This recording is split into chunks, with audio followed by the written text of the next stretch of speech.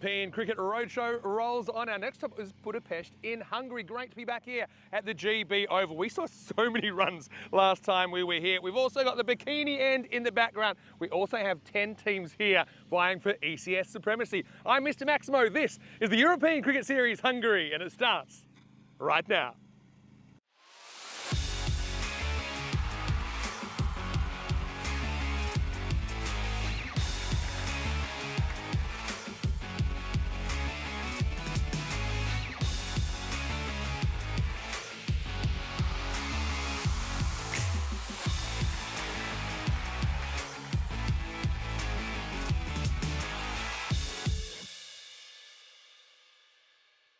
This European Cricket Network event is proudly brought to you by HCL Software and Paramatch. Good morning to you wherever you're watching from around the world, and welcome to another huge series in European cricket. Great to be back here in Hungary. We're in Szolnokot, which is around about 30 or 40 minutes outside Budapest, which is the Hungarian capital, and we're starting a brand new European cricket series. Big props as well to Rico and Charlie in Romania, who have done such a great job over the last couple of weeks. But I'm back. I've got Danny Hudacek here as well to get me started. Nish will be with us a little bit later in the series as well. But Hungary, well, we saw a bit of a changing of the guard last year, didn't we? As far as the ECS went, the Royal Tigers supremacy finally was broken here in Hungary, but they have locked, they have reloaded. Bit of a changing of the landscape, though, as well in Hungarian cricket. So we'll talk about that more in a moment. Right now, Suleiman Saeed is with the two captains for match number 1. First of 5 today, first of 59 in the tournament. And it's a brand new team to ECN cricket, Budapest Zalmi, who are taking on the incumbent Royal Tigers in the first match of the series. This should be a cracker. Let's get over to Sully now for the coin toss. First match, Budapest Zalmi against Royal Tigers. Budapest Zalmi, you will toss, you will call. Heads. And heads it is. We will bowl first. So Harsh Mandian leading the Tigers. Good to see him back. He's won the toss and he has elected to have a bowl. Now, Royal Tigers, they've won every single series we'd ever had in Hungary. That's going all the way back to 2020. That was until last year where they kind of knocked off their perch a little bit. Also, we didn't see them qualify for the ECL this year. It was the Cobras that qualified. And so I'm sure they're very, very keen to make a point in this one. Last time we saw them out here, they actually conceded 31 off the last over to lose the bronze finals. They actually finished in 4th last year, which was very unlike them. Watch out for the Huja brothers. They are very, very good. Mark and Stan will certainly have plenty to say. Watch out for the protractor, Abhishek Kedapal. Harsh Mandian being back, that's also a really big in. But like I said, there's been a little bit of a changing of the landscape because they're taking on Budapest Zalmi here. Now, they're a new side to ECN. They have been playing in the T20 cricket domestically here this year, but we've seen a lot of these Zalmi kind of teams popping up around Europe and around the world as well. Now, they've had a bit of a mixed time in the T20, but they've got some good players in there. Watch out for Zishan Kukikel. He's a guy with a very, very good record, and he loves this ground. He's going to be a real weapon, of course, a former Tiger. Another former Tiger, Kaiba Deldar as well, who is got plenty of international experience. So this should be a real spicy one to get us going in match 1. Let's talk about the conditions today. Well, hot because it's summer. I know Bucharest was pretty hot in Romania. Budapest here, it's going to be pretty hot as well. We're expecting 35 degrees. That's probably in the shade. I think it's going to be even hotter here. I've dispensed with the suits for the next week or so because it is just so hot out here. This pitch means runs. We saw something like 17 and over plus in the ECIs here. That was in July last year. As far as in the ECS matches, I think the top 4-5 teams, they're probably looking to put kind of 140, 150 on the board fairly consistently at this level. Well, I'm here, of course, and it's great to be back. And Danny Hudacek is back with me, actually, for the first phase of this tournament. Now, he was here back in 2020, where we had our record bowling figures ever on ECN. That's a record that still stands. Danny Hudacek will take you to the first ball. News to the toss, Danny, in the opener. This should be a good one. Royal Tigers have won the toss, and they've elected to have a bowl. So we'll see Zalmi, probably Zishan, first up. Over to you. Let's get ready for the start of this European Cricket Series. The oval here, just north of Budapest, and that's a beautiful playing field here.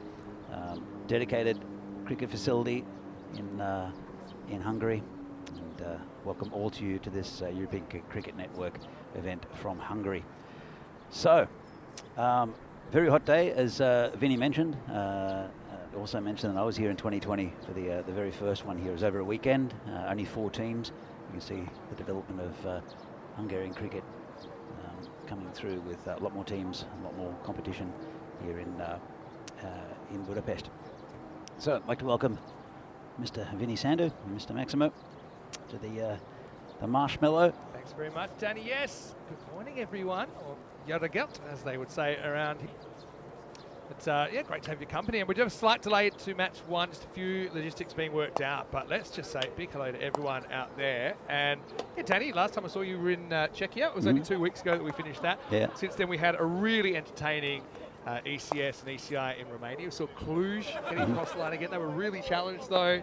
Our Royal Eagles made the final there. So that's only, I think, their second tournament. They played as UNEPS before. We saw Pavel Florin in there as well. Even we saw Pavel back in the Romanian shirt as well. Didn't I see Pavel take an absolute screamer? Took a couple, yeah, and took a couple of wickets as well. But what I will say is the ECIs over the weekend has to be one of the most closely contested ECI weekends that we've done, a triangular with Romania as well as Austria, who end up winning it, and also Portugal, who made a slow start, but they were in a position to win the trophy as well. Yeah. So it was actually quite an incredible one yesterday. In case you missed it, go back and look at match 8, where Romania basically looked like they had one hand on the trophy because that was their last game. They just had to defend 61 in the last 2 overs. The night, it all happens in the ninth, as Rico said. Went hypersonic, went for 41, and then the last over they needed 21. They made 26 in 5 balls, and from there Austria ended up winning the trophy. Big hello to everyone in the chat as well. Who's in there already? I can see that Ivan's in there, Rob Thompson's in there, Shohag's in there, Jeff Mobbs is in there, probably some more. But we're setting up this beautiful GB Oval. And I know that, yeah, like I said, you've got history here. Yeah. It was one of the very first European cricket series we did back in 2020. You were here commentating, and we saw some pretty amazing stuff that time. Absolutely. Well, someone we're going to see this morning, probably in the next couple of minutes with a bat, Zishan Kukihel, hit 8 sixes in a row in one of the games, which was pretty amazing. He was dominant throughout the tournament. But that was for the Tigers. Now he's playing for Budapest Zalmi. That's it. I mean, the Tigers, we saw their kind of dominance diluted slightly with the blinders being created a couple of years ago. Now we're kind of seeing it a bit with Budapest Zalmi being created as well. You've got Zishan Khan Kukukel, who's listed to open with Zahir Safi. You've got Delder in there, Usman Mohammed. I'm counting about 5 or even 6 former Tigers in that lineup. But just look at the fantasy points. Well, I mean, Safi's an absolute steal at 6. I'll tell you that much. For all Tigers, like I said, I think Prashar will come in for them in the end. There's just a few late shenanigans with the lineup. But they've got Stan Hooja behind the stumps. They've got Harsh Manjian back, who's a really important player for them. He spent some time out of the country now. He's back. Now, the Royal Tigers, they did make the ECL in 2022 and 2023 and played pretty well there as well. Last year, though, they were pipped by Cobras, who were the qualifying team. So, you know, I just think this will be the most unpredictable ECS Hungary we've ever had. Having said that, last year had its share of surprises with the Tigers finishing 4th. Yeah, absolutely. Look, I think this game will set up the tournament really nicely as well with the new team Budapest Zalmi, but also with the Tigers, and we'll see where the Tigers are, you know, compared to other teams, because you're right with the blinders, with the Cobras, and also with this new team. Is another very good team, you know, Chelad. Budapest that we'll see. But you know, this ground here, maybe we'll just kind of talk you through the condition. Now, we're playing for the same end as last year, so we're not bowling from the bikini end, but that does mean we should get some pretty good shots of the backyards.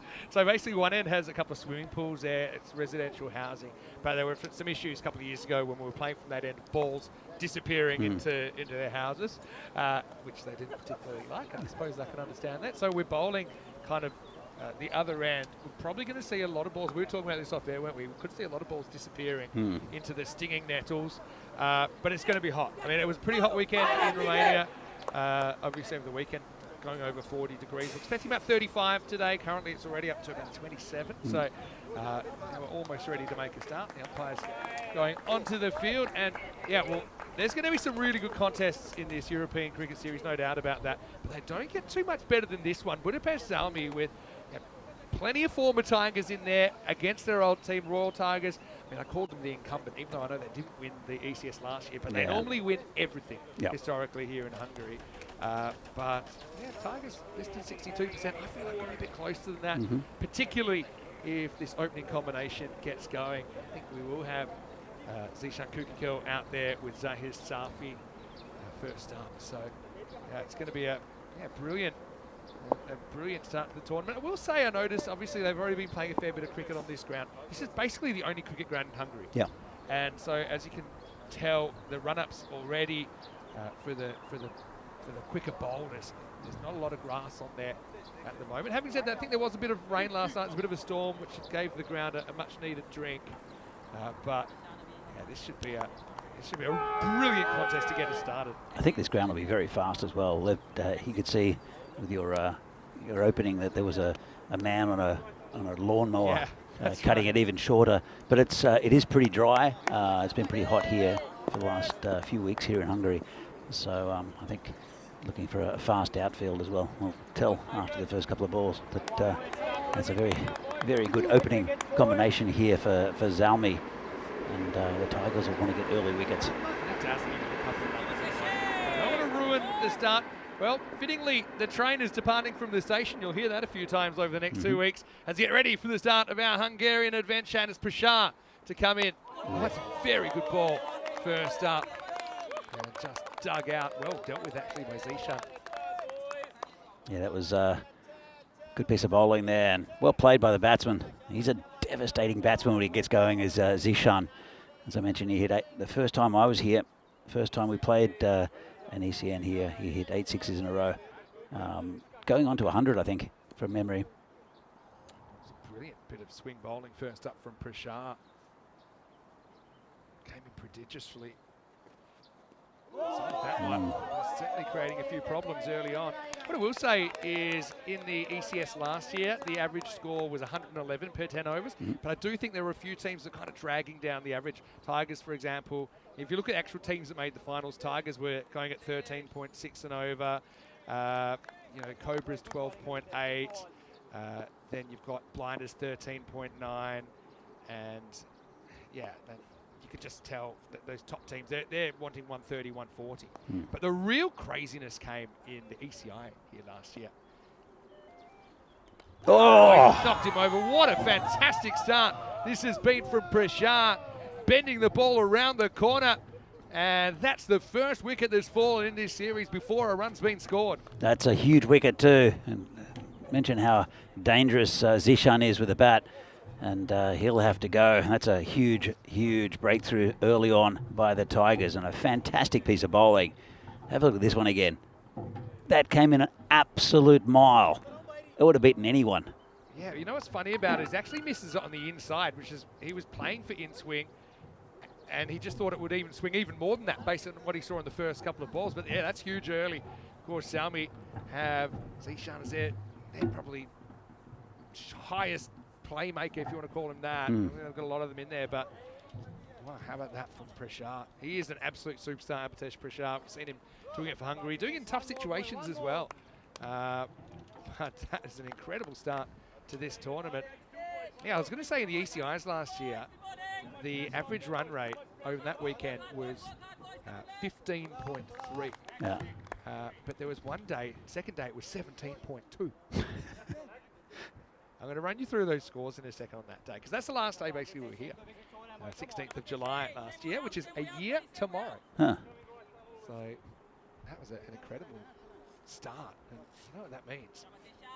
Whoever's coming at number 3 is going to have to be wide awake. It's Kaiba Delda in that position. He misses another big in-swinger. This is a masterclass from Abhitesh. Yeah, he's bowling at good pace as well. I mean, when you're getting the ball to come in late as well, at that pace, it's very difficult to face as a batsman. So, but in swing, never liked facing in swing, Vinny. No, it's awkward because you never quite do. You know he's going to bowl an in swing here, but you just don't know how much it's going to swing, and you've only got the certain width of the bat to deal with. Still no runs here. That's 5 in a row that have not been dealt with. Sensational bowling by Prashar. Yeah, it was really pitched up. Didn't really swing much, but that was right up in that block hole. And you can see batsman not quite knowing what to do with it. So ECI's last year. Last day we were here, Sunday the 16th of July last year. The first game, Sweden scored 162. Portugal chased it down off the last ball. Portugal scored 173. Hungary chased it down with 2 overs to spare. Finally, we've got some bat on ball here. And it's only give me a single for Delta. He'll retain the strike. Safi probably happy to be at the other end. He'll stay there. It's 1 for 1 after 1. This gives us a chance to welcome all the viewers once again. And geez, you wouldn't want to be late for the start of this European cricket series. It has been intense so far. Yeah, so Portugal sort of made 173, and I think it was Sheikh Razik and Vinod Ravindran chased it down. 174 in 8 overs. Then we had Sweden 199 defeating Hungary 146, and then Sweden 175 defeating Portugal 146. Now, okay, admittedly that's international action, but still, it's... But the bowling's a step up as well. It's not as though... That's true. But it is hard to contain big bats on this ground. Yeah. This is where we are, of course, Romania coming to an end yesterday with the ECIs, but the ECS continues here. So Hungary, Bulgaria, Rome, Austria, Croatia, basically 10 weeks before we get into the ECC. More in-swing bowling. This time it's Mohamed Saklain. Thick inside edge. This ground is interesting. I mean, it has been cut short, but it is, I call it, it's naturally a bit spongy and rough. But I mean rough in a way that, I mean, sometimes if the ball's not hit very hard, then the kind of it holds up a bit. It's kind of a sandy base. But it is. The bowlers on top so far. It is looking lovely though. The grounds people have done a fantastic job on it. But you're right, that one didn't really run. In Prague a couple of weeks ago, that would have been 4 straight off the bat with the inside edge. Yeah, Prague was super fast. We've been seeing a few records there for kind of rates of 4s. Trying to get into the chat here now, so I can say some proper hellos to all our viewers out there. And like I said, this is a spicy one to get us started. Tigers trying to double down after the early wicket of Kukikel. Safi finally gets a hit.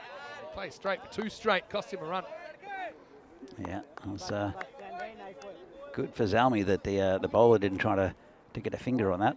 Let's have a look at this. Straight back, and well, the batsman would have been out. But bowler never made a play at it, was going through in his follow through. Safi's got a good technique though, so you can see he played that with very straight back, having to deal with a swinging ball here. Saklain's been getting it to bend as well.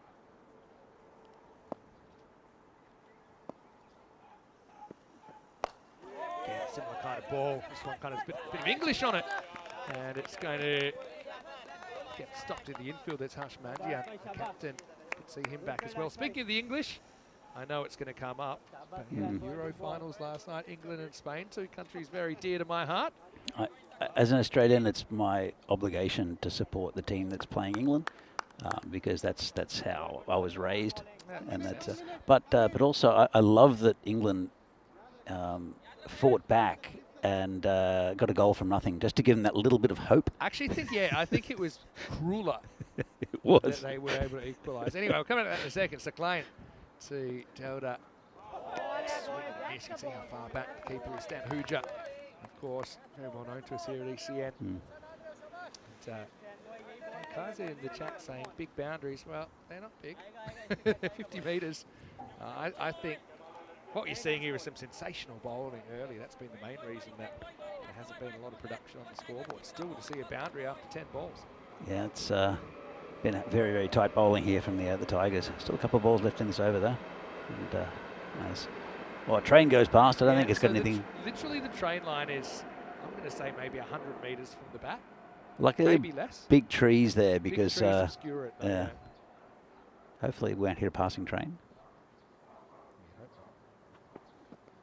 All right, in the air, but this is holding up. Someone should reach this. And it's dropped, it's put down. And that is Marco Huja. They're normally a very good fielder. I didn't realise towards the end it was his, but he kind of knocks it away. Missed opportunity. Yeah, it could be a big one. And you're right, Marco Huja's normally got a very safe pair of hands. He called it early, made good position, and just fluffed it at the end. Just didn't get his hands around it.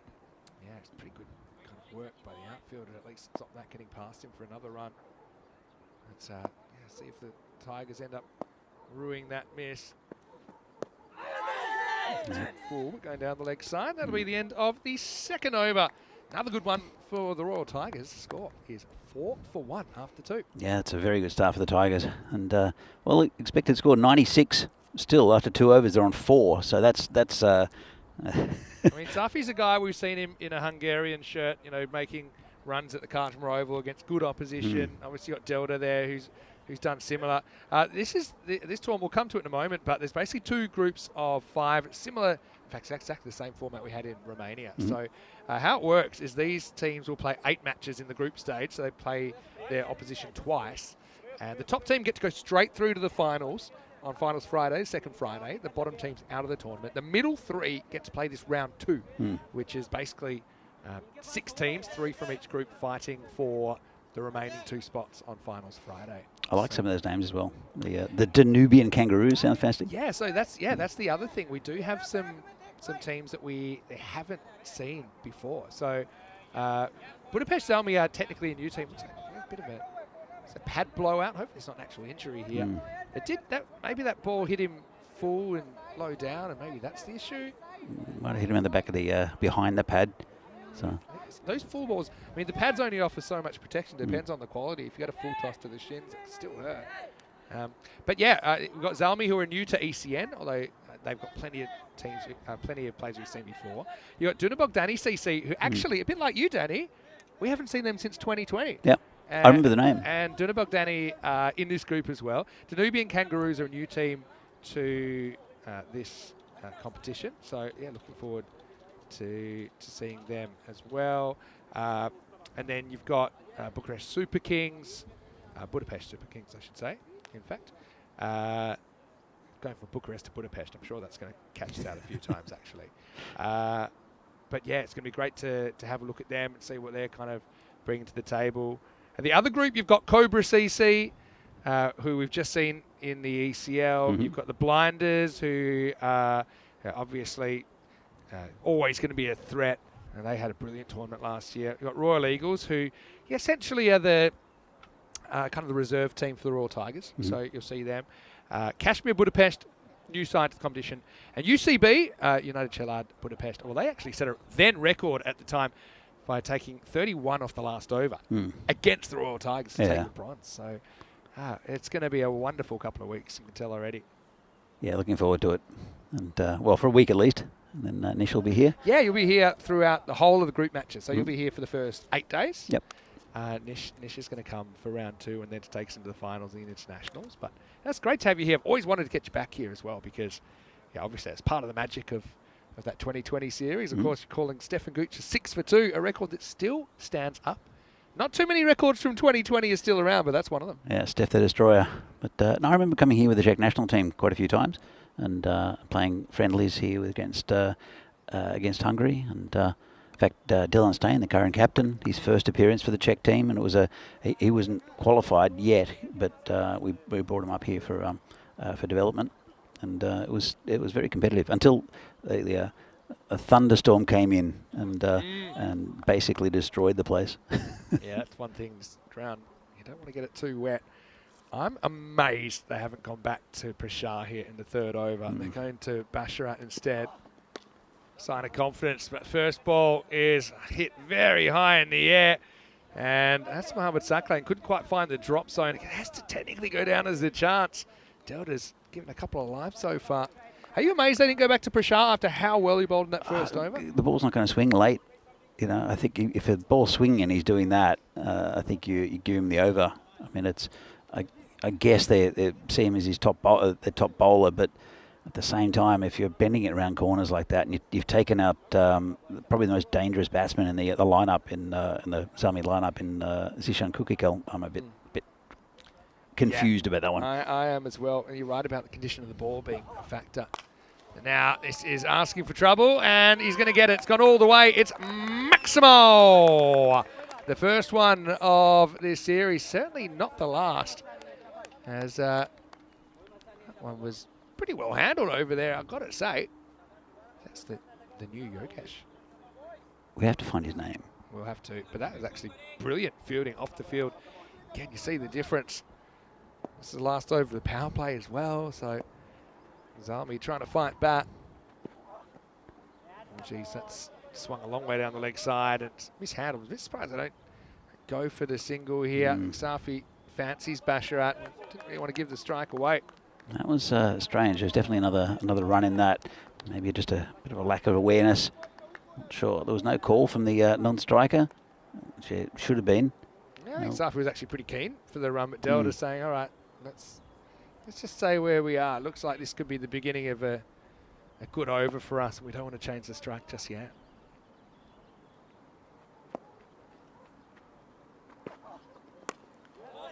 It's a better ball from Basharat. I think the one that got pounded over point for 6 was just a fraction too short. That was the main issue there.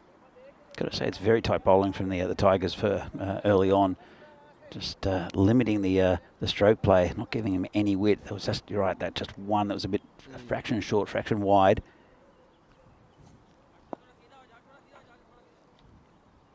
Yeah, Basharat. So overs at a kind of crossroads. Can he fight back and maybe keep it single digits?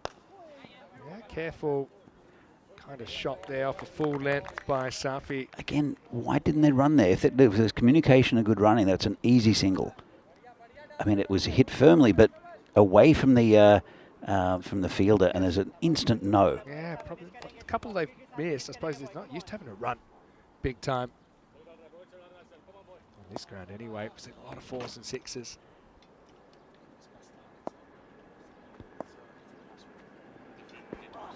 Oh, it's rubbish ball and tucked around the corner. Very nice shot there, but that was too easy. Way, way too easy. Yeah, we're just gambling that they're going to get that boundary ball, and to be honest, Arslan kind of offers it up, doesn't he?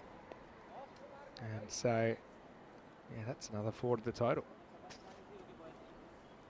It's just bigging him up and showing how good the bowling was. Just a couple of balls. Loose ones, and the batsmen are right onto it, and you can see they're trying to feed off these bad balls. Haven't been too many. 16 for 1 at the moment, almost to the end of the power play. Been a good one for the Tigers. Let's see if they can hold it together for this final ball. It's called a wide. Yeah, I just feel that Tigers, they had their foot on the throat, didn't they, of this power play? And Basharat, look, we've seen worse overs, but you know, he's bowling an average over, I suppose. And I don't know. I'd be tempted even to bring Bashar back now. I mean, if you can get these two, you're really kind of getting into that middle order. So I think you're looking for attacking options that can get them out. That'll be a wide as well. So 14 off this over with a ball to go. By the way, talking about the destroyer, Stefan Gooch, he's in the chat. So hi, Steph, how you doing? Hey, Steph. Good to see you. Of course, I think Steph will be part of the Blinders outfit that we'll see next week, actually. He's going to travel. I think that the teams are basically allowed 2 non-Hungarian residents. That's the ruling this year. I mean, it is his club, to be fair. This is going to be out, caught by the keeper, done. Ahuja makes no issues with that one. That's the end of Safi. It's a big wicket right at the end of the power play. That's Safi gone. And after 3 overs, Zalmi are 18 for 2. Funny old innings from Safi, really, wasn't it? Against his old team. Never really got going. Wasn't really that urgent behind the stumps either. Tries to basically hoik that one off for length. So I suppose it works in the end with Basharat picking up the second wicket and breaking the partnership. End of the power play, comprehensively won by the Royal Tigers. 18 for 2 after 3. Hey, we have seen Steph bowling since he's moved to Estonia. I remember when he was playing for the Blinders for the first time. That was in 2022. Everyone was like, oh, when's he going to bowl? When's he going to bowl? Never bowled a ball in the tournament. He was considered a specialist bat back then. Well, he's a wicket keeper as well. He's a very versatile cricketer, Steph. So he could pretty much do anything. But I wonder with you on the microphone, Danny, whether we'll see him bowling in the ECS Hungary again, and maybe trying to create a bit more magic. Well, will I be here? Yes. Yeah, okay. All right, we'll get him. You will, because you're here for all of Group A and Group B matches. Oh, then I will be here. So you will be here, and I'm just going to pull up their schedule in a moment. But anyway, we're going to go to Abdul Manan now in over number 4. Gets one to go out first up Yeah, Blinders. We'll actually see them tomorrow. They play in matches 9 and 10.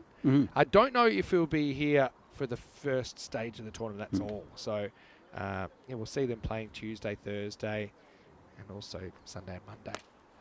This is flicked away. This one didn't really swing out. That's going to be our first 4.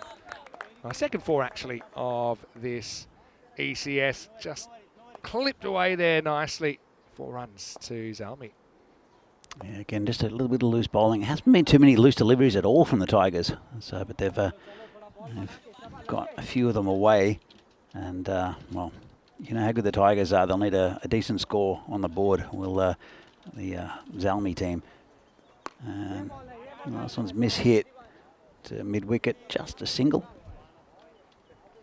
So at the end of the power play, they still got 3 players in the ring on the offside, and one at just that short backward square. I think it's a good feel. You see some teams not put anyone back behind square on the leg side.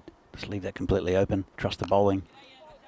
And again, another single that probably would have been taken if there were 2 batsmen who were looking for those runs. Yeah, and it's not like they've been... I can kind of understand it if you've been hitting huge runs of boundaries that, you know, you're like, well, let's not worry about this because I'm red hot right now. But Mohammed, maybe it's because it's his first ball. Turns it down. Well, I suppose when you can do that with the second ball, then you've got no problem. That's the first ball that I think's lost probably forever. Maximo. That one has gone deep into the jungle. Yep, lots of snakes and alligators and stuff back there. That's another ball, please. I don't even think anyone's going to go look for it. We're going to lose so many balls here, Vinny. I mean, you probably, it's not a day you want to wear the full-on, you almost need like a beekeeper suit to go in there because if that stuff touches your skin, you're itchy. Oh, you're yeah. itchy for a long It's time. all nettles. Yeah. Oh. So, I don't know. I feel like you need like a specialist ball retrieving squad with the equipment. Slow ball, last ball of the over, going, and gone.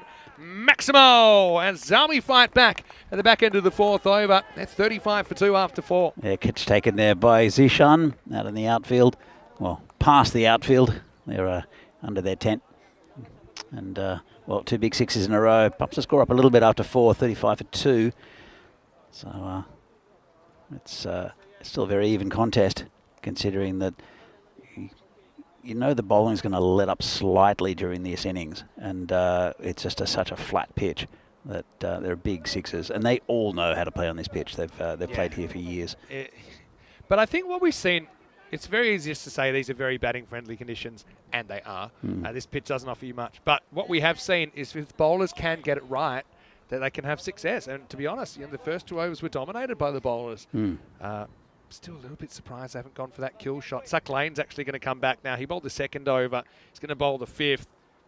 Didn't go for too many. Didn't pick up a wicket. But this first one sliced away. And that's going as well. Out of here. Maximo. Delta trying to heat up. He thought it was Mohammed getting amongst it. So now Khyber gets his piece. 6 runs. Yeah, again, nice shot. Just a half volley. And just sliced under it. But short boundaries like this, it's... and if you get under it, you get enough of it, and swing hard enough, you'll get that result. So, Delta, 15 and counting. Just kind of slicing that one inside out over point. This time he wants to go leg side, but he gets the top edge. This is going to go right back to the line, and it's going to be thrown away. Well, just like a fish that he couldn't, he's actually going to be given 6, I think. Quayle umpire thinks he's actually stepped on the rope here, so he doesn't actually get it away in time. Watch the feet here. It's great effort, actually. I've got to say, took it. And actually, I think he's on the rope there. He definitely has stepped on the rope with the 2nd step.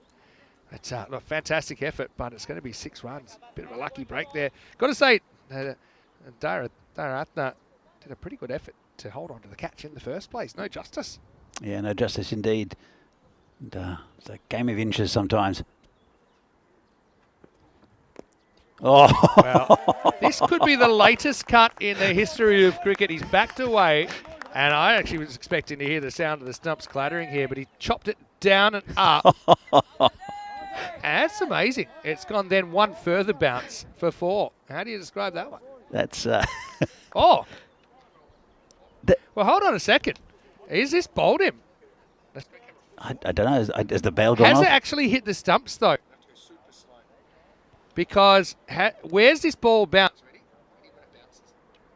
Has it hit the stumps on the way up? Which bail's gone? I can't see a bail move. Or I think you're seeing things. So here's the question. Oh yeah, it's gone. Has the ball hit the stumps or not? It has to have hit the stumps.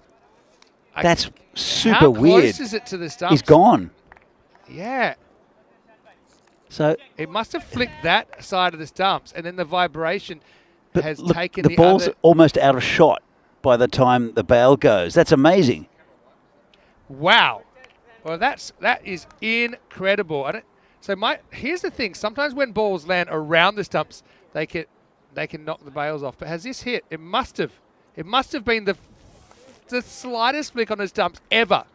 Wow. But yeah, he's bowled. And what's confusing is the other bail goes off. Yeah. That's because basically it's hit the edge of the off stump. The vibrations has travelled across the bails, and it's the opposite bail that's been knocked off. Well, that saved them 4.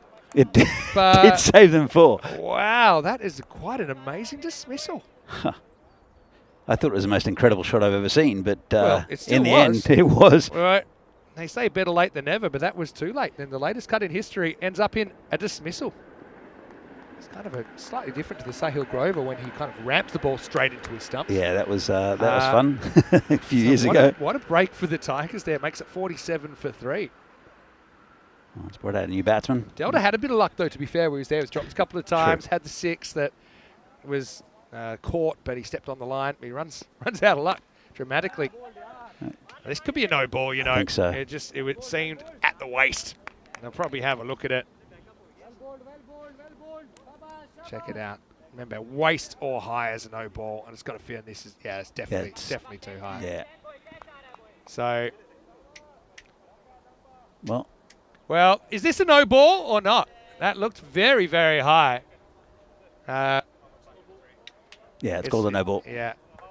So it'll be a free hit to come. We'll see it one more time. It's pretty clear. Yeah. So free hit coming up. So free hit gets hit inside out. Tough one for Prashar. Well done. But Prashar is a genuine triple threat. He'll give up the 2, but at least he stops the boundary there. He's been such a brilliant start to this game. That brings up the 50, by the way, for Zalmi, playing their first ever ECN game. Yeah, look, after a very, very tough start, losing Zishan without a run on the board. They've lost 2 already, but it's a good fight back here from 3. Sorry, a good fight back here from Zalmi. This one's hit beautifully. Yeah, I mean, Mohammed's a funny one because when he's hot, he's red hot. Sometimes he goes through runs where he finds it hard to string a score together, but this is just step, hit, blast. And if he can get going, well, Zalmi is still a very big threat already. The expected score's gone up to 115. If he keeps going like this, could be even more. He's been joined at the crease now by Sultan. Yeah, with the ball not swinging now, it's anything slightly wide, slightly overpitched or short. It's going to head towards that boundary. I think they're looking for 130 here at least. Still could do it. Last ball of the 5th, and the players will take a quick drinks break because of the heat at this time of the year. Sucklane wins the last ball. Didn't really win the over. In the end, it went magical, 22 off it. And the score is 57 for 3. Let's welcome you into the commentary box then. Vinny Sandu here, Mr. Maximo, alongside Danny Hudacek. Great to have your company wherever you're watching from around the world. It's a funny one. I mean, they bring back Sucklane for a second over, but he wasn't quite the same bowler he was when he bowled the second over of the innings, and the ball was doing more for him. Same with Prashar. Just feel that Royal Tigers have missed a trick to really get kind of deep into this order early. But yeah, it's great to be back here in Hungary. I actually didn't do the ECS last year. I was on vacation. You were here back in 2020, so it's a long time between drinks. But you can already tell this is going to be an electric series. Oh, it's going to be fantastic and super competitive teams. The most competitive series I think we've seen. I think we saw that. We saw that in Prague. We're seeing it all around Europe. That teams are are padding out. The depth in the teams are much stronger, and I think that's what you're seeing here in Hungary as well with Zalmi, a new team, but full of stars and ex-Tigers, and they're going to be very competitive throughout this season. I think the fact we're seeing more teams in Hungary, which is quite incredible considering, the facilities really across the country. There's only really this ground. You've got the practice nets here as well, which are actually a very good thing to have. Not all countries have those either. But the fact we're seeing more teams, more quality essentially. Yeah. And something about the Hungarians, they really love this format. Of course, you would have seen them. You did the national team, I suppose, or it was a Hungarian 11 that played in the Continental Cup recently in Romania, and they actually won that. They won the tournament. They were very competitive. They were a good side. Again, it just shows the depth in Hungarian cricket now, with everywhere. Firstly, I mean, Romania are very difficult to beat in Romania, and they did it pretty comfortably. And Gibraltar as well was the other team. Yeah. It was an amazing win against Romania off the final ball. Well, I mean, I don't want to start throwing any names around, but Romania, they kind of found a way to bottle that win at the end, didn't they? 16 off 3. And it was James Fitzgerald that hit the last 3 balls to the boundary or over for Gibraltar. And then Romania, we just saw them give up 61 off the last 11 balls of the game.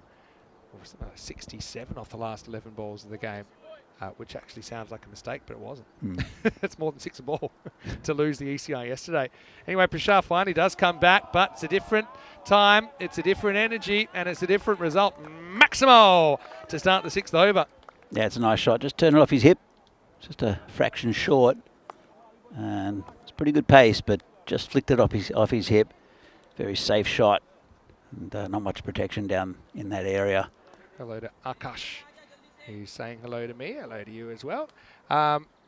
With that bowled, what I was trying to get at, and it wasn't one of those situations, but we have seen some grounds where the pitch is a little bit wobbly. Wobbly, it's probably a good word, where impacts near the stumps have knocked the bails off, but they haven't actually touched the stumps, right? Oh, brilliant bowling. Shah, and he had one kind of loose one. But now he's right back to where he was in the first over. Yeah, so Switzerland's one that comes to mind. But it wouldn't be impossible. Not normally a bowler. It's more like someone stepping near the stumps, or a bowler, for example, stepping near the stumps has moved the carpet and the bail's been dislodged. I'm not sure that could happen with the ball, unless it actually touched the stumps, or the base, which is part of the stumps. And that ball actually bounced more or less where the popping crease was. So I think it had to have hit the stumps. There's no wind here or anything like that. No. Well done to them for getting it right. I think this length's been pretty effective so far. This is one ground where I think you don't want to give length. As you can see already from some of those shots from, obviously, Usman Mohammed being able to drive through the offside and through the line of the ball. It's a very true wicket. I mean, Prashar is not going to get any swing anymore, I don't think. Even though these Grizzlies do swing quite late in innings. I think he's still getting a bit. It certainly wasn't. It was kind of record-setting swing in the first over. It was really, really going. But, he's been brought back to try and pick up another wicket or two. And he won't here. It's just a thick edge that's going to run away for 4. So Sultan is able to pick up his first 4. Not necessarily convincing, but the runs have just started to flow for Budapest Zalmi. Yeah, anything that they can get a bat onto, they're trying to smash it as hard as they can, which is, well, how they play cricket, obviously, the Budapest Zalmi. And Prashar wrecked his figures now. Yeah. Well, I mean, Jeff was asking what's this pitch laid on. I've always believed it's a concrete pitch here. I think it is. And that's why it is so true. I'll get some further clarification. Good to see the Royal Tigers also in those trademark tigery kind of tops that they're based on the ECL design. Some are the actual ECL tops. Beautiful looking straight drive, but Prashar able to stop it getting past him. First time I was here in Hungary, it was with a Czech development side. Had a couple of young Czech players, or someone's gone down. Well, Prashar's actually, I said didn't let it get past him. I think it's because he stopped it with his leg. And it felt kind of semi-deliberate as well, where he just decided he was going to block it through whatever means necessary. Oh, maybe it came up and actually hit him in the arm originally, which I didn't see it that way at the time. I think it's his knee, but hopefully, okay, magic spray will fix it. Yeah, first time Phil G was on that tour. It was a lot of the old Prague Barbarians and a couple of kids who played for the Barbarians. And he was batting, and we were playing on a football pitch. but no pitch at all, just a football pitch. And one of the Hungarians hit 100, and then so was it they rolled out a pitch, or was no, it just in the middle on a football grass? pitch? Yeah. Okay. And Phil G. Proper turf wicket. That is a turf wicket technically, but it was a bit hacked up after we'd bowled I don't know how many overs to them. Yeah. And then Phil G. Played a straight one, just popped straight up and smashed him in the face. Oh. So he still got a scar. He had to go to hospital. We had to feed him his. Drinking through a straw for a while. Drinking through a straw, yeah. Eating through a straw, I should say. Yeah. So that was an eventful tour. Oh, wow. That was when that's like proper old school cricket, like 1700s, just playing on the grass. One of our team members who will remain nameless. I'll come back to that in a moment. Last ball for Prashant in his spell. Oh. Or not. So maybe not confident landing on.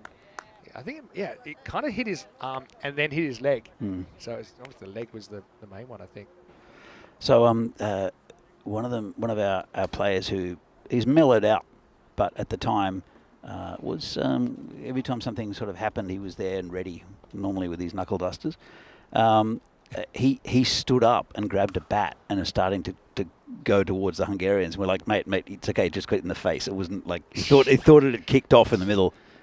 Is that right? Nice looking drive straight to the field, a no run. End of Prashant, who does his job, although I think he's a little bit sorer for the experience. End of 6 overs, and Zalmi are 67 for 3. Okay, so someone just took it the wrong way. Yeah, he just saw his mate in the ground and thought like someone's had a go at him, and we had to hold him back. So next day we played against a mainly Hungarian women's team or girls team. There was a coach here who did a lot of work with the girls. In fact, Fanny, I'm not sure if she's going to be here this week, was the wicket keeper. She's a handball keeper normally, but wicket kept. And they gave us a good run for our money as well. But we actually played, I think, on a flicks. I don't remember. Yeah, it might have even been on grass as well. It was another oval. So we came here a few times at the development site. So different time though. Oh, it's a beautiful part of the world. Budapest is one of the most vibrant cities, I think, in Europe. There's a lot going on. It's a great place to go and watch the Euros final last night. Anyway, it is Basharat to continue. Oh. And he's going to get smashed, but it's high. It's certainly not out of the middle. Manan's under it, camped under it, and he's going to drop the catch. I mean, that was up forever and a day. It might have brought the rain on a sunny day. Manan spills it. It went very, very high and made good ground to it. Really good position. Usman's in that kind of form. You don't know if he's even going to give you another chance. You know, he's looked very commanding so far. He's dropped on 20. Manan decided to try and go kind of fingers down instead of kind of fingers up in the Australian style, which I think might have been a slightly better way to take it. Track the ball a bit easier. Yeah, Sultan just flicks this one away. This is going to get to the boundary as well. So the drop catch changes the strike, and Sultan catches in with 4 runs. Yeah, just we'll see how much it's going to cost them, the Tigers, with that drop catch. It's been a couple go down. Sultan's a guy, we haven't seen a lot of him before. We did see him last year playing for the Debrecen Vikings, who certainly had their moments in that tournament. I won't see the Vikings this year, but we do have Kashmir Budapest in for the first time. Shortish, probably going to be over the shoulder, but pretty good use of the bouncer there by Basharat. Yeah, it's a pretty good ball. Good pace too. Quick hello to Terry Richmond, who's popped in. I said this before, but I'll say it again. Big well done to all the Blue crew in Romania. And I did a couple of games from the studio there, just because of long, hot days. And Charlie, he actually swapped his days off to get yesterday off so that he could go back and watch the Euro final. So I wonder how he'll be feeling today. I suppose if England have to get beaten, Charlie will be happy it's by Spain, which is where he's spent a lot of time. Rico said he was going for Spain. Full toss up in the air. It'll be one bounce. It's should be a single again. This is high-ish. I had a feeling this was just below the waist, but it's probably worth a look. Let's see what the pictures show. Yeah, it's going to be okay. Yeah, we went to watch the Euros in a very nice part of town, and it was an open air little amphitheatre type thing. Yeah. And where did we end up going? well, we end up going for all-you-can-eat sushi. Yep. And there's a bit of a history between that as well. Well, that is absolute blast. That's high. Is it staying in? I think it is staying in. Right back to the line. Oh. It's going to be 6. So he's just tapped it over the line in the end. I mean, Dayarapna has been in the thick of the action so far. It's the second teaser he's had on the boundary. And he did pretty well. I'm pretty sure he keeps his feet inside. We had a pretty good view of it, Vinny. Yeah, you And can see it from there. definitely kept his feet in. Just couldn't hang on to the catch. He It was was forced to unfortunate. try and catch an awkward position because he knew he couldn't take another step. Yep. Normally he would. Yeah. So yeah, well, Raw Tigers just kind of making them life hard for themselves here in certain ways. Whoa, And no that's picked catching up. That's that. out of here as well. So that is going to be a maximo to finish the over, and it is game alive, 85 for 3 after 7. That was absolutely massive. No way he could have hit it any better than that. And, well, that's another ball gone. If you want some Grizzlies, come down to the GB Oval in Hungary. Bring your gear, though. Yeah. Bring your gear to survive the jungle. These are the two groups. We just talked about it, the format. So you've got the Kangaroos for the first time. Looking forward to seeing them. Dunabog Danny CC for the first time since 2020. Royal Tigers, obviously, they've had a lot of success over the years here in Hungary. Super Kings, we'll see them for the first time. We've got Cobras, who were the ECL team this year in Group B. The Blinders, who were last year's champions in Group B. Royal Eagles in there with Kashmir Budapest and UCB. UCB, very good cricket side. If they can get their best players on the park, they'll be a threat as well. So I think it'll be the most unpredictable series we've ever had here in Hungary. Yeah, agreed. All it takes is 1 or 2 batsmen to really have a bit of a heater, and you'll get big runs here. Exactly, and 1 or 2 big innings can win you ball games. So eventually we get a couple of balls come back. Tell you what, they're brave souls. If they're going into that jungle on a day like today, it's not that easy. Anyway, here we go. Now Harsh Mandian. It's kind of mystery spin that he bowls, Harsh. Very experienced. And gets the first one past the back. Gets a lot of balls that actually go the other way. What I mean by that is kind of right to left. He's a good player all around, is Harsh. I think the Hungarian team have a ride on him a little bit at times. And this has got past the keeper. Nothing on though. So I would call him an off spinner, but he's kind of an off spinner in a way, in a very kind of postmodern sense, that he kind of can flicker a lot of these balls that actually go. It's like the off spin is wrong, and really, or the do's right, call it sometimes. That one does kind of come in a little bit. So I'm a little bit surprised with the game rolling the way it did, that they took so long to go to Harsh here, because they've kind of doubled down on pace and bowling out the openers even. But isn't he the captain, Vinny? Yeah, well, that's right. He is the captain. So I mean, he's got a plan. I hope. Oh, slow one, not well bowled. Well, I mean, it's a leg spinner. Actually, it comes out as a traditional leg spinner that time. But I don't think Sultan cared. He just put it into the jungle. That's another one that's lost. Sometimes when things are going well for you, as it did go, you can see it drifted in the air, went slightly away, just right out of the screws. When things are going for you as a bowler, you just keep on doing what you're doing. And then when you try the variations, sometimes you get launched, and that's just what happened there. It's kind of a quicker, flatter leg spin. So yeah, he's an all sorts kind of spinner here, Mandian. I haven't seen bowling a lot of those kind of over the wrist deliveries, but the fact that he's got it obviously provides another variation. I wouldn't say it's too hard to pick when you see the leg spinner, but it's still quite hard to play if it's well located. I didn't think it was about location. It was just that it was. It's like a challenge ball, really. Yeah, I don't think you need to do it if you've got 4-dot balls under your belt. Yeah, true. Goes a quicker one this time, but he's sweating on it. It's high. It's top edge. It's another tough catch that's going to get put down. So Tigers, look, these haven't been easy. And look, you don't judge it till both sides are fielded, but that's another opportunity that's squandered. That'll be the end of the over, 93 for 3. It's that whole thing with catches win matches, right, Vinny? And the Tigers really haven't held on to any apart from the keeper catch. So. Yeah, that's right. He had the benefit of the gloves. But, yeah, you're right. We haven't seen an outfield catch taken, and there's been maybe 4 or 5 opportunities at the top of my head. 2 overs to go.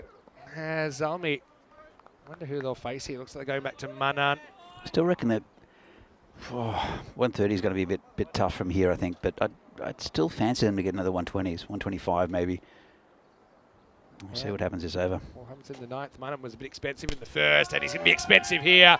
Step, hit, and still travelling when we last saw it. Maximo! And remember, that Usman, he's had a couple of lives along the way. In fact, it was Manan that dropped him. Now he pays the penalty and disappears into the jungle. Well, we're hitting into the jungle. I know that probably a lot of these balls are never going to be found. Lucky we're not hitting into the bikini end, because I reckon quite a few houses would be in big danger. Well, that's breaking a window, I think, at the other end. There's solar panels on that roof as well. Definitely a splashdown. A slight variation, I think, from Manan. Pretty well bowled. Gets a dot ball. So I guess we'll have to see how Tigers bat. And now they do have some quality in there. They've listed Darshan Sethi to open up with Aslan Basharat. But Stan Ahuja, he's a very class player. He's listed at 3. All right, goes with this as well. Hits it on the up and pounds it. And we've got our first Grizzly in the camera tower. Well, good morning. It's Maximo, 6 runs. That one never came down. Yeah, it's going to be up there for a while. Keep running. No, can't. Well, this is, I think the camera, ends up with the main camera. Oh dear. You got it. They should be on danger money up there. For media. Well, I think, climbing up the top to get the ball. And that's one you might want to check. I got the ball back. Yeah, all right. Well, you might have picked the bits of metal out of it, but maybe we will be able to use that one again. Umpire hasn't had a look at it. This is going to swing around the corner, isn't it? Muhammad on 46. Wild swing. That shot into the tower actually brought up the 100 for Zalmi as well. That was looking a long way away. Look at the time here as well. I think as long as there's no extras, they should be okay. But well, they're told by the umpires as well. There's only 2 balls left, but they're told by the umpires they're getting close. Just have to bowl that 6th ball of this over before the clock runs out. But we'll have to find a new ball. And that one's gone as well. It's going to be 50 for Usman Mohammed. What a great innings. Only 15 balls. Pounds that one out of the ground. He hasn't even hit a 4, but he's hit 8 sixes in his half century. Quite amazing. Yeah, fantastic batting from Usman. Exactly what Zalmi needed. And you can see that, well, 111. Still another over left after this and 1 ball. But you can see that they're competitive here. Budapest Zalmi. And you can tell with some of the players in their lineup we've seen in previous years for the Tigers that they're here to play. All right, last ball, the 9th then. I think that's an interesting one. This is the first time we've had the new regulations, which is that on the line shouldn't be a wide. This one to me looked on the line. What do you think? Just maybe. Again, the umpire's got a different angle to it than what we have. They've got a much more acute angle than what we have. Might cost him here, man, because he could end up in the naughty 40s. As this is another high ball, very high. It's going to be caught eventually.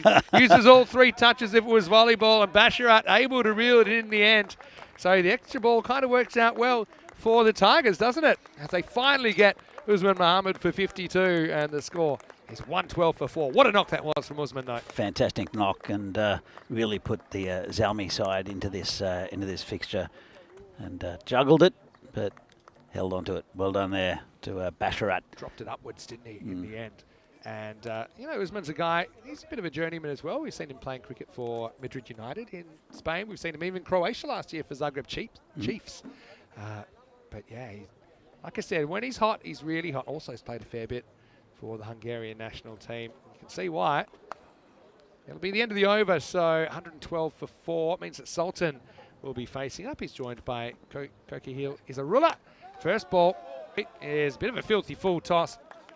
And it's going to be called no ball plus. It's gone to the boundary, so really worst possible start for Manjan here in the 10th. Yeah, it's not a great start. Let's have a look. Yeah, comfortably called there from square leg. It's a no ball. Anything around there, you're not going to get away with it.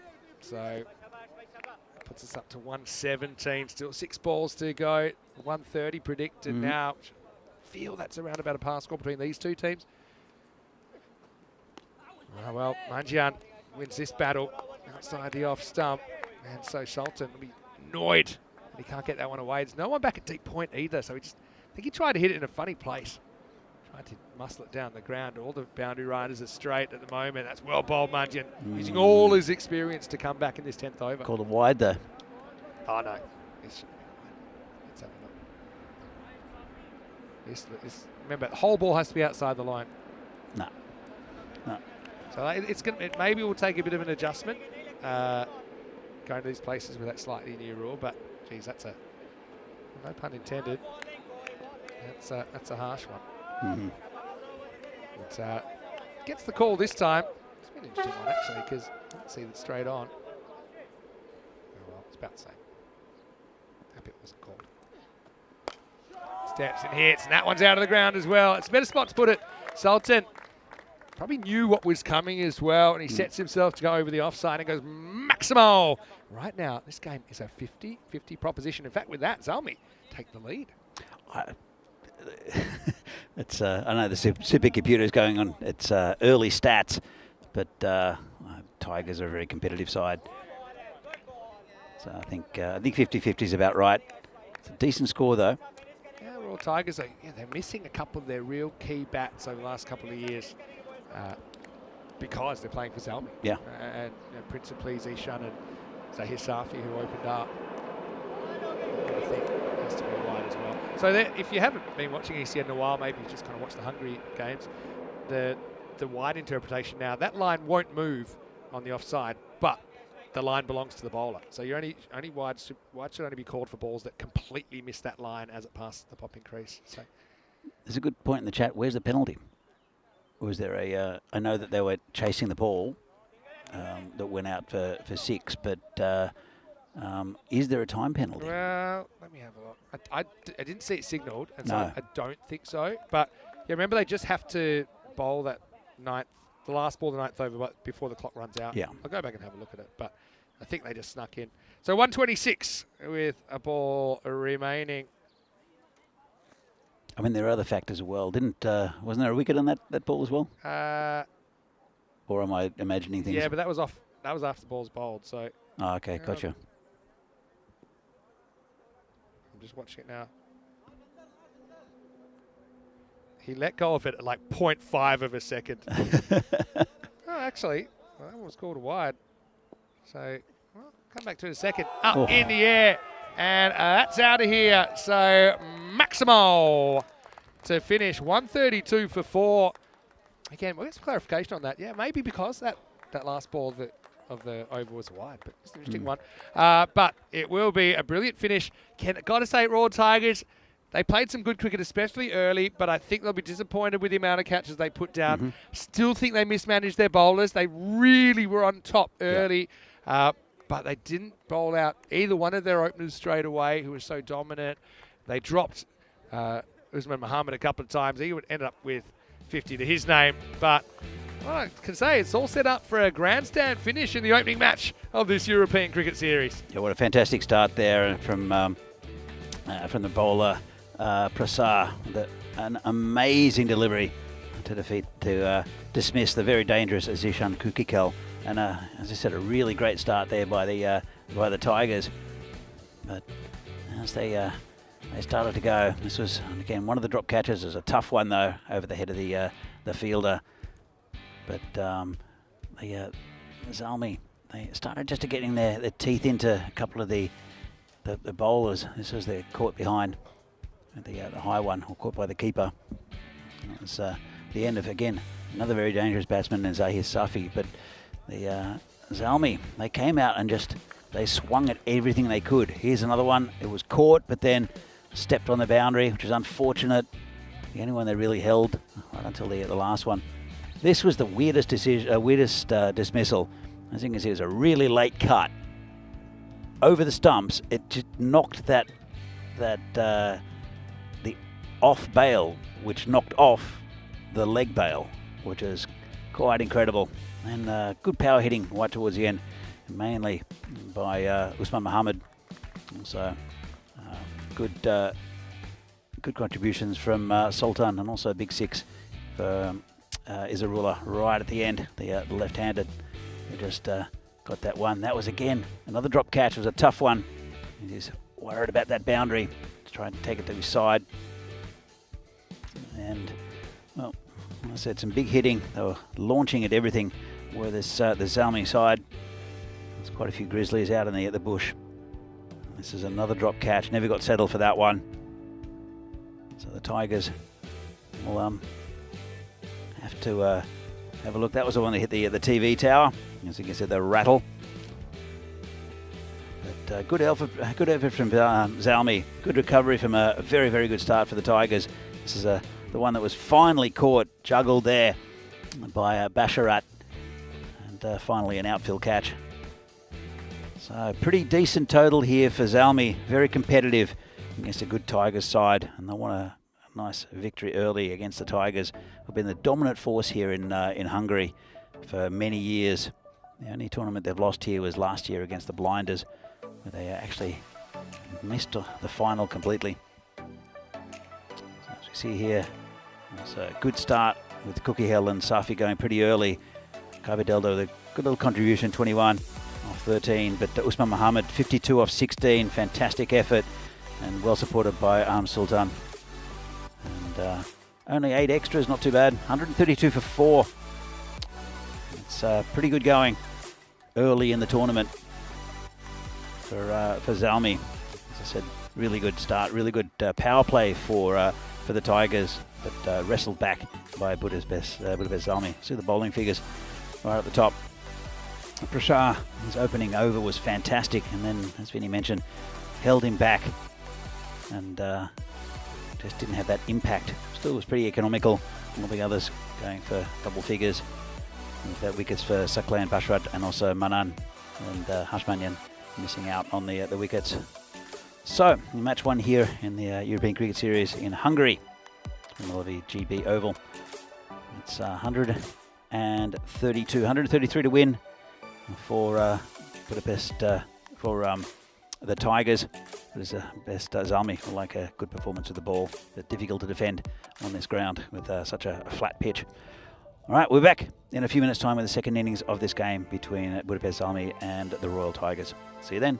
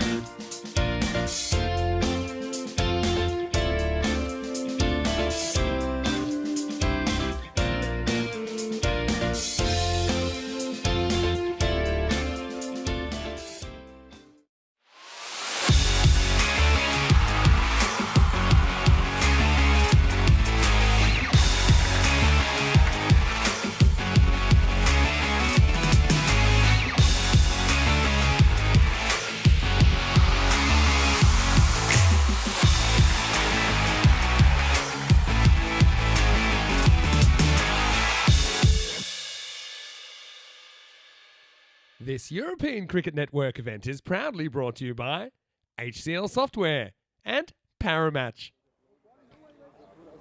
Hello and welcome back. Great to have your company. Opening day and opening match of this European Cricket Series in Hungary. And this is a doozy. Straight away, we've got Budapest Zalmi, new team to ECN Cricket, although plenty of familiar faces, including a lot of former Tigers taking on the Tigers, their former team in match number 1. Score so far, 132, put on the board by Zalmi, recovered after a very barren first couple of overs. 92 or less if Zalmi would get all the points. Well, that would be a dream start. And actually in Hungary, you wouldn't put it past a 7-over chase in the 130s. Finish out of here, Mr. Maximo with Danny Hudacek. Really interesting first game. Yeah, it's been a good first game so far. It's two competitive sides. And Zalmi, we're seeing him for the first time, as you mentioned, and they've been pretty impressive. I like their shirts too. Very nice shirts. Is that an Aboriginal design? Looks it. Well, actually, it's very similar to some of the other Zalmi designs that we've seen.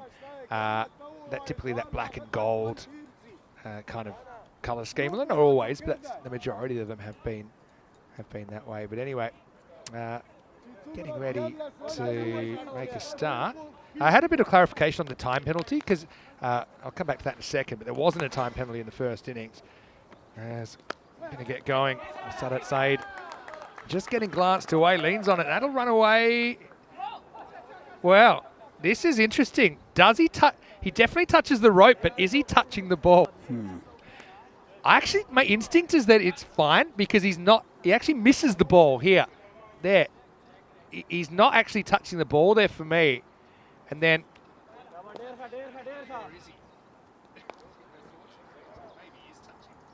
Because the ball then takes the jump. So I think that is going to be 4. But it was a weird one because then he wasn't touching it anymore, right? But I think the umpires get that spot on. And very unusual start to this innings. It's going to be 4 runs. Yeah. It was a pretty good effort there, but you can tell that he's still looking back at his feet. Here comes the bowler again. Goes upstairs. So, in fact, he's gone through the keeper as well. Asima Jamil behind the stump. So that was a bit too spicy for everyone.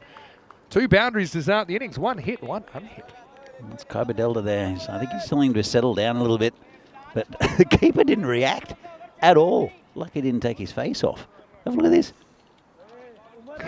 Well, just burst through him. Just done for pace. So important to keepers. Asima Jamil is the man behind the sticks. I just saw a YouTube video that came up when I suggested saying, do we really need wicket keepers? That was the title of the video. I'd say up to that, the answer is yeah. I'd important. Be leaving everything that's not on the stumps. Well, let's see. Setty cracks this one, finds the cover fielder, they don't take a run. Yeah, again, I think it was hit pretty firmly. So I've got a team warming up in the nets who are very bright looking. It's hurting my eyes. Yeah, 2 very bright strips. I've got a lot of the yellow versus orange. Bit of the old Brazil versus Netherlands from the World Cup in this. I was looking at the nets there, Vinny. That's Team Australia coming up. We'll see them soon. Whoa, that's bright. The Super Kings. Yeah, so we're going to have a very bright start again. It'll be the Tigers taking on the Super Kings in match number 2. I like the fact now that with shirts and just general kit, you can get them pretty cheaply online. You can design your own. Yep. It's very good compared to how it used to be. There we go. Whoa. Get the sunglasses out. Very bright. But no, I mean the kit designs are fantastic and they've come down in price as well. It's all sort of electronic. I don't think they're even printed. I think they're manufactured in a certain way. Yeah. Sublimated, I think is what they call it. It's all part of the shirt. They've been taking great strides with that in the last few years. Certainly brighten up the game. It's a pretty decent delivery there. Pretty quick. Pretty interesting one. I mean, obviously the judgment's made this has gone over the stumps and it hasn't missed the leg stump. I mean, you only have to be over a tiny bit of the stumps. Borderline kind of call, but goes the bowler's way. A take by the keeper. Any wider of him might have been difficult though. Yeah, I mean, maybe just got to say the keeper's defence, first over of the tournament, just gets done. A bit like a batter, it takes a while to get used to the pace. Yeah, the same as a keeper. missing leg stump by a long way, maybe a bit of bat in it as well. Basharat tries to go up and over the leg side.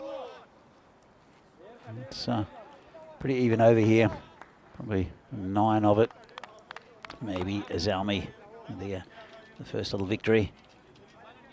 As I say, 167 matches without a golden ball. Didn't get one in Prague or Romania. Prague or Romania now. The last golden ball, you got to go all the way back to Cyprus.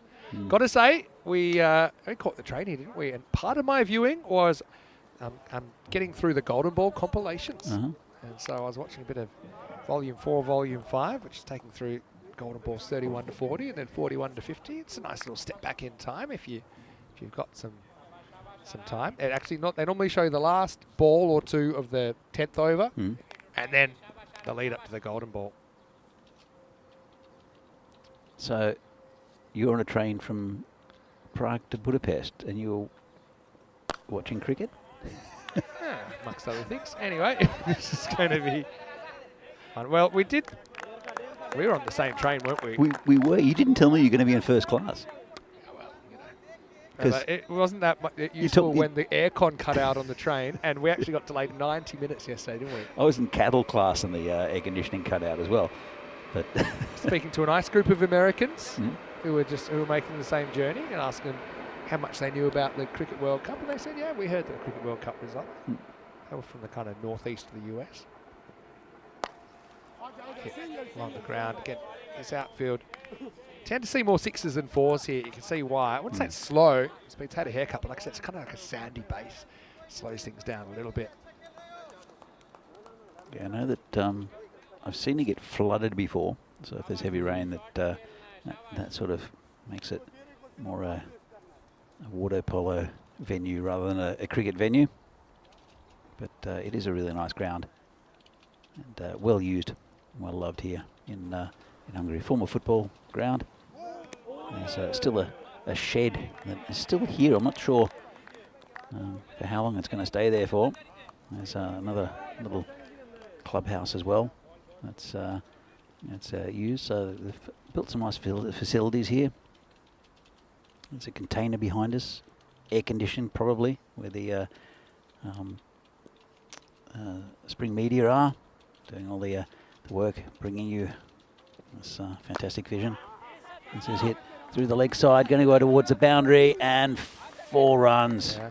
See, again, it holds up a little bit towards the end, but yeah, I said he saw him last year doing some good things. The Royal Tigers scored 350s in the series, 314 runs. Of course, he's pretty important, especially with the departure of Zishan and Safi, the 2 potential opening options for the Tigers in the past, being on the opposition. Yeah, a pretty even start. Diamond comes in again. Oh, well done by the keeper. Called it wide, just knocked it down. There was a slip in place for that ball too, just in case it went that wide. Let's have another look at this. And, well, I don't know about that being wide. That was, I thought, well inside the line. Might have to, well, another look at this. It did move away, but I'm not sure how that's called a wide. I mean, I think umpires maybe a bit rusty as well. They'll probably just get that feedback. Again, trying to be a little bit less harsh on the wide, especially in that offside, where you want to encourage the bowlers to have that a little bit of leeway. Like I said, the batters can obviously take matters into their own hands as well. If they want to sneak across a bit, they can, but it has its risks as well. I'm sure that the tournament referee is going to have a chat to the umpires after each game, which they do. They review everything, and they'll say, look, this is the playing conditions now. I know that it's the first game of the tournament. And I mean, that's one of the great things with watching, being able to watch these games back, is that as an umpire can do that as well. Oh, that's a lovely shot, played off his hip, 6 runs. Just a little bit too short from the bowler. Basharat just turns it round off his hip. That's a big 6. But yeah, look, it's the same with really the same with players. You can review what you've done wrong as a batsman, as a bowler, as a keeper, but also umpires, and they learn all the time, and that's why the standard of umpiring is, I think, so high now in Europe throughout. And you can see the drastic improvement from where it started a few years ago. just in the consistency as well. Yeah, true. He steps and slices, just gets over the top. And that's running away for another boundary. So Basharat making hay while the sun's shining. And just like that, the Tigers are on the pace. They're 28 without loss after 2. It's a nice shot. Just over the fielder. Didn't really have much of a chance for it. And another boundary. Good over there for the Tigers. That was 19 from it. So you're right there. Right on pace. A long way to go in this game, though. Still got 1 over left of the power play.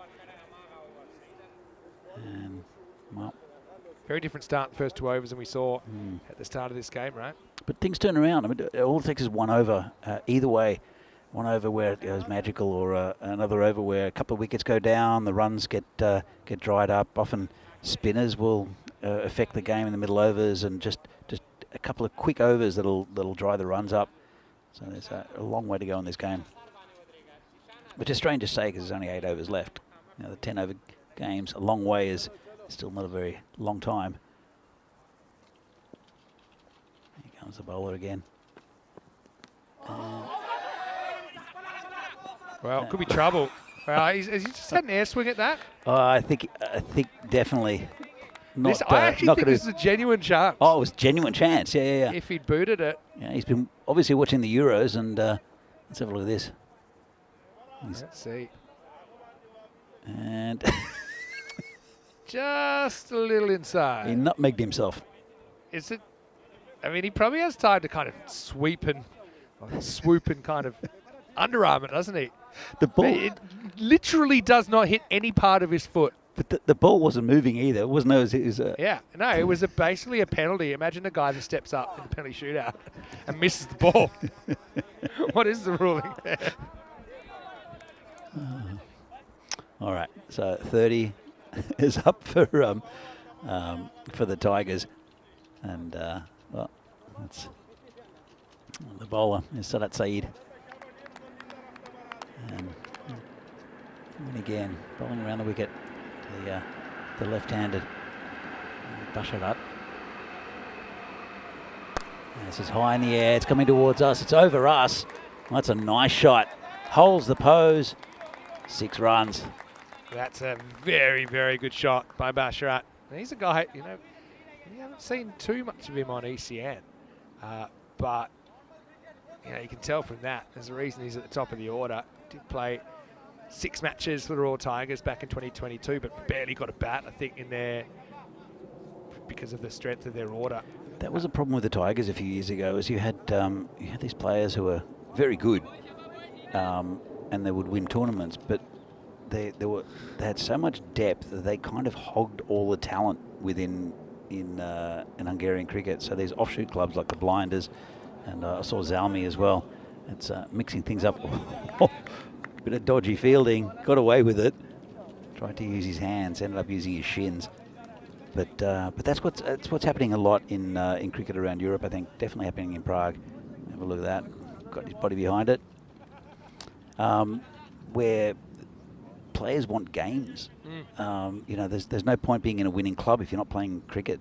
So I think that's why the depth in cricket around Europe has increased. This one's tucked around the corner. Didn't get much of it. Got past the fielder though. Overruns it. They look for 2. Well, good quarter run out. Gone. No, not quite. Oh. He never actually went. I thought he'd gone. I thought he went. Yeah, I thought they were going to go as well. It was actually the perfect fox. The perfect accidental fox. That's Stanek Zayakmal there, right? And they were trying to work out how quickly is he going to get back to this ball, because he didn't do anything too quickly before that. I thought he started running. I didn't notice him stop. There you go. And he just said, you know what, I think, and then he had to go, but actually you did see him start running, so he did run through, but he quite cleverly stopped before he left his crease. So 38, still 2 balls left. This, make that 44. That's gone away for 6. Didn't get all of it, got enough of it. Maximo time. So Basharat, I think from memory, his highest score on ECN before this, you wouldn't believe it, but it was 2. But he played 6 matches like in 2022. But like I said, he didn't get too much of a bat. definitely a couple of matches he didn't get a hit. So he gets his opportunity here. At the moment, he's got the Tigers ahead of the pace. Still plenty to go. He's batting very nicely. It gets a juicy full toss, and that's dispatched as well. That's gone for 6. So I think it was a low full toss. Yeah, I don't think it's quite high enough to be called. But it's beautifully struck. Just carves this away. But yeah, look how much bat he gets on that. You can kind of see the slice away, can't you? It goes all the way. So Maximo time, still a ball to go. That's very over. That is very close to being a no ball, though, Vinny. It's pretty close. I think he's kind of hunched a bit. It's called a 6. Yeah, I think it'll just be a 6, a Dorothy Dixer, and that will be.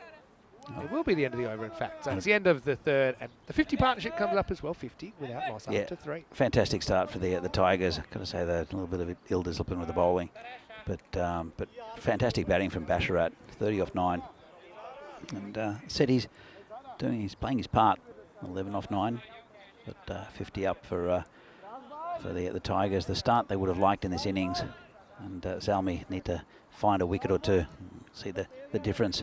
After the power play, 50 for no loss for the Tigers and 18 for 2. Well, you could see the exact moment where Royal Tigers had the opportunity, I think, to pounce and bring back either Prashad. For me, you had to bring back Prashad in the third. And okay, then you might want to save Suck Lane for later if you want to keep something up your sleeve. But I just think they gave Zalmi a bit of an in.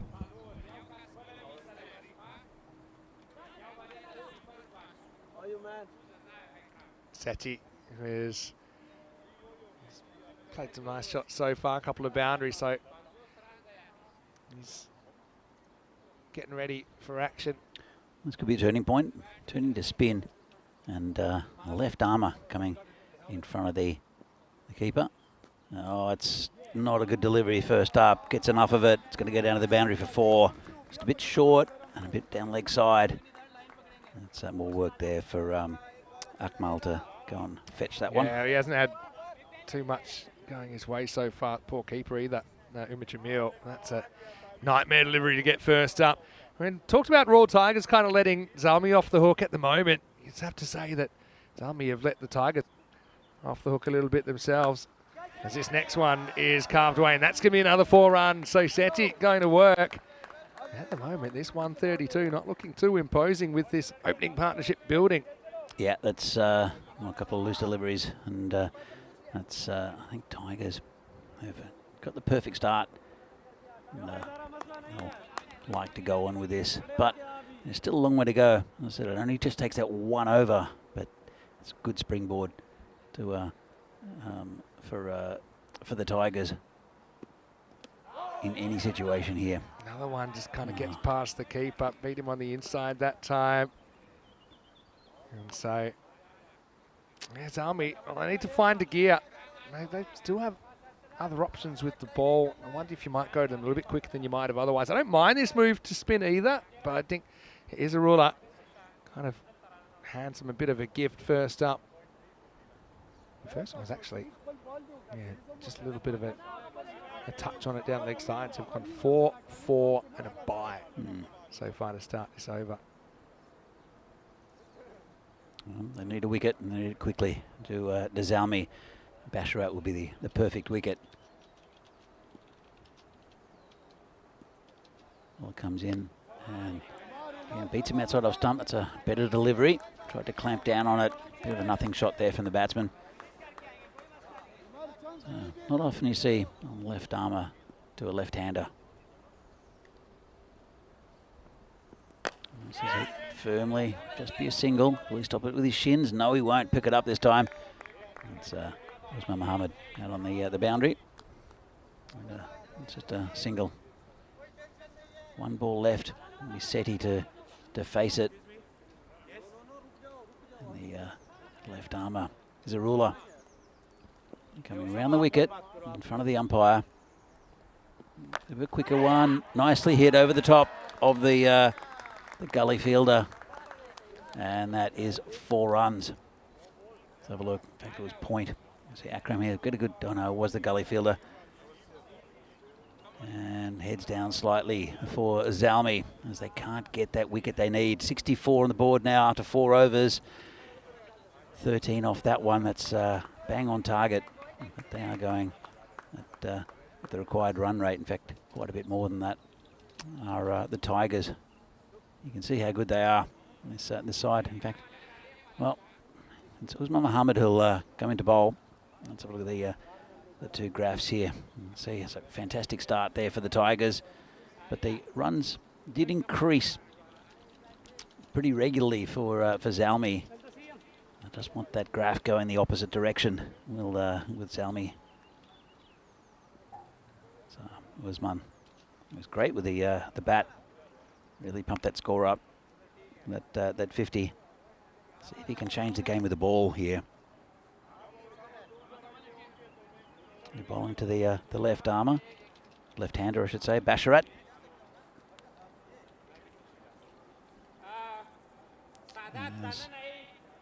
You see Delta just going back on that boundary.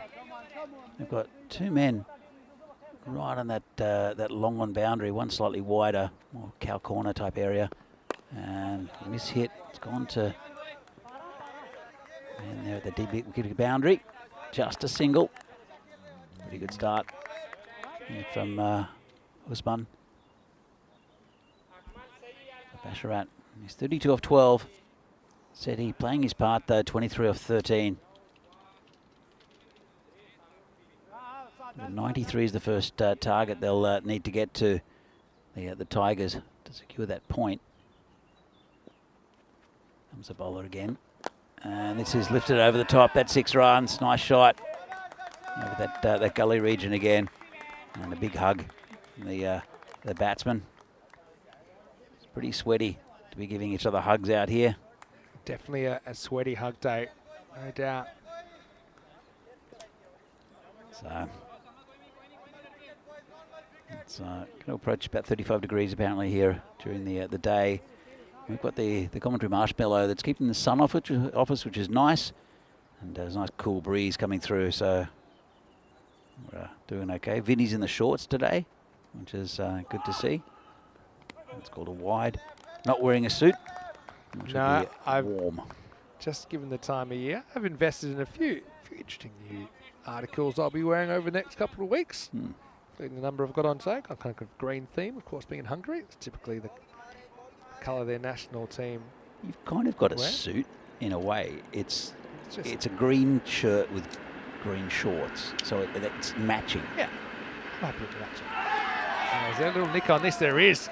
And so guess who? It's Usman Mohammed who gets this breakthrough. He was so important with the bat. Now he breaks through with the ball. The Tigers lose their first set for 29, and it's 72 for 1. It's a big wicket, and hasn't come too late though. I mean, 79 at this stage. If they can get Basharat out and have 2 new batsmen, I think they're well in this game, Zalmi, but if Basharat can stay there for a greater part of this innings, it's going to be a difficult one.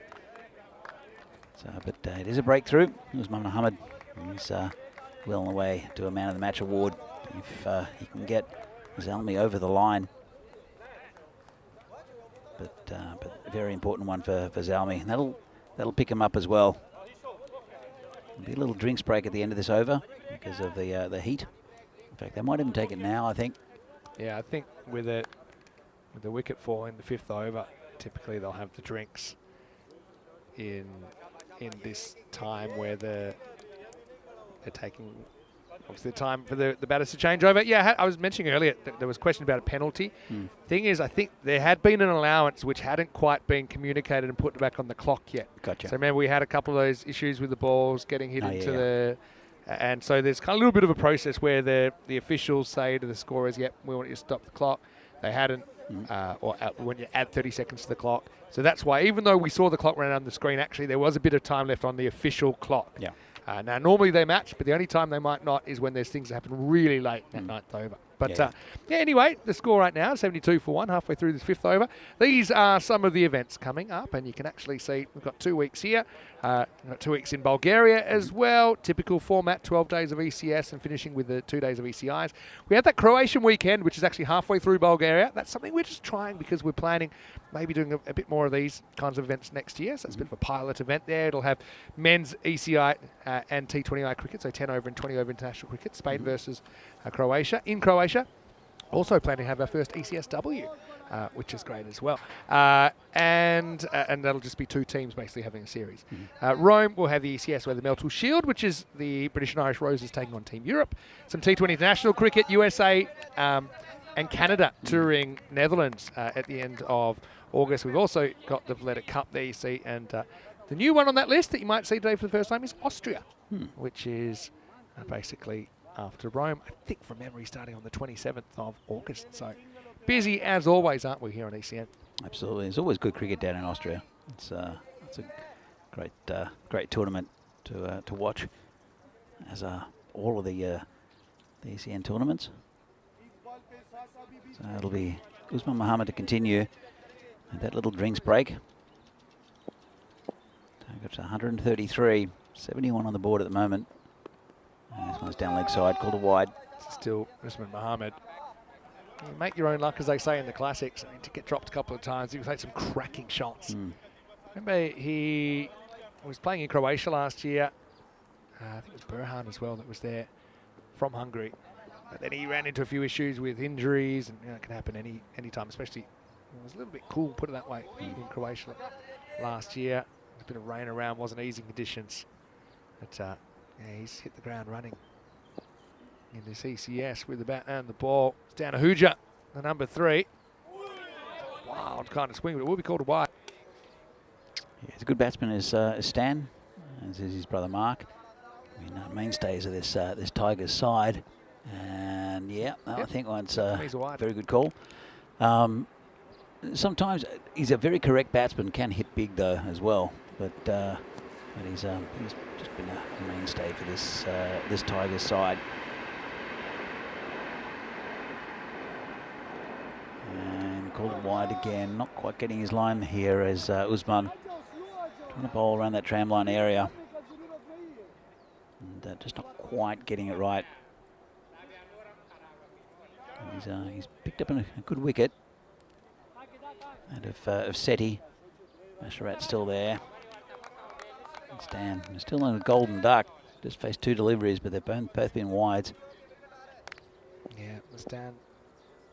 It's one of those players when going gets tough, get going. But one I think is going to be okay. Takes a fair piece of the line and maybe a little bit inside the line as well. You might think, why are we so particular and finicky on these calls? I think in 10 over cricket, it's such a big deal with every ball basically on average going for 2 runs. So if you call a wide or not, it's basically a 3-run swing. The one for the wide is what you would get, and you get an extra ball, which is worth 2. So it's a big difference in a 60-ball game, I suppose. Sure. Stan tries to hoik this one to the leg side, misses out. Stan just feel like he needs a start here. Real crossroads in this game. Tigers actually given 80-20% of chasing this down. They just need to go at 11s, but a couple of wickets could change that pretty quickly. Well, there's been 1 wicket so far. Basharat's looking good. I hope I haven't put the mockers on him. But all it takes is an over like this. I mean, this is, well, it's 11 off it so far. Been a few wides. But just to dry things up. And this is hitting the air. Could be gone. And nicely taken out there. Down low. That's Izarullah. Takes a neat catch. And that's the first duck of this tournament. Stan Ahuja has to go. Let's have a look at this. Just didn't get enough of it. And took it a funny way, didn't he? He really kind of got down, tried to cradle it. Ends up sitting on his foot. But all's well that ends well for Izzar. And drops it on the retrieval. But yeah, disappointment. Oh, look, we had a mini Derek there, but that's the official Derek. He's been busy a couple of times this morning. Disappointment for Stan. That is now the end of the 5th over. It's 75 for 2. We did see a duck, didn't we? We saw Zishan the first up. I think I was a bit stunned by that wicket. As, he's a great batsman to watch. I'm sure we'll see him has seen his full flowing best throughout this this tournament. Zishan Cookie-Hill for Zalmi. But that's another big wicket. Stands a very dangerous batsman. Yeah, he is. So if they can get another one here, especially the wicket of Basharat, the left-hander, I think they're well in this Zalmi. 2 quick wickets. Still, that run rate wasn't, it's about what they need. They need about 11 and over, so the run rate was fine in there, but just those 2 wickets, I think might have, I don't know if it's rocked the Tigers, but we'll see in this over. All right, so they've got themselves in winning position. This is Abhijit Jayakumar, who's come to the crease. He won't be facing first up.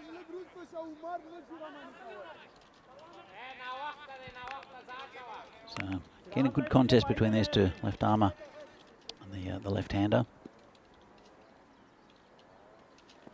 In and hacks it over the top. There's no fielder back there. That's another 4 runs to the total. Nice shot, a little bit uppish, but hit well enough into that gap. Can't cover everywhere, as you can see. Wide of the fielder. And that is bouncing just before the line, called for.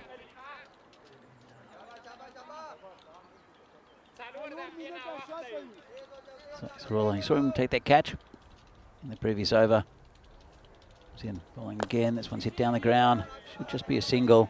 It'll be Usman to pick that up and just underarm it back to the bowler. And the new man on strike, Jayakumar. Yeah, it's good to have a look at him, see how he's hitting them. There's Ruler, left arm spinner, operating around the wicket.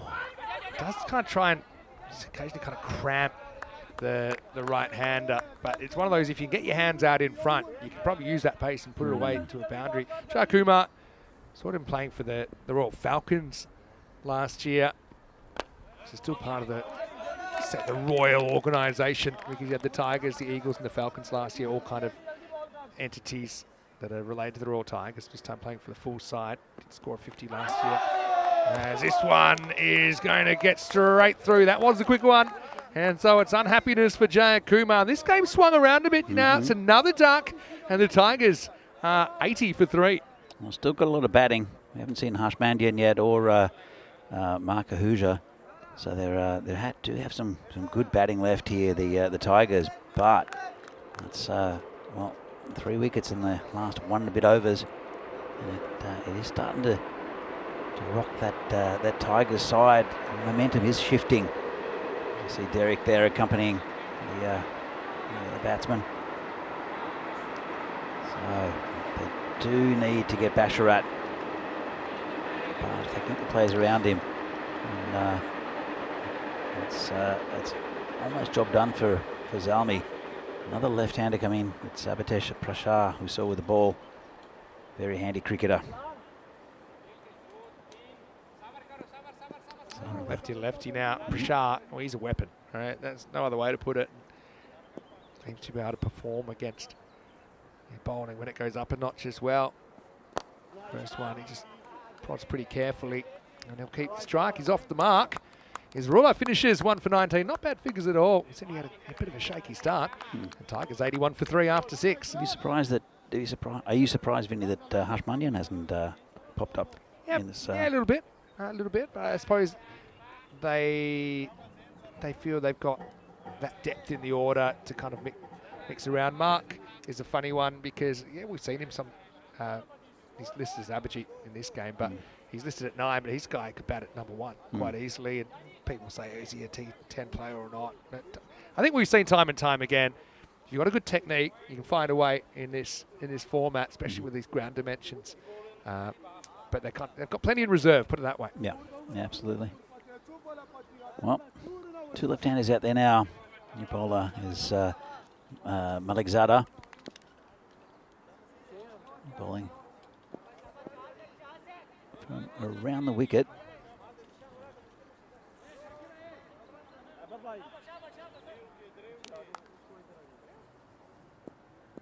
Okay. Shake rather than roll then. full toss, mishit. It's going to fall into a Bermuda triangle of sorts. Maybe a slightly fortunate one for Bashar. Wasn't really in control of that shot. Yeah, it's our players around the boundary, as we know, with this this T10 format, but they can reach the ball. Quite often they can't. This doesn't take, just takes one out of the middle and it'll go all the way. But that one's slightly mishit. Bring Basharat back on strike. Malikadze. Zadza again, and this is high in the air. That's way over us. That's 6. Nice shot. Well, we're waiting for a knock-knock there. That's the TV production container. And we talked about it earlier. We think that's right in the hot zone. Basically, it's long on for the left-hander. I think this actually clears it. There's our cue, but just behind that's the TV production. And Kristaps might get the odd knock-knock, as we like to call it, in there during this week. Yeah, and hopefully he won't get a visitor coming smashing through the windows. I was worried about the windows as well. It's actually asking for trouble. It's a classic mind the windows Tino situation. How would you protect those? Put some tape on it? Just a little cross or something? Barriers. Wow, that's 6. That's just right in the wheelhouse. Watch out, it's going to interrupt the Super Kings warm-up. Well, that was pretty good fielding down there. It will be Maximo, 6 runs. Just cannot bowl there to Prashant. No, can't do that at all. And or to either of these two batsmen. Might have been Valivati that did the fielding down there. He's actually the keeper. Shows he doesn't need his gloves. Oh, this is hit high again. That's over us again. Well, brace yourselves. Just wide of the container, but Maximo. And that'll be 50 for Basharat, his first on ECN. Brings up the 100 as well for the Tigers. 17 ball, half ton, has put the Tigers in a very strong position now with 20 balls left, potentially, in this cricket match. Oh, I can't see Zalmi winning this if they can't dismiss Basharat, because he's looking in superb form early in this tournament. Well, not being the greatest over. Still a couple of balls left. 19 from it so far. And, almost got him though. Inside edge, went to the keeper, almost took the stumps out. We saw that in the first innings, where that was an unfortunate dismissal with a late cut. But we'll have to put that on social media. It's one of the strangest bowl dismissals I think I've ever seen, where it was such a fine nick on the stumps. I don't think anyone heard it. Everyone's tracking the ball, but yeah, with the cameras, we could see exactly what happened. Anyway, kind of gets bumped here, doesn't he? Basharat gets beaten for pace. And he almost kind of loops it up to the keeper. And they'll have to settle for 1. And that will take us, I think, to the end of the 7th over. So 101 for 3 after 7. Still some work to do, though, for the Royal Tigers. But you just feel with the batting they've got that they should be in a decent position. Of course, we'll come back to the ECC in a moment, but let's have a look at the sides for the second match. Royal Tigers listed to bat first in that one after winning the toss. Super Kings, first time we'll get to have a look at them, although they have a few players we have seen in the past.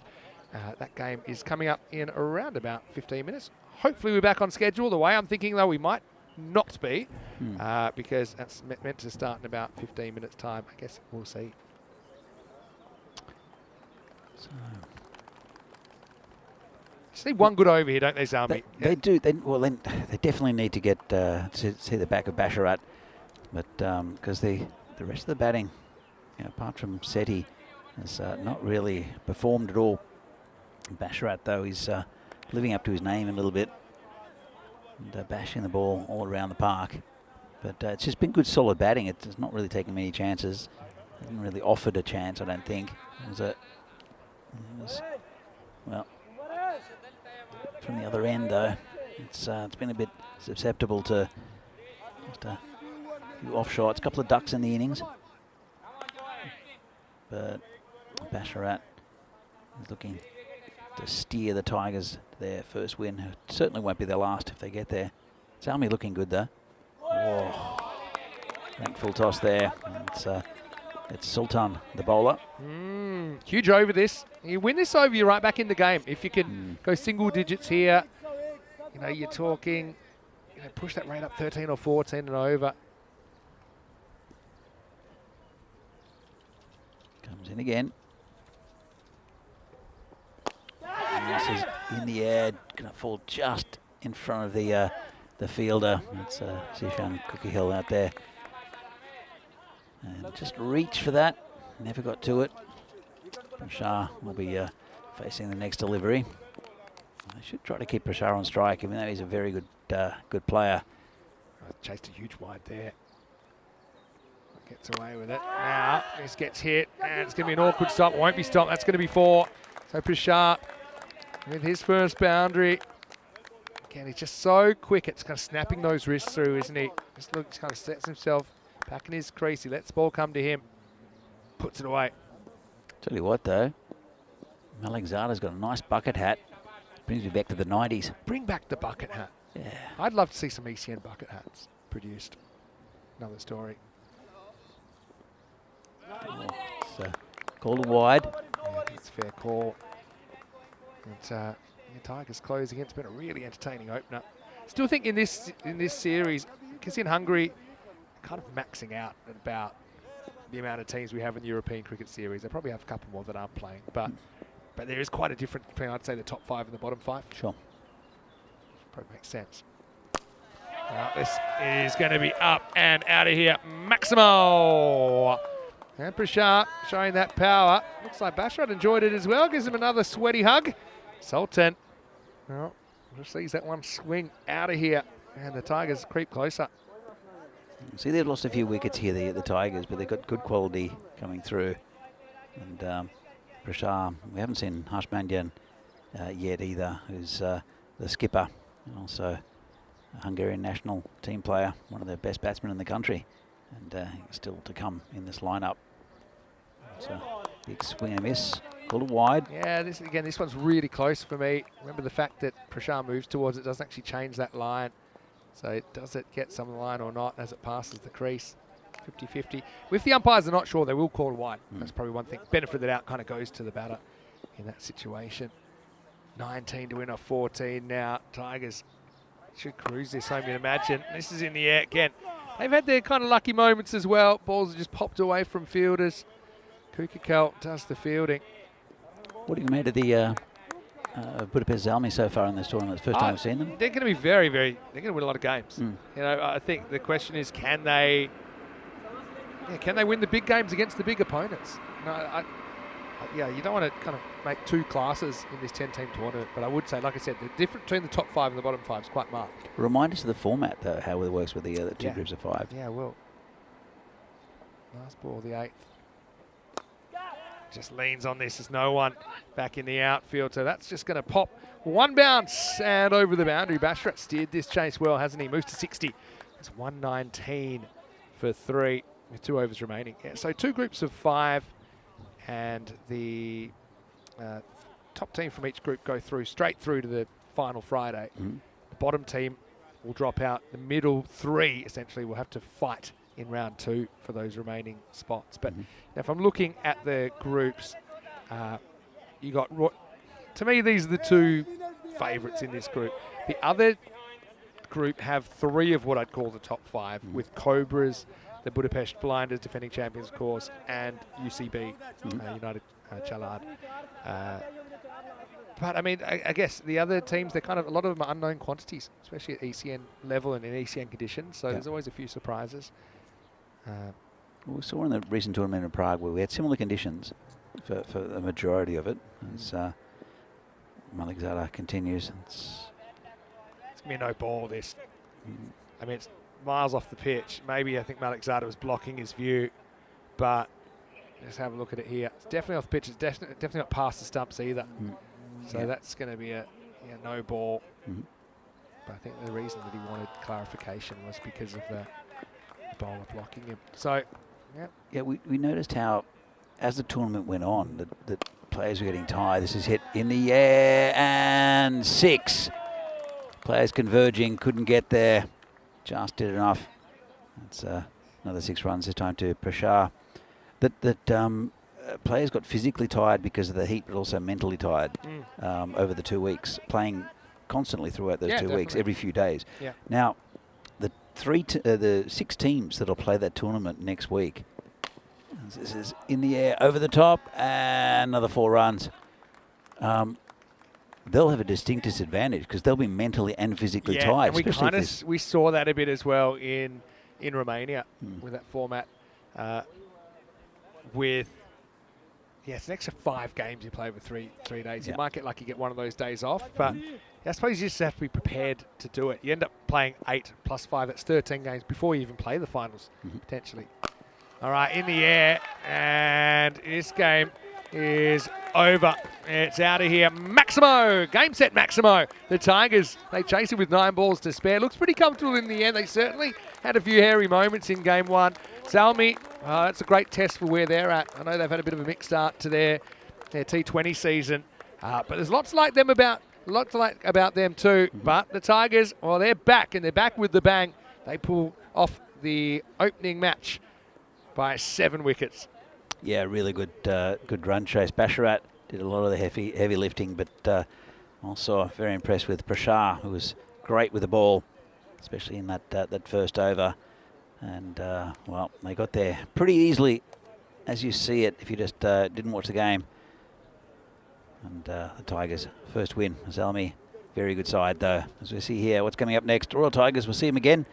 They won the toss, elected to bat first. That'll be interesting against the Super Kings. And we'll see that in... Well, I'll tell you, yeah. It won't be starting exactly on time because that's about 8 minutes away, but it will be... Yeah, I'm going to guess 5 or 10 minutes delayed. So we'll let you know about that. But yeah, it was an interesting start, wasn't it? With 2 boundaries, with 1 hit, 1 unhit. Keeper got caught unawares. It's, ultimately this opening partnership set things up for the Tigers. Slightly new look, Tigers lineup, but yeah, they've got a winning culture there. They've had it for a long time. They're going to be hard to knock off their perch. And they get off to the races with a 3-1 victory, essentially, points-wise. It's, it had its moments, didn't it? I think both teams, for 2, contenders, they both made a lot of errors. I think ultimately the Tigers get the win, but there's still a lot to work on, I think, for both these teams. Absolutely. Look, it's the first game in, as you said, and the Tigers will be smarting after not winning the tournament last year and wanting to prove a point to all these other sides. They're the dominant team. And, well, as I mentioned, they've got a lot of depth. Neat catch there, though. That's Malik Zada on the boundary.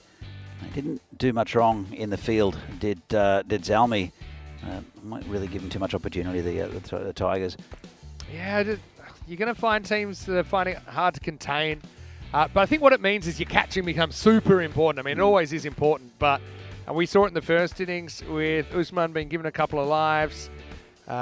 If you do get a chance, you got to try and hold on to it. But yeah, Tigers, I mean, despite losing a few players, they still look very strong to me. They look like a long, decent batting lineup, and they got some that didn't fire. Hooja's one that comes to mind, but he doesn't waste a lot of time. Give someone like a Prashar the chance to come out and express himself. And in the end, they do it in the 9th over. They say it all happens in the 9th. This one was all over in the 9th. And so I said the game was at a crossroads, 80 for 3 with a ball to go in the 6th over. But yeah, Prashar came out, batted really well, 29 off 9 for him.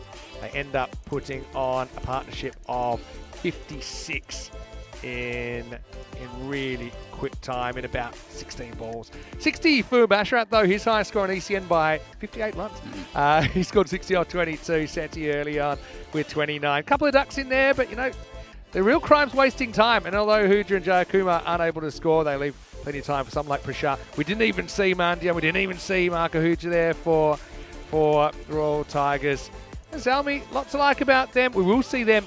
Actually, they've got a fairly large opening day to the Zalmi because we'll see them playing in the 3rd match of the day against the Kangaroos, and they'll take on the Super Kings in match 5. So it's only a start for them. Royal Tigers, they will play just this next game before they're done in opening day.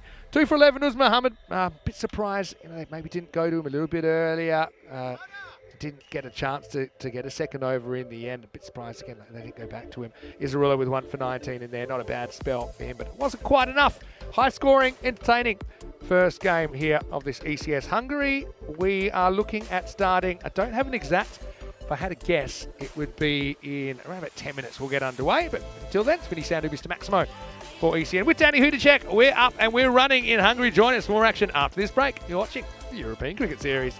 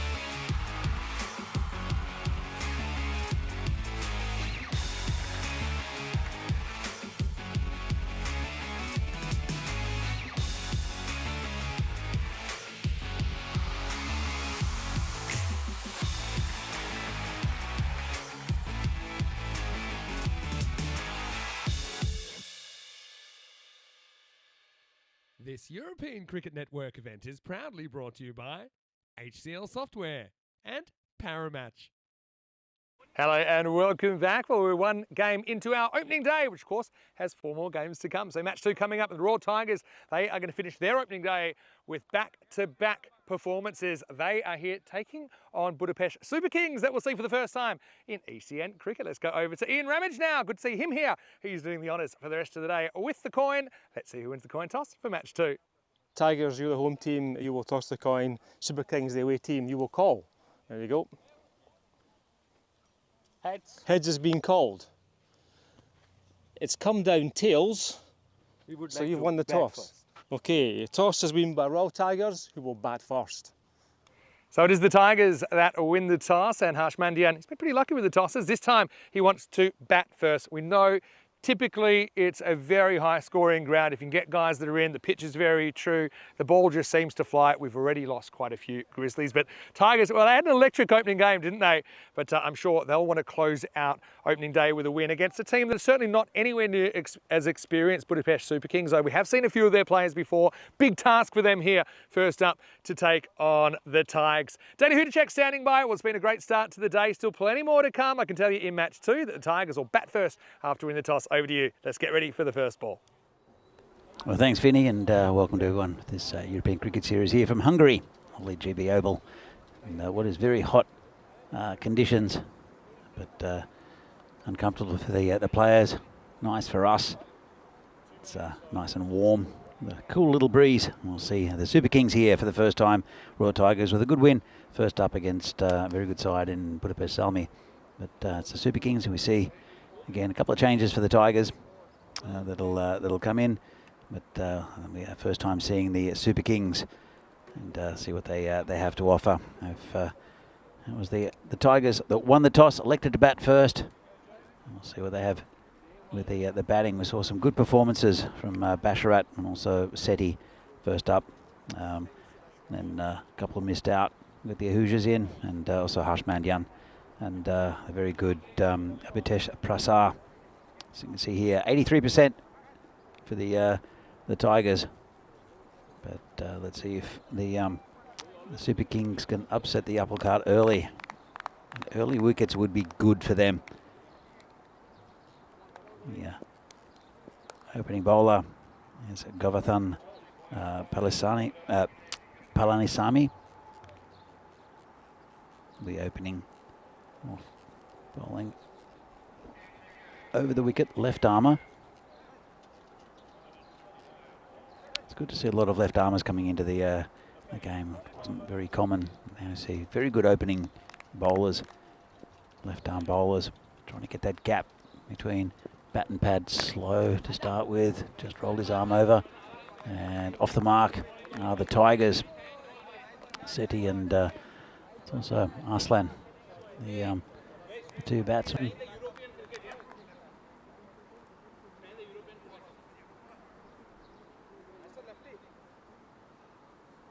So it'll be left armour to left-hander. That's again a bit of a disruption to the field, also to the rhythm of the bowler. And he's only bowled at the 1, but these little singles are always annoying for the captain of the fielding team. Also for the bowlers. This one's hit, dug down over the top of the man in gully. 4 runs. I think he got an under edge on it. Maybe he just flew off the bat. In fact, it did. Just got the toe end of the bat. No chance for that man there. The fly slip area. That's a first boundary for the Tigers. Not too much wrong with the delivery, maybe a little bit wide. Bowled in a pretty good area though.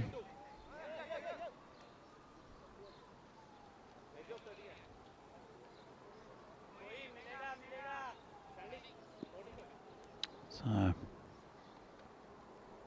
see where Govar can put this next one.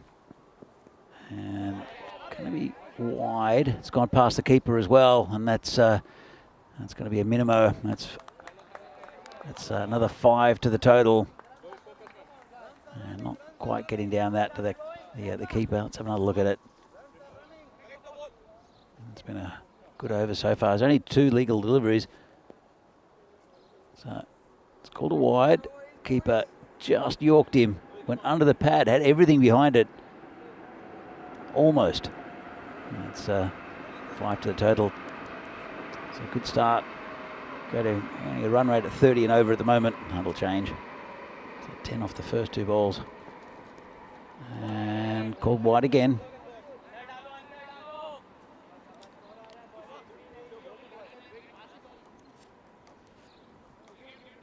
So I was wondering what the how the line of the bowler was going to be affected by the left-hander. That's normally the left arm bowlers can keep it pretty tight. The left-hander's outside off stump. Govey just not getting his line right at the moment. Be a little bit of swing as well going out. And just moving the fielder back. Right to the boundary on the offside. Comes in again. And this is in the air. Is it over the top? It is just over the top of the fielder. And they'll look for 2. They should get it pretty comfortably. Wasn't too much in that.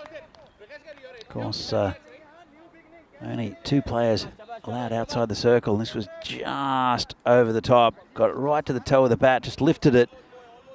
And couldn't reach it, the fielder. It's a cooler out there chasing it.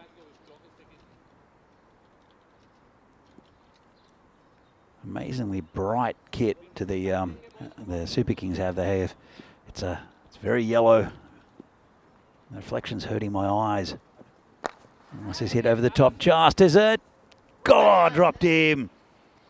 Well, he got into position. That's Mani Teja out there. And that's a wicket gone down. Again, batsman not picking the pace of the delivery. And just scooping it. And it really should have been taken. It just burst through his hands there. And, well, riding their luck a little bit, the Tigers. Moved on to 14. Couple of balls left of this over.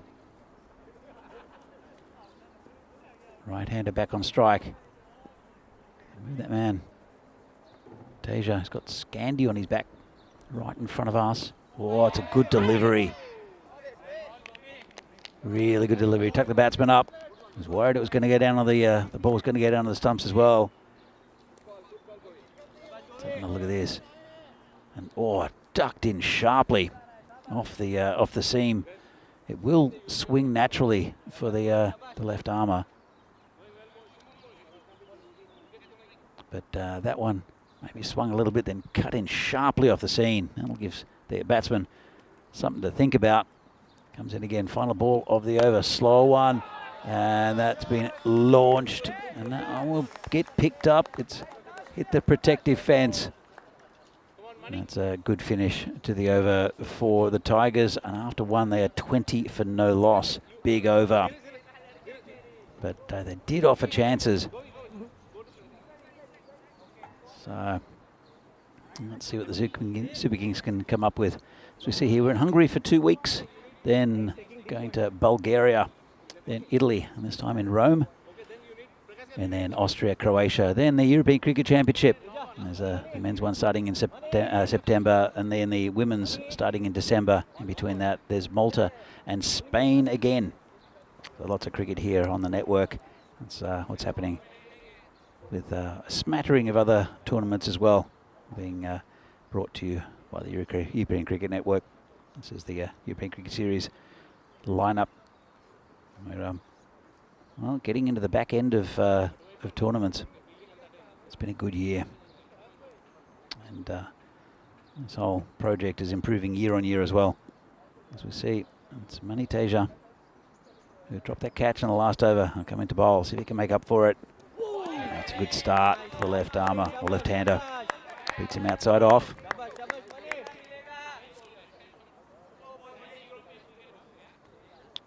So again, very strong batting lineup for the Tigers. They got onto a bit of a flyer. I don't know if it was very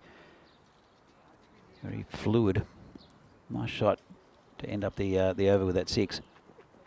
Comes in again. This one's got through the field. That's 4 runs. There's a bit of a shout for catch it. Not sure from whom.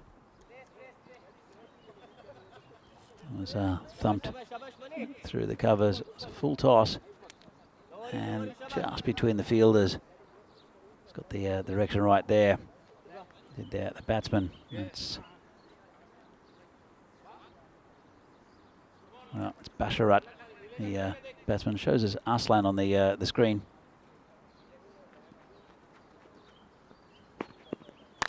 Oh, that's too short. That's been smashed. This time over cow corner. And that's 6. So Arslan Basharat is picking up where he left off in the previous game. He had a nice 60. It's a good start here for the Tigers.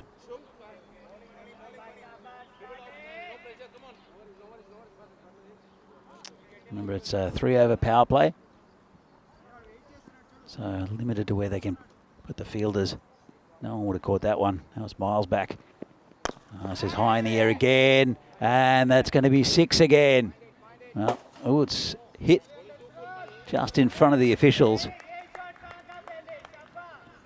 They're safe, I think. And, he's batting way out of his crease, which means that it changes the pitch of the ball.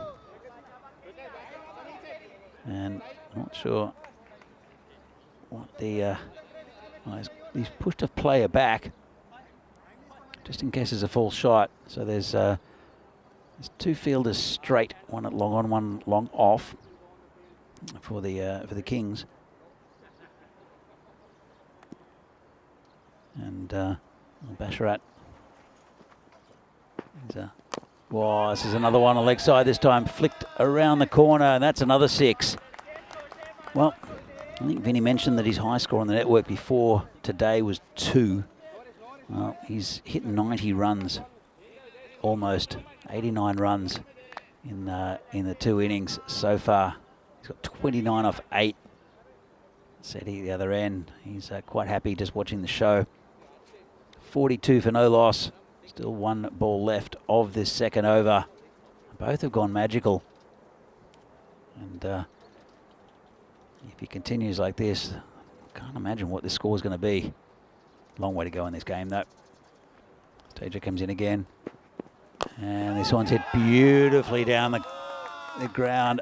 It's held the post, and that was another lost ball out in that deep jungle.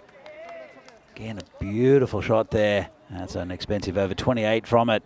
And you fear now for the Budapest Super Kings with 2 overs gone. And look at the table. So this is Group A with the Tigers, Budapest Zalmi, who look very competitive. Super Kings, the Danubian Kangaroos, looking forward to that, and the Dunabogdani side. We'll see those 2 teams later on. Zalmi have 2 more games to go. Tigers done after this game. They'll want to prove a point in their first defeat ever in this tournament last year, and they're showing that they're right up for it this year. The man who's been impressive, though, has been Arslan Basharat.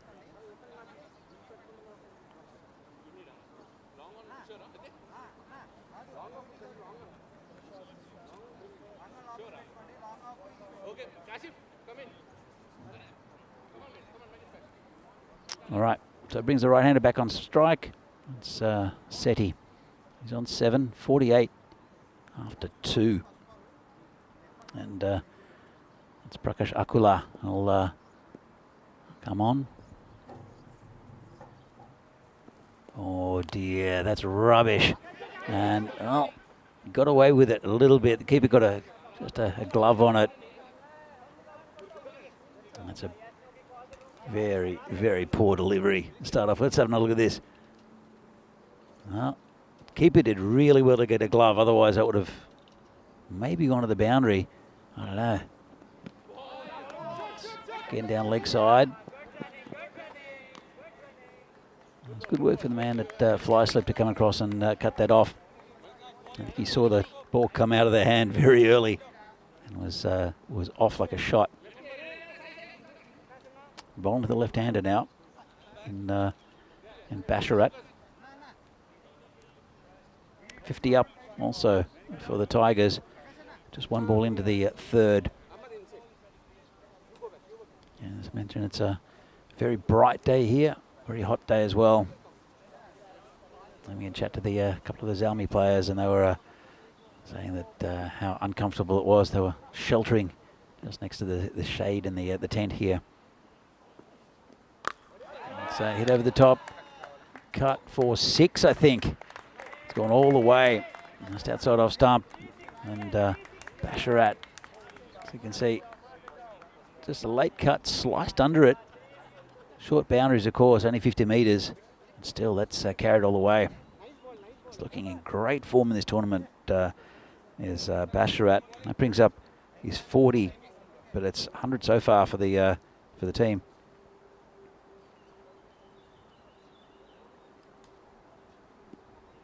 So, see what Akala can bring. He's coming around the wicket.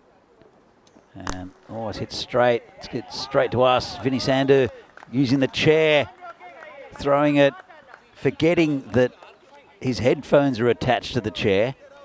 So, not quite sure if we've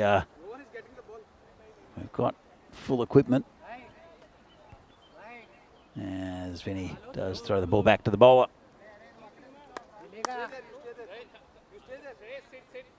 Almost took out half our equipment there, did Mr. Maximo. It's all good. It's all good. Looks like a new piece of equipment we've got. It's working well. That's a nice shot down the ground, and that's well fielded there. That's Kashif Shamsha. Comes around nicely. Come back for 2. You know, it's nicely hit. Shamsha came around well. But a pretty friendly bounce. Good piece of fielding though. As changing the field again, they're moving Shamsha up for Seti. And he took the single in that one actually. Train goes past again. Seti, oh, good ball there. A little bit quicker than the bowler. 12 off the over so far. It's been a good power play though for the Tigers. 61 from it so far. It'll be relief for the Kings to be able to put a few more players back. Remember, they did drop that early catch. So he's dabbed down, man, at fly slip, no run. Good end of the over from Prakash Akula, only 12 from it. Well, only 12, it's still quite a few. 61 for no loss on the Tigers. As you can see here, the first 2 overs, 48 off those 2, 13 off the last one, including the bye.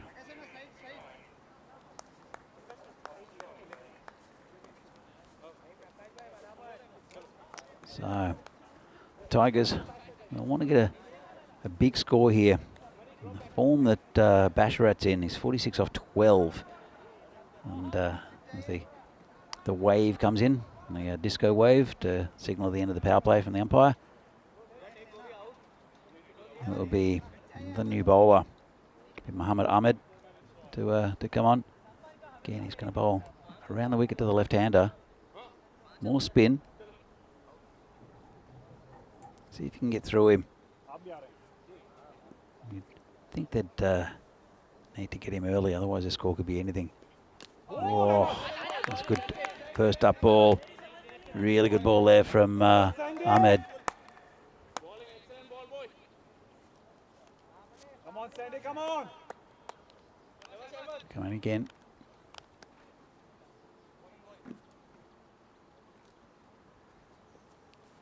Oh, it's a bit short. Got away with it. Should be a leg by. It's just short on the leg side, and well, Basharat normally takes care of those. He's practicing the shot. There's no one back there as well. It would have been certain 4 or 6. Just had to get something on it. Moves on to 46. Said he's on 7, 61 for no loss. Just after 3 and a bit overs.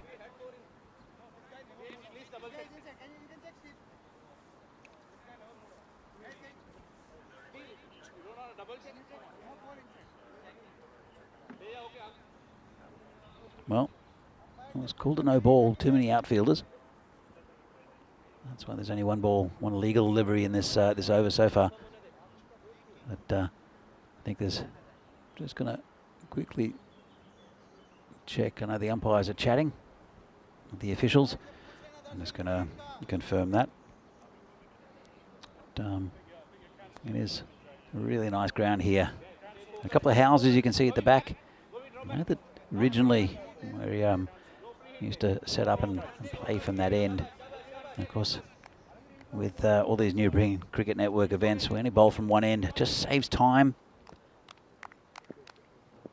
Also the setup, media setup. This one's turned around the corner. That'll be 4 runs. Oh, has he stopped? I'm amazed that stopped. He got quite a piece of it. Only 2 in the end. The ball just held up in what looks like a very quick ground, but just stopped a little bit spongy maybe. Let's have a look. It was down leg side. Oh, he made it down leg side, turned it around the corner, got a good piece of it. I'm used to it going all the way, but that time just held up. And only the 2. So we used to bowl from the other end, and there are a couple of houses there, but with the modern style of batting, I mean, the batting's changed a lot from what it had been earlier on in the series, the initial series. So it's a hit through the covers, just be a single. And the house is getting hit too many times, and there are children there, also windows and solar panels on the roof, and there were complaints that these leather things were flying into people's houses. Changing from the other end, but there's a jungle behind us, and also on the leg side for the right-hander. As you can see a bit of it there.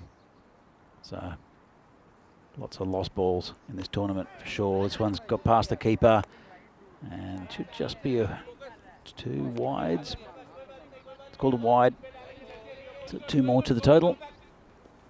It's been a much tighter over. This one just losing it a little bit. Keeper gets in a good position. Doesn't quite hang on to it. But only 5 from it so far. A couple of balls left. Again, tucked around the corner. Well, I think it's not out. We'll have another look at it. The umpire has no interest in it. I'm sure he'll ask for the replay. Very experienced umpire out there is Stephen Anthony.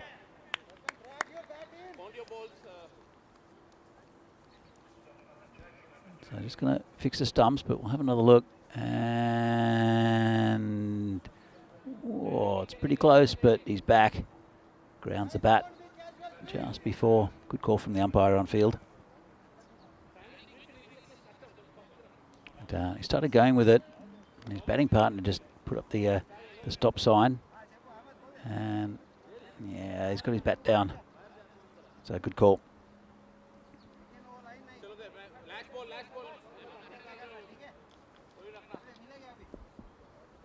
All right, last ball of the 4th over. Been a pretty good one here for the Kings. This one's in the air, could get better. Player coming around and never looked like getting it. Well, I think he lost it in the sun maybe. The cap he's wearing is brighter than the sun, so maybe that got in the way as well. And there's a player out there who might have been able to come in. It just fell slightly away from the fielder. End of a pretty good over there from the Kings. And well, welcome back, Vinny. Good to be back. Yeah, my chair fielding didn't quite go to plan. I did forget my headphones were attached. I was pretty confident it was I'm kind of boxed in on this side, so I can't really. I'd have to hurdle over the side table to get anything. And there have been a few balls flying this way. You predicted it. I think a lot of us did. That we're going to lose a lot of balls in this series.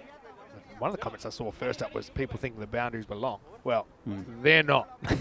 They're just your standard ECM. But I don't know, on this ground, with the pitch, I think a lot to do with the consistency of the pitch. A bit like in Estonia when we saw big scores. The hard base under the pitch just means there's not a lot of bad bounces. And yeah, I mean, Royal Tigers galloping away so far. Super Kings just need something to change. You know, there was that contention about the no ball last over. I think what happened was the umpires forgot it was the 4th over, and they were going to call a no ball for too many outfielders. Gotcha. Then they kind of checked themselves and they reversed the call. So that was the story there. I think it's important that you, as an umpire, sometimes you do have to change your call. Sometimes people think it's weakness. I just think it's common sense and it's humility to be able to do that. Absolutely. Good to see Hulk Hogan umpiring, a.k.a. Steve. Reminds me of Jerry Springer. Come back to Steve in a minute. There he is umpiring. His trademark ponytail coming back slowly but surely. Great shot this time. It's just manoeuvred away by Seti. He gets 4 runs. Well, there's Steve. You'll see why we call him Hulk Hogan in a moment. There you go. And good to see the brand new European cricket caps have arrived as well. I know you've been pretty keen to get your hands on one, Danny. Yeah. I don't have much merch. You gave me a badge, You don't have which is enough nice. merch. I have a rain jacket. Well, not even a rain jacket. It's like a windbreaker type thing that I got from the very first, or maybe the second series I did. We do owe you some merch, don't we? I don't have any merch. You're minimalist. Oh, well, it's gone past the keeper. Wrong-footed him. That's 4 runs. Classic. So as a keeper, you're trying to avoid this as much as possible. Watch him go to his left, and partly that's tracking the line of the ball. So I'll give you a practical tip.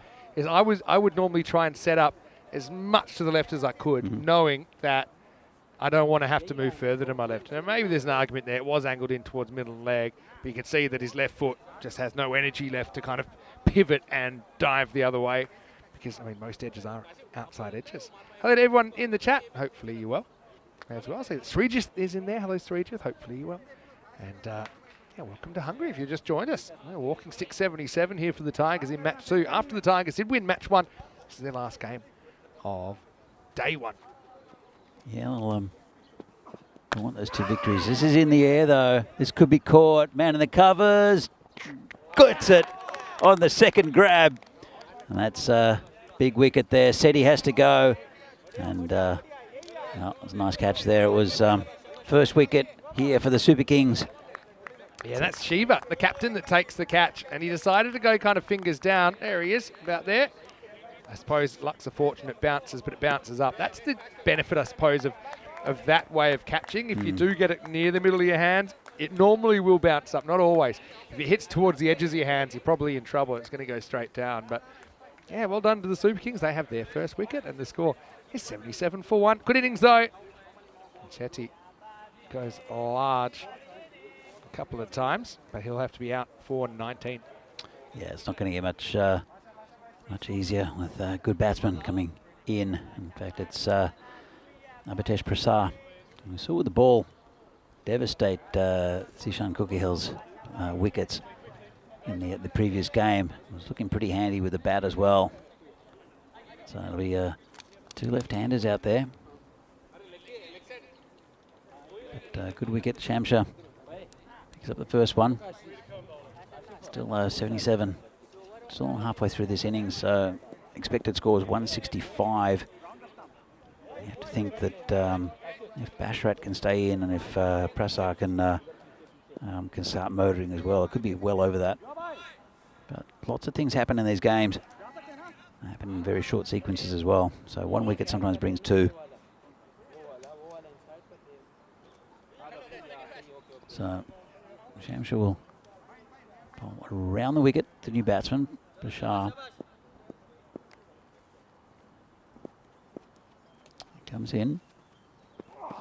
And Prashar smashes him back over his head for 6. That's gone a long way back into the jungle. Well, it's difficult on this pitch for bowlers. If you miss slightly, you're just going to get smashed for 6. Yeah, Prashar just in his right hitting arc. Yeah, it just makes it look so easy, doesn't he, Prashad? Steps, hits, can trust the bounce. But, yeah, he just seems good in a number of conditions. All right. How can he reply here? Shamsha taking a wicket. Just got smashed. And that's a good ball, but it's going to go down to the boundary. It'll be 4 runs. Got a little bit of bat on it. And just tried to push it across. This is probably the other side of the coin for the keeper. It must have been a tiny edge. And deflected away from Valivanti behind the stumps. So, plenty happening early on. And, yeah, we talked about the fact Tigers do have this depth. And so he's quick to hold up the bat, Prashad, saying, just so you know, I've got some bat on that. Mainly because he wants the run. I thought it had gone past his back pad, but it actually went in between the bat and between the pads and the stumps. But he wouldn't have been showing the bat if he was caught behind them. No. Just saying, last ball, the fifth. Again, it's tucked him up. Good end of this over. Well, he tried to shy at the stumps. He held the ball. Is that fake fielding, Vinny? He was just being a showman. That's what I'll say. It's the end of the fifth over. 88 for one. Then let's welcome you into the cube. Great to have your company wherever you're watching from around the world. Vinny Sandu here, Mr. Maximo. I've got Danny Hudacek with me. Hey. First time we've commentated together, actually, in Hungary. And Royal Tigers, you'd imagine they'd be big favourites here. They're playing like it, aren't they, against the Super Kings in match 2. Yeah, they had a good tough tussle against Zalmi in the first game, and here now they're starting to stamp their authority on this tournament already. With two games. It was a good win against Zalmi, but the Super Kings, they're I don't know if they're the same level as Zalmi. They look competitive. We haven't seen them with the bat, of course. Yeah, look, I think, they say that you don't win tournaments on day one, though. No. That's the thing. You've got some kind of some interesting dynamics. There's one automatic spot for finals on the cards. And so I would expect Royal Tigers to be favourites for that. Zalmi probably second, although probably even further behind. But we might get surprised along the way, that's the thing. The other thing then, okay, let's say Tigers do go straight through. They went out in straight sets on finals day last year. I know that they'll be keen to show that was a blip, not a trend. This is Palinasami coming out. Good swing there. It swings a bit too far. Goes for a wide first ball. There are some very competitive sides here, whereas the first tournament I did here was I looked at the teams, and I looked at there were 4 sides, Cobras. There were the Tigers, and I can't remember, was it Men in Blue? Was that something like that? I can't remember. Baggy Blues. Baggy Blues. Yeah, I remember those guys, and I can't remember the other team. Might have been Dunbug Danny. This is in the air, could be gone. Catches it. Good catch. And that's the end of Prasad. It's a huge moment, really. I mean, Prasad's guy can hurt you so many ways. Manny Teja takes the catch. Just judged it perfectly. We've seen a lot of these misjudged today. Prashad, reminds me a little bit of Davitsi, the way he bats. Sometimes likes to go back in his crease, sometimes likes to charge. But it was a thick outside edge. It hung up in the air a long time, didn't it? But that's a great catch running out of the infield by Teja. And a big moment in this game. Prashad gone for just 11. Yeah, really good catch there. He's a man that dropped the one earlier as well, which has hurt them. But that's a really, really good catch. Lost their second wicket now. 89, the halfway mark of this game.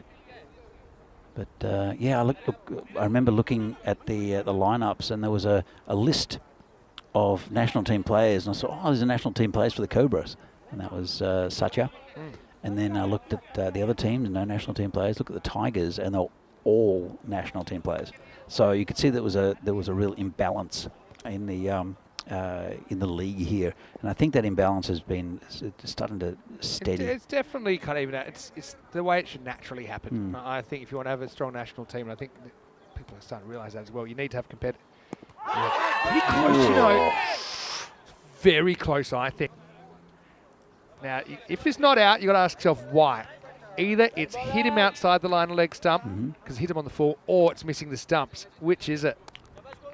Yeah, I think it's a pretty good call for me. It's swinging a little bit. I think it's hit him outside the line. Yeah, I think it's a good call. I think it looked very close live. You can see 2 stumps there when it hits him, and a half, really. Yeah, I think it's very good umpiring. But Palinasami is making the ball do some special things so fast down to Huja. Well, he's on a pair, don't forget. He made a duck in the first game. I'm impressed with the left armour here. So Govathan is bowling good pace. He's right on line, and he's shining the ball on his head, which is even better. That's fantastic to see. Comes in, this one's down leg side as you pick him up. He bowls are wide.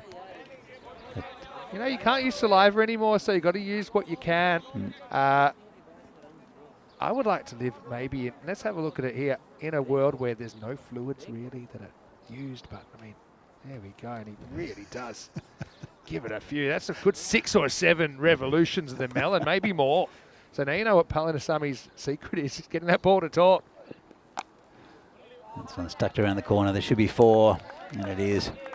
I think I've told this story before by my good friend George Spanos. We used to be in a band together, but also played cricket with him. Good left-arm bowler. And he used to shine the ball on his chest hair, on his chest. And literally you could see reflection in the ball. I don't know what his mum was feeding him. I know they owned a milk bar, so lots of souvlaki's and Chico rolls. But wow, it was pretty amazing. It's a good ball. Just over pitch it slightly. Just be a single. Yeah, Helix says down leg, I reckon. I think you're right, Helix. It's too much doubt for me. Probably hit him outside the line, but we looked at good slow motion. Remember, he gets one look at that. Yeah. And I think he gets it spot on. So, credit to the officials. Could be James. I think looks like James in that position. Aslan 46. Yeah, he's looking good again. This one's over the top, and I think has just gone to the boundary for 4. Just reached at that. That's a couple of times he's played full shots in those areas where he's just got the bat out and got the toe of the bat. Not sure whether they haven't plugged that gap. Yeah, but 50 for Aslan, and he's had a pretty good morning, hasn't he? He brings up that 50 off just 15 balls. So it's been quick work, hasn't it? And after 6 overs, the score 99 for 2. I think Stan Ahuja will be pretty thankful to have his first runs of the series. That'll settle the nerves a little bit. Not that he should be particularly nervous. Absolutely. Mark Ahuja's down the order again. Maybe we'll see. That might change. You never know. But it'll be good to give these batsmen a bit of a hit early in the tournament. Stan is a quality batsman. He's facing the next delivery from it'll be Mohammad Ahmed to continue. His first over was pretty good, only 6 from it. Arslan is on 50, 99 for 2. Still 4 overs left after this. If they can get a couple of quick wickets here, they can reduce this this score. This one's hit down the ground. Just a low full toss. And bring the dangerous Bashrat back on strike.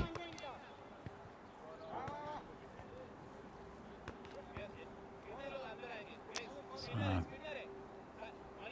lot of chat out there. I don't want to make too much time. Still 7 minutes left to complete this innings. There's 5 runs penalty if they don't complete. Oh, that's some bad language from just in front of me. But that's one of those ones could have gone anywhere. Almost went onto the stumps, didn't it?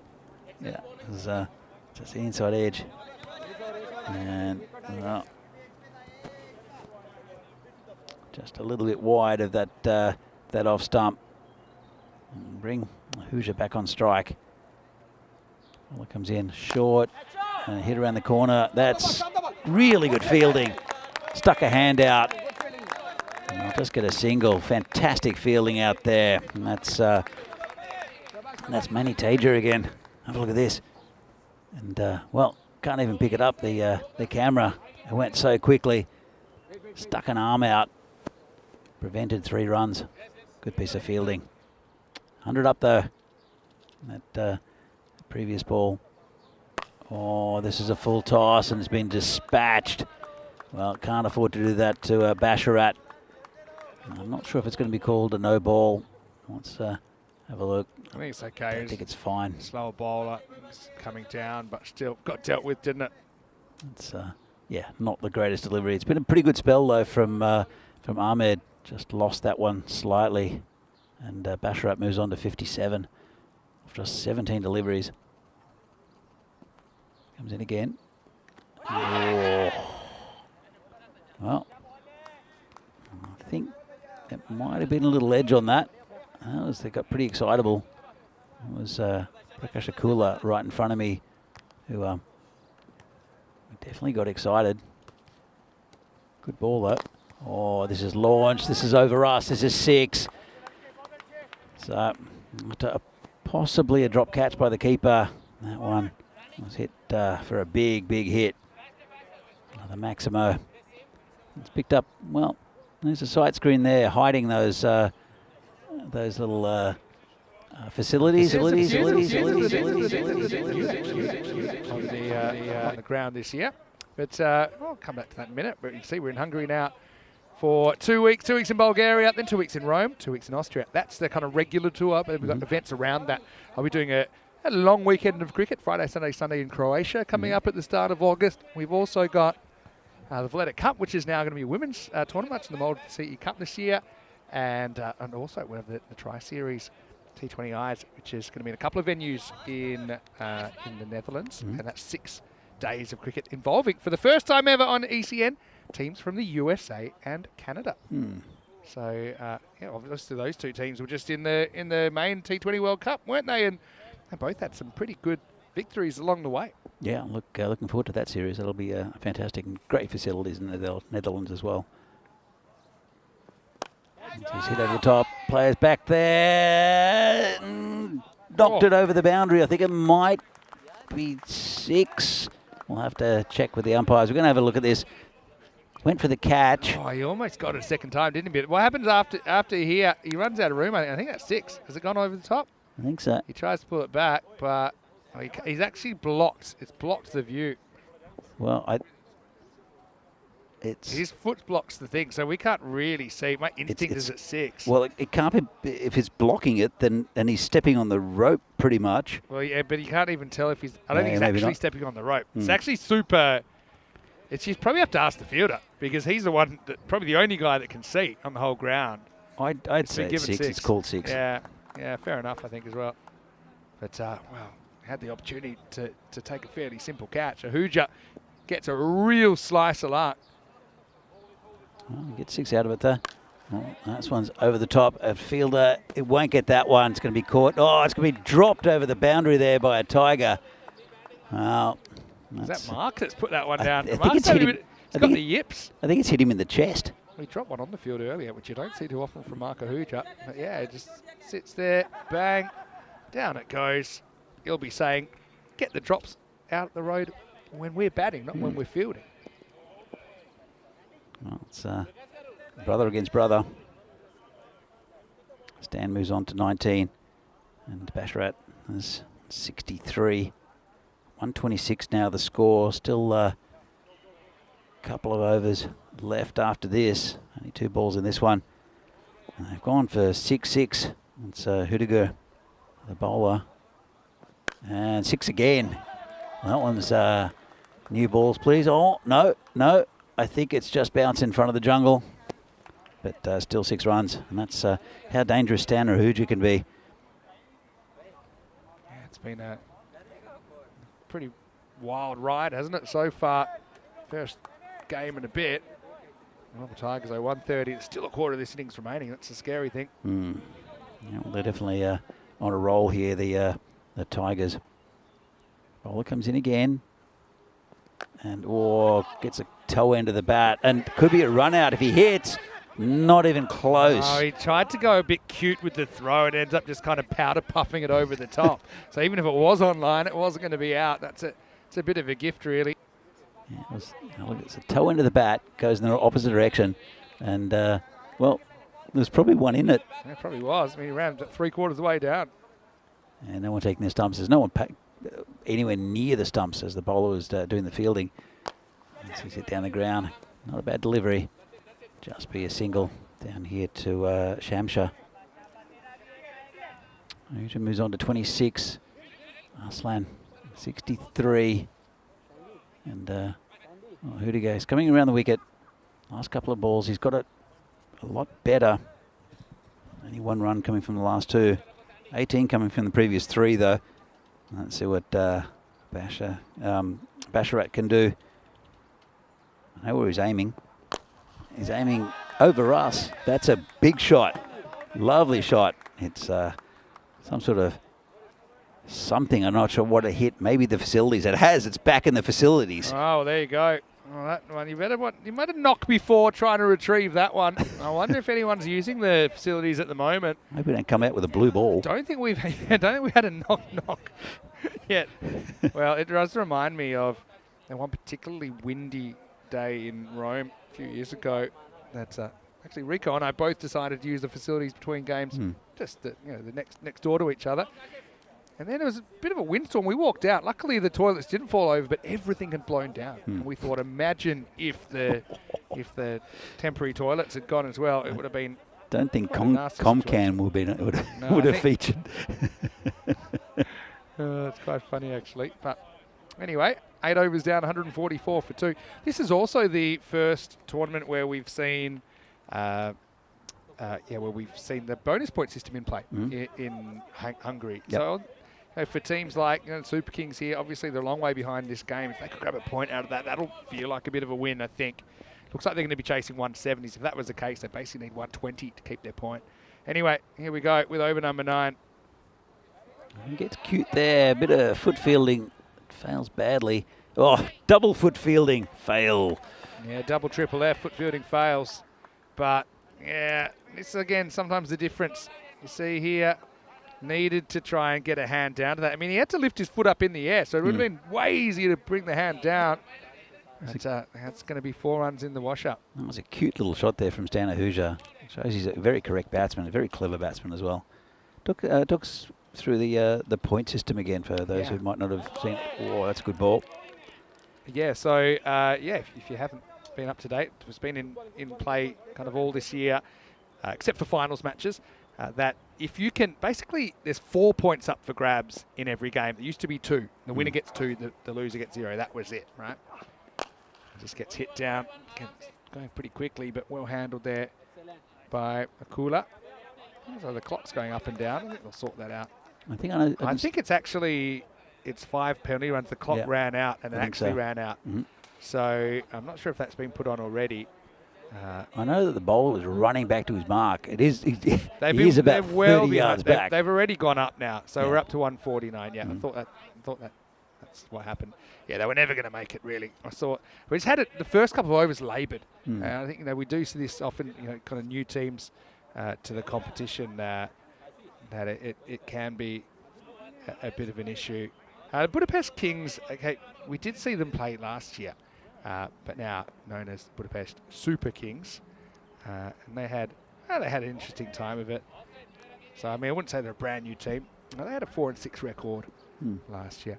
I'll get back to the point system in a moment. Here's Shamsha. Hit pretty hard, but to the field and well taken. So, yeah, Akula's fielded pretty well. I think he kept his Akula there, didn't he? As Aslan is going to have to go for 69. This one is held. You're going to put your best fielders in the best position. See how he had a fair bit to do there. Had to kind of go to his left. He was always kind of slicing back towards him, but that will be a 3rd wicket down now.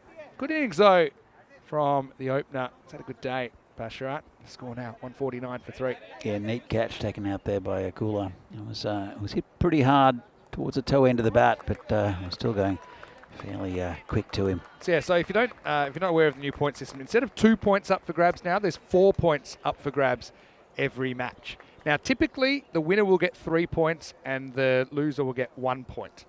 Okay, but if one team's able to thrash the other, they get to steal their points. So the winner will get 4 points and the loser ends up with none.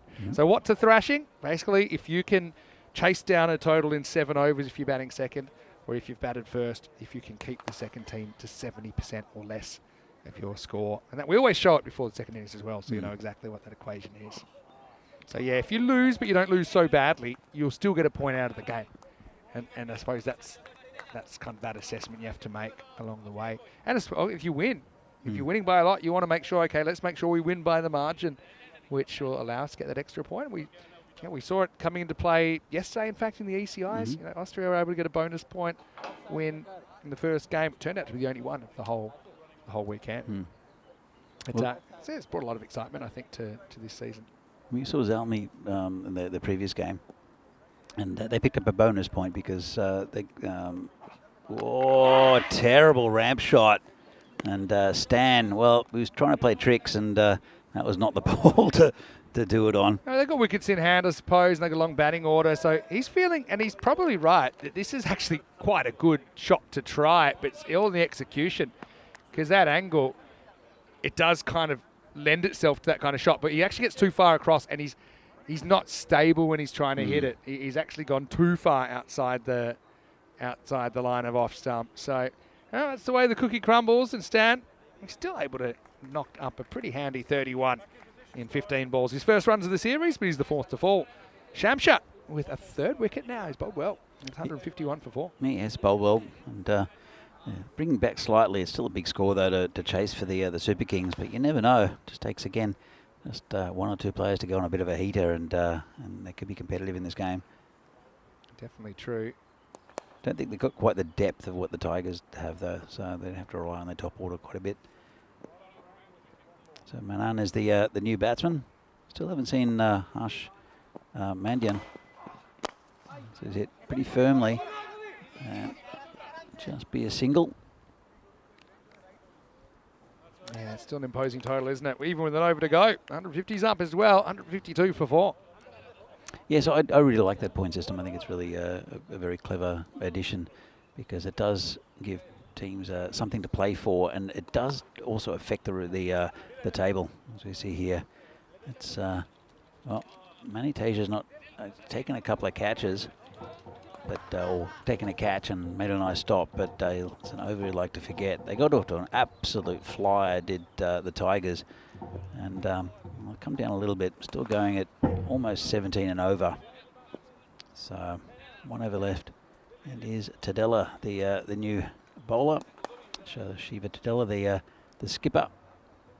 Yeah, so this innings obviously running over. That's cost him 5 already. Something they'll have to be aware of in the corresponding, or the upcoming matches, I should say.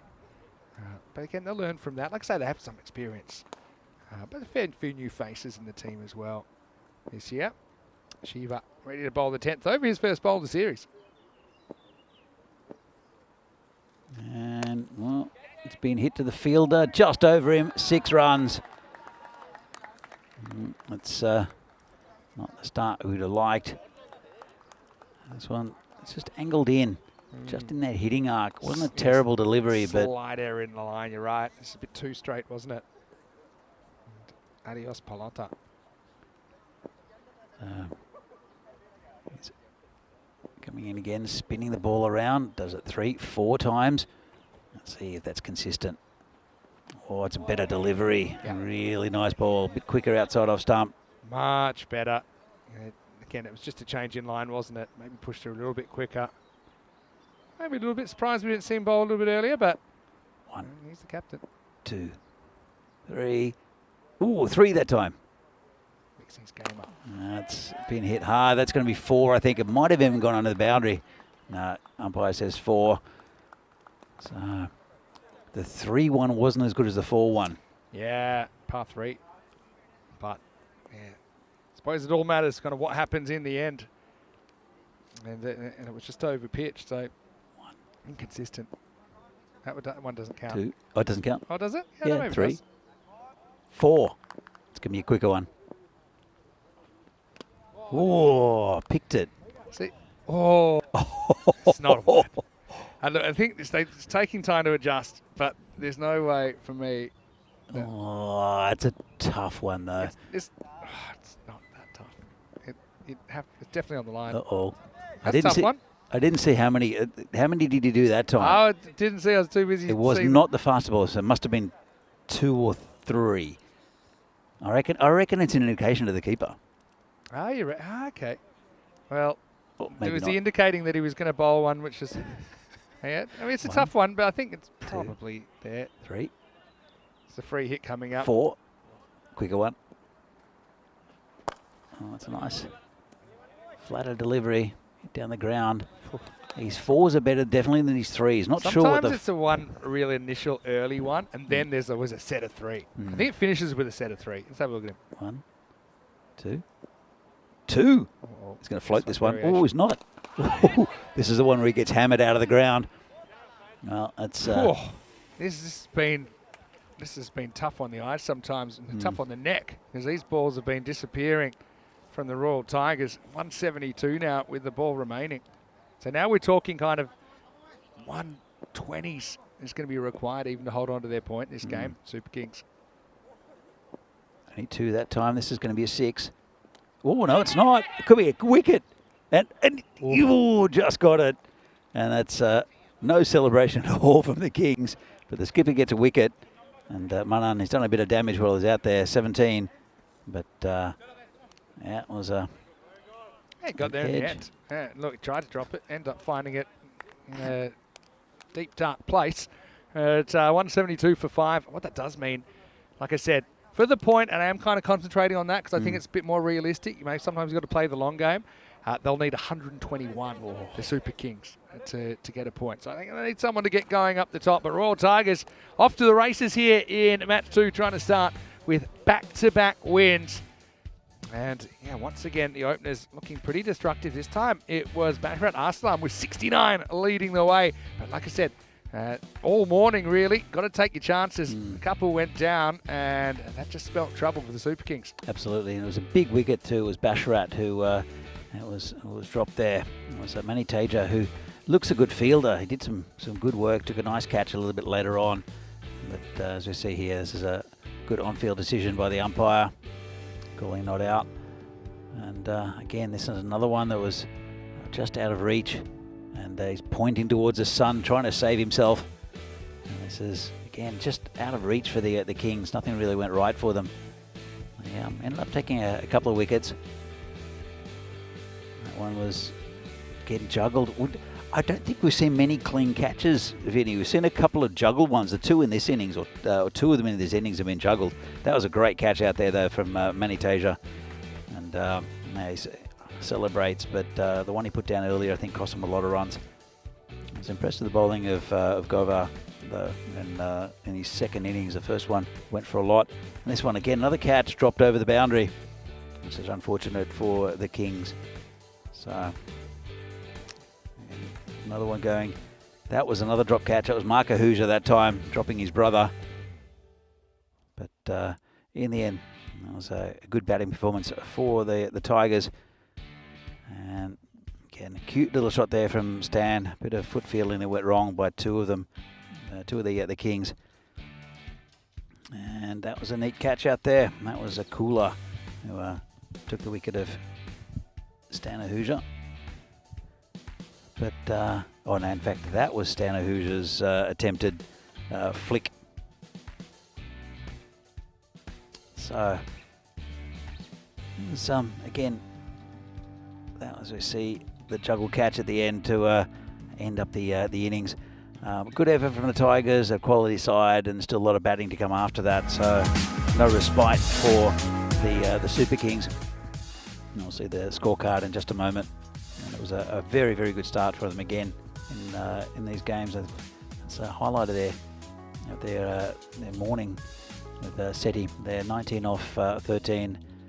Bashrat Arslan as well, going very, very well with 69 off 21. And contributions from everyone as well. 11 for Prashar. Stan Ahuja with a nice 31. Good to see him hit a bit of form. And also right at the end, Manan with 17. And, the bowling figures won't be pretty, especially early on. As you can see, I think Balanisami there went for a lot off his first, brought it back with his second with a good wicket as well. Bowled worked pretty well. Shamsha with 3 and Tadella right at the end with 1. But pretty expensive there, especially Mani Teja, 28 off that second over. So, the Super Kings need 173 to win. 17 and over. It's going to be a difficult task for them. As Benny mentioned before, about 120 is the total they need for the point. And see there, Bashrat Arslan again batting very, very well. 69 off 21, and a good contribution there from Stan Ahuja, 31 from 15. We're back with the second innings of this game. It's match 2 here from the European Cricket Series in Hungary. See if the Super Kings can get the 173 they need to win. We're back here in a few minutes' time. See you then.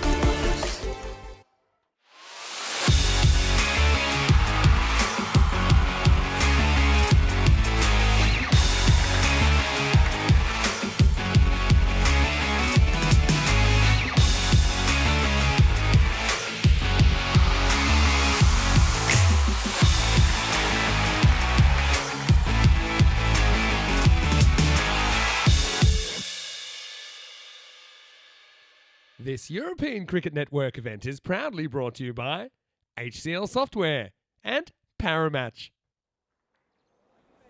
So welcome back to this match 2 in the European Cricket Series here from Hungary. A clash between the Tigers and also the Super Kings, and the Tigers have put up a pretty imposing score.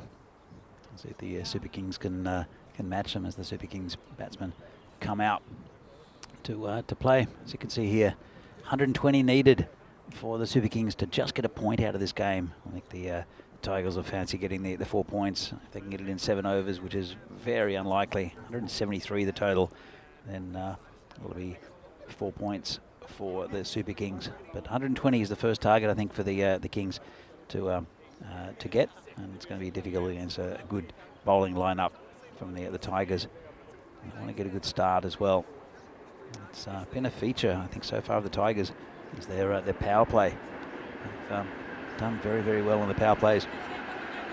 And they restricted Zalmi just to 16, lost 2 big wickets as well in the previous game. So that's what they'll want to try to do. So the bowler will be, well, there's no surprise here. It's Prashar, who was fantastic with the ball, massive in-swing in the first game. Again, the same. This one's been hit a long way, though. That's 6 off the first ball. Great start. It's Gaikwad for the Super Kings. Diraj Gaikwad, that one swung into him, hit it through the line of the ball, and that's 6 first up. Rashar, not what he expected. He will get a lot of late in-swing. Let's have another look. And he's bowling. And oh, it's just beat him outside off stump that time. Just tried to prod it down. So it's going to be a good contest between these two. Blackwood definitely taking it to Prashar. It's probably the quality bowler in this this lineup for the Tigers, of the pace bowlers anyway. We saw in the last game that he only bowled that one over up the top and then didn't get as much movement in the second. This one's hit straight back to the bowler. Tough chance, dropped him. Well, it was hit pretty firmly back to him. I think he got 2 hands to it. Those are those ones that sometimes stick and sometimes don't. So look, it's hit very firmly back to him. Did well to get his hands up. Probably saved 4 runs, but wicket went down. Good contest between these two. Good comeback from Prashar. Super Kings on 6. Comes in again. Oh, it's just lifted over the top. It's going for 6. Well, nice shot again. Hit with a swing. Did Gaikwad. Obviously likes the ball coming into him. That's just flicked. It was probably a little bit too straight. And nice shot from the opener. Prashar just getting it slightly wrong. Of course, with swing, it's sometimes the ball swings, sometimes they don't. He's got a natural in-swing. He needs to start it quite a bit outside that off stump to get it on line. Comes in again. And this is in the air again. This should be gone, though. And easy catch there. That's first wicket down. And that's Harsh Mandyan, who makes no mistake. Gives the ball back to Steve Anthony, the umpire. So just rushed him. Got pretty big on him. And that's first wicket down. Bit of appreciation from the bowler and the batsman. Bit of a fist bump. But, well, he did his job to a point, did Gaikwad. A couple of big sixes, got them off to a pretty early start, or pretty early runs. Didn't hang around too long either. Your batsman is Mohammed Ahmed. We saw with the ball earlier. I think it was a pick of the bowlers. So still 1 ball left of the first. 12 on the board. Again, that's about what they need an over just to get that point. The Super Kings, they want to try to force the win as well, but it's a long way away. And 17 and over. It's going to be a difficult task against a very good Tigers bowling lineup. So Muhammad Ahmed face Bashar, who misses the pitch. Well, again, allowed for the swing, but maybe a little bit too much. And that's going to be called a no ball. So let's have a look. Again, trying to get that in swing. It went the other way slightly, if anything. Probably could have been a wide. Let's get prodigious in swing, which will turn out to be outswing against the left-hander. It's Zili Islam. Will be the batsman. So Islam facing his first delivery. Big swing and a miss. Again, just moving away from the left-hander. And at the end of the first over, the Super Kings are 14 for 1. Not bad on the scoreboard as far as the runs go, but there's a big wicket there of Gaikwad, who went 168 matches since the last golden ball. I'm hoping to have a golden ball here this week. This is, I know, Vinny Sander, and that's it's always exciting, but haven't seen one. 168 matches. So many matches on the network as well. But, it's bound to be one soon. Exciting news also that lunch is here, and I'll be having a lamb korma at the end of this inning. So looking forward to that. But also looking forward to this run chase. So Mohamed Sakleen is the new bowler.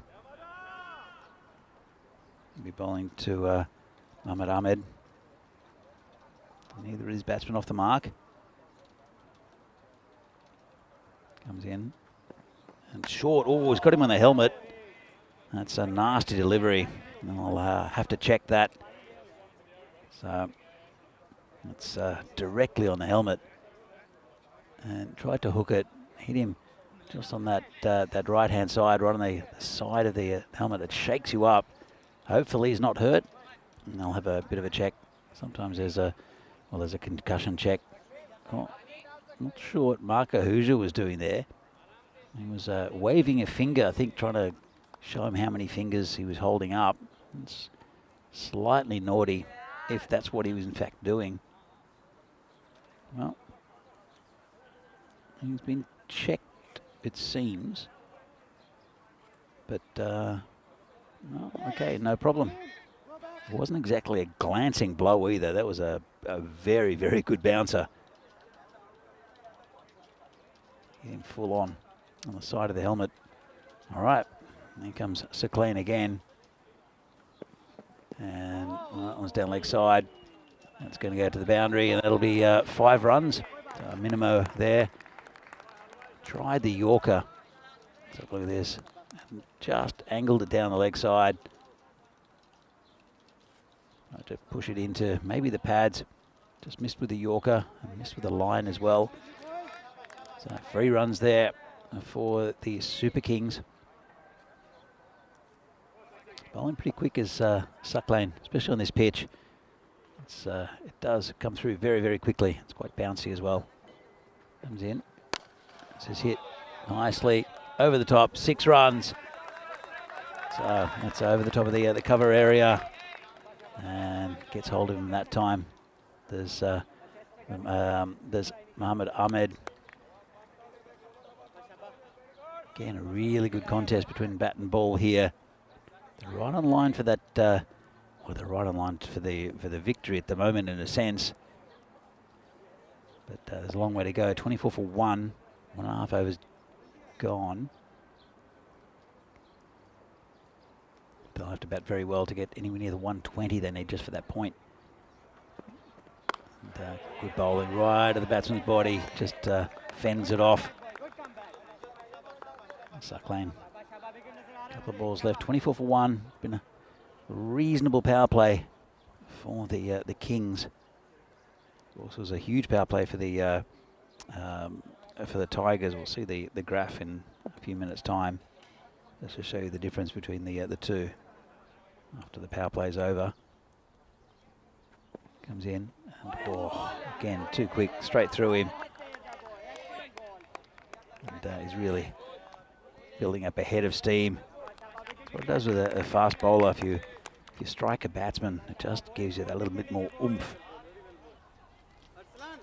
It's been just too quick, I think, for Mohammad Ahmed.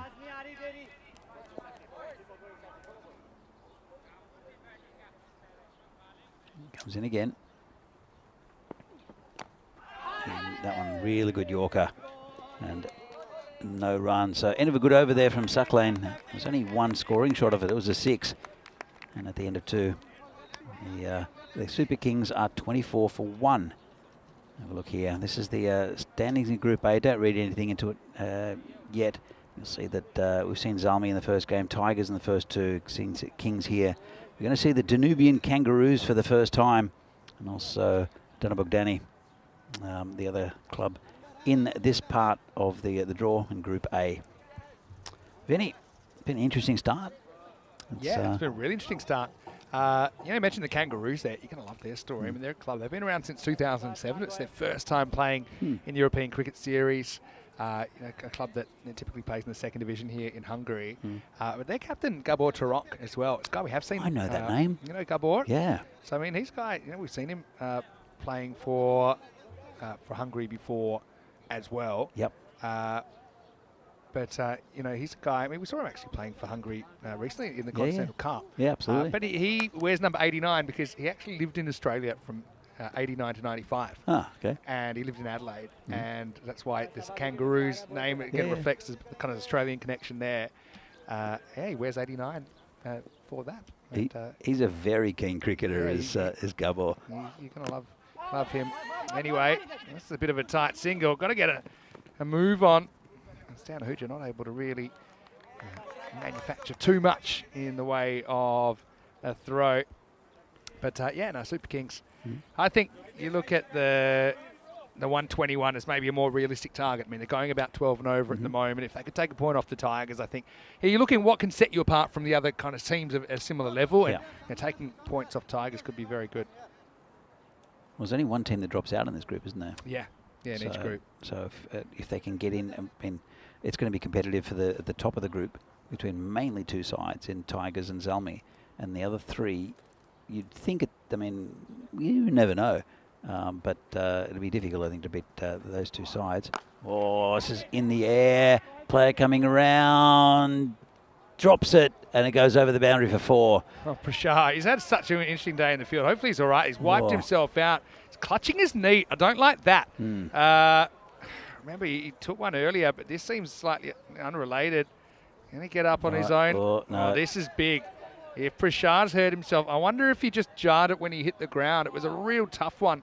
Hung up a long time, but he looks in some serious pain right now, Abhitesh. Hopefully he's all right. Was it his right knee or his left knee last time? It was more a glancing blow though of the ball. I don't know about a glancing blow. It came off his hand, but let's have a look. It comes into screen now. And kind of gets 2 hands to it, so it's there, but I think it could be on the impact.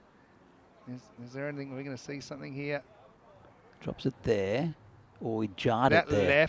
That left foot hitting it just set a shockwave through his left leg, and he straight away goes to ground. I mean, the result's going to be 4 runs, but bigger picture here, Prashar going down could be huge, and he's always had a lot of bearing on the performance of the Tigers, I think, over the last couple of years, but even more so now that they've kind of been diluted to an extent with the advent of Zalmi, with the advent of the blinders as well.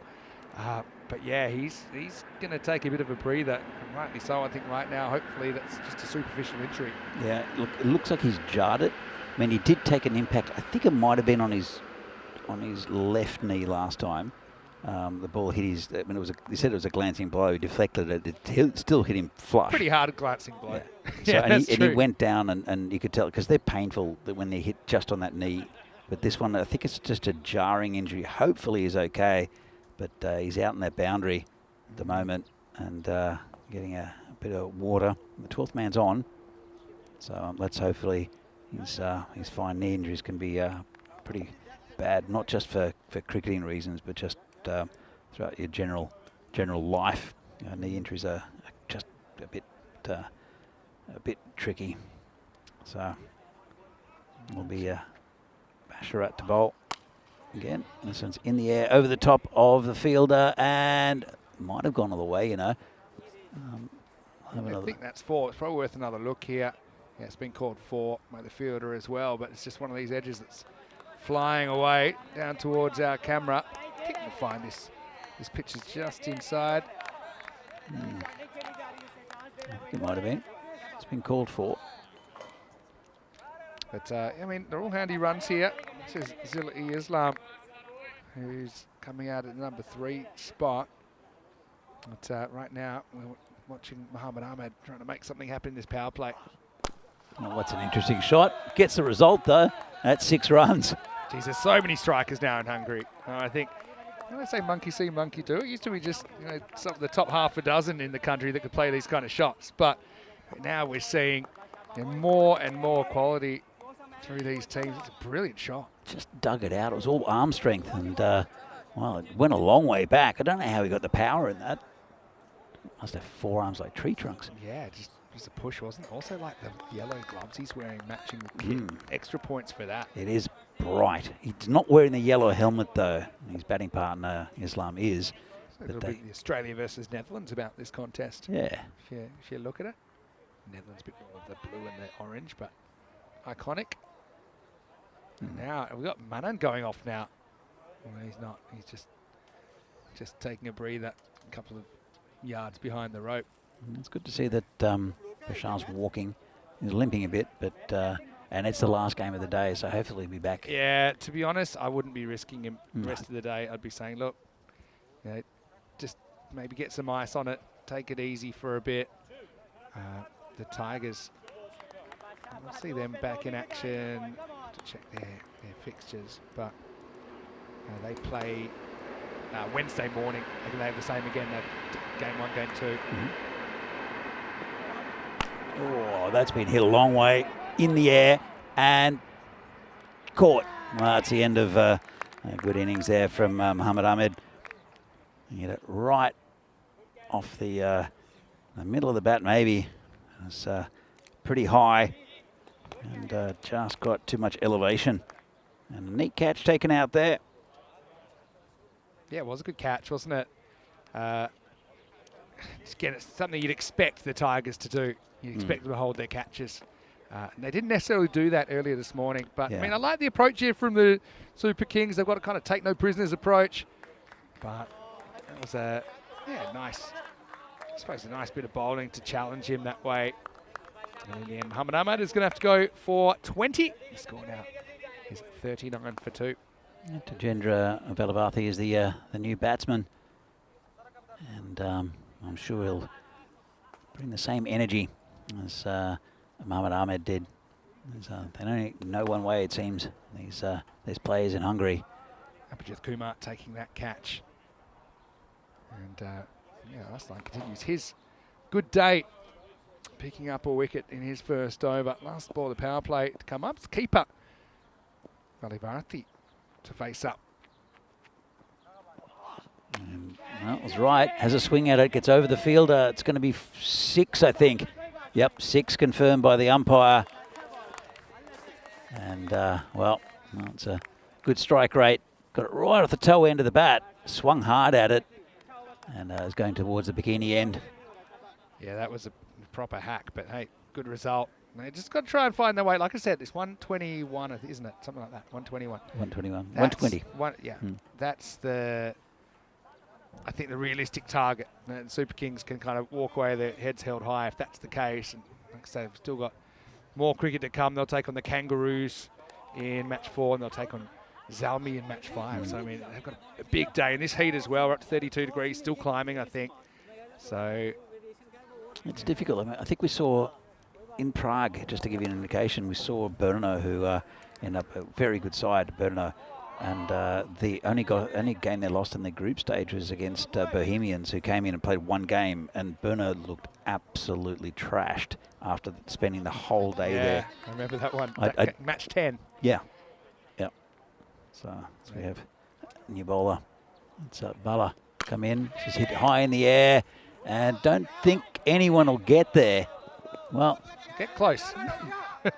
It really only landed about 10 metres away from the stumps. But I think Basharat, if he'd gone early, I think he might have got there. Yeah, I suppose you don't normally rush in because the amount of times on this field dimensions that then you have to double back. Something you're trying to avoid, but it's just one of those teasers, I suppose.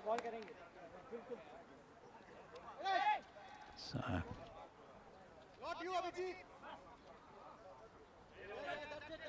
Bala bowling to Velavathi. He's faced one ball, hit it for 6. Sure we'll have another swing at this. Comes in, and he does, but it's a good ball. It's a bit short of a length, got up on him. And they had to keep it back. Oh, sorry, keep it up to the stumps with the helmet. He's down to putting that pressure on up to the stumps. Very good keeper. It's down to Hooja. Played a lot of cricket for Hungary and heavily involved, obviously, in the organisation side of things as well. Also, side note. This is in the air, player under it, should be gone, and dropped. Oh, well, almost. Well, almost a rebound as well, wasn't it? And we said they don't drop too many. No. It's one that it's hard to blame anything there. The sun's not really a factor in that catch, but I mean it is so high, so any little misjudgment. And I like this kind of heads-up play as well. You can see Jay Kumar's lurking. He just did take a catch, but yeah, that one goes down. And again, oh, beautiful shot, just flicked off his toes, and it's endangering Kangaroos and Zalmi out there. Well, that could have been interesting. They're doing warm-up drills on their knees, are the Kangaroos. Well, I mean, you know, you're from Australia, and Kangaroos get hit more often than you'd want to see them get hit. And that was almost a case of an attack of the Grizzly. But yeah, really nicely picked up by Islam. Yeah, nice shot. I like the kit from the Kangaroos. Looks very Hungarian with the red, the green trim. Hit down the ground. That is going to go towards a boundary. Good effort there from Ahsan Basharat. And well, eventually they'll stop. Eventually there were 3 backing up, 4 backing up if you include in the bowler. So 54, the score at the moment. Still in the 4th. Lost a couple of wickets, but they're really having a go at this total, the Super Kings. Bowler again. That's it pretty firmly, straight to the fielder who gets a hand to it. Oh, I think it's gone over the boundary. It's before. And he actually steps as he's picking it up. He's still got a foot over the boundary. This is how I read this one anyway. Check it out in the replay, thanks to Spring Media. Again, puts it down, has to double back slightly. And actually, as long as he's in the air here, yeah, he's got his foot on the rope, and the ball's hit the rope as well. It's a weird rule because he had already touched it. If he'd jumped from outside the boundary and he was in the air when he touched it, he would have been fine. But as you can see, foot was on the line. It takes us to the end of the 4th over. And I mean, geez, it's not a bad run rate at the moment, is it? Yep. Super Kings 58 for 2 after 4. You can see converging. I mean, they got off to a flyer. Did the Tigers in the first 2 overs. It was a good power play, but they're starting to converge. 4 overs, 58. They're really having a go at this total. And let's see, because all it takes is a little bit to rattle bowlers, to rattle teams, even quality sides like the Tigers. They're really up for this, the Super Kings. So Velavathi is 11 off 4. And Islam is 9 off 5. 13 off that last one. It'll be Waqar Mahmood to take on the bowling. Waqar's guy, he's a bit of a journeyman as well. I've seen him around the traps. Comes into bowl over number 5. Oh, it's a nice shot. And that's 6. Oh, just right in the slot. And left-hander Islam has just said, thank you very much. That's exactly where I wanted. Yeah, really well hit. Waqar's guy, we've seen him actually playing for Gozo Zalmi in Malta as well. So, it's obviously, he's got a bit of a history with Royal Tigers when we first saw him playing for them. But, yeah, Zalmi, obviously, an emerging team in Malta. Made the ECL this year. Just high in the air. Bowler's getting under it and drops it. Well, I called it before. He actually went for the catch because he was never set.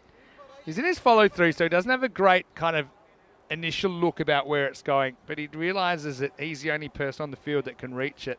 And in the end, he actually runs under it. See, I don't think he even touched it, to be honest, Waqar, in the end. he ends up just in the wrong spot. It's not a great feeling. So it comes in again, and big swing and a miss there. Tried to hit it very hard there, did Valavarthi, and good comeback from the bowler. So he's been hit for one big six. There's one that went high in the air, which was a chance that he never really got close to. Comes in again, and well, it's got through the keeper. It's a full toss, and that'll be 4 byes. Well, you've got to feel for the keeper. This was more, it got straight through his legs. It was like a baseball catcher. They're the tough ones in a way, because you're used to the ball being on the way up when it reaches you. So when they're going down, it does kind of throw you. It's very difficult. It looks easy in slow motion, but yeah, that was a tough one. And, I suppose the runs just keep on flowing for the Super Kings. Daring to dream here. 52 off 32 for a point now. They've got that down below 10 and over. That's a pretty good ball there. Nice take by the keeper. See, that's more a natural motion for a keeper to take the ball on the way up and kind of ride the bounce, even if it does bounce a lot. It's sharp work from Stan. And that foot stays behind the line. Good to see Wayne in the chat as well. Hi Wayne, how you doing? And John Gray Helix, of course. Rob Thompson, thank you for all your hard work out of the being the blue spanner crew. This one's down leg side. And called it wide. It's got away from the keeper as well. We'll take an extra one. I love that Wayne was saying at the time it was 4%, now it's 2%, but he's saying, so you're telling me there's a chance? We've seen it before. I mean, look, clear the boundary a few times. I mean, they'd have to do basically 100 in the last 5 overs, which is magical pace, but we see some crazy things happen on ECN. It's, again, good comeback. Whoa, it's an appeal. I think we'll look at that one. I think he's knocked it down onto the stumps. Let's have a look. The unfortunate way to get out for Islam. Well, James is standing right in front of the camera, so we'll see if we can get a shot of this. There's the foot. I think there's something behind the line. There is now, yeah. There's no way you could give that. Yeah, sharp keeping, but it will be just a dot ball to finish, and that's the end of 5 overs. The score 71 for 2. Let's welcome you into the commentary box. Great to have your company wherever you're watching from around the world. Vinny Sandy here, Mr. Maximo, got Danny Hudacek with me. Super Kings here, obviously we saw them playing as the Budapest Kings last year. Got 4 wins out of their 10 games. They've got some dangerous players. Sure. Really kind of make a good fist this run chase, I think. Absolutely. It's a very good side in the Tigers. So, yeah, look, competitive. They want to get into that final series. They've got, 4 chances effectively to get into that, but they want to get up at the top of the table, and this is a, well, I don't know about top of the table clash. It's very, very early. The Tigers are competitive, though. They're such a good team. You've got to treat every match as winnable, and it's one of those things, I suppose, tournament played. Try not to get too up in the clouds. Try not to get too down in the dumps, because you've got a 3-match day, essentially. You need to, essentially, you've got 12 potential points in the day. Yeah. So, exactly. If you don't get the win, if you can pick up a couple of points along the way, even in games you don't win against opposition that might just be a little bit too good for you on the day, I think that becomes really important as well. So, yeah, pretty interesting clash. And if anyone thought that the Super Kings were going to roll over here, they've got something else coming. Obviously, a pretty productive first 5 overs. If they'd been batting first and they were 71 for 2 after 5, you'd be saying, they're looking pretty good here. Well, that's scoreboard pressure. I mean, that's the things with the Tigers. They put on a very big score, and then there's that pressure of trying to get 17 and over or more. If it had been the reverse, and if, say, for instance, the Kings had hit 140, then the pressure would have really been on the Tigers to try to get that. And that's when batsmen start to play rash shots, and to just play the wrong line, trying to hit the ball too hard. So you look at it in the reverse. I think it was a good toss to win for the Tigers, to be fair.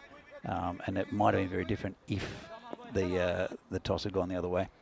They had no hesitation to bat and put on a big score. Basher up. He just wanted to go upstairs, but you can see the skill of Hooja dealing with a real awkward delivery up around shoulder height. A dot ball to start the over. When you've got a medium pacer like Basharat coming in, and you've got the keeper behind the stumps, and he's got protection as well. There's a man right down on the boundary, almost straight, just in case one gets past him. But it just keeps the batsman in their crease and gets them something to think about. Oh, it's a nice shot, but it's found that man. Yeah, but it's bowling to his field there. He's got the keeper up, putting the squeeze on. He's got the pretty fine third. Yep. Saying, all right, well, if you are going to hit this, we think that's where the ball's going to go. But now we're going to see the left-hander, so we'll probably see a slight change in tactics as well from Arslan. By the way, did you go for the chicken korma for lunch? I can't remember what I went for. I think I went for... Oh, actually, it's lamb korma, I think. Don't get much lamb in the Czech Republic, so I'm looking forward to it. It's Ashranel come back. Lost his run. You really see it's kind of a different feel to the left-hander. In fact, he's going to change back to over the wicket. Just didn't feel comfortable going around. Did Basharat. Comes in, bowling the left-hander. And, I think that's hit the keeper. Actually, I think he hit the very end of the bat. Might have. It was a weird one, wasn't it? Yeah, it was a really strange one. Let's see what we can make of this. Yeah, I think it hit right off the kind of the Q end. That's the way I saw it. Let's have a look. Yeah, you see? So he actually aims there, but it hits the very bottom, literally the bottom of the bat. Swung pretty hard at it. Pretty hard to do that. There's not much surface area at the end of the bat. Belawarthi will face the next one.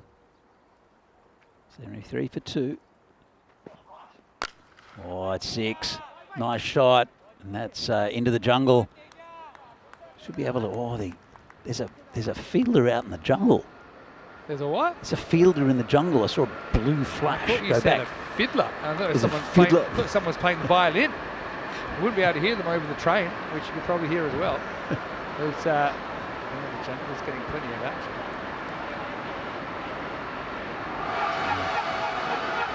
Well, there goes a toot-toot from the train. Sam Basharat. And, just waiting for it. Is it? Now, here's something for you in a minute. All right, test me.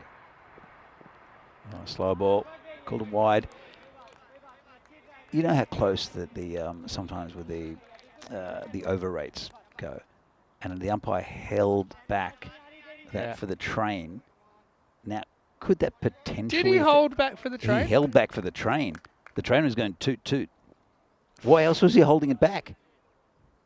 Or he had his arm out. Okay, well, if he did, then they should get no outs for that. Oh, that was a chance for Stan. And for all his good work, he would have traded it all for that. There's the old charging stumping. He's annoyed. But, I mean, this is one of those ones I'd say, I know he's disappointed, but he creates that opportunity by being there. Yeah. So I know he goes away by. But if he was standing back, it wouldn't be a chance. But I'm just going to say this is an awkward one because you don't often switch your hands to fingers up as a keeper. And that was one where maybe he had to, but it's tough because you're in such a compressed space with short reaction time. Sure. A tough stumping chance goes down. Arslan bowling again. It's hit the pad and no run. Oh, batsman can field one. They might have missed the pad actually. Hit just the top of the knee. It's a painful one. He's just flexing it there. He edged that onto his. Well, I thought it was his pad. Maybe it was a bit more leg than pad. Don't rub it. Yeah, don't rub it. End of the 6th over, 81 for 2. I'm fascinated with this bonus point kind of equation because, yeah, it's 120 or less is for Raw Tigers to get the point. So they need 121, which is basically 10 and over for the last 4 overs. Let's see if they can do it. Well, they're certainly having a go at it. Good bowler coming on, though, and Harsh Mandian will use his trickery to try to avoid the bonus point situation. Yeah. 40 off the last 4. 10, yeah, it's Exactly very 10 and doable. over. All right, here he is. Tricky customer, Harsh. Let's head out to the mid-wicket area just for a single. That's the equation we've got right now because we don't think that they're going to make the, 91 off the last 23, but the 39 of 23 certainly doable. 8 wickets in hand as well. Maybe a good effort, and every point is valuable for these teams. And then, okay, the middle 3 go through to round 2, but they take points with them depending on where they finished. So obviously, you'd rather finish 2nd than 4th, even though either way you're going to round 2. So tell us how it works with the with round 2. Yeah, so round 2 is the middle teams from each group. So we've got 2 groups of 5. The top team will go straight through to the finals. Bottom team's eliminated. The middle 3 will go through to round 2. So that's 6 teams in total. But the 2 teams that finished in that second position, they get to take 2 points through with them to round 2. If you finish in third, you take 1 point with you. If you finish fourth, you don't take any points with you. And again, that can make a bit of a difference as well. Oh, got him straight through him. Good bowling from Manjan, and that's the end of Valaverti. He goes for 19, and the Kings have lost another wicket. Slippery bowling from Harsh here. Basically tempts him to play across. And you could see just kind of snuck through, didn't it? It was great length. Just played all across it. And over goes the castle. End of Valaverti. But yeah, he did some good things while he was there. Scores 19. Scores 83 for 3. New batsman is the skipper, Shiva Tadella. So yeah, in that round 2, which is basically next Tuesday, Wednesday and Thursday. So you're till Monday, but then this will be here Tuesday, Wednesday, Thursday. It's the 6 teams, simply they play each other. So you've got 5 more games that you've got to play. Normally, teams will get, I think, 1 day off there. So you probably play 3 one day and 2 on another day, and then another day will be a rest day. And then ideally, you're trying to finish in the top 2 of round 2, and you've got the final 2 spots on final day. Such an advantage, I think, coming first in the group, though, because you're cooked after this. This heat. This heat, yeah. Oh, this is up in the air. This is past us. That's a big 6 there. Nice shot. And, well, new batsman comes in. Harsh puts it in a pretty good area, and he gets smashed. That's the captain. That's Shiva. It's the old captain on captain action. To be honest, it wasn't a bad ball. It's that challenge kind of ball. Shiva went after it. Got enough of it. 6 and a perfect start for him. Let's see how he comes back here. Harsh. Quicker ball, do you think? Slightly. This is hit high in the air. And this is going back as well. This is endangering cameraman. That's another 6. Well, Tadella. He's he's not mucking around here. Oh, yeah. I mean, that was a perfect kind of, if it was golf, it was a perfect club selection. Went over the camera. It didn't quite hit the production container. That's going to get hit a few times. Yeah, it just feels like we're close to the action here, even though it's the same distance. You should put a little mark next to it. Draw a little grizzly on the side of the yeah. That'll be the end of the 7th over. 95 for 3. After 7, Harsh Mandian does take a wicket, but disappears a couple of times out of the ground. And look, they get the 10 they need off that over. They get more. They get 14 off the over. So now 26 required off the last 3 overs for the Super Kings to get a point out of this game. So again, you're seeing the importance. What this bonus point, what provides another, I suppose, another decision point that's quite exciting to watch. Sure. So that's what we're going to see now. It looks like they can bring back Mohamed Saklain to bowl. Yeah, he was pretty quick in that first over. And he's going to bowl over the wicket to the left-hander, Islam, who's 18 off 11. Batted okay. Oh, this is hit high in the air. That's huge. That's in the jungle. And, yeah, over the tower as well. Nice shot. Not sure who's fetching that. There he is, the man in blue. Told you I saw someone, a blue flash, go into the jungle. Yeah, you actually heard that one rattle around. Almost like a parachuter where things have gone horribly wrong. There's a lot of hitting of branches in there. I think they actually had thrown that next ball out before that ball even bounced as well. He's not even going to look for it. I'm going to go look for grizzlies in the break, I think. Well, do that at your own risk. You will be itchy if you... Oh, yeah, nettles. Nettles or grizzlies. Yeah, it's not that they don't want to do it. It's probably not that smart. You can make nice tea from nettles. Again, at your own risk if you want to go in. I'll be staying out of the jungle. Anyway, Saklain comes in again. Come back. Got a contest on here. I mean, 20 off 16 looks easy, but the Royal Tigers have got experience. They've got a lot of good bowlers, and they could easily kind of take a wicket or two and rip the heart out of this innings. Yeah, but well, Tadella, he's faced 3 balls for his 12. He's hit 2 big 6s. Slum doing okay on 24 from 13. 100 up with that 6, by the way. As, comes Saklain. Short, and that's got a wide. Not sure. No, seems okay. I think they must think. I mean, he's quite tall. Islam. They're saying it's not above his head. They're right. In fact, Yeah. it wasn't even above his shoulder when you look at it side on. He It's was not on his playing toes there, so at batting stance, I think it was over his shoulders. Yeah, maybe. No, definitely. Wasn't watching. Here comes Cyclone again. Oh, it's in the air. This is big, and this is jungle land again. Ooh, I was waiting for the... it's gone over the production tent. So one of those grounds, you don't often, sometimes you just don't pick the ball off the bat. There's been some of these times where this ball just, it's gone somewhere. But, Super Kings. They've put in a very good effort here. Well, we saw Zalmi with a good effort against the Tigers earlier in the day, and I think the Super Kings are pretty equal to them. They did leak a lot more runs though, 173 than than Zalmi. But again, a very competitive side, Budapest Super Kings. And well, they're 3 wickets down, so you can see here Tadella and Islam. It's in the middle order, and they're going pretty well. And this is mishit slightly. Don't think anyone will get there. Will it go to the boundary? It will. So another 4 runs. Yeah, it's one of those hanging top edges and fine leg up in the circle. Had a long run. It's always angling across him, so it's difficult for him to basically catch up with it. Basharat tries to run it down, but you can see there, great camera work. Pitch is just inside, 1 bounce 4. So on Nelson, with 3 wickets down, are the Super Kings. 4 minutes to go. To bowl, 1 over, should be fine. That's down leg side, going to be called a wide. Yeah, that's why I always think, you see guys backing away a lot, but I think if you're going to do something with your footwear, this is probably a better option. Because you open up the leg side a bit more, you can have a maximum 5 fielders total on the leg side, but also you make sure you're going to get that wide for a ball that misses the leg stump. And sure, it does put you in a bit of jeopardy on balls that are straight. You're having to hit across them, but yeah, Islam, clever footwork. Make sure he gets a wide. Suck lane, last ball of his spell coming up. Yeah, it comes in. And there's a player under that. Should take the catch. Gone. That's a nice catch out there. It's Lokesh Bala who takes the catch. Didn't quite get it off the middle of the bat there.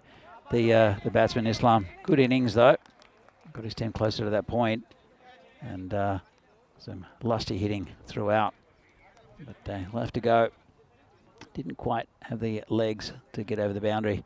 And, well, 173 is the target. That's not going to happen. But 120 is looking pretty good with a couple of overs left. Yeah, they should do that. And that's actually a pretty decent achievement. It looks like they could walk away empty-handed out of this game. But still 2 overs to play and things can change. And Lokesh, who just took that catch that's going to grab the ball here in the 9th over. You can see they've done well to stay above that blue line at least. The blue line is the line that basically guarantees you a point in the game. You keep your point. And, barring something quite dramatic from the Tigers coming back, looks like this will be a 3-1 split of the 4 points.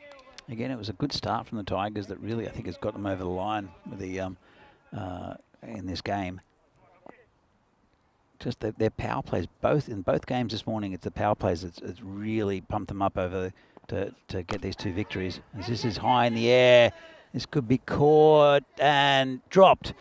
Well, straight through him. He's not happy as the fielder, and that's Manan. So. Yeah, I mean, Manan got himself the right spot. It's a technique thing here, to be honest. Watch his hands. They're not together. You've got to get those pinky fingers together. They weren't. They were apart. And he's just trying to close them, and it bursts through the middle. Basically, that's what happened. They had a really good view of it. And, he was disgusted. The hat basically wore the brunt of it. Now he's going to be back. This is where I wish you need 20 or 30,000 people behind you. It almost creates a run out of nothing. But this is where you just would have had the biggest cheer from the crowd when he fields the next one. Shouldn't cost them too much, you'd imagine. Although, I mean, if he catches that, maybe they can kind of backdoor their way into a 4-point win.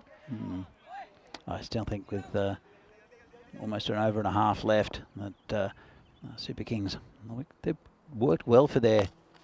Oh, this has got to be 6. So... And he's out there fielding in the jungle. Yeah, we got the jungle fielder. We might as well call him Tarzan. Yeah, I think so. Because, I know you can't get him on the camera, but he's basically consumed by the jungle and he's searching for grizzlies. A bit Indiana Jones about it, to be honest. Anyway, just 1 run required. They'll achieve the point here, Super Kings. This is in the air, should be caught by the keeper. And takes it, and that's the end of Tadella, who batted pretty well, 19 off his 6. They've got the 120 they need of the Super Kings, so they'll get that point. They'll get no more out of this game, though. They still technically need 1 because the 120 or less is for you see. So that's why on the screen, that's why, you know, at the beginning it said they need 120 or less is what the bowling team need to do. So on the screen next to the target, I'm sure we'll see the score come back in a second. It'll have brackets 121 because that's what they need to achieve a point, essentially. Gotcha. Just like the target is 1 above the score of the first innings. They should make it. You'd think so. They need 8 consecutive dot balls. Well, wickets cause panic. It's true. This is Kashif Shamsha. He won't let it go. He'll make sure they get this point, I'm sure. Well, I'm sure he'll have a swing at the ball, though. And it's, hitting a single is not really in nature, I think, for a lot of these players. Shamsha's playing his first game, but he's looked pretty at home so far. There you go. Get it. It's a bye. Bit of a finger breaker for Stan as well. It's right off the end of the finger. It's going to be painful. But it will mean they get to that 121, and you can see there on the screen the Budapest Super Kings have achieved a point. Pretty good effort. Very good effort, and look like again a very competitive side. We'll see a new team in the next game in the Kangaroos. That should be fun. Slower ball, head towards the fielder. Just be a single. I'm really looking forward to seeing the Kangaroos because I don't think we've had a Kangaroos on ECN before in anywhere that I can think of.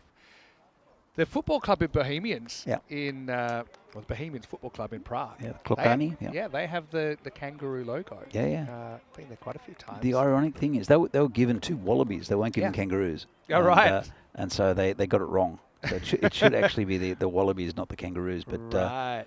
Yeah, interesting side then. I suppose kangaroo's a bit well known. Yeah.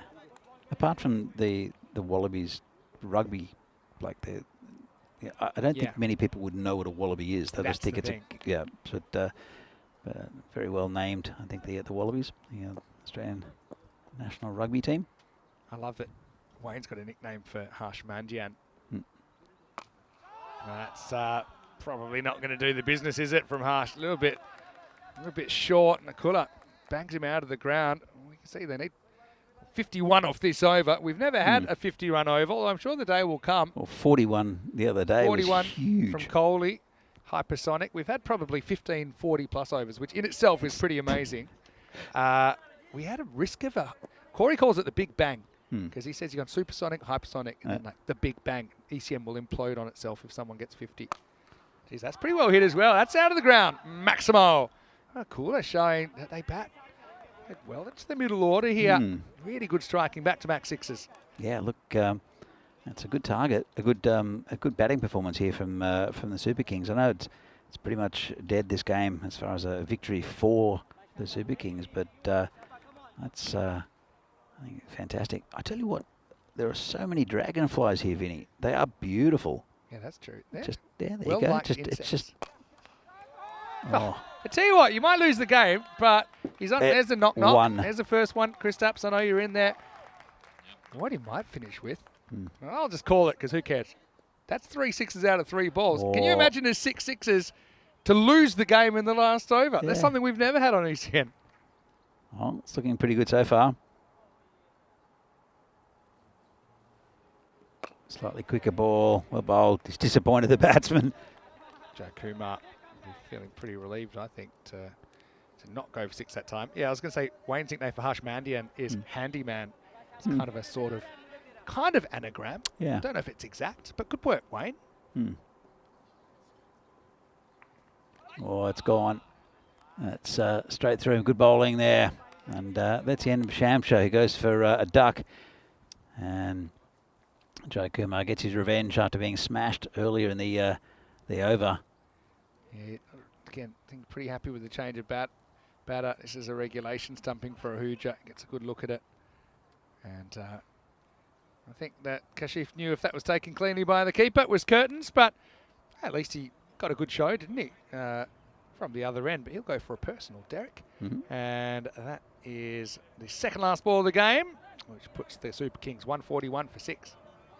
Yeah. Again, as I said, I think it's been a good effort from the Kings, and this score would probably beat most of the teams in this this part of the draw, and the Group A. Ball comes in again. Big swing and a miss. Oh, could be gone again. No appeal though.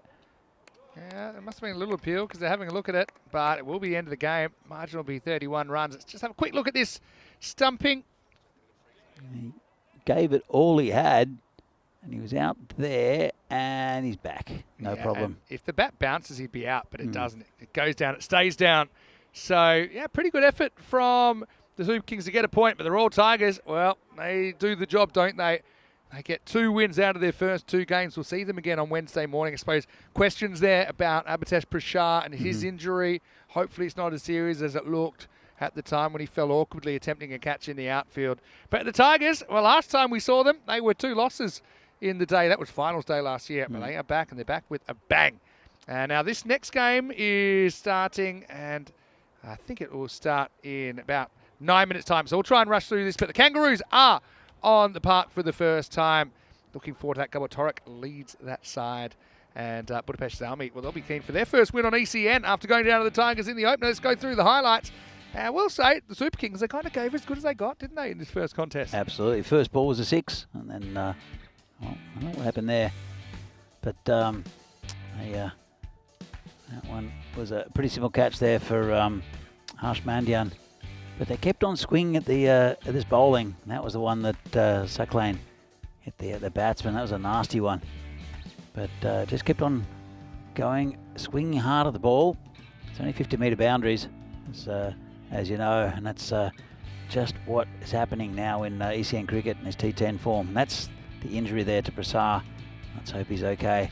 Yeah, look, thing is, there's a lot they can take confidence out of that game. 141 is going to win you a lot of ball games here. And to score it against the Royal Tigers attack as well, 141, that's pretty good going. But obviously they didn't quite have the answers with the ball in the first innings, and they essentially got battered out of the game. But, you know, Super Kings, they've got a big day, like we said. They'll play in match 4 and match 5. Waka just kind of misjudged this off his own bowling. It's hard to get perspective on it, I think. But Mandian, well, he's clever. I think the Royal Tigers, they love having him back. And he was able to skid all the stumps there. But, geez, we saw some good hitting late in the piece. We really saw all of the top 6 of the Budapest Super Kings clear the boundary multiple times. So you don't often see that 6 players hitting at least 2 sixes in the innings. Yep. So, I mean, that's a good sign. But ultimately, they come away with just a single point out of match 1. Down to Huja. Such a difference maker behind the stumps as well. Finishing things with a stumping, then another almost stumping. But 141 Super Kings. They get the point, but the Royal Tigers will get 3 points out of the game. So 2, let's say they're narrow wins. It was 28 runs effectively in the first game and 31 in the second. But the Tigers, they can go back to Tigers headquarters and have a think about things. But you can see the consistency there of the top 6, all going at a good rate. They all hit at least 2 sixes. Like I said, you don't see that very often. And the Royal Tigers, although they get the wins, I think they'll also feel there's things they can work on. I think they're catching at times. Wasn't quite there. I suppose they had their batting clicking today, and that made their job a lot easier. Bowling-wise, you can see that we had 6 individual wicket takers in the Tigers bowling lineup. They kind of threw the ball around at the end using 7 bowlers in total. Everyone did a pretty good job there. We'll take a break then. I think that we will be starting. I got a feeling we might have about 10 minutes until we get going. But anyway, keep an eye on the clock. That'll tell you the story. Vinny Sander here, Mr. Maximo, with Danny Hudacek. We've got to take a break.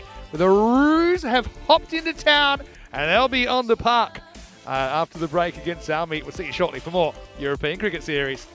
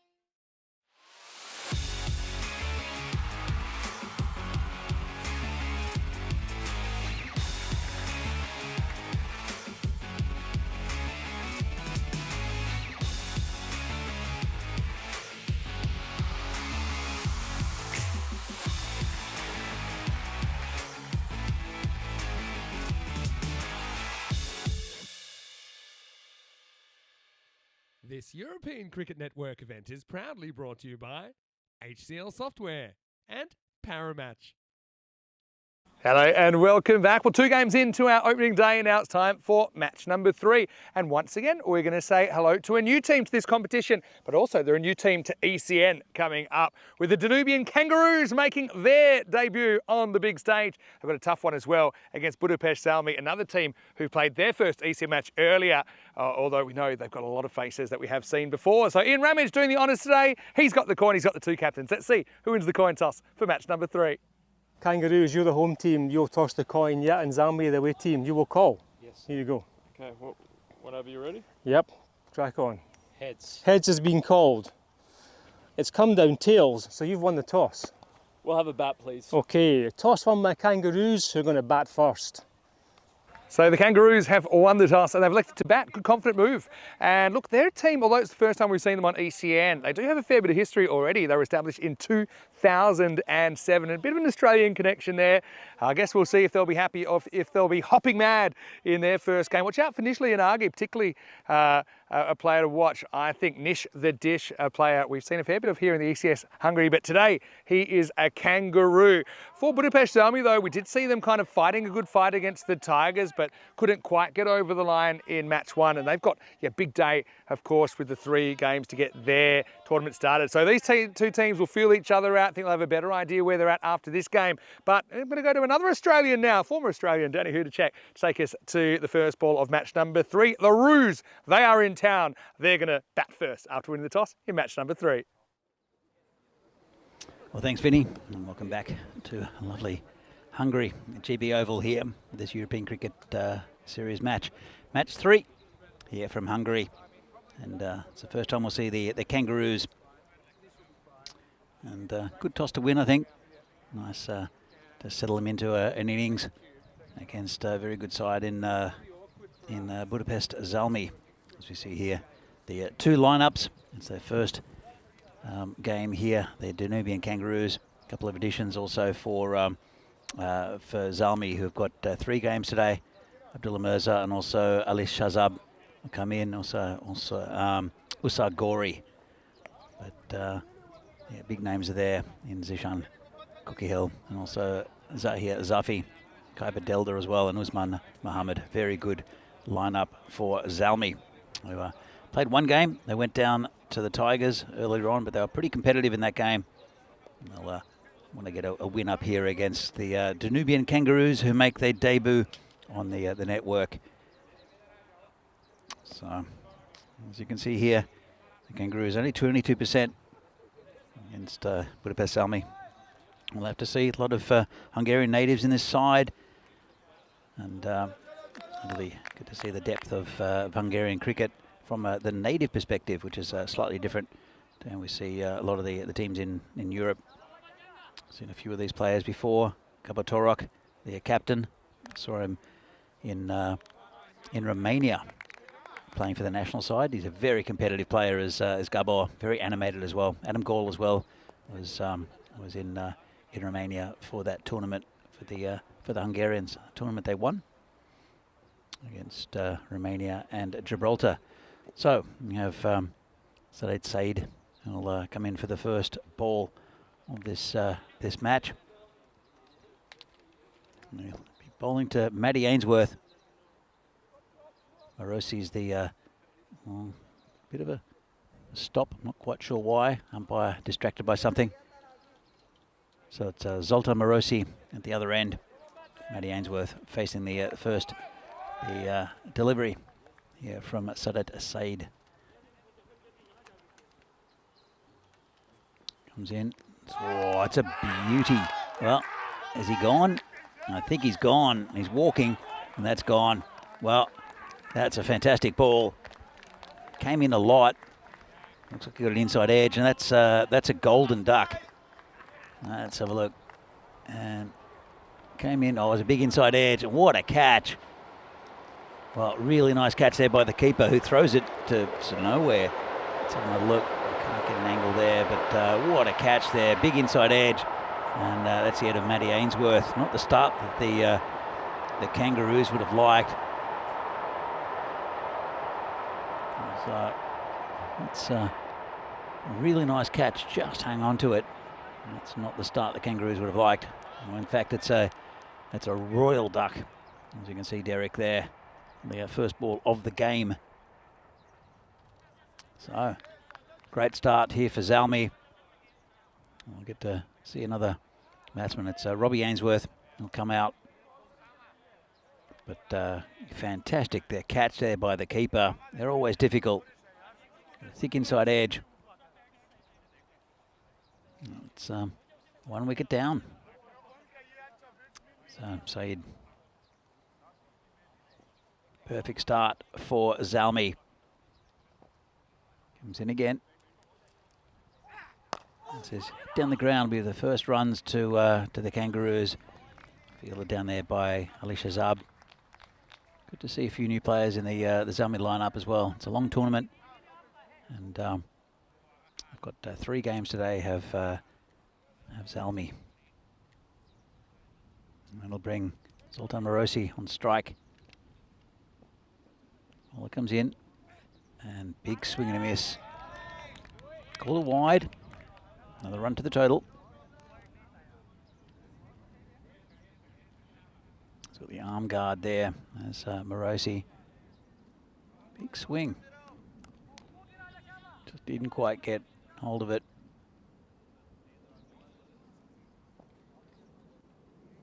Say it again.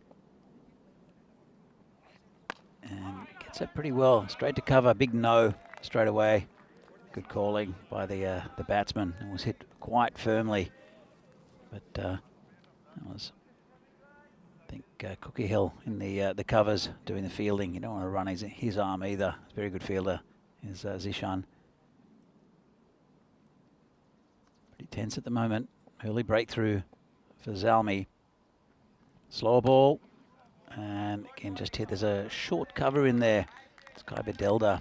It's a good area, I think, especially early on. It's an attacking spot, that short cover. This is pretty short mid-wicket as well. I like what they're doing here, the Zalmi side. Rossi yet to get off the mark. And hits that one pretty well, away from the fielder. Gets off the mark, and that's another to the total. 3 so far. It's been a good over for Zalmi. That wicket and not too many runs. Brings Robbie Ainsworth back on strike.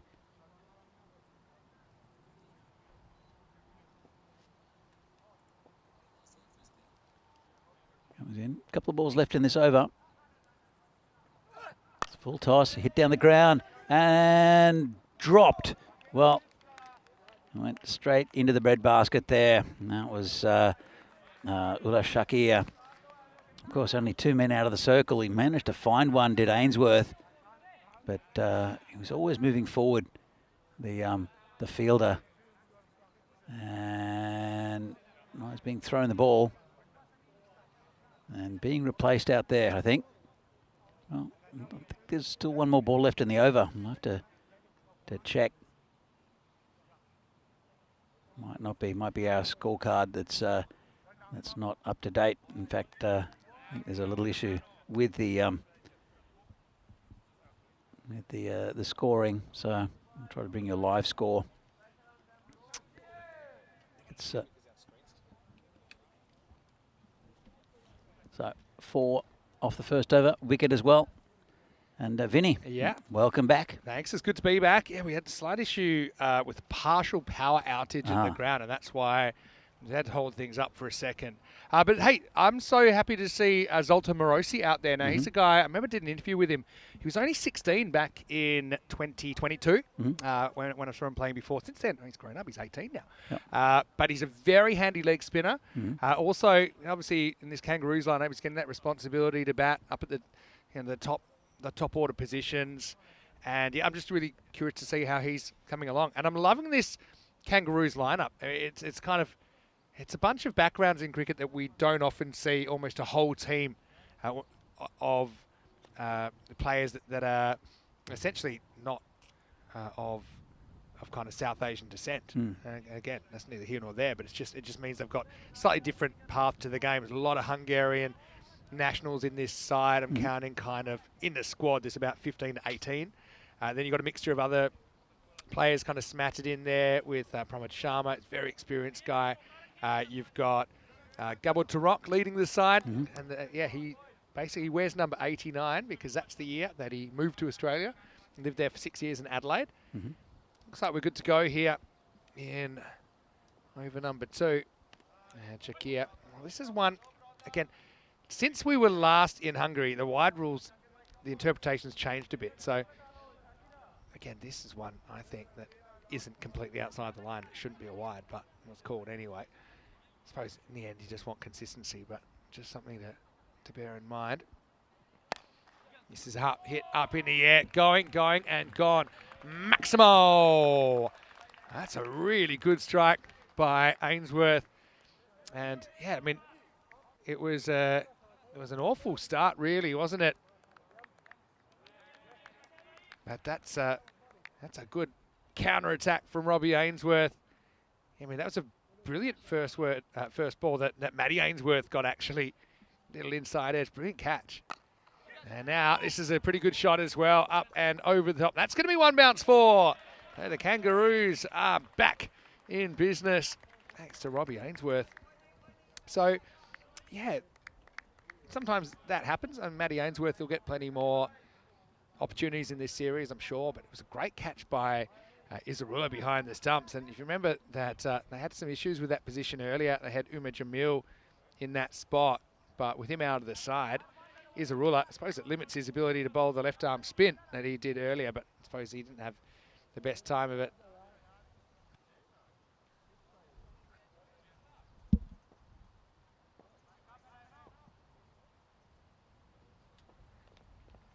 Wow, there's a slow ball, and he's knocked the stumps over. That's why it went really wrong. But yeah, it's going to be a no ball, and he doesn't just flick the stumps; he has smashed the stumps there. So yeah, one moment you're up, one moment you're down. Ula Shakir having a bit of a tough time. I'm not sure if it was on the way up or on the way down, but he smashed it with his hand. I think he smashed it before delivery, and that's why the ball came out so wrong, because he actually only loosely had the ball in his hand. So, yeah, still a few issues here. I think maybe the extreme heat causing a few issues with the power. One before, was that 6 or was that 4?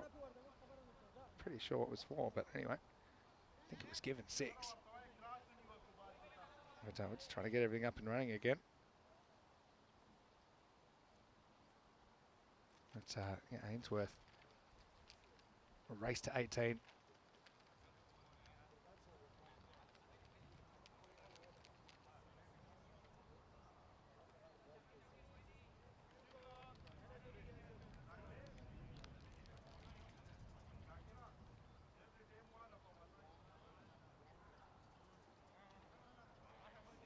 So just a little bit of a delay here. Just checking on a couple of You're tucking things. into your lunch. Give us the review on your lunch. Oh, it's good so far. One of the production guys said it was really spicy. There's a little bit of spice to it, but it's a lovely lamb korma. Good to eat lamb. Not a big thing in the Czech Republic.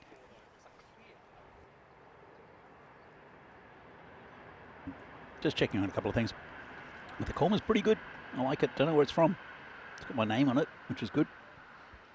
So took me a while to work out how to open the container, and then I splashed it all over my computer, so that's not great. But hopefully the lamb korma won't eat through the circuit boards. We're still just waiting to get everything up and operational. I think it's even more frustrating when the whole power goes out. Kind of bits are going out. Yeah, well, we can still chat. So it's been a pretty good start. Apart from that first ball, for the Kangaroos, it's been a pretty bright start, and it's Robbie Ainsworth doing most of the damage.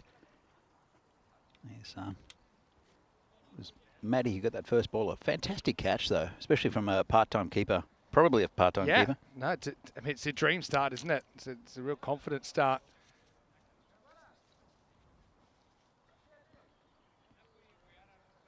Yeah, so just getting that little power outage.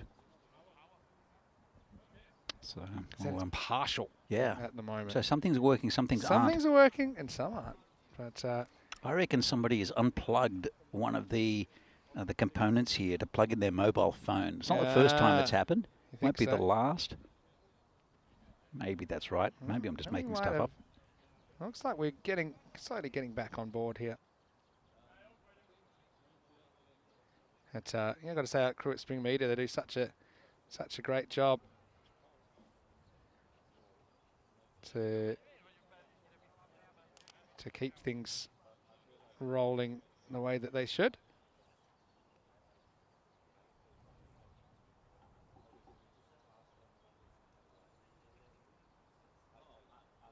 I did pop into the the production van, or the back behind us. It's been hit twice so far now, but what I did notice is they've got the air conditioning going, so hopefully the air conditioning for them hasn't stopped, because it'll get pretty hot in there. But at the same time, I'm pretty jealous they have air conditioning, so maybe that's the issue.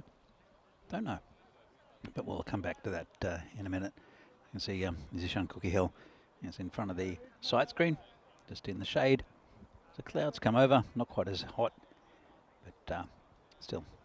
Anyway, just to bring you back, there's a bit of a partial issue with the power. It's not everything, that's why I can still talk to you. But we have to delay the game until we get everything back on board and going. So the early games, you saw Zalmi, Budapest Zalmi against the Prague Tigers, and it was a pretty even contest. Zalmi getting up to the 130 mark, just over, and then it looks like it was pretty comfortable for the Tigers, the batting, to get there. It was a very, very good opening partnership and a good power play that got the Tigers over the line in the end. Hey, didn't I mention that when I was on the train, I was watching some Golden Ball compilations, which I really enjoyed, and so while we're waiting for this, maybe I'll we can play a bit of Golden Ball roulette. I'll play a bit of that. Yeah. So Golden Ball roulette is where I pick a random Golden Ball, and I'll tell you the story of it to the best of my ability. And this one has said 41. Okay, so Golden Ball 41. This would have been one of the ones that I watched. So top of my head, I probably can't tell you, but what I will do is I'll look it up. But yeah, Golden Ball 41. It was Malta, and it was one of 5. Actually, this is an absolute banger. And, looks like we might be ready to go here. That's good news. We're back in business. It's not a great resumption from Shakir. It's I'm going to think about 2. It's not quite. That's been called a no ball for a waist-high full toss. So it'll be a free hit coming up. Yeah, but we had 5 Golden Balls in Malta. But this was one of the... There was a viral video made about the game that was 41. Golden Ball 41, and it was 2 minutes 40 seconds, and is this the craziest 2 minutes of 40 seconds of cricket you'll ever see? It was a game between Raw Strikers and Goes Zalmi. Free hit here, does get a fair piece of it, and this will kind of hold up slightly, but skips on and gets to the boundary. Nice shot by Morosi, who gets his first boundary. So Shakir, he pays the price for that no ball. Deep in his crease, almost kind of swashbuckles it off the back foot. Very open stance. But gives himself plenty of room to swing his arms. It's a slightly different setup because of that. He knew it was free hit, couldn't get out, but he's pretty open anyway. A similar kind of shot. This time he can't connect. Yeah, but the funny thing about that was there were basically 6 wickets in 5 balls to finish the game. So there were 4. The last 4 balls had 4 wickets plus a wide that was a run out. And all they needed was 1 run. Or 2. Well, the wide was one of the runs. And the others, yeah, they just continued to lose wickets. And then the Golden Ball, they were actually bowled out, so the number 11 had to face it, and it was LBW. But the funny thing was that the Facebook comments on this post, 2 minutes and 20 seconds of cricket or whatever it was. Oh. That's a great shot. I mean, he's setting up for that, isn't he? So you don't want to bowl it there.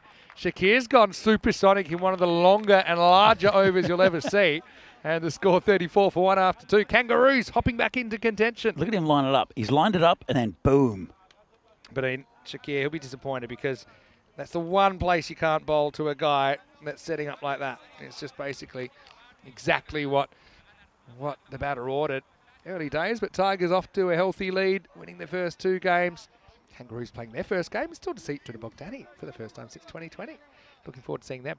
Yeah, so all the comments on the Facebook were like, is this the highlights of the season?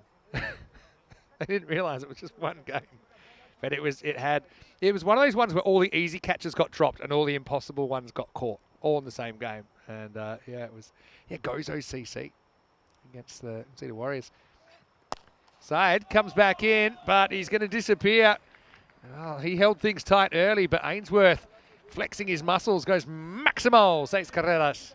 Talking about Gozo, was it the same team that held, like, they started off and no one had played hardball cricket before? Bowled out for 6 in their first day of ECN cricket. And it didn't take too long to turn things around. The very next day, they had a win. So, I mean, they just ran into the kind of form team Malta Super Kings back in those days. We're dominating the landscape. Things have changed a bit in Malta. He should be there for an ECS just after the Euros of Cricket finish. Should be sensational. Or a bit of wasp flying around. Nature coming to us, Vinny. Yeah. Birds and the bees. This time squared up a bit. It's a bit of bat and well fielded. Yeah, so Budapest, Zalmi, the most recent of the Zalmi sides we've seen emerge. We've seen lots of them now. We've seen Bucharest, Zalmi recently. Gozo Zalmi obviously emerging. And Zalmi means what? It's basically just an offshoot of Peshawar Zalmi, who are in the Pakistan Super League. I did have a quick look, and this is hit down the ground just for a single. I think Zalmi means youth. Yeah, it's a Pashto word. And so, obviously they're welcome to everyone, but I suppose it kind of symbolises for me kind of like a new generation. Sure. And so that word youth, or that word Zalmi, which you're seeing coming in, it's a new generation of teams coming through, and it's pretty nice they all have that connection, that Zalmi connection. Yeah, I like it. We've seen Albi Zalmi, of course, make the championship week, top 5 in Europe before. They just won the local T10 in Prague recently. That's open to all the surrounding country, or clubs from surrounding countries. So many more as well. And it's not just limited to Europe, obviously. Pakistan is the origin of the franchises, if you like. And from time to time, they will receive financial support. Okay. But then they've also got North America, South America. A global network. So they're all actually connected? Yeah. Oh. Yeah, so if you go to Global Zalmi, I think that's the website. I'll try and look it up for you now. Yeah, globalzalmi.com. And you'll see that there is a connection. It actually lists all the ones on the website anyway. I'll read them out to you. Again, loads up, clears that front leg. Rosi will get a single. Yeah, so it says about bringing people together through the sport we love, and it's basically about building networks, kind of like we do in European cricket. But listen to some of these teams. Albi Zalmi in Sweden, Bonn Zalmi in Germany, Bucharest Zalmi, we've seen them on ECN, Calgary Zalmi in Canada, California Zalmi in USA, Catalonia in Spain, Chicago, Dubai, Glasgow. Gozo we know. He's played off back foot. They're going to take on a slightly dodgy single, but now they're going to get 2. And, they're going to have to hustle, but they're going to get there. It's very good running to recognise that opportunity. But, yeah, Dubai, Glasgow, Gozo in Malta, we know. Incheon in South Korea. Yeah. Joburg Zalmi in South Africa. London, LA, Manama in Bahrain, Manchester, Minnesota, New York, Riyadh in Saudi Arabia, Paris, who we've seen on ECN, Shaoxing in China, Torino in Italy, Toronto in Canada as well, Victoria Zalmi in Australia. Found it funny that they have the Sydney Opera House on their coat of arms, despite being Victorian. 45 for 1 off 3. Vienna Zalmi in Austria, and Wales Zalmi, and there's probably more since that's been updated. So. I think it's fantastic. Yeah. I mean, it shows how small the world is in a way, not physically, but just interconnected. I think it's really interconnected is the word I was going to use as well, and it shows how through the magic of the internet you're able to post photos and communicate with people that you might never met. Also meant if you were traveling on a vacation, or maybe you're on assignment somewhere to live for a few months, you could go to another Zalmi club if you're part of the organisation. Really and like I said, the chairman is sometimes able to provide resources. So remember when Albi Zalmi made the top 5 in in Europe, they receive a bit of money. Whoa. There we go. With Ali Shabazz coming in, drags the first one down, but he won't mind because it's only a single. There's some friends run a thing called a House Hash Harriers, which is again it started in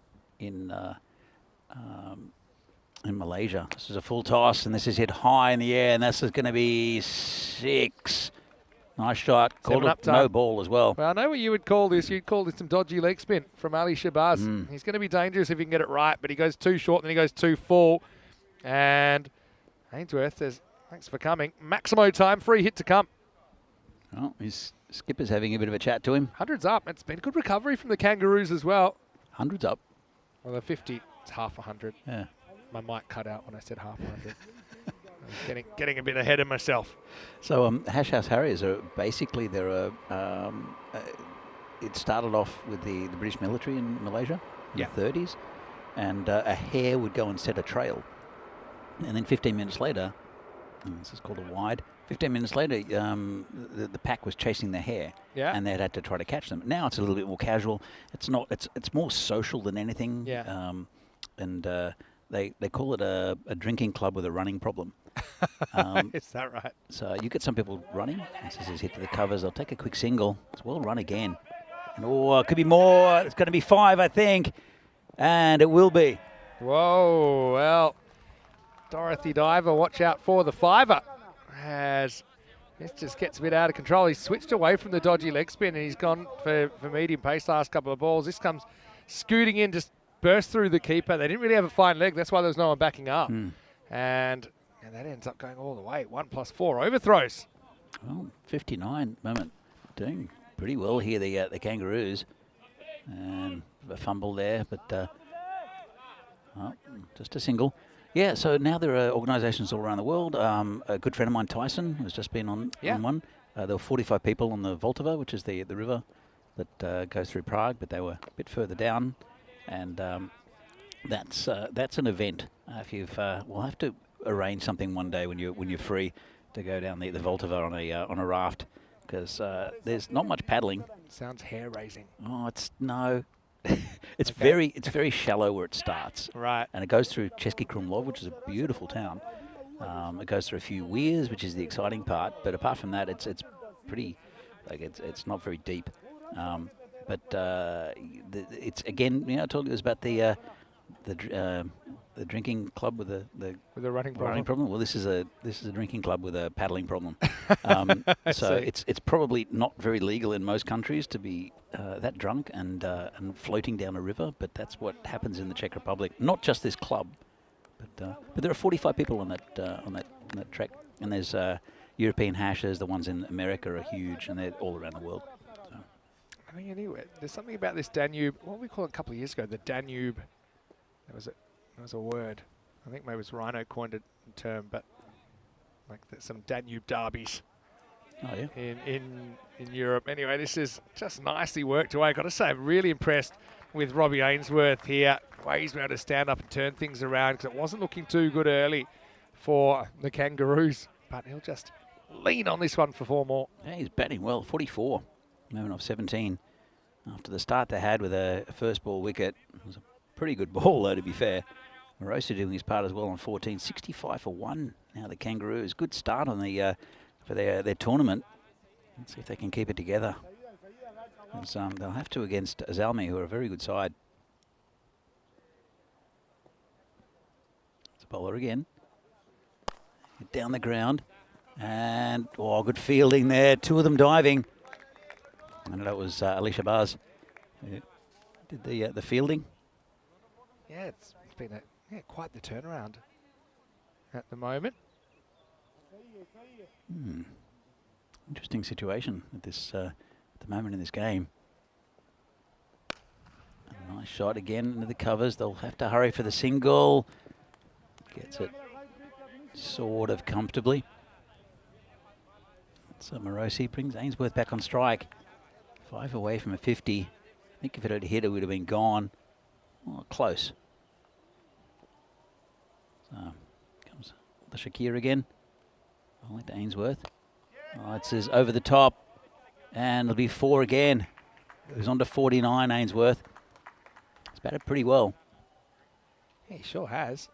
It's made a big difference. You need your top order to step up. And Kangaroos, like I said, we've got quite an experienced team. Just not at this level or in this format. But yeah, I'm liking what I'm seeing here. Ainsworth to 49 on debut. Doing an excellent job.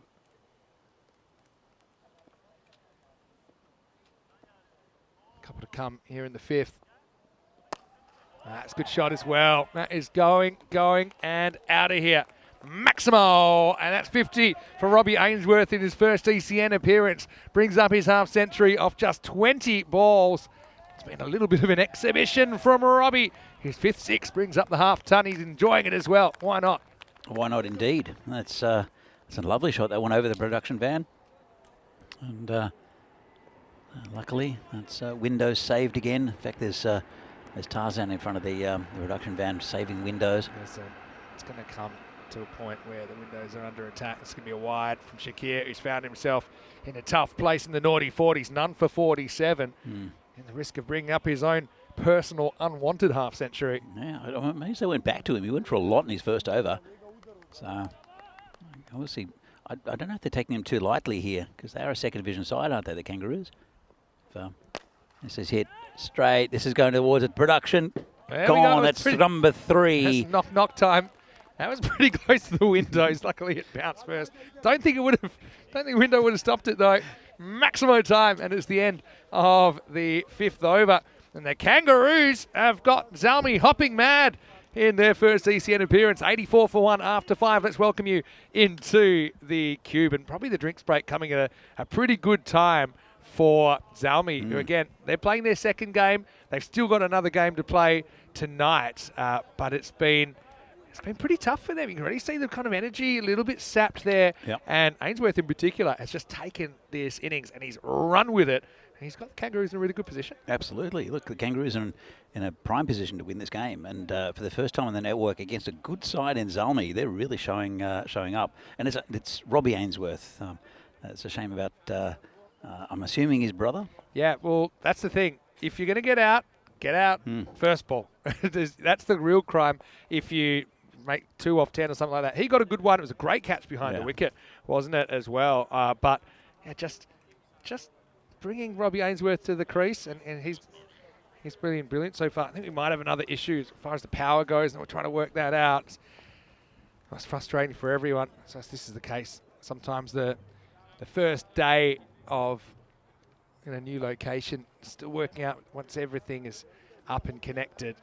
So yeah, we'll try and bring that to you shortly, but hopefully we can sort it out. I think that they're just telling everyone to get in position right now, which is good news, I think. But yeah, brilliant start to this game by the Kangaroos. So I know we still might have a few Australians that are watching. I'm sure they're right behind the Kangaroos. I know it's probably about almost 8 o'clock on the west coast and 10 o'clock on the east coast. It's prime time viewing to watch your Kangas. I expect them to be in green and gold though, like the Rugby League Kangaroos, or maybe blue and white stripes for North Melbourne Kangaroos. They're the 2 Kangaroo teams that probably spring to mind. But, I think. Well, of course, there are 2 main types of kangaroos in Australia. One's a grey, but grey is not the greatest shirt colour, but the big reds. Big red kangaroos, yeah, they're the aggressive ones. Yeah. And that's probably a good colour then for them to wear.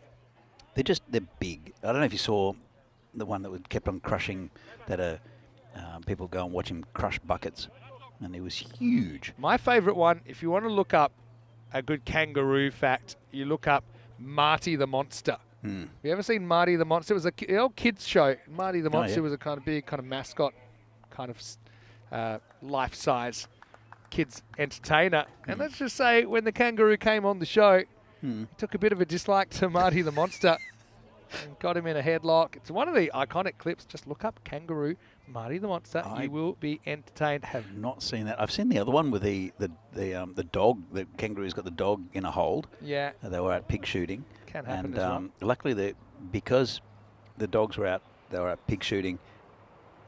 There was the plates on the dog, so it didn't really hurt, even though he was trying to kick it. And this guy's come along and he's had a go at the kangaroo, Kangaroos sort of stood up to him, and he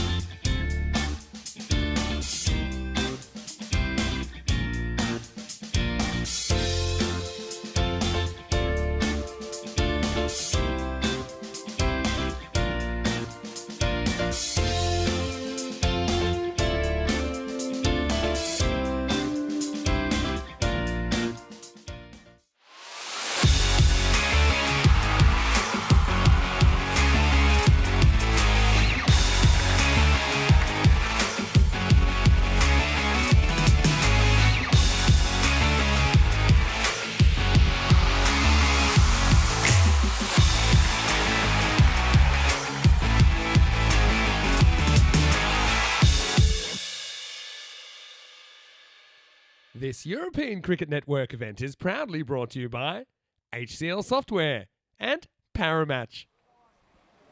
Hello folks, welcome back, and we are very apologetic for that delay, and I'm going to bring you up to speed as soon as I can. The score when we left you was 84 for 1 of 5 overs for the Kangaroos here in match 3, and we had those power issues. So now it has been reduced to a 5-over game. I'll explain the logic and the thinking behind that in a moment. But we're about to see Zalmi come out, and they're chasing 91 with the DLS adjustment. So 6 runs have been added for that adjustment to the Kangaroos total. So we're up for the classic fast 5 game here. Vinny Sandy, Mr. Maximo with Danny Hudacek. Danny, the world is an unpredictable place, but we're ready to go now with the second half of match 3. The Kangaroos, got to say, they're in a very, very good position. But, we know how destructive these Budapest Zalmi top order batters can be. Indeed, yeah. Box of chocolates, right? Well, yeah, that's right. They would have melted in the heat, Now, that's for sure. I do say our normal procedure is not to shorten games if there is an issue like this, but there are a couple of issues here. Number one is that we can only push the further games today to an extent. We run into sunlight and darkness issues, and it was to the length of this break. But anyway, we're ready to go, and it's Arthur Edwards to get us going in the second innings. And he bowls a pretty good ball first up. They decide to go for the single. Zahir Shafi out there with Zishan Kukikal. And look, so 91 of 5 overs. It's a 2-over power play, saw it a moment ago. And obviously every bowler can only get 1 over. That was a really good start by Edwards, right up in the block hole. And he's again here, bottom of the bat job. So, yeah, I mean, you only get the 1 over. So, as a bowler, it's really important you get it right from the start, and Edwards has so far. He has. It's been very impressive. The first 2 balls right up in the block hole. Got a very interesting action, does Edwards, but I like it. It's very slingy. Pretty good pace. And just an issue with his pad, and there the batsman. So as Vinny said, only 5 overs. Singles or dot balls are gold. These two are very capable of smashing it everywhere around the ground, though. So they'll have to be very careful, the other Kangaroos bowlers, but they're looking pretty good. The score of 91 to get in 5 overs. But you know what's funny in these short games? 1 over can really make or break you. Yeah. You know, you can have 1 over that goes supersonic at 30 or something like that. Or, you know, right now, I mean, if you go single digit over, suddenly you're going to push that rate over 20 and over or so. So I want to say thanks to everyone for their patience. I probably won't have too much time to talk in this game about it because it's a 5-over fiesta. It's a 5-over fling as Edwards comes in again. A little bit more length on this, going to disappear. Huge edge flying away. And that's going to be 4 runs, the first boundary of this innings. They wanted to check this one to see if it's 4 or 6. I saw it as 4. Now, one thing that did get knocked out is our monitor, so we're flying a bit blind. So we might need to help with our, maybe our viewers can tell us if it's 4 or 6. I saw it as 4, but yeah, I think we're seeing 4 runs there now signalled. But yeah, and some people saying, oh, I mean, it was hot yesterday in Romania. What's the difference? But you've got to realise every venue is different, right? And these aren't kind of multi-million euro stadiums that are set up for this kind of load, and you know, when you get these extreme weather conditions, unpredictable things can happen. I just think it's well done. There's never been a problem that Spring haven't been able to fix. True. To this day. Maybe the day will come, but yeah, even though this becomes a 5-over game, still, you know, we're going to get a result here. I think it's important. Kangaroos, of course, playing their first game on ECN. Third goes back now, and he's going to come into action straight away. Very acrobatic effort there from young Leo Bloomfield behind the stumps. This Kangaroos team, I was wondering, does this favour one side or the other? I don't know. I mean, they were in a good position. So I suppose I was a little bit worried because they're inexperienced, I suppose, as a team on ECN. It could have gone wrong in the second half. You know, if they'd lost Ainsworth, and you know, maybe they end up with a middling kind of score. What they've got now is a well above average score for a 5-over game at least. Bowled again. I've liked his fullness. This one might hold up in time. It will. Very good piece of fielding there. That's Robbie Ainsworth. He's been on fire so far. And the result's going to be 2 runs. Yeah, look, again, fantastic piece of fielding there. It was Ainsworth's combining Matty and Robbie And it's been a really, really good over here. It's been right in the right area, right in the block hole. He was unlucky with the 4 as well. So let's see if he can keep it together. So, yeah, 2 runs confirmed there. Edwards holding on. It's been a very good start from him. It's these 2 big hitters. Oh. Throws the hands at this. That's going to be 4. Well, you only allowed the 2 outfielders earlier. They've got deep cover. They got the 3rd that went back.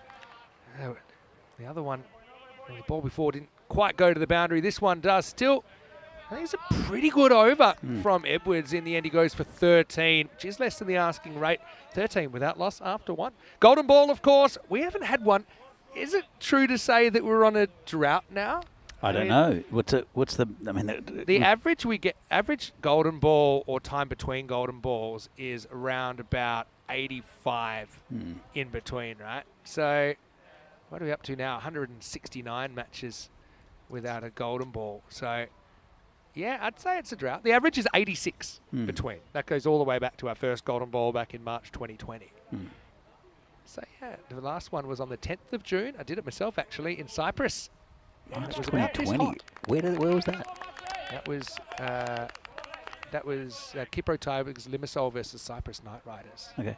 That was golden ball 63. 2020. Sorry, no, I was saying our numbers go back to 2020, but the okay. last golden ball we had was in Cyprus this year. All right, fraction short. This one's hit over the top. That's going to be 4 runs. So just a little bit too short. Matty Ainsworth coming on. He hasn't had a great game so far. Went for a royal duck in the first innings. This one a fraction short. Well put away by Safi. Yeah, just a little bit short. Last over the power play as well, don't forget. Yeah. So just the 2 outfitters for They've this got over. No one straight though. I'm a bit surprised at that. It says he's probably going to try and bowl short. Well, don't know Could if be a it's risky wise. strategy. Well, this one's hit down the ground. Doesn't matter if there's an outfielder or not. That one's out of here. Maximo. This has turned into a really good contest, I think. Not that it wasn't already, but yeah, you know you're going to see some action. Obviously, matches 4 and 5, they're going to get pushed back a little bit, but like I said, there's a limit to how far we could push them back. So I think they will start, depending on what happens this game, something like 20 minutes behind. The field has got set, doesn't? Well, it's a bit strange. That's a better ball, but that's up in the air. That's coming towards us. Well, it might just make it. It does. Maximo. So I think even with a long off there, he's probably not stopping that. I like the 3rd being back because it's a catching position. Yeah. So a lot of these hit straight, they're not going to be stopped one way or the other. Like, But look at the field, and they've got a man down sort of the deep extra cover the area. deep cover for me doesn't make a lot of sense. They're going to keep him. They can put the long off. He back. has to bowl outside off stump, but I mean it's still dangerous to these two batsmen. 3 balls, 3 boundaries this over. 4-6-6. Required rate's about 18 and over. They've got 16 off the first half of this one. That's going to be 6 more in the slot, and Maximo jungle bound as this over goes magical in the second. Yeah, it's a big shot, and again, he's got an offside field, and he's putting it right up on the middle sort of stump area. It's too easy for the batsman. I think the skipper, Garbo, was having a bit of a chat to him, saying, please don't put it there again. It's going to make or break over. Right now it's breaking up pretty quickly for the Kangas. Slow ball. I like he's trying something, but it's going to cost him 4 more. It's well picked and well put away. Safi is on fire right now on a hot day in Hungary. He moves up to 32 off just 8 balls faced. Well, tell you what, unless he gets a wicket here, I think Matty Ainsworth's getting the Thanks for Coming award. Yeah, the Thanks for Coming award. TFC, yeah. There's plenty of those cricketers around the world. Well, I think he's a good cricketer, but it's difficult at the moment. This hit here. I'm going to take on the single this time. So this over had 5 boundaries and a single. It does mean Safi keeps the strike, and Zalmi ahead of the pace at the moment. They're 40 without loss after 2. It's looking ominous. Let's see what else they have. In fact, it'll be Robbie Ainsworth, the new bowler. He did well with the bat. Yeah, did Robbie. We saw with Basharat, and Usman Muhammad as well earlier. Sometimes the success in one aspect of the game carrying into success with another. Into the power play, and it can't come quick enough, I don't think, for the Kangaroos. So 3 overs with 17 over required now, so 51 required off the last 3. I definitely like how competitive they've been in this game, though, the Kangaroos. Again, we've seen no weak teams at all so far. We've still got to see one more team in Baghdani. Yeah, but in Group A, that is. Yep, in Group A. But all teams very competitive. And the Tigers obviously have a lot of depth, but not much between the other 3 so far. Okay. So let's see how Robbie goes. He'll probably feel he was cost a chance at a ton earlier. Who's to say he wasn't? He was 61 off 21 at the halfway point.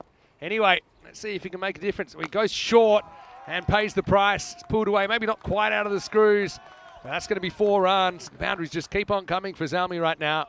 Yeah, difficult to stop this flow. At the moment, it's really a good effort from these batsmen. In fact, it's only really Safi who's hitting. I mean, Zishan's only faced 3 balls. He has hit a 4 in there, so yeah, I just don't.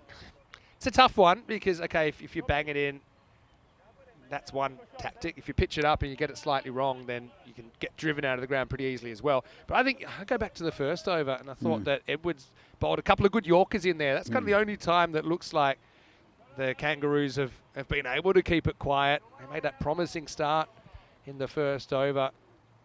1-1-4, 1-2-4 was that first over. One of those was a big edge. Anyway, this one draws him wide of the off stump. It will be called wide.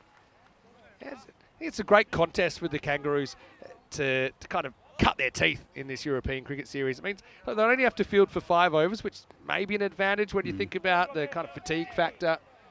That's obviously going to be an issue in this series. Yeah, better length. This hasn't been enough. That kind of a length since the first 2 balls of the game. Yeah, exactly right. And it's just another small victory there for the Kangas. But yeah, they'll need more of those. Just dot balls and singles won't get them there. The Zalmi, they need boundaries, and they've hit quite a few of them already. That's when you don't quite get that Yorker in the slot, and that disappears. Maximal! Sace Mars.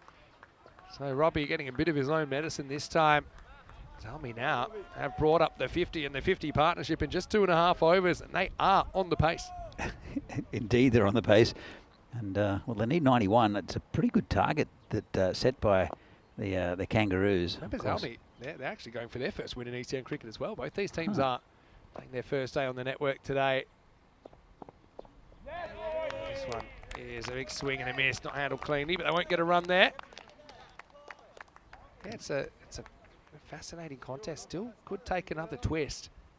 Couldn't we take a golden ball twist by any chance? Maybe slightly higher chance of a golden ball in a reduced game. Statistically, at least. Comes back well, Robbie Ainsworth. A couple of dots, and this is how quickly things can change. Yeah, the reason is, imagine, okay, in a 50-over game, or for a test match, you're very, very unlikely to get a tie. 50-over game, slightly more likely. 20 over, slightly more likely. 10 over, slightly more likely. Imagine if you had a 1-over game, you get quite a few ties. Sure. So basically, you can see the trend there statistically.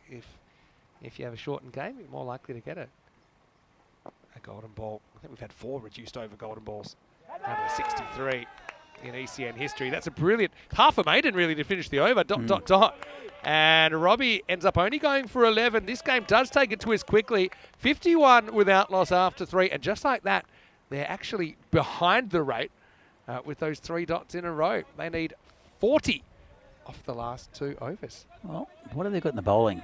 That's the thing with the Kangaroos. Well, that's the thing as well. You need to use 5 bowlers. So in a 3-over game, which we do have sometimes, you can just bowl your top 3 bowlers if you like. But here you do have to go to your 4th and your 5th bowlers. And I wondered if they might go for Morosi, who's a really good young leggy, but he would be a bit of a risk, I suppose, as well. But Kangaroos, they're 2 overs away from a memorable victory. I suppose so are the Zalmi team. It looks like we're going to get Adam Gall here. Adam's a guy we've seen a bit of on the network previously. And he's bowling the fourth. You know what they say? It all happens in the fourth in 5-over games. He has played for Hungary, Adam. Seen him before. It's a bit early in the year, actually, in France. He's playing the ECS for Hungary. And also... There's someone, we getting delivery? Look. We're getting some fans. Well, they're probably going to use more power. I don't know if that's a good idea. Now Stan the man, look, sorting us out here. Yeah, Gall's a guy, we actually never have seen him playing in the ECS, but he has played in ECI cricket and international cricket on the European Cricket Network. Anyway. He was in Romania for the Continental Cup. Yeah. And I saw him a few times. One game there, I think, in the Continental Cup as well. Good point. Anyway, so look, biggest over the game. You have a good one here. Say you go kind of 12 or less. You leave a lot of runs in the last over. Here's Gall. Oh, this could be out. Not getting there, the fielder. Only one, though. Yeah, I mean, you love to get him out, but it's not a bad result anyway. That's Isfan Zabo, who couldn't quite locate that one. Doesn't leave the infield, just one run. One of the most Hungarian names I've ever seen, I think, Isfan Zabo. Yeah, there's some great names in this Kangaroo side. It's very diverse side in a way. A lot of native Hungarian talent in there. All right, Safi's had the hot hand. He's 43, and he wants to win the game for Zalmi. Belts this one. Chance. And it's dropped, and it's gone for 6. Oh, it's a huge moment in the game, isn't it? You can't underestimate it. Matty Ainsworth, he's had a bit of a first game to forget. Did really well to make the ground to his left, but it's burst through the fingertips, and that's going to be 6 runs to the total. Yeah, TFC, Vinny, TFC. Won't happen in the next game, though. Sure, we'll come back strong. Goal comes in again. Oh, that's a big bouncer. Yeah, there's bounces, and then there's really big bounces, and then there's that. That was huge. But I suppose only cost them the one. Yeah, and a free hit. Well, was that? Is it the second bounce through the over? Well, it's called a no ball. So. I think it should be wide, though, shouldn't it? I think umpires are chatting. I think it was the first in the over, in which case it should just be a wide. Yeah, it has been caught a wide. Maybe it just kind of caught everyone unawares there. Yeah, not a delivery you see very often. One that bounces about 1.5 meters over the batsman. Comes goal again.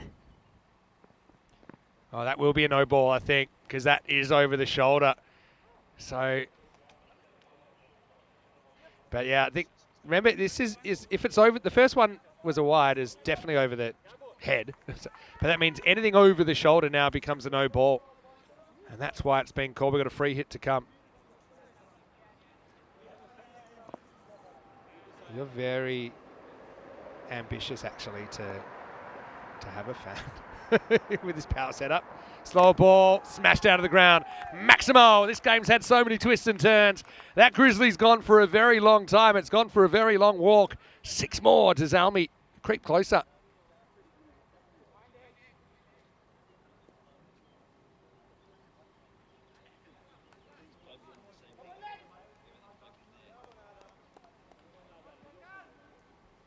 Okay. Pretty tight situation, 25 off 9. These two are definitely capable of doing that. That one's a slow ball. That one's whipped away. Maximo. Shafi's been lighting it up in this innings. He swings Zalmi into the 70s. What do they say? Good things come to those who wait. And yeah, right now we're seeing perhaps a very dramatic chase here in match number 3.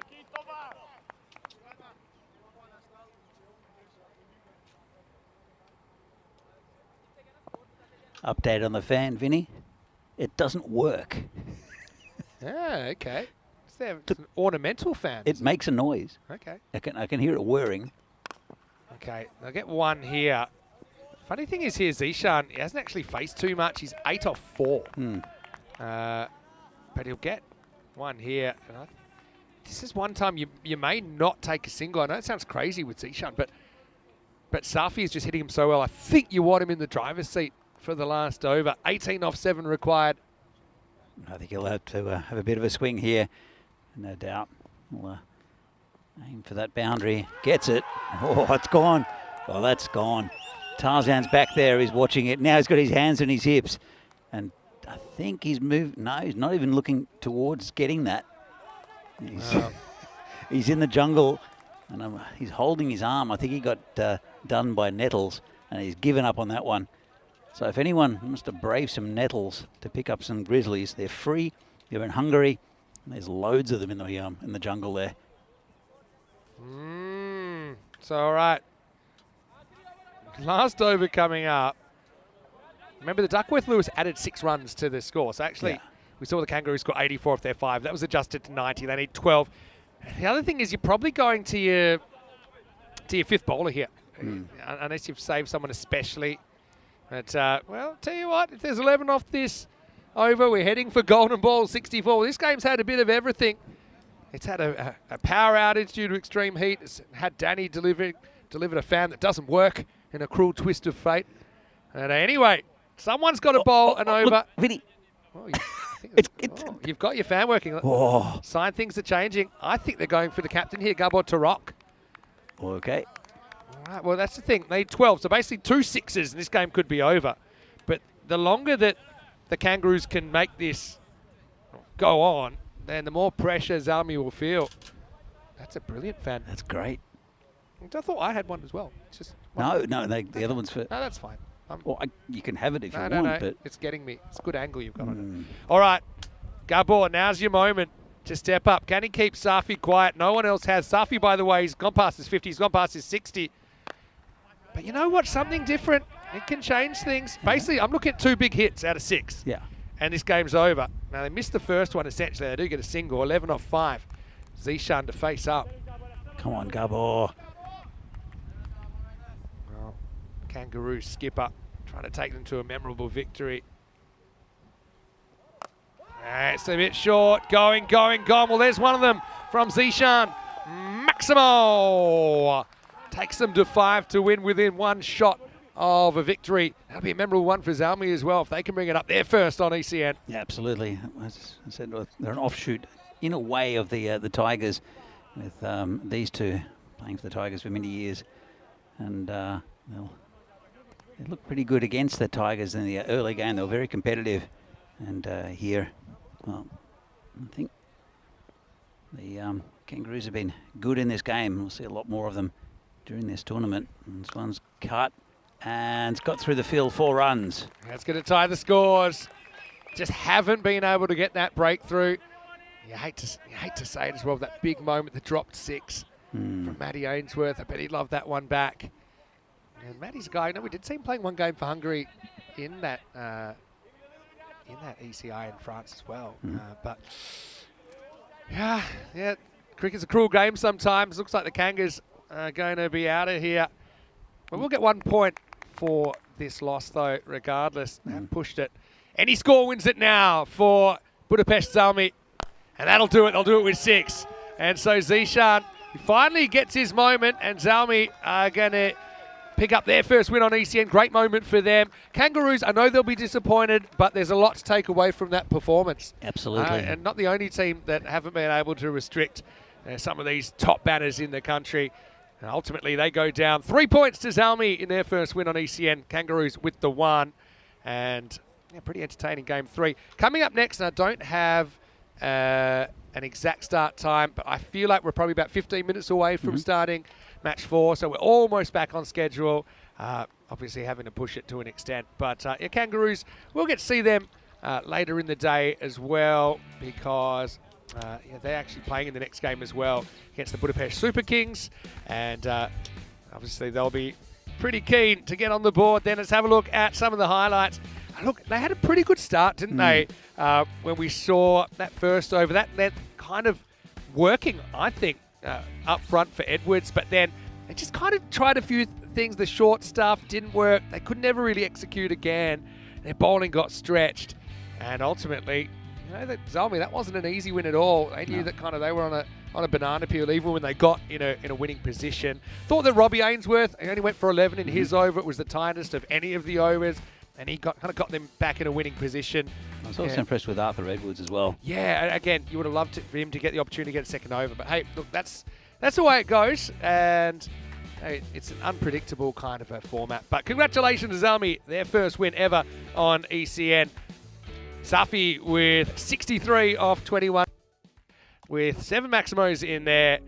He really was the main instigator though. Zishan Kukaka, we know how dangerous he is. He didn't have a lot of the strike, to be honest, for the early part of the innings, but he finished with 30 off 8, including the death blow in the 5th over.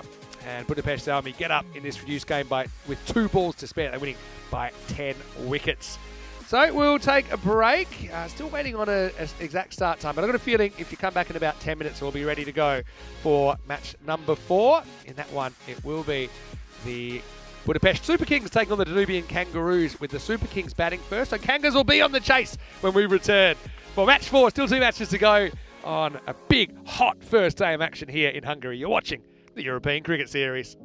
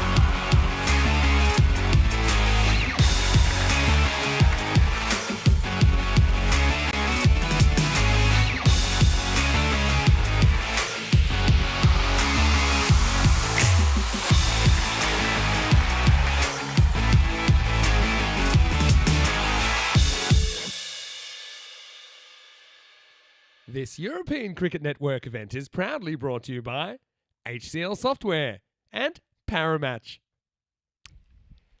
Hello and welcome back. Still 2 matches to go on opening day for this European Cricket Series. And pretty entertaining, albeit kind of extended match 3. But now we are getting ready for match number 4. Can tell you that this one will see the Budapest Super Kings taking on the Danubian Kangaroos. Both these two teams playing their second match, and neither of them have a win on the board as yet. For the Super Kings, they won the toss, elected to bat first. I kind of say I was impressed with them. They took on the Royal Tigers earlier on, and although they didn't get the victory, they certainly flew the flag pretty well. 141 they scored at their 10 overs. Their main issue was not being able to keep the Tigers at bay. They conceded 172 in the 10 overs, going down by 31. Kangaroos, we just saw them in a 5-over contest go down. Again, they didn't quite have the answers as far as keeping the other team at bay either. So these teams with a lot in common, really.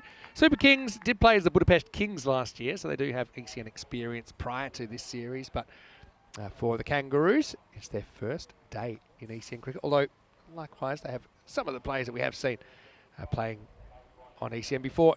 Nish Leonagi comes into the side there. Former blinder. We're playing for the Kangaroos in this series. 50-50 contest. Always happy when I see that.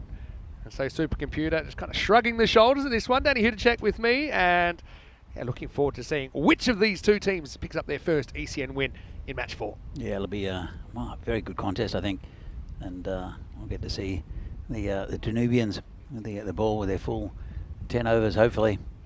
And well, the Super Kings, they were very impressive against the Tigers with the ball.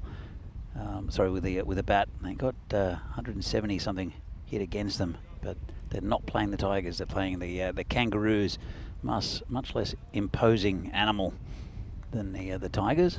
But they played pretty well against a very good Zalmi side. Almost got that victory. Just ran out of bowling a little bit. I'm sure there's a couple of other options.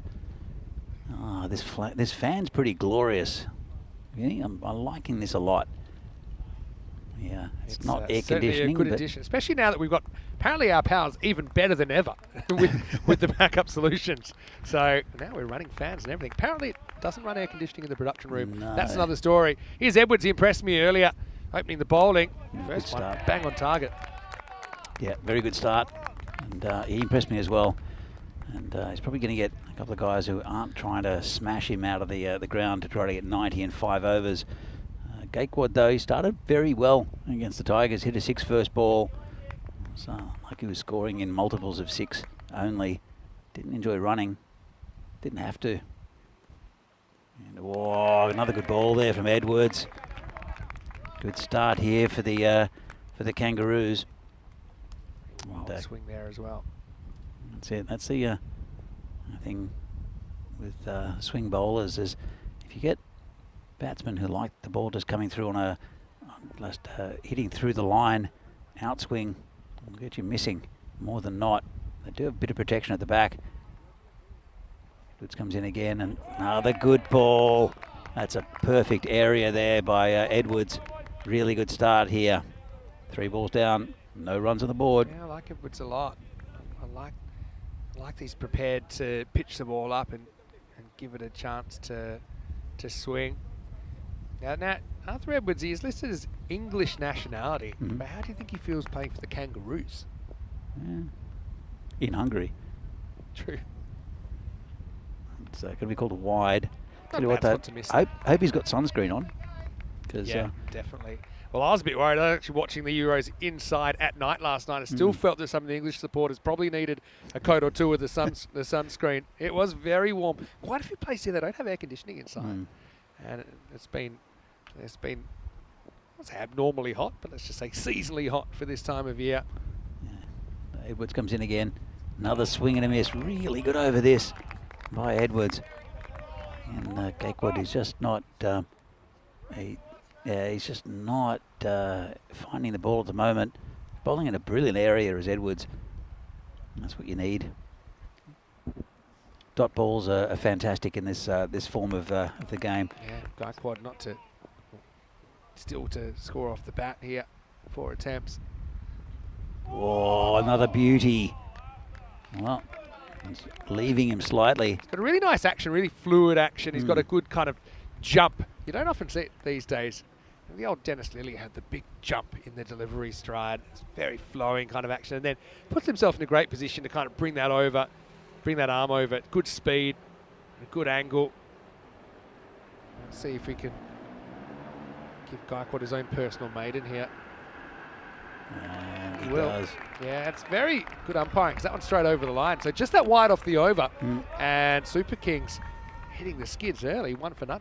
Fantastic first over from Edwards, and well, it's hopefully for the Kangaroos they can keep this. Or how was that possible? Talk to me. That well, the Kangaroos are now 51%. Yeah. Right, but it just ticked over. It was 50-50 at the start, and it was 50-50 until then. But it did go a little bit for the Super Kings for some reason in that over. But now Supercomputer just says 51. Supercomputer picks up on things. Dogs can hear frequencies that we can't. Yeah. The supercomputer's got things going on that we don't understand. So I guess they win the over. 1%, yeah, it is surprisingly small change in the numbers.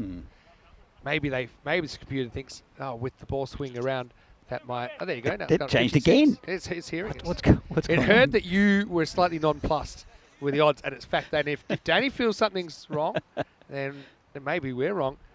Anyway, here we go with over number 2. This is Robbie Ainsworth. Well, some hesitation, but not picked up cleanly. So Islam will get off the mark. That's a shame. That was Tom Wayman out there who charged in on that ball, really attacked it and put hesitation in the batting.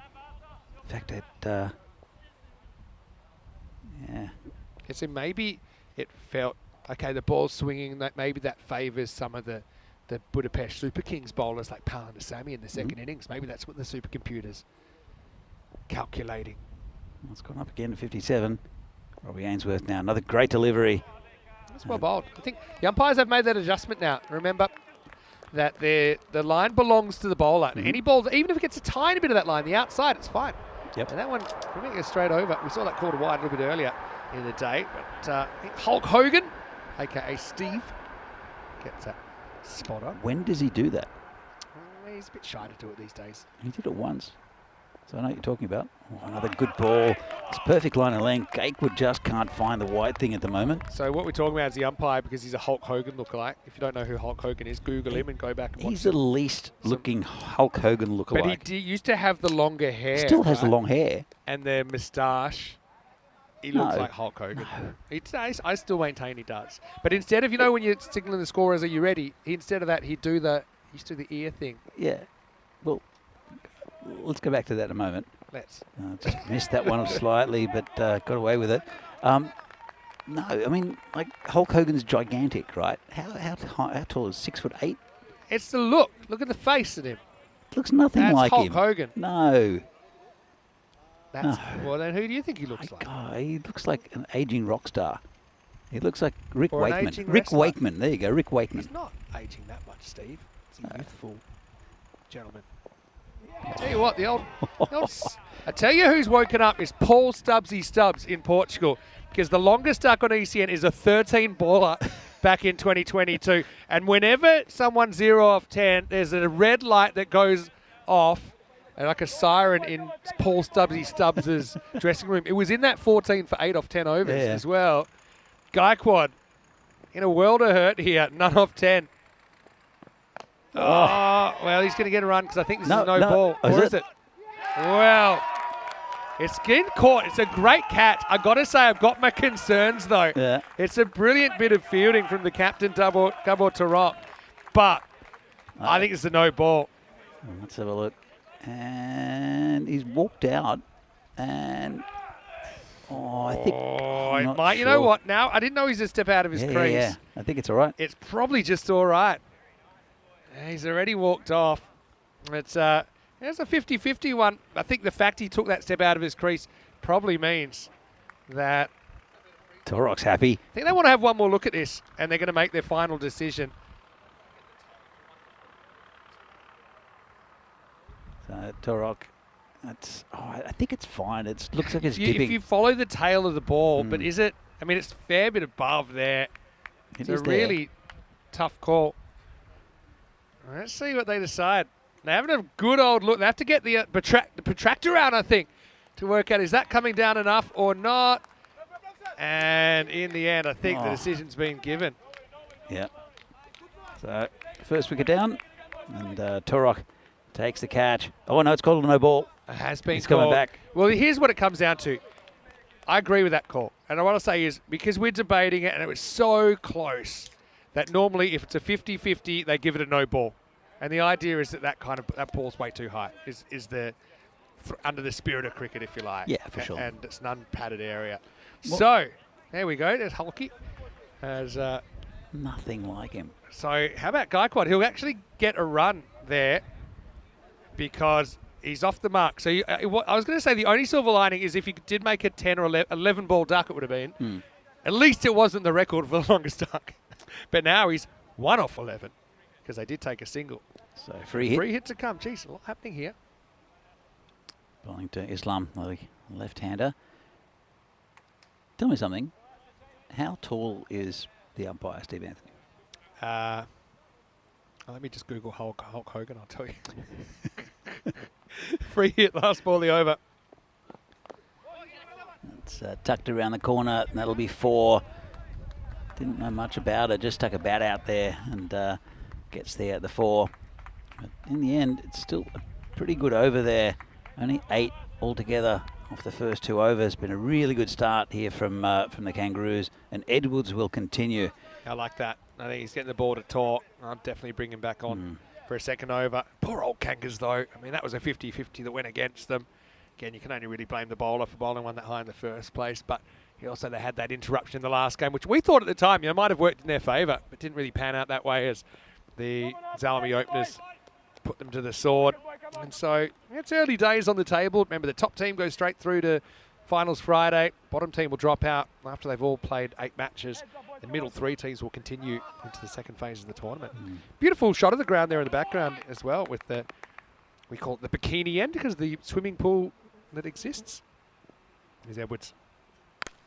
This is in the air. It's another full toss. Don't think anyone will get there. It'll be a great catch if you can hang on to it. Oh, boys.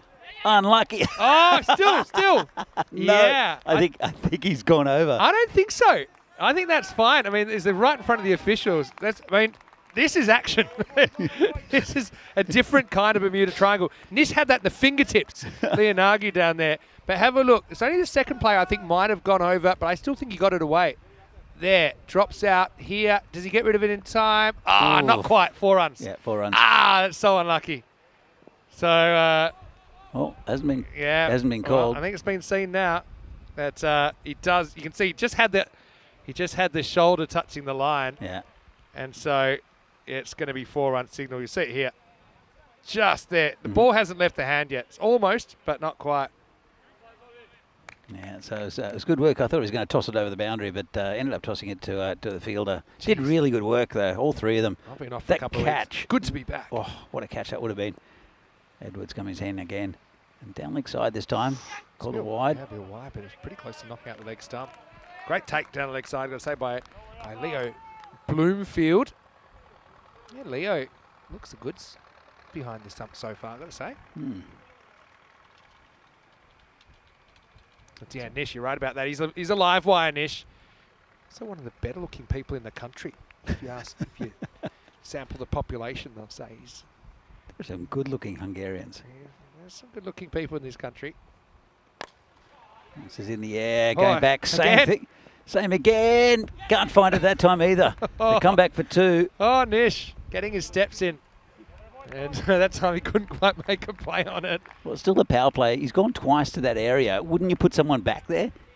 Yeah, maybe.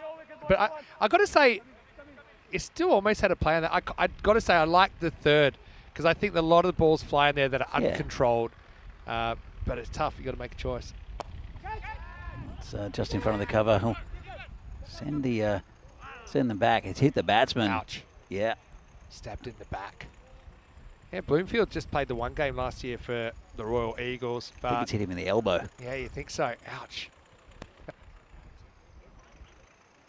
That's well, Gaikwad, we thought he might have been out earlier. He wasn't. Just kind of got caught ball watching there. Didn't know what was coming. Oosh. And right in that left elbow. And if you've ever been hitting the funny bone, you'll know it's not a laughing matter. But, yeah, he's going to take a moment or two. One thing, if you do get hit in the what we call the funny bone, is that all your nerves go crazy in your fingers. And I remember getting hit the nets once there with a pretty new ball, and you couldn't actually grip the bat anymore. It's more of a temporary thing most of the time. Magic spray, I mean, I don't know if that'll work, but of course it'll worth a work. try. Cures everything. But, yeah, he's just trying to get hold of it. It's half a chance at best of a run out, but aggressive stuff. I think it was Matty Ainsworth threw it back in. Hello to everyone in the chat. Gives us a chance to say hello. Hello to Wayne, who's in there. Jeff was saying the ball retrievers, a lot of them were in the jungle earlier on. A lot of them didn't bother going in the jungle, though. It's not somewhere I'd want to be. Hello to Jacob, who's watching from Estonia. Tere to you, Jacob. Good to see you with us. And I suppose there is a bit of an Estonian connection with our very own Stefan Gooch. Going back to play for his country of citizenship and playing for the Hippos up there. But we do believe he'll be playing for the Blinders next week. It'll be good to see him. If I'm around. I don't know if we're going to be around at the same time. It'd be a shame, because I haven't seen Steph for a while. Might see him. Yeah, we'll see. Andrew Morosi in the chat. Hello to you. And it's great to see Zoltan in the side, of course. Andrew saying that Edwards learned to play cricket as a junior in Hungary. Obviously, he's bowling really well so far. It wasn't him that hit the batter, though. It was actually Matty Ainsworth with I won't say it's an errant throw. It was a pretty decent throw. That poor Gaikwad had to hustle back. Hello to Kroom as well. He spotted the longest Derek was on there for a while. Kroom thinks we maybe should make another Derek cartoon for a 10 ball or more Derek. Well, I think we can slow down the animation. So maybe we just have to put it in slow-mo. I don't know. But hello, guys. Hopefully you're well. Vinny here with Danny. Rico's enjoying a couple of weeks off, and my word, he deserves them. Charlie likewise. They'll be back for the start of Bulgaria.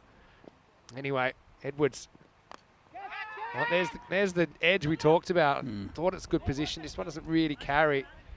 It's streaky. Like a pound of bacon from Gaikwad so far. It has been, hasn't it? And he hit the ball pretty cleanly in the previous game against the Tigers. Hit a 6 off his first ball, and then you could see how it's hitting, as I said, very cleanly, but in denominations of 6. But 8 off 15, it's not great. Islam, though, 5 off 2. He was hitting the ball cleanly as well in the earlier game. Oh, just like that. Wow, that's a monster. That's gone into the practice nets. And how quick are his wrists here to snap through the ball? So Edwards kind of swinging into the wheelhouse of the lefty. That was a big daddy, Maximo.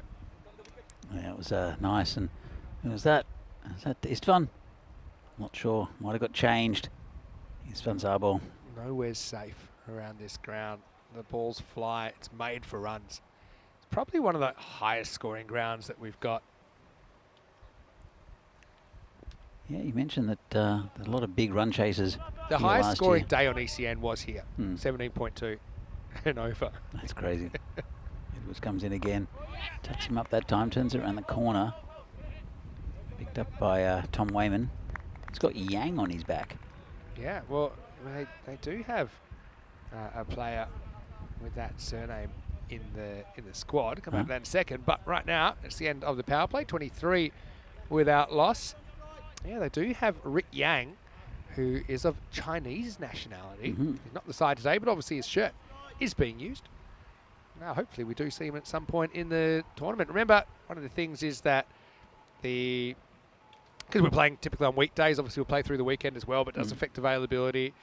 Most of these teams, because there's 8 matches in this initial stage, there's some exceptions, but for most of them, they'll play 3 days of matches. So a day where they play 3, a day where they play 3, and a day where they'll play 2. Some of them will play 4 days of cricket in the initial stage. But yeah, obviously with work and stuff, sometimes players can get free, sometimes they can't, sometimes they have to choose. It's just where we're at with cricket in Europe. Maybe one day it'll be professional. We hope so, in a generation or so. Anyway, here's Robbie. Geez, he's strong off his legs, isn't he? Just flicked that one off, just off his legs. Did Islam, and That's another 4 runs to the total. Just got to do 2 straight. A really good example. He loves that ball in towards the pads. If you had an off-spinning option now, I'd probably be trying it to him. I think he's looking so dangerous. Obviously, Gaikwad hasn't really hurt you yet, although he's still there. But something just to slow the pace off and not give him that pace to work with. But yeah, don't get into his pads. You'll pay the price. That got through pretty much everything. So I mean, that's actually a lucky break in for both sides, really. I mean, it should have been whacked out of the ground, really. It was a filthy full toss from Ainsworth, but also Islam, maybe not expecting it, almost loses his leg peg. Yeah, so I'll reset. Roll, come back again. Like to Islam. Left-hander. That one's again. He's dragged it. That's no run. Well, Gaikwad, he was shaking there because last time he saw Matty Ainsworth shaping up to throw, he got a broken elbow, and he was almost in the firing line again. He's a good fielder out there, and the covers is Matty Ainsworth. So important. Wow, is it mid-wicket there? I get. Oh, that's going to be a full toss and no ball and a 6. Well, let that one slip, and it's been called on field as a no ball. Yeah, and look, I like that they're trying to go full. It's definitely the tactic, but obviously when you overdo it, then there's consequences, and that time it's a 7-up and a free hit to come. And Budapest Super Kings, don't forget, that really slow start to this innings. Just that 1 run off the first over, 7 off the second. They've elected to bowl out both openers in the first 4 as well. Well, it's in the air, won't be a catch. It's a free hit, and Nish. Oh. You know what? And it wouldn't have been caught. The one thing he had to do here, Nish, is get behind the ball. I know he doesn't know where he is, but he didn't want to be in a position where he can push it over the boundary. And I think that's going to be 4, especially when it can't be a catch. He just needs to set up and just try and block the ball back in play. Lets it get to the side of him. Creeps away. So basically 11 off that ball. Yeah, well, it's unfortunate, but that's what it is. Coming back into this game a bit now. Has got past the fielder. They're coming back into this game a bit, the Super Kings, after not the quickest of starts.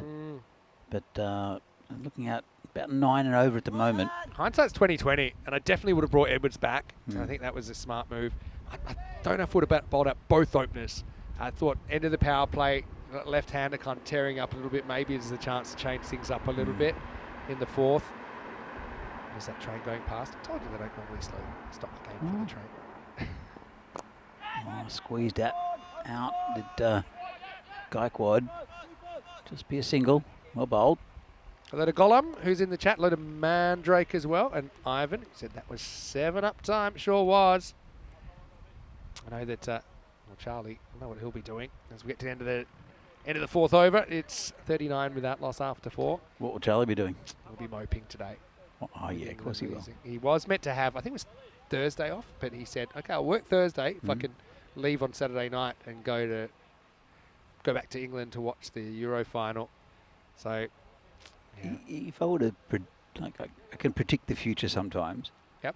And I would have advised Charlie not to take the day off, because England were never going to win that game. Well, I never saw them making the final. No. They played a style of football I think you might call trash in the first couple of games. It was pretty but difficult to watch. They turned it around, didn't they? I don't mind this England team as well. They've got some very talented players in Bellingham and also Cole Palmer, I think is fantastic, who changes the game when he comes on. But what's going on? Harry Kane, I don't know if he scored any. Did he score anything? Not much. I've got to say, Nish is coming on. He's been in the action so far, hasn't he? As we get to the end of the 4th over. 39, actually, is the score. I think maybe they're just tallying up that last over. So it is 39 without loss. Here's Nish the dish, over number 5. It's been hit out to the boundary. Oh, copped it somewhere. Did the fielder. Oh, I think I know where that's hit him. I know that gate. He's down on the haunches. That's Morosi out there. Zoltan Morosi. Well, he's 18. He's a big boy now, but... Let's have a look. Oh, got him in the Zoltan. Wasn't that a movie? Zoltan. Don't mess with the Zoltan. Yeah. It's Adam Sandler? No. Adam Sandler? No, it's Dude, Where's My Car? Right. It's in the air. Under it. And caught. Good catch. Well done there. That's Really nice catch. Matty Ainsworth there having a better game. Last one wasn't great for him. This time that'll bring his confidence up, and that's first wicket down. Well, maybe they should just bowl full tosses because Well, they have been, Vinny. They're taking wickets or near wickets. But that's a great catch by Matty. Going back, kind of owned that one, communicated to everyone around him. So that is the official first wickets. Nish Lunagi, that creates it. And we saw him go pretty close to taking a catch earlier a couple of times. But yeah, that will be the first one down, 40 for 1. Islam with a pretty bright 27, turning things around after a quiet start. We didn't see a boundary in the first 11 balls of this game. So I was thinking about you don't mess with the Zohan. Oh, yeah. Adam Sandler. Not quite you don't mess with a Zoltan, but maybe that could be his catchphrase. Well, Zoltan was, that was Dudes with Where's My Car? Was it Cult? Where they all wore bubble wrap, which is probably going to be my Halloween costume this year. Clear bubble wrap? Yeah, no, it's like a bubble wrap jumpsuit. Ah. So it's pretty good. I do have to wear, like, you have to wear something under it, because otherwise it would scare people. Yeah, probably makes sense. Just, you know. And it would be a bit... The police presence in Prague. Yeah, catching public transport, just wearing that might be, well, don't know, it's Prague, no one would care. Oh, it's got through the fielder, and the chase is on, won't get there. It's Gabotorok who was chasing it. Yeah, I wonder if they will think about going to Zoltan Morosi with his leg spin at some stage. Don't think the left hand is a very good matchup for him. But now that they were able to get Islam, maybe now's the time. How many is that? His second? For Nish, no, this is his first over. But that it hasn't been called. I think they want to have a look at it. To me, it's high. Oh yeah, yeah, it's definitely high. I mean, look, he's right on the crease. You can actually see his waist there, forward press. That's, the way, that's high. It's got to be no ball. Yeah, it's a pretty easy call. It's not really coming down. It's pace on delivery. So no ball, free hit to come. Nish just overcooking the Yorker, puts his hand up, says, yeah, that's on me, guys. So, well, let's see what he dishes up here, the big man. Go wide. Yep. So they're creeping towards their 50 are the Super Kings. Still a free hit. Free hit stays in play then. So, Gaikwad, it's been a funny old innings, hasn't it, for Dheeraj? Because you feel he could just go off like a firecracker at any time. Another free hit coming up. I don't think he might have forgotten. Because that wasn't a free hit kind of shot. It's pretty well bowled though. He did move across, and Nish gave him no room at all. Mandrake's got a good point. That's very sweaty weather, so you can see a few slipping out. We have seen a few. I think they've been well over pitched. More of a traditional length. That's true. I agree with you. But as a bowler with experience, you rub your hand on the ground in the dirt, it dries you up. Yeah, for 2 or 3 seconds maybe. I think it regenerates pretty quickly. It's steamy out here. It's not that steamy, is it? It's not really humid. I'd call it a pressure cooker environment. Last ball to 5th. Hit high and long enough. Well, mind yourself there. And that's going to be a sight screen buster and maximal for Muhammad Ahmed to finish the 5th over. And the score, 55 for 1. The 50 comes up with that stroke as well. Beautiful, clean swing of the bat. And it gives us an opportunity to welcome you into the commentary box. Vinny Sandu, Mr. Maximo for ECN. Got Danny Hudacek with me. And yeah, I suppose as two people that grew up in Australia, it's nice to see the Kangaroos on the park. But I've got to say, Super Kings won 4 games last year as the Budapest Kings. They've looked pretty good as well.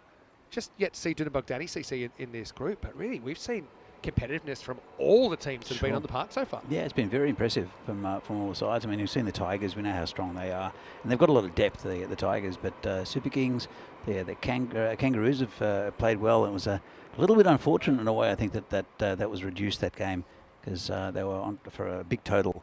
And just in 5 overs. I suppose we'll never know. It probably doesn't change the needle one way or the other, because what happened in 5 could have easily happened in 10 as well. It didn't quite have the answers. Yeah, I wonder what kind of variations we might see from the Kangaroos. And I think it's something that I think they need to find that variation. I know they've got Torok with a bit of slower stuff. I know they've got Morosi potentially with his leg spin as well. We haven't seen Matty Ainsworth yet either. Matty Ainsworth, yeah, another option. Adam Gall again. You know, they've got a lot of players. I think that they'll want to kind of test out. I suppose you want to put people in the action, especially first day of a new tournament, especially when quite a lot of players would have played ECN cricket before. But yeah, true. Great to have your company. Why don't you drop us a comment in the chat, ECN European Cricket Networks. Great to be back. We're feeling very summery. I always think of obviously the temperatures. There's the Goldilocks zone, which is normally around April or May in Italy, where it's about 24 and just perfect. But we do go from quite cold to quite hot. I would say now we're on the quite hot side. I think it's quite hot. So we do apologise, obviously, with the power going out before, but there's not much you can do about that. And I've got to say well done everyone that fixed it. That's the reason we're bringing you live cricket. And something like 3,500 hours a year of live cricket is what we're bringing you this year. It's on average about 10 hours a day, even including the days off, which there aren't many of anymore. Anyway, let's get back to the action. It looks like we're going to have a change of bowling here. It's going to be Tom Wayman to bowl. He's wearing that Yang shirt. And I know that we may see Yang at some point in the series, but I just think if there's a Yang shirt, there should be a Ying shirt to even it out. Definitely should be a Yin shirt. Well, we'll see. Anyway. They might bring it out. Yang might come on with a Yin shirt. That'd be a turn up. That would be very balanced. Anyway, 55 for 1 after 5. This game kind of hanging in the balance for me. I think between these two teams, maybe a kind of 110 feels a bit more like par. I don't know, really, to be honest. Yeah, yeah, true. 141, Super Kings made early against the Tigers. Now, the first one's a loopy leg spin that turns out to be a full toss, and that's going to be 4. And I don't think there's an issue with the height here because it was coming down. Wayman can't quite find the pitch, and he disappears to the boundary first up. Yeah, another full toss. But it's been quite a few of them in this innings. They have got a wicket off a full toss, almost a wicket off a full toss also. That's true. Quad says thanks very much, moves to 15, still there. That's better. This is hit in the air and 6 runs. It's over the fielder here, Edwards, who can't do much about that one. Yeah, well, Dheeraj, I suppose if you look at his innings so far, he's one guy that probably has struggled with the pace on the ball. So, well, it's not good as an opener. Yeah, well, I mean, that's just the way it's worked out in this innings. I wouldn't say it's normally a weakness of his. It's just, remember, he was 10 balls before it even scored. Even it was a bit of a streaky single to get off the mark. Oh, good bowling. That's what we're talking about. He really puts a rip on this, Wayman. I like it. I like watching leg spinners. Wayman, I remember I noticed in the background that he is Australian. He's an excellent leg spinner. He does get a bit of drop, so even that one, which is a full toss, and that's not what he's trying to do, but because he actually spins the ball. It's revolutionary in a way, radical. Revolutionary. A spinner that actually, yeah, exactly. It actually spins it, and so it has a lot of top spin, and it drops a fair bit as well as potentially turning. This is in the air again. It's coming towards us. Well, just missing. It's Maximo, but it almost hit our new fan. Now, you're going to need to protect the equipment. That includes our new friend here because we need that. But yeah, it wasn't a bad ball from Wayman, I don't think at all. Just a really good shot from Muhammad Ahmed. Takes on the long off and wins 6 runs. She's got a name. Her name is Ellen. Oh, is it? Ellen. Look, it's a female. It's a girl. Okay. So it's down the doesn't have a side. bad attitude. Down the leg side. Going to get potentially a wide plus the 2 extras here, so it'll be 3 free runs. Wayman's over goes magical. This will be the worst over. I like his mechanics. And obviously, it's just a location thing. If he can get it right, get in the right spot. Does look like he might take a wicket at any moment. Yeah, stumping's on.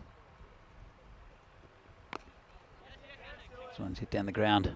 Be picked up by Edwards, just a single. And 21 off the over.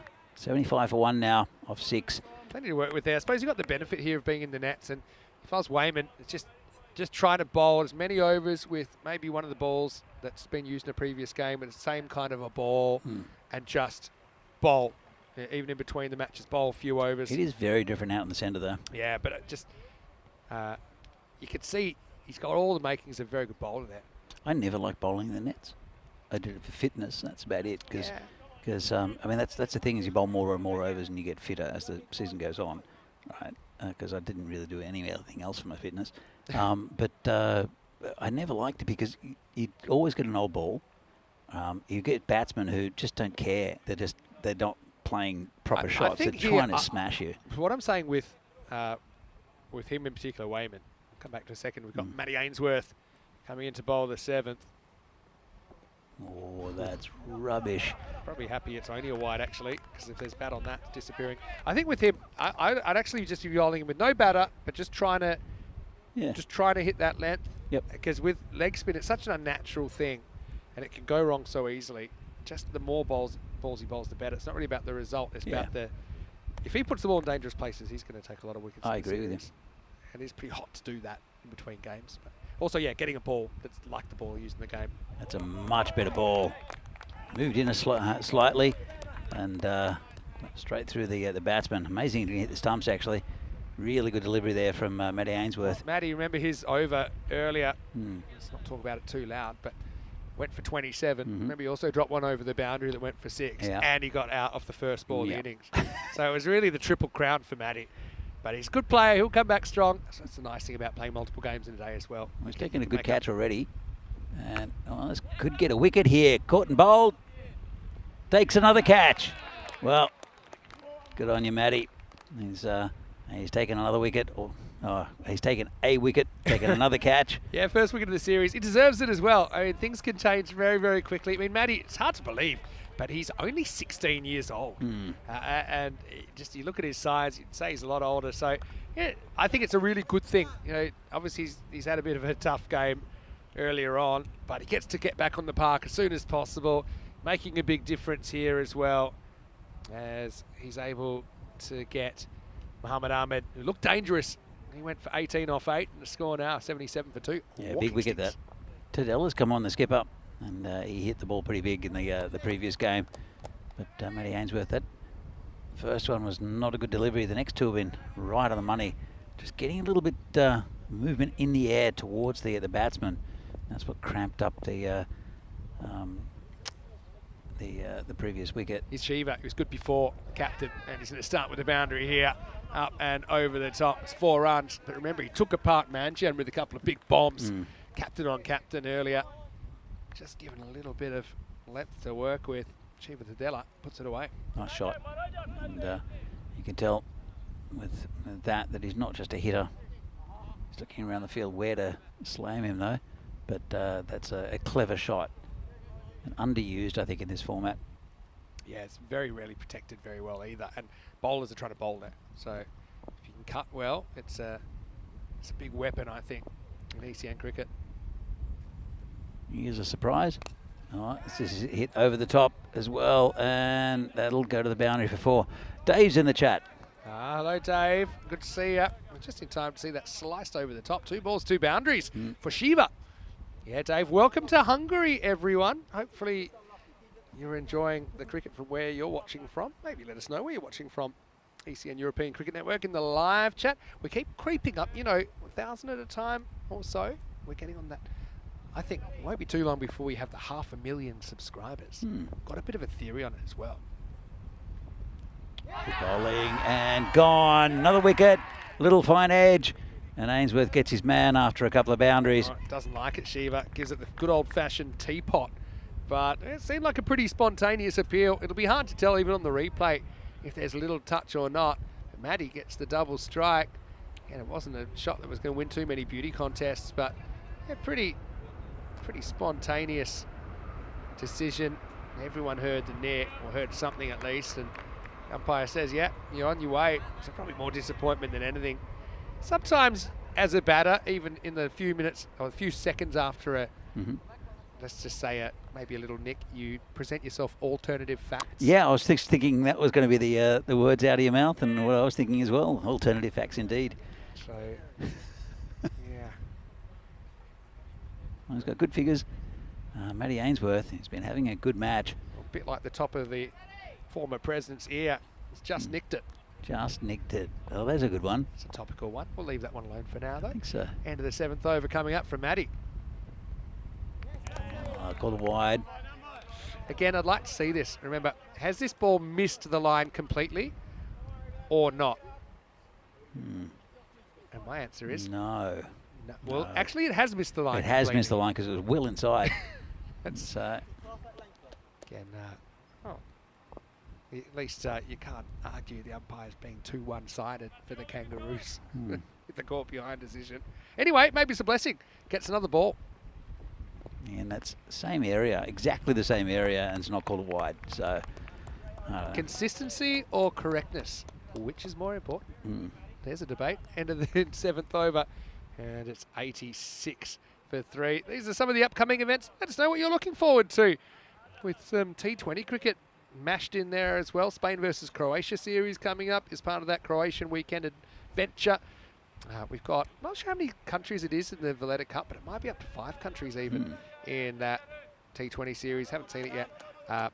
My theory with the 500,000 subscribers, I don't know if we'll get all the way there, but I think when we have USA and Canada on the network, it's going to get a big boost. Yeah. We know it did when we covered Netherlands, Ireland and Scotland, their full T20 international teams back in late May. And then Austria is on the network. Austria, of course, won the ECI yesterday. Very closely contested ECI Tri-Series. I think I was in Brescia for the 400,000. But not Brescia, yeah, Brescia for the 400,000. Yeah, I think you might be right. Yeah. And people were celebrating, like, congratulations on the 400,000. I'm like, I have no idea what you're talking about. Was it? I think it was. Or was it when you were in Romania? No, I think it was Brescia. Okay. From Yeah, memory. might I was be only right. there for 3 days as Well, I well. remember we celebrated it in... it had to be when you were in Romania. Because Was it? we had strawberries and cream in Wimbledon, which was only a few days later. In a thunderstorm.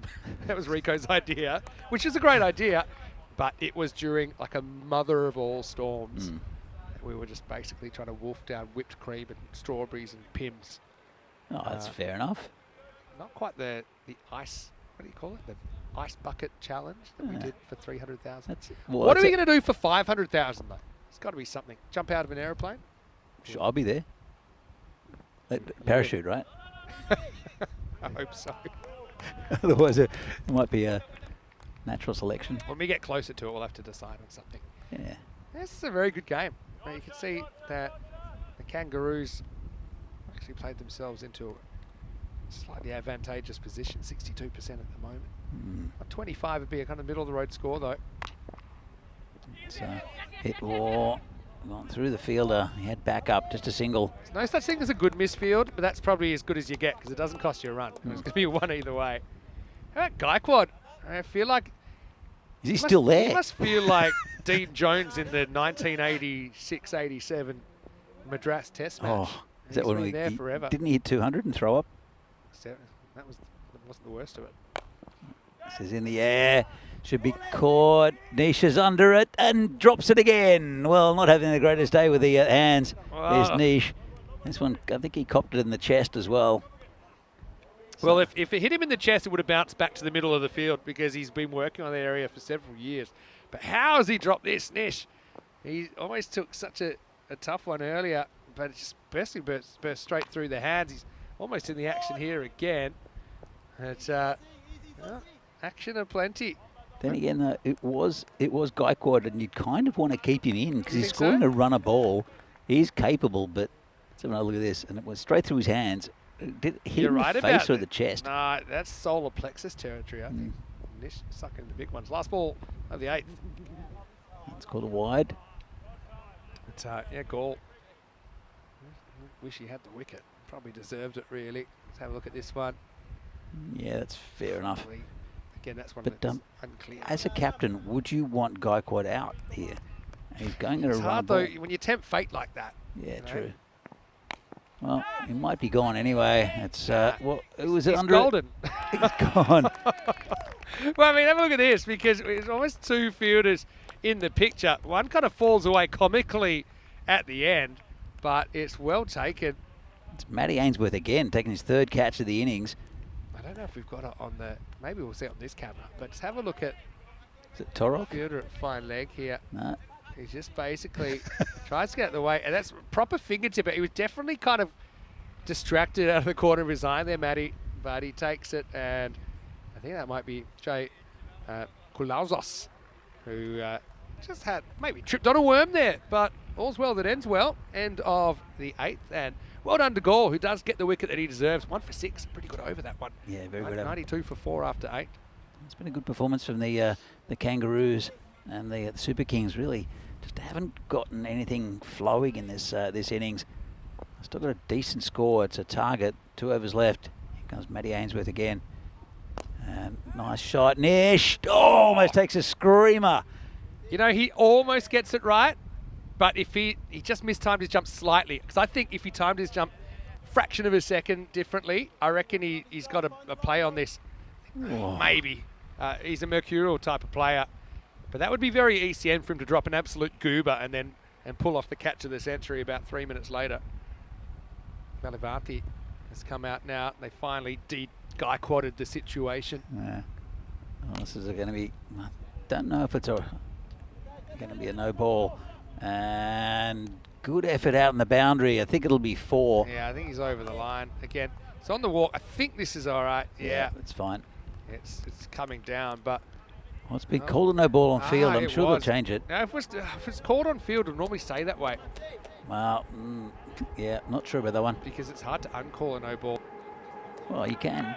Oh, look, because he's moved down the pitch, and it's not even waist high there.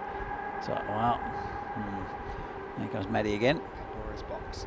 Oh, got him that time. Great delivery. Valabarthi has to go. And Matty Ainsworth's taken 3. So that's what we missed out in the last game. Good quality from Ainsworth. Oh, it was the no ball. I think he thinks it's a no. Oh, yeah, because it was no ball, it's free hit, right? Oh. Yeah. But it was funny because the new batter was running out there. What? But look. So it was a free hit. It was a free But hit. it shouldn't have been a no ball. Yeah, but then you got to put that together with, they had a couple of wides caught them that weren't. Yeah. There's a bit of swings and roundabouts about it. But I tell you what, the new batter was getting ready to rush in. Someone had to hold him back saying, hey, don't go anywhere. You're still going. Well, I've loved opening day here. Yeah, it's been great. It's been steamy. Yeah, well, I'm getting hammered now by the sun. Ellen's in the sun as well. Hope she doesn't overheat. My computer's starting to feel it as well because I could roast an egg on this thing. All right. Well, let me just see. Because the ball before got called, definitely got called. But did you see a free? I don't know if I saw a free hit signal. So he's saying, hey, that's got to be a free hit. Because he's heard it called, and if they did change it, then I didn't it see wasn't change communicated. I didn't see it change a single. I didn't see a free hit signal called either, to be fair. Well, I think this is going to be given out, you know. I don't know if it can. Because Well- if if the umpire at square legs called a no ball, Yeah. right, maybe the standing umpire didn't, but he didn't call. He is going. Yeah, but That's weird. well, this is actually why, I mean, I'm going to get all technical here, but that's why there are separate signals for a free hit because of that, to avoid that kind of confusion. Yeah. So, I mean, I suppose partly it's on the batter Well, to say, is this a free hit or not? Because you normally get the signal. You No. didn't get the signal. Well, no. I'm saying it's his fault. I He mean, might have turned around and not see the free hit signal, but he definitely saw the no ball signal from the square leg umpire. Yeah. So it wasn't a no ball, which, okay, letter of the law was a correct call, but once it gets called, that's why, I mean, this is what I'm talking about, Pandora's box. Normally you just leave them. If they're called. But it wasn't called by the standing umpire. But the square leg umpire has responsibility for that call. Sure, I agree with you. And he will normally signal I the agree with you, scorers. but then the free hit wasn't signalled, we think. Well, it wasn't obviously signalled, so the umpires haven't communicated with each other. Anyway, it's hot out there. It is hot out there. Matty, meanwhile, is cheeky 3 for 15. Now we've got a proper Tortuga job here. Pretty well knocked down in the end. Does well, the fielder. That's Jay out there. Jay Kaloutzis. Yeah, I don't think we've ever seen that situation before. I mean, look, you got to also empathise with the officials a bit. I mean, they're out there doing multiple games, and one of those things. I think that maybe I have my theories on what might have happened there. But anyway, come back to it in a second. Is Matty?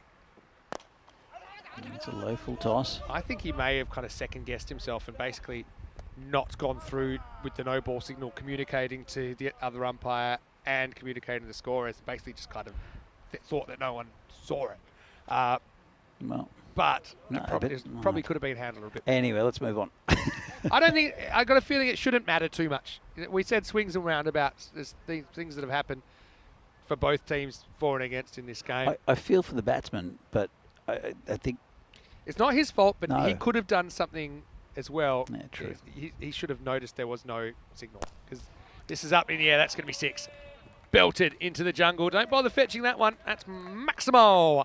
Seis Carreras brings up the 100 as well for BSK, and at the end of 9 overs, they're 105 for 5. So I'm not saying it's about his fault, but No. what I am saying is he wasn't powerless in this situation, because one of the umpire's jobs is to have a free hit signal that is specifically aimed at the batter. Yeah, but what happened was I don't think there was any communication between the square leg umpire and the standing umpire, because otherwise there would have been no ball called from the standing umpire and the free hit signal, and then there could have been discussion, but he called it, and I thought the call was incorrect in the first place, but there was no communication between the umpires. 2 wrongs make a right.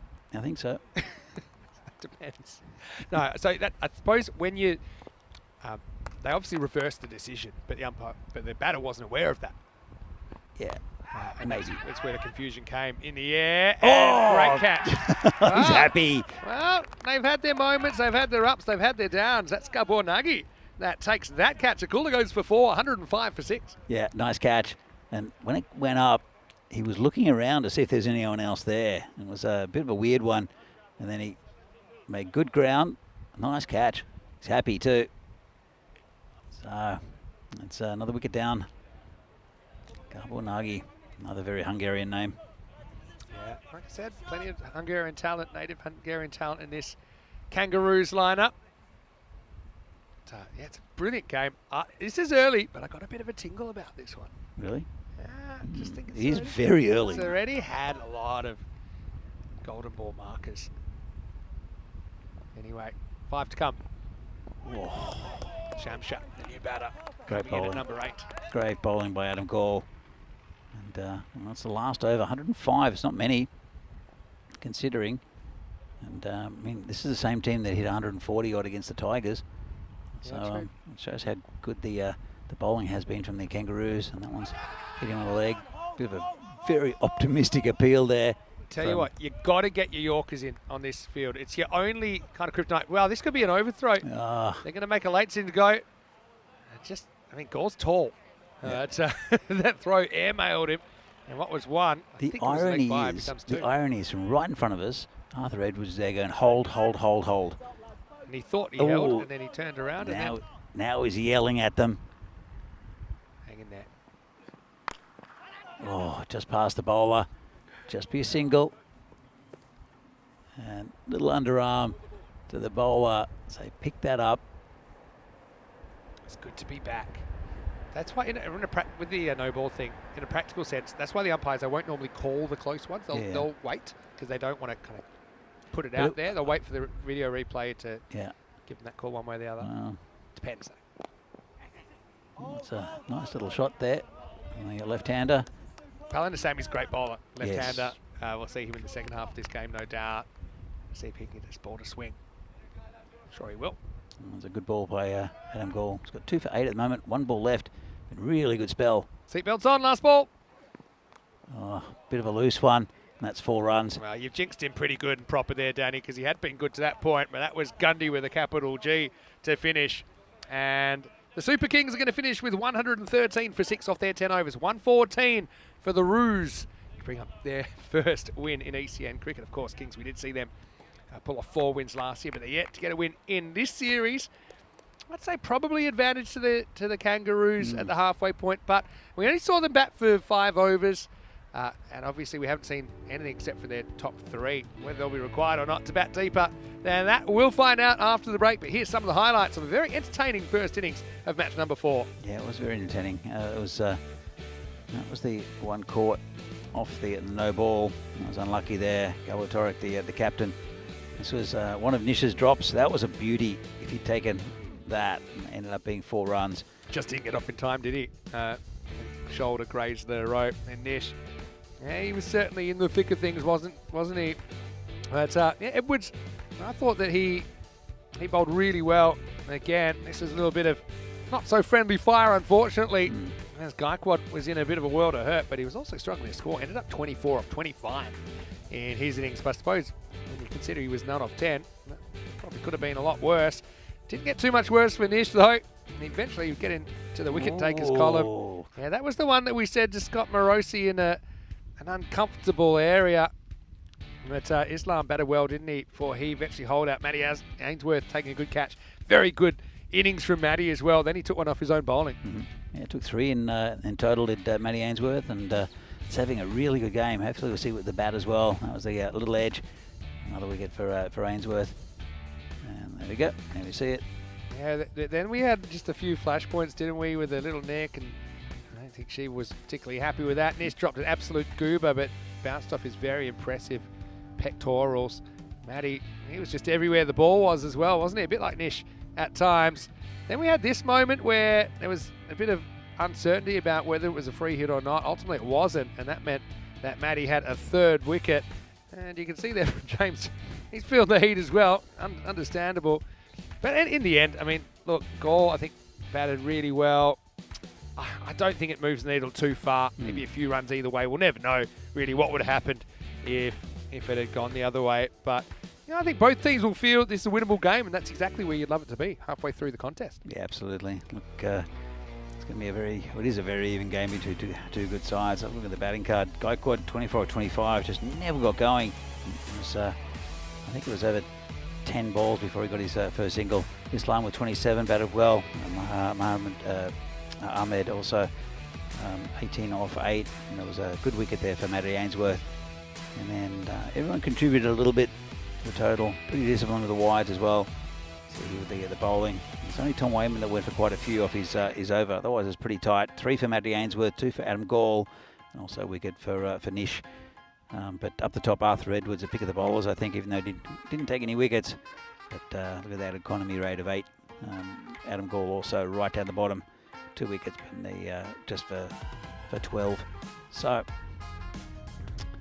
the Kangaroos need 114 to win off 60 balls. It's be a good run chase if they get it. They're a good side, second division side. And first time seen on the network today. The Super Kings, well, I don't know if they'll be too happy with that total, but at least it's a target on the board. And we'll see in a few minutes' time whether the Danubian Kangaroos can get the 114 that they need to bring up their first victory, or whether the Super Kings can bowl them out or restrict them down to under that. All right, see you again soon. Bye.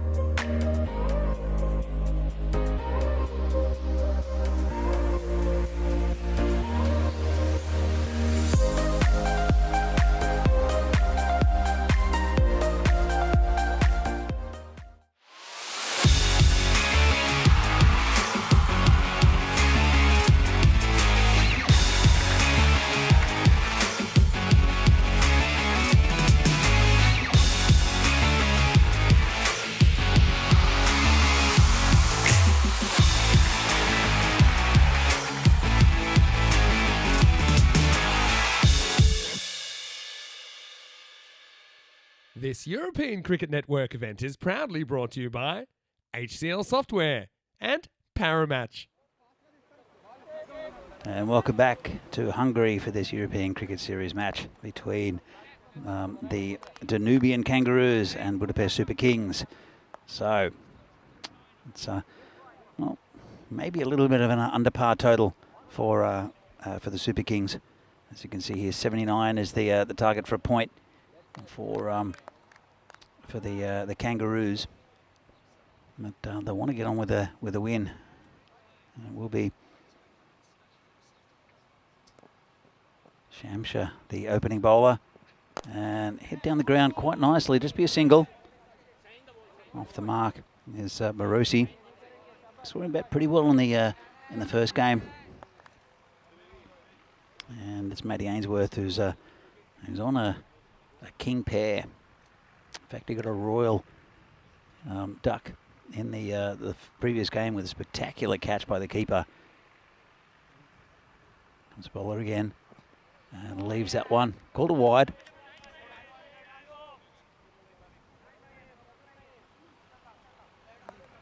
Oh, yeah, gets to see one. Matty, there's a reason why he's opening. He's having a pretty good game. Took 3 wickets, or 3 wickets and 3 catches, including one off his own bowling. And that'll give him a lot of confidence. Shamsha coming to bowl again. Matty Ainsworth. And gets a run, does he? No, chance for a run out. And gone. Oh, and he's thrown his bat as well. That's not good. That's the umpire who'll pick it up and give it back to him. Well, he's got his pair. Well, that's a bit naughty there from Matty Ainsworth. Just lost his cool a bit. And probably was a single on. Let's have a look. And he was running. He was going to the danger end. Marosi just went no. And a flick. It was great work by the keeper. And, well, let's have a look at this. And luckily it didn't hit the umpire. But good work from the keeper. That's naughty. But he'll have to go for another duck. That's unfortunate. So, Vinny, you've come back at an opportune time. Well, you know, I'm half Scottish, so I've got a lot of time for the caber toss. That's not quite the same. It's not the first bat throw we've seen. It's not the last. Obviously, it's not what you want to see. There'll be some sort of sanction against that, surely. It's not. Well, I mean, at the least, it's a stern warning. Yeah. At the most, it's probably a game. The one thing that saves him, maybe, as the old golden duck, probably not what he wants to see at the moment, is that he didn't endanger anyone with the throw. That was a king pair. Yeah, it is. It's a king pair. Let's not go into that. Well, he said he was having a better game until now, as they won't take a run here. All knocked down. So, again, I'm not an expert on the code of conduct and all these things, but I know that if you abuse equipment, so like a bat throw, yeah, it's material whether someone was put in danger or not. Luckily, he threw it to open space. Almost. It was any harder, it would have probably hit the umpire. It was some close. impressive distance. We'll give him that. Anyway, Shamsha. Slow ball. It's well, I'm surprised they didn't run, but on Marosi's record, I think the other Ainsworth is probably thinking that's not. You see, Marosi wants to run, and really, I really think that's probably on Robbie, who's come into bat now. Just need to look up at his partner, and there was an easy run there. Went all the way to the outfield. Yeah. Kangaroos. Well, sometimes kangaroos do fight each other. If you look up YouTube, you'll see quite a few brawls. Not saying it's to that degree. I wouldn't like to be kicked by a kangaroo or scratched. They've got big nails as well. It's well, was he taking evasive action? I actually think he was, because the last moment he was trying to get his foot out the way of the ball. So yeah, for me, he is. You see, it's not a great attempt, but he doesn't want that ball hitting him. He wants it to be a wide. So for me, it's a leg by, because he is trying to get out the way of the ball. Fair enough. Should have used his bat there, Vinny. Yeah, I mean, he should have. But in my opinion, it's a genuine attempt to get out the way of the ball. See?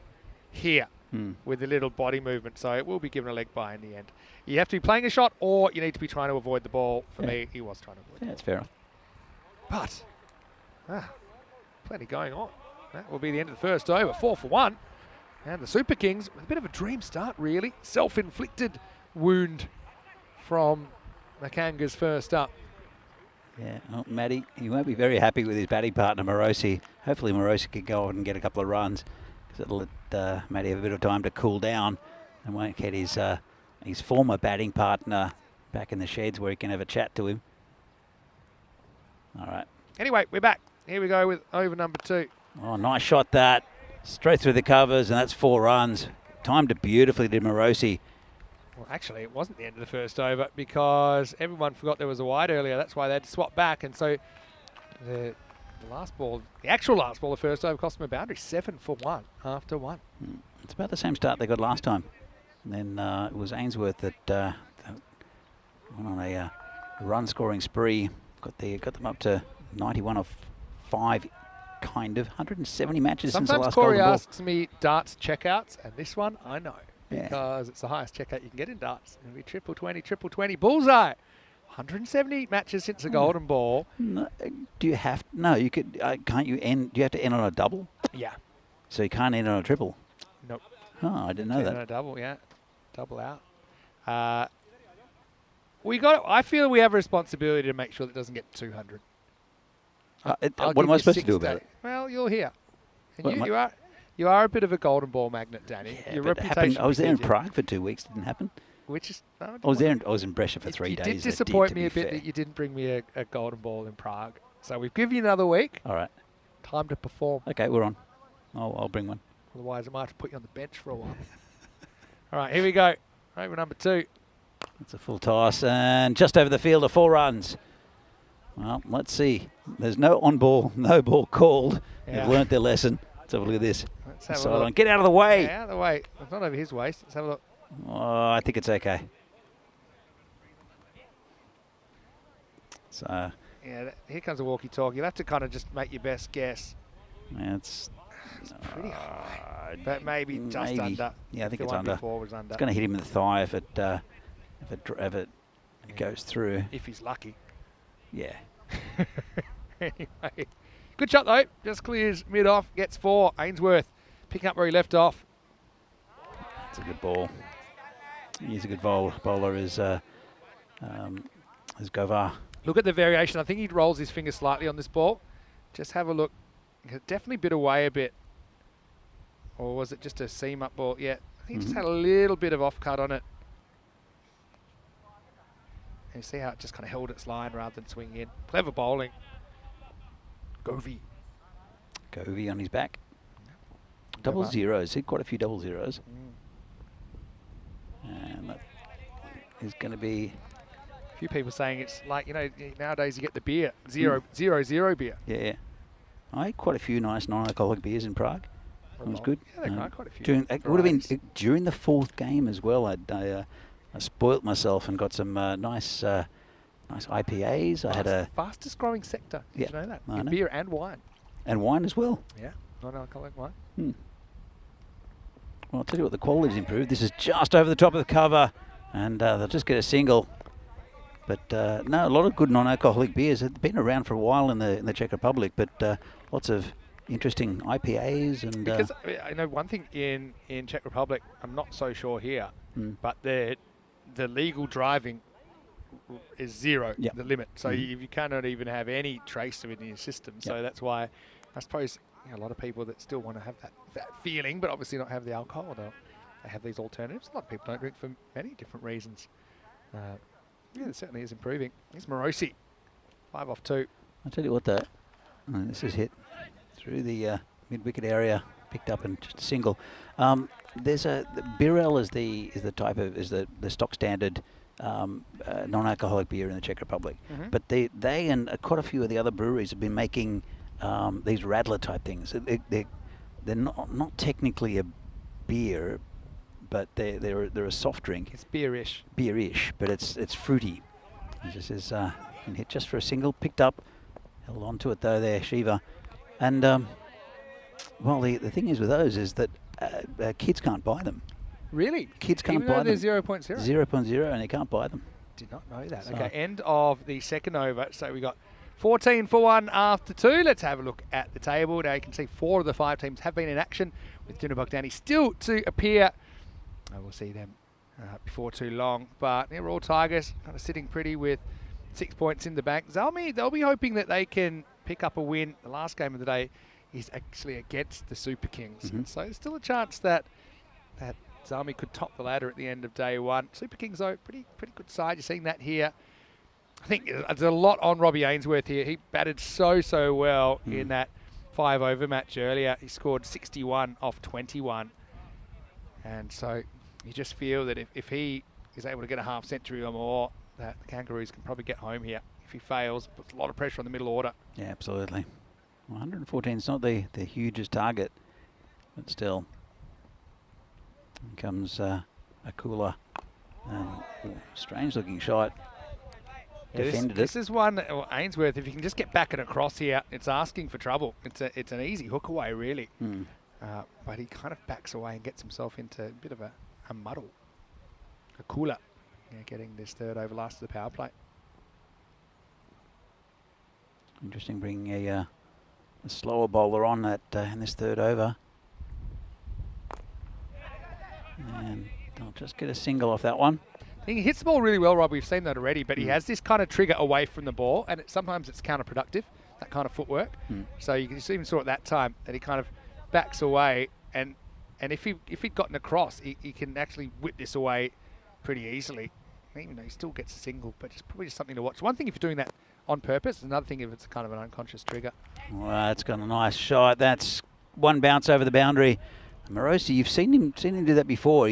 He sets up for that shot on the leg side and rocks back. Have a look. And he's set up, opens up his stance completely, and gets the right ball. Yeah, and look, you can see what he's doing. Again, he's got his own triggers. Does Zoltan. So you need to be going wide of the off stump. Don't bother attacking the stumps to him, because I think with that setup, he's going to find it really hard to deal with something just inside the tram line. And the other thing is, you don't want to give him length. You need to be going full. Try and bounce the ball in the popping crease, and it's very difficult with that bat plane to deal with that. Well, that was the train going past, in case you missed it. Anyway, Akula with the keeper up to the stumps. This is in the air, should be gone. 2 players coming around, drops it. Well, got to say the catching hasn't been great so far in Hungary. That was a pretty easy one. Well, maybe we need to rename this ground Sweaty Palm Central, because it is that kind of a day. And this is Sawant that gets there in the end. Had a bit of company. Didn't really hit too much of the hands. Morosi gets super lucky, gets dropped. That's a good ball. Nice take by the keeper as well. Been rolled back. Ball's here. Go get it. So anyway, what do you think? We'll have to check with the TR. Ian Ramager's doing it today. Solomon Syed will be doing it periodically throughout this tournament. But I wonder if he gets a game there. Oh, so it's just over the top. That'll be 4 more. And yeah, it's that the power play. I can't have more than 2 players out of the ring. Got a bit lucky there, just over the fielder. And that was Gaikwad, who can't reach that one either. So looking at the Kangas, their next matches, they have 3 matches on Wednesday actually. One against the Royal Tigers, first game of the day, then against Super King, the return clash here, and then they'll play Budapest Salmi in match 14. So, look, I don't know. I was going to ask you, Danny, what's your worst cricket-related tantrum? Everyone's done it. If you show me a cricketer that hasn't, I'll show you a liar. I'm pretty level-headed normally. You must have at least said a bad word to yourself, or to myself, yelled something. Or yeah, it doesn't have to be a bat throw. I don't know. I mean, I know. I can tell you a story about someone who threw a fantastic tantrum, but I don't think it's ever been me. Wow. Never. I don't know. I don't really think so. Grumbled a bad word under your breath. Well, probably, but nothing that's going to rock the world. Nothing camera worthy. Here's Muhammad Ahmed. I'll tell you a story about 2 guys. Tell me the tantrum story, because I want to hear it. So there's a guy I grew up playing with called Fred Pentecost. Right. And Fred didn't we have... can use his real name. Hello, Fred. I'm going to use his real name because it's worth it. And I remember at one stage playing juniors, like under 12s or whatever. He punched our coach. So he had a bit That's of not a very good. he had a bit of a short temper from way back. That's That's one. a good shot by Ainsworth. That'll be 4. Let's go back to this. Did you say when he was in juniors he punched the coach? Yeah, under 12s. Yeah. I don't know. It wasn't like well, it was under 12s, the under 15s coach is or an something. adult, right? I just imagine the coach holding him off in the swing. No. He full on smashed him. Okay. Yeah. Anyway. He's in Australia. Yeah, in Australia. So he's this is in the seniors now. We're still pretty young, but there was quite a few older players in the team. And what's this hit in the air? This is just over the fielder, and that's 6 runs, hit pretty firmly. And that's is it number 4 for the production? Yeah, is that a knock-knock? I think That's a knock-knock for sure. Yeah, well, one thing here with Shamsha on the boundary, he stepped in when he needed to step back. And I think that cost him the opportunity to touch the ball. Whether he would have caught it or not's another thing. 6 to Robbie Ainsworth. You just glossed over when he punched his coach. Were there any consequences to that? No, or probably shake not. hands and get on with it? Probably, he's a pretty good player, to be honest. So, Coach, but just we had a like- bit of a short fuse. I like your aggression. So, now playing in senior cricket, again, not a very high level. Fred was batting with this guy called Pete Stankovic. He was a really nice guy. And I think they were opening the batting. And a bit of confusion.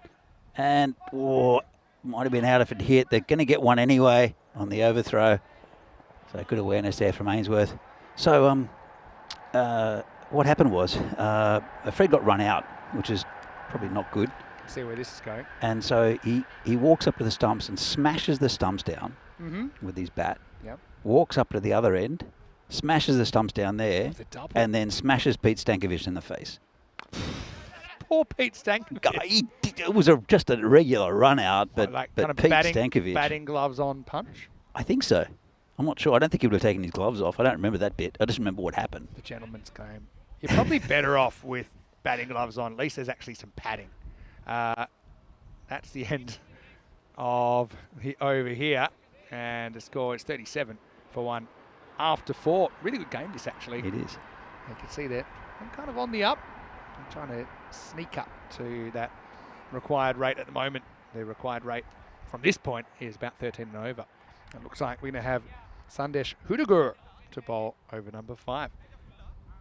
Wow. So the double stumps and the double stumps and the the face. teammate Mhm. punch. I don't Did think he it get was- some games for that? I mean, was there any formal I don't process in remember those him days? playing much for us in that senior team anymore. I saw him a few years after, Figures. and he was looking old, but he was not like it. Oh, this is just past the fielder. 4 runs. Yeah, I think he lived a bit. When pretty you saw him, hard life. was he challenging just random people in the bar for a fight No, or anything no, like that? it was or- never. I never really spent that much time with him, to be honest, apart from juniors. But the thing is, cricket's one of those games where your emotions can change really quickly, and getting out's one of those things that it's very emotionally. I think difficult. it probably went past that, and there was sort of. But I mean, if you went to court, you'd probably get off temporary insanity for most things in the 30 What- seconds after you're out. Not nowadays. At that time, it would have been. The umpire went, yeah, I get it. Because I had the most mild-mannered teammate I had. Again, that's over line, I think. But it was called. This one comes back, not quite in time. That's going to be called a wide. So yeah, it was openers having to bat, I think, half an hour, and I think I was batting number 4, and I was pretty confident I shouldn't bat. Shouldn't have to bat on day 1. But of course, being in Australia, the opener's winning heaps. And it's pretty well struck, but could be trouble. It is very well held down there on the boundary. This time, that's Akula. That takes it just prowling to his left. He judged it perfectly. So Morosi plays a few nice shots in there, but he'll have to go for 17. And the Roos, 43 for 2. Yeah, nice catch there. Just came across, took it very comfortably. Really good catch. So what I was going to say is that he's getting lots of fur balls, and then eventually he got out. He nicked off, or LBW, something like that. And he was walking off, and the square leg, who'd been giving him heaps, right in his face. And let's just call him Tim. Have changed his name. Drops the bat, punched him. really, With the batting gloves on. I don't think he ever punched anyone his whole life. He was so mild-mannered. In the end, I think he got 7 or 8 games, which is basically 16 weeks. Yeah. Or 16 days of cricket. and missed the premiership. But the guy who punched actually got 2 games. Oh, fair enough. Not if you see the punchy getting games. Oh well, cricket's played by humans. I know it's got traditions, and we're happy that it very rarely comes to that. And even that, I mean, no one was really in danger with that bat throw, but it's not a great look. I'm sure we'll get at least a talking to. Well, we're up in Poland, playing against Poland and Switzerland in a tournament up there.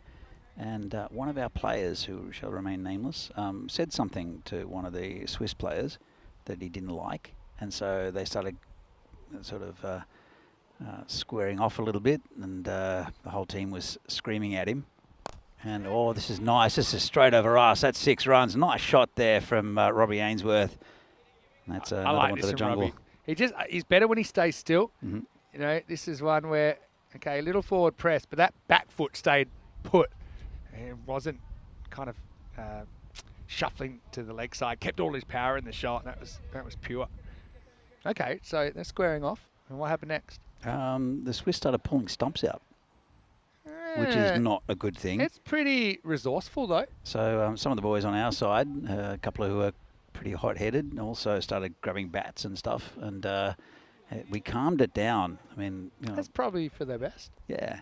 So. But that was a little international. Would you rather have a stump or a bat? A stump is lighter. Yeah. With a pointy end. Bat's obviously going to pack a bit more of an impact. Hopefully you're not. I mean, this is all theoretical discussion, by the way. Yeah, theoretical. Yeah. What are you grabbing? Stump. I mean, our stumps don't have the pointy ends. No. Still though. So you're probably less likely to spear anyone. Fewer bats though. Oh, it's another nice shot. Again, into the jungle. That's another one for the trees. And another ball. Well, I know that there's 2 massive boxes of balls brought to this ground. We don't have enough balls. I can tell you that on day one. Somebody needs to put in an order quickly. Well, on the boxes, there's 2 boxes there, and it said 114 in each box. Are we going to go through both those boxes? Tell you what, someone's going to make some cash if they go and collect them. That's about 4 a game. And bearing in mind, you're definitely using 2. How many games are we playing? Well, actually, no, including the ECIs, it'll be 68 games. So, yeah, we're going to need, well, to paraphrase Jaws, we're going to need a bigger box of balls. Anyway, so it is 58 for 2 after 5. Vinny Sandy, Mr. Maximo here with Danny Hudacek. Welcome to Hungary if you're just joining us. Now, a few people in North America might just be tuning in. It's been a long, hot day, no doubt about that. This game's in the balance. So that 1 over actually has now put them just ahead of that red line. Yeah. How quickly things can change. The over went magical 21 coming off Hudagur. But, yeah, both these teams searching for their first win in the series. Group A is pretty interesting. I do think Raw Tigers expect them to be taking that top spot, although they're going to have to earn it. They've only played 2 of their 8 games. Zalmi, I think they've got that X factor, don't they? We saw them pushing the Tigers earlier. We saw them faced with a tough chase against the Kangaroos and pulling it off in that 5 over game earlier. And then I suppose you've got these 2 teams. You've got Duna Bogdani, and the way things are shaping up, one of those teams is actually going to get eliminated from the competition after the group stage, and all the teams, I'm sure, will be desperate to make sure it's not them. It's been very even between all these sides. You saw that the Kangaroos against Zalmi was very, very close. It was just, 2 very good players at the top of the innings who it got them to that 91 they needed off the 5 overs. So it's maybe the depth isn't quite there for the Kangaroos. With if you take Robbie Ainsworth, who's having a really good day with the bat, we'll see who else they have. I'm sure there'll be some batting a bit further down. We just haven't seen it yet. All right, so that was the 5 over mark. The players have a quick drink now. There's a pool. That's one of them. I think it's only one though. There's there's an in-ground. There's an in-ground. There's another one. I don't know if we can see the in-ground, but that one, I'm so tempted to jump in. They should really be selling tickets to these pools if you're at this ground. Well, as I said, the Danube's not too far away. It's Muhammad Ahmed. I remember this gets past Islam momentarily, but it'll just be a single. I think it'll be a leg by actually. I used to field at fine leg back when I was a bowler in high school, and we'd play against other schools, and there were some stinking hot days back then. So I remember it was about 42 degrees. I'd been bowling, and obviously in between overs, I'm going down to fine leg. Yeah. And right the other side of this fence was the swimming pool, the school swimming pool. And I just had these fantasies of just jumping, whites and all, just straight into the pool. It was so hot. And so when I come here, I get those fantasies again of, you know, you're stinking hot and you're just seeing, well, it's not really a mirage because it's actually there. It is there. You'd love to just jump in and... I think the one, I think there's a swimming pool on the one that's sort of behind the bowler. There's a tree there. Sorry, behind the batsman. There's a tree there. But I'm pretty sure there's an in-ground pool in there. Yeah, from no, there memory. definitely is. But maybe it's a bit hard to pick up on the camera from this distance. But we can go check it out in a little while. I like Dave Beat bringing back the biff. Spain in the rain. That's it. Oh, there you go. There's someone in there. Oh, okay. Bikini end is activated. Yeah, can't show you their face on television, but there's definitely some action in the pool. I think this might have been a mis-stumping, you know. He wants a wide. Yeah, have a look here. Definitely on the walk. It's a tough take. If he takes that cleanly, I think it's a stumping, but it's an awkward one because it's full and it kind of zips through. Wanted a wide there. There's no way it's wide. No. I like some of these comments, by the way. I'll come back to them in a second. That's clever bowling by Mohammed Ahmed. He's been a really important player for Super Kings so far. Dave bringing back the Spain in the rain game, Spain versus Germany in the ECC, which was ended up with a pretty, what's the word, spicy manner. But I like Kroom's comment. He's talking about a game that he saw an opposite pitch to him. Oh, it's gone. Nice catch. That's the end of Nish. Will have to go. And Mohammed Ahmed gets a wicket. Really nice catch low down. Yeah, Nish will be disappointed. Actually hits this pretty well, but he hit it straight at the fielder. And it's a very good catch, just diving away to his right there. Stop, drop and roll job from Palinasamy. And so that'll be a third wicket down now. Kangaroo 61 for 3. Key man, Robbie Ainsworth, still there on 36. And interesting to see who comes out with him. In fact, because see, that is the end of the over. So 61 for 3. So it will be Robbie on strike. And I think this is Gabor Tarok, the captain, that's come out at number 5. Yeah, Kroom said a game on an opposite pitch. Fielding team wasn't happy with the decision of not out. So they walked off, grabbed a load of bottles and smashed them onto the wicket and stamped it into the pitch. I've heard of a pitch being having a glassy look before, but not like that. And ended up with the teams having to take separate buses. I'm not surprised. What would glass do to the pitch? You wouldn't want to be diving, would you? No. No, you'd have to. In Madrid, they used to play in a ground that had a lot of broken glass on it. Really? Before they had an actual ground. That's not very pleasant. Play where you can. Anyway, here's the captain, Shiva. It's been flicked away on the leg side and just about stops it. Just a single there. You get a few soft Tortugas here. So you know you get some violent Tortugas in other places. Or like the old Super Tortuga like in Prague, for example. But the ball does slow down a bit off this outfield because, like I said, it's quite a sandy base. Anyway, here's the captain, Gabor Tarok. Top Kangaroo. Oh, it says miss hit just well enough to keep it away from the bowler. Tadella just couldn't reach it. Well, this is where someone like Matty Ainsworth is saying, come on. I mean, he hasn't been able to score a run today. To be honest, it was just an awful miss hit from Tarok.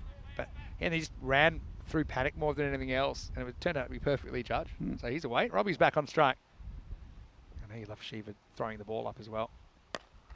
This is it straight and quite comfortably fielded there by Shamsha. Yeah. Just a single. Shall we keep an eye on the bowler here? How many throws we're going to get from Shiva? Yeah. I know you were counting that 4. I think I'm going to have 2 this time. One, two. Yeah. This is the 6 ball. I can pick him. Nice. It's the hit me ball. Can't pick what he's doing after he bowls it, but I'm pretty good. I feel this will be a 3. Yeah, the 4 was the quicker ball. You think it's on purpose? I don't think it is. I don't think it is either, but this it just seems like a 3 it's coincidence. Ready? Here we go. All right. Come on, Shiva. 1. This feels like another 2. 2. Another 2. Yeah. What's a quicker ball? It's the hit me ball. There we go. That's been it's just about endangering the food cart. Well, there's some of the Tigers just laying low, but I got to say, I haven't been over to the shop yet.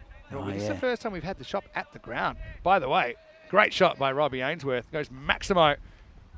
And he's put his team in within striking distance, put it that way. 19 balls left in this contest. 2 on this one. It's another hit me ball. Just played on the leg side. Pretty nice shot. Just be a single. Bring Gabo Torok back on strike, who's doing his job. That's the end of the over. 11 from it. So going about 10 and over. So what's happening afterwards? We're going to see Zalmi come back against the Super Kings. This should be a really good game, Vinny. Yeah, agree. Last game of the day. Budapest Zalmi with a win. They could actually go to the top of the ladder, albeit they've played one more game than the Royal Tigers. The Super Kings, again, that'll be a bit of a defining one for them. We yet to see if they'll win this game, so they'll either go into that with a 1-1 record or an 0-2 record. I called a golden ball pretty early, didn't I? A golden ball tingle. And I think this is going to the wire. 42 off 18. For me, Robbie Ainsworth is just such a key here. If he can stay in, if he can bat the last 3 overs, get a lot of the strike, I think they can pull off this win. If he gets out, I think it'll be pretty tough. And who are the Super Kings going for? Looks like they're going for Shamsha here in over number 8. Huge over coming up. Yeah, absolutely. So 42 of 18, 14 and over. They're behind the run rate. The run rate started off about 11. Clock seems okay. 10 minutes to bowl 2 overs. Yeah. Shamsha loving the headband as well to start the over. That's a nice shot over the top. 6 runs. By the way, I was on the tram the other day, and some people were talking, and they had it was like some sort of conference, and someone started talking about the cricket ground at Vinod, and I looked, and it was Shaimal Joshi. Was it really? On the tram. His son's a very talented cricketer as well, youngster. Shaimal Joshi of United, former golden ball hero. It's good to hear cricket being talked about in Europe, on the buses, on the trains, on the trams. It's a great start to the over. That's 50, by the way, for Ainsworth. Brings up his 50 off 26 balls, back-to-back half centuries to get his series underway. He's batted very well and in if this you want to tournament be so far. technical, it's a wraparound century. Yeah. Because he scored 61 not out earlier. Well, it was as well for, who was it that we saw hit Biggs runs twice?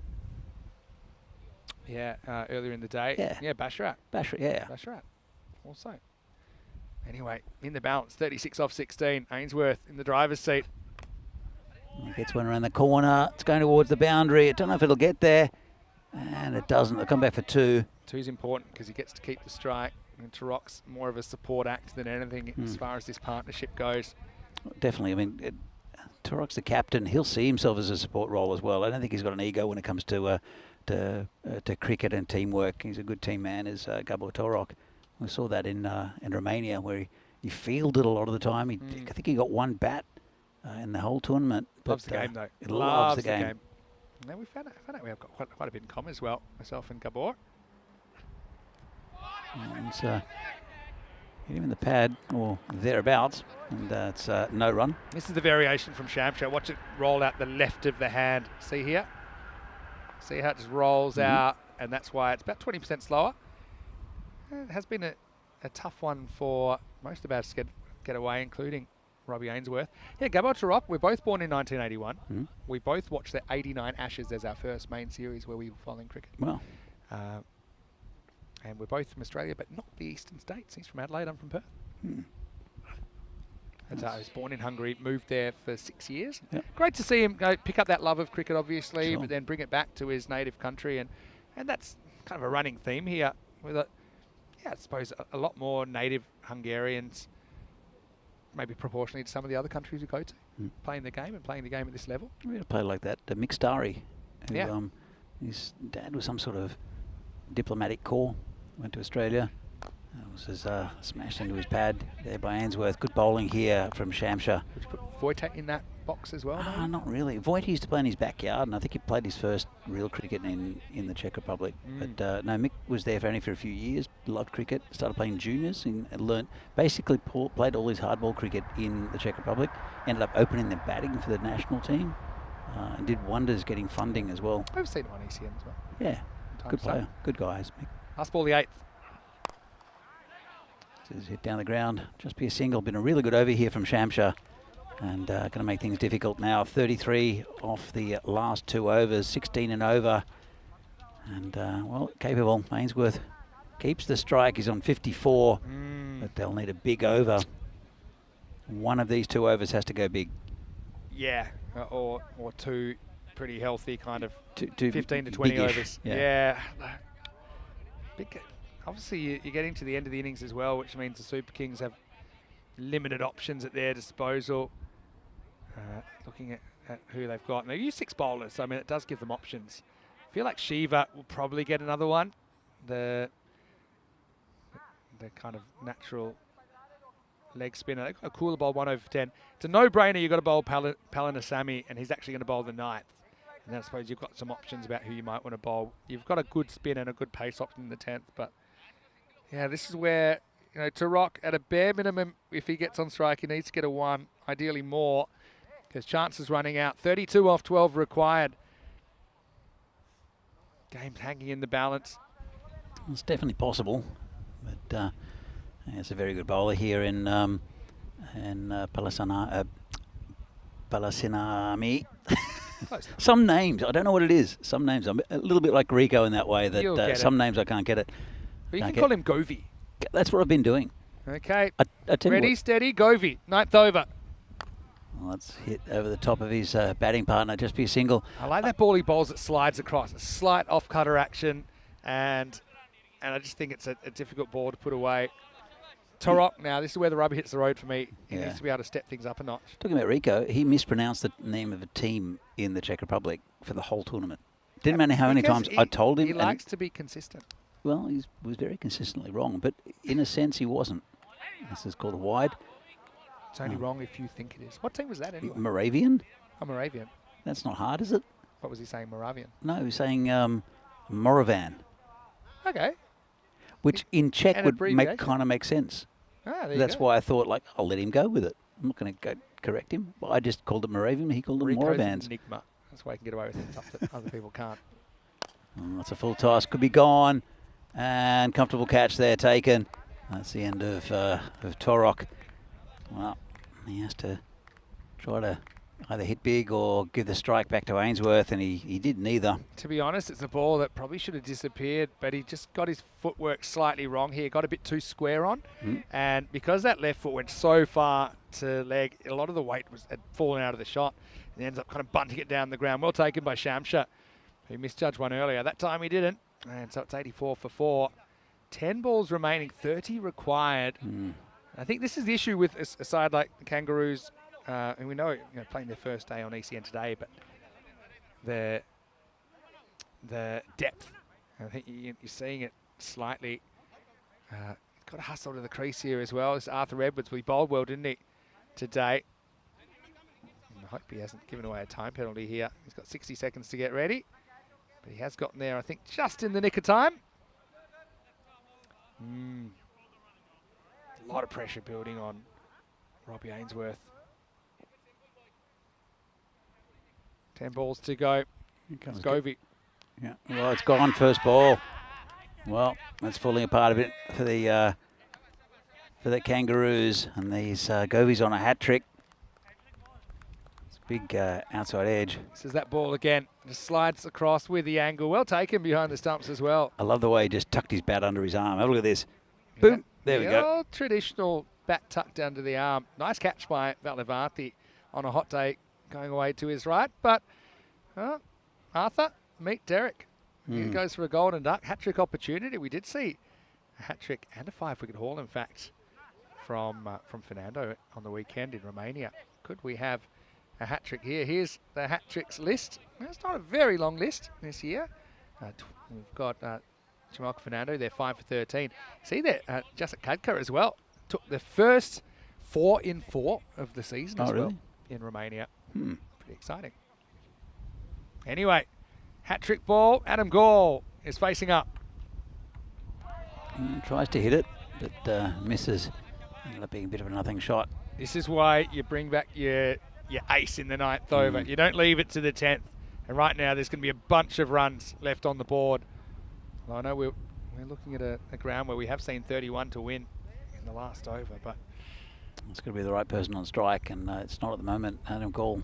There's still 2 balls left. What do? You have to. You've got to hit. I think singles are done. Yeah. Every ball you just got to hit the boundary. It's going to be fine, I think. Chased it, but the umpires signal that it's a fair delivery. Yeah, well, maybe we can have a look at this one. Against that one that slides across. What was the line of it? Yeah, it's fine. Perfect. So, yeah, for me, this is where you got to think strategically, and it's tough if you haven't played a lot of the format, but I don't think you want a single here. No. I think you're just going to pray that Robbie can hit 30 in boundaries off the last over. Less whatever Adam can get off this ball. Last ball of the 9th. He's got another one, has he? Well, umpire hasn't moved. And tell you what, Govey's convinced.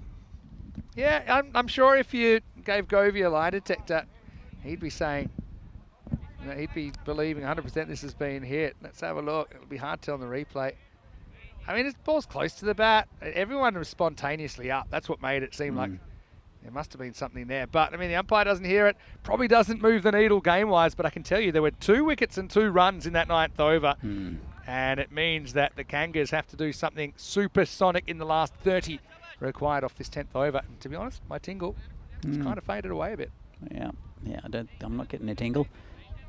So, let's look at that. And, 2 for 9 off his spell there for Govey. Look, Akula's going to get this over. Yeah, I think it's a tough one. First ball, I don't think I'm bothering to take a single. Just be praying that I could then. No, he has to face everything. This is boundaries. 30's a lot.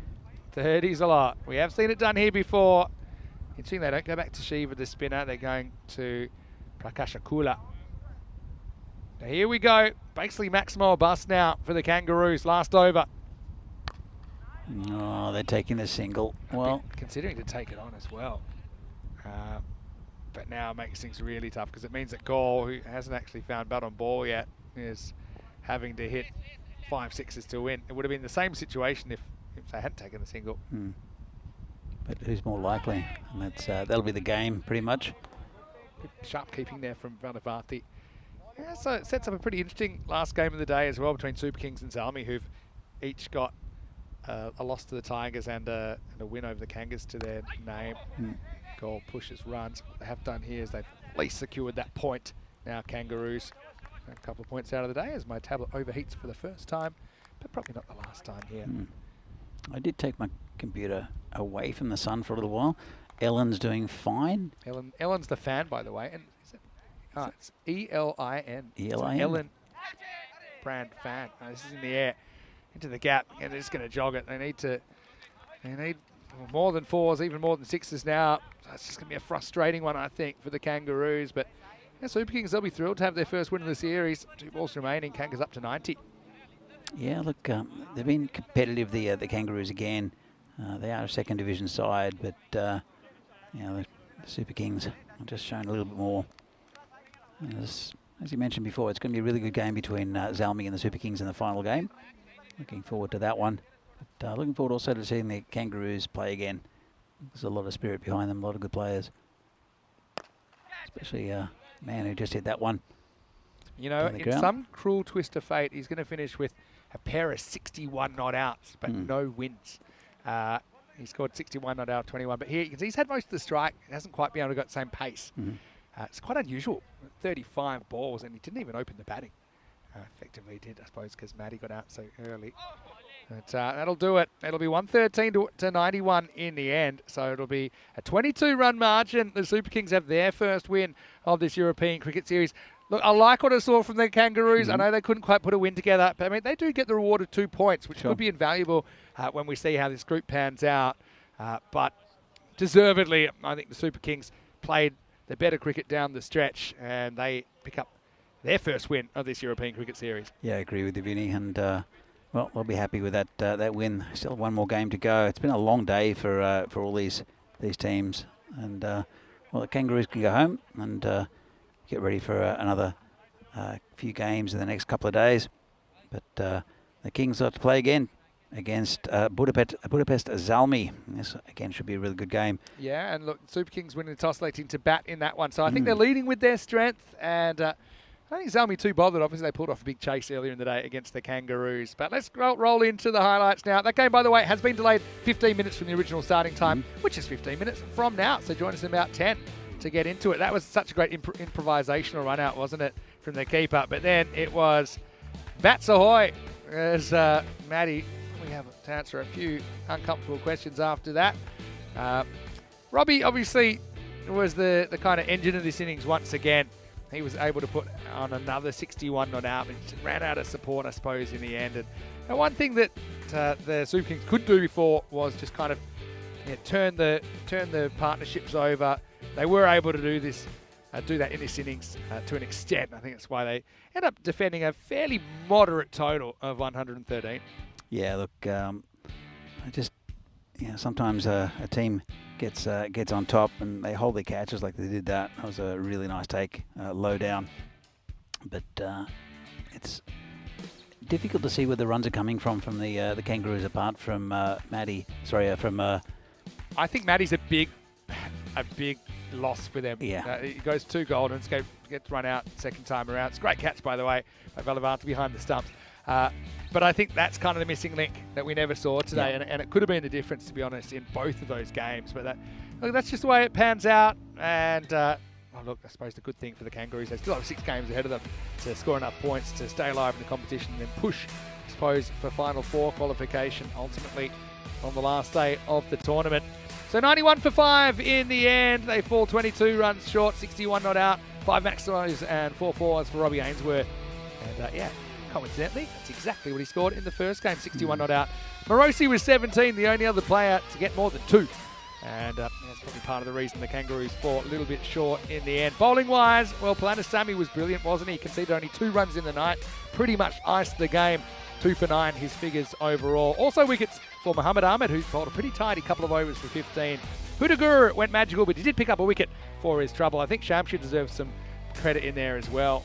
Opened the bowling and ended up conceding only 16 in his 2 overs. Akula, again, had the pressure off at the end, but pretty good figures, none for 17 of his 2. We'll take a break then, back in about 10 minutes, take you into the last game of the day, maybe some random questions, maybe some food chat as well. But don't go anywhere.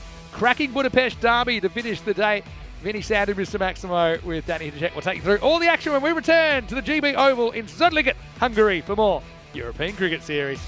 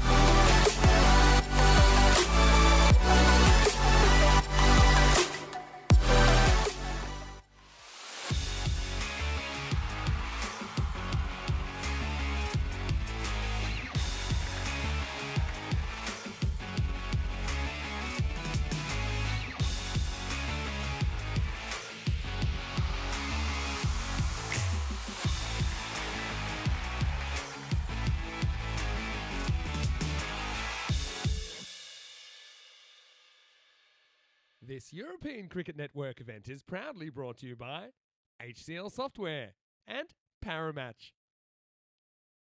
Hello and welcome back. Well, it's time for the last game of a very entertaining opening day in this European Cricket Series, Hungary. And we've got one of many Budapest derbies to come, with Budapest Zalmi taking on the Budapest Super Kings here in match 5 in Ramage with the two captains. Let's see who wins the coin toss.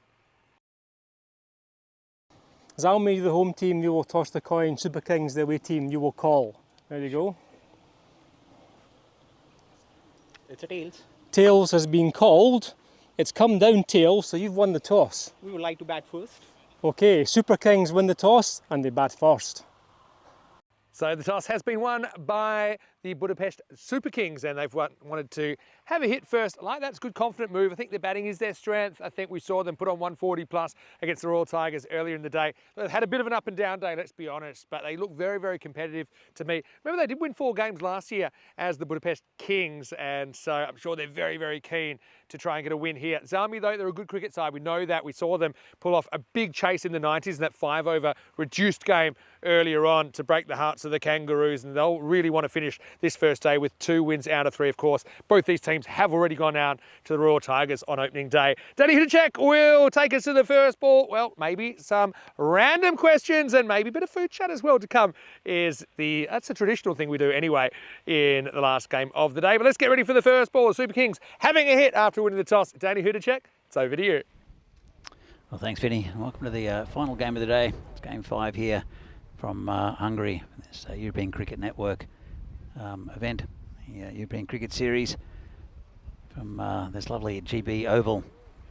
And as the players come onto the field, it's a match between Budapest Zalmi and also Budapest Super Kings. Should be a really good game. Not much between these two sides.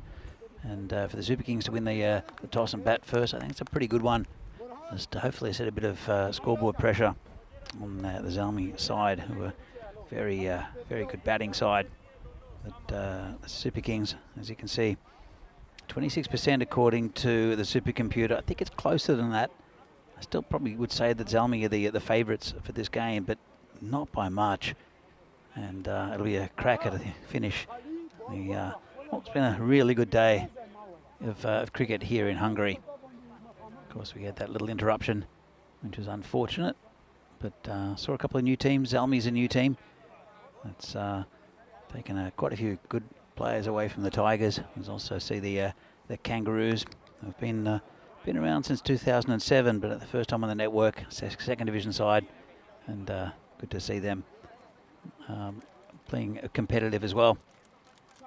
So it'll be Said Sadat to open the bowling.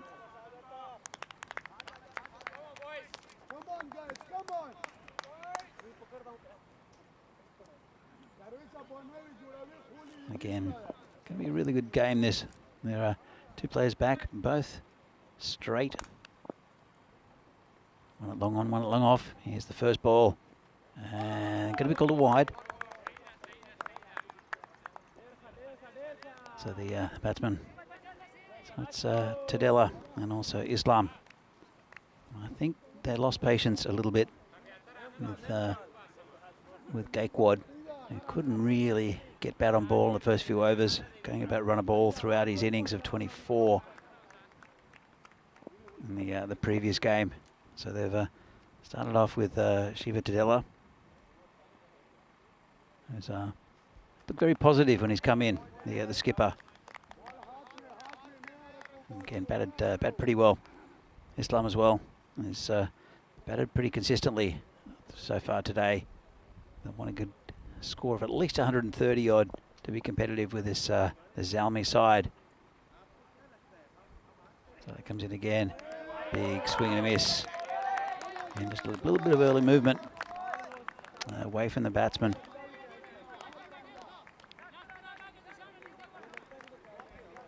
So both these teams have come up with a win, both against the luckless Kangaroos, who are heading home now. They'll be back on Wednesday at 9 o'clock. So that Saeed, it's been a good start from him so far against the skipper for the Super Kings, short, and that should be called a wide, I think, above the shoulder, and called a wide. And that'll be one for the over as well, as the umpire finally makes eye contact with the bowler. Of course, so the next one we'll call it a no ball if it goes over the over that area. Comes Saeed again. It's a good ball in the air, high, 6. Nice shot there. No chance for the fielder. Right off the screws, and the skipper gets them underway. It's Tadella with the first boundary, first Maximo of the innings. So, talking about the Zalmi shirts, how nice they were with the pattern on it, and also super bright neon yellow of the Super Kings. They almost glow out there in the sun. And if sun goes down, they might still glow. Don't know about these shirts. If there are actually glow in the dark, would be interesting. Be difficult to see the ball though, in nighttime cricket without lights. Saden comes in again. And got a bit leg side, turned around the corner, and I think it's gone all the way. Let's confirm that. This is the furthest part of the ground. We'll have another look at it. Spring Media bring us this one, the slow-mo, and 6. Well, just a little bit short there from Saeed. He's already bowled 1 for the over, which was way too short, but then he tried another one. Didn't get all of it, but got enough of it, did Tadella. He's on to 12. Full toss this time. Again, miss hit. And just a single. Bring Islam on strike. He's been striking the ball pretty cleanly today. In fact, it won't, because it's the end of the over. And 16 from it. As we see here, these are the European Cricket Series to come. We're in Hungary for a couple of weeks, then in Bulgaria, and then Italy. Down in Rome this time, then Austria and Croatia. And then the European Cricket Championships from Cartamo should be fantastic, as it always is. All the top teams in Europe. Then Malta, Spain again, and then the European Cricket Championship for women. That'll be an excellent tournament also to round up the year. As far as we know, anyway, there might be some other surprises. There are a couple of other tournaments brought to us on the network. So it's going to be the new bowler. In fact, it's Sadat Saeed to continue. Bowler at his second, 15 off the first. In fact, hold on. It was 1 ball short. It's gone down leg side. Big appeal. They just came back and bowled the final ball. Now that's the end of the over. A bit of a break and confusion. So 16 off the first one. Tadella's on 13. And Islam will be facing the next ball is on 1. Yeah, the Cartama tournament's fantastic. Was down there a few years ago with my good mates Phil G and Terry O'Connor. I was doing wonders up in for Estonian cricket. And we had a great time. We got there for the first game. Didn't leave until the last. And it was great. And seen some really good quality cricket. Saw the Czech Republic in their first game, beating Finland, and then beating Italy on the first day, being top of the table after day 1 of that tournament. Didn't last, which is a shame, but very good competitive cricket. There'll be 2 divisions this year as well. I'm sure we'll see that come up a little bit later. Oh, it's too short. Pulled away, 6 runs. Nice shot there from Islam. And it's Sultan, the bowler, left armour, who comes in and just tries to dig it in. But Islam just right onto it straight away.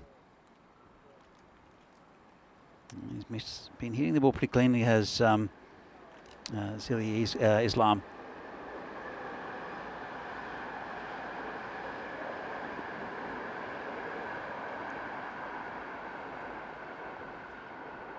So let's see what the bowler comes up with this time. Has to improve that one. Can't give him too much short. And it's a better line and length, just outside off stump. Good reply from Islam. 22 the score. It's a bright start from the Super Kings. It's a very good side in Zalmi. Comes in again. Short. This one's high in the air. He's launched that. And that's, well, Vinny Sandhu sees it. He's taking a bit of a break early in this this game. And that's gone into the nettles as well, into the jungle. Just got delivered some nice cool water. Thank you very much. Gone through quite a bit of water today. There's been warm conditions. It's going to be like that for most of this week, apparently in the mid-30s. But we've got it pretty pleasant. We do have a super fan in Ellen who's giving us a nice cooling breeze. It's our local fan here, which has made life a lot better. Just been called back for some reason. Oh, they found the ball. That's why. In the nettles. The umpire put the other one in his pocket. I said, free Grizzlies if you want to come down to Hungary. There's a couple of dozen already, probably in the bushes or in the nettles. Good ball there. Just prodded down. An interesting field as well. It's very tight on the offside. I have to stick to that sort of area with the bowler. Left armour bowling to a left-handed Zile Islam.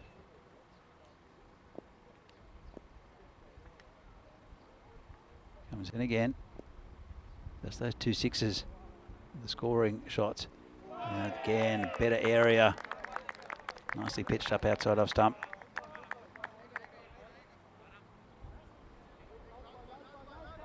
So, I think that one more to go in the over. The batsman having a bit of a chat.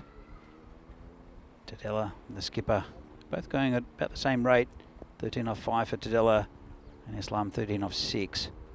28 the score. Settling over to the left of the power play. Ball comes in again. And, well, it's another 6. So, it's been 3 dot balls in this over and 3 sixes. So anything you can get hold of, Islam is being launched. But there's been, well, half a good over from the bowler. See here the table. The Royal Tigers 1-2. Well, played 2-1-2. Didn't get any bonus points though. Super Kings have 1-1, and as have Zalmi, and then the Kangaroos have gone down twice to those 2 teams. But the Kangaroos pick up bonus points in those 2. So 34 for no loss, and Vinny's back here in the marshmallow. Back after being under attack. Ball flying right over my head. I was just having a word to the officials, and I've got to say it's been a great team effort. Obviously, Blue Crew got a really important role to play in keeping things moving. Here's Zishan getting a bowl. This one I think's climbing over the top. Zishan, he's pretty handy bowler. He's got a good change of pace, kind of both ways, to be honest. And we saw him finishing off the game before. Got to say though, the Super Kings, they've been a real attacking side today. They've kind of held no punches. This is turning into a pretty good start. At 157 pace early. This one I think goes off the pit. And so it's going to be called a no ball. Zishan hasn't bowled all day, so you can't necessarily expect him to get it right straight away. One, she misses by a fair bit. I actually haven't seen Zishan bowl for a long time. He used to bowl for the national team, used to open the bowling. And well, I think he's slowed down a little bit. Yeah, well, the thing is, Zishan, I mean, he's had some issues with his action, and his actual base action's no problem, but some of his variations are kind of... dodgy? Yeah, debatable, put it that way. In the air, well, this should be out, straight down his throat and it's caught. So, Well, Shiva was able to whack a couple when he was out there, but he finds the fielder down the ground. Pretty well caught by Aram Sultan as well. And so the Super Kings, they lose their first wicket. Zishan with his first of the series, 35 for 1. Yeah, pretty standard catch there. Nicely taken, but we've seen how difficult it is to take catches. I don't know if it's to do with the sweaty palms or what it is, but we've seen a lot of catches go down, which is not typical here, especially with good teams. Just been invaded by ants. I was going to take a seat and just ants all over my seat, Vinny. Ants, and then the sun's causing a few issues as well because it's very hot at the moment. Still got a dragonfly hanging out. It's funny how some bugs people like. I mean, ladybugs, obviously. Yeah, I have a friend who doesn't like them at all. Really? Yeah, hates them. There was an invasion a few years ago, and just they were all over the city, and so dragonflies, people like. I love dragonflies. Are butterflies bugs? Yeah, technically. Of course they are. They're insects. Yeah, true. Depends. They're all insects. I mean, bugs. Do you call a spider a bug? I reckon you do. That's actually going to be 4. I'm just wondering if this was the old-fashioned draw shot. Might be. From Muhammad Ahmed. Let's have a look. Opens up the legs. Oh, I'm not sure. It's hard to tell if it was in front of that pad or behind, but I mean, he timed it pretty well off the stick. And the results, well, this will show us. I think it was just a regulation leg glance, but yeah, put himself in a good position to play it. So here comes Zishan again.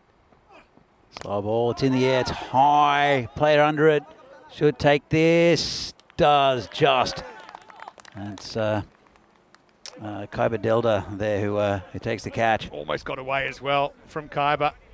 So this is the variation. That's that slow ball. See it roll out. And it just basically slices up in the air. So it's going to be 4 and out for Muhammad Ahmed.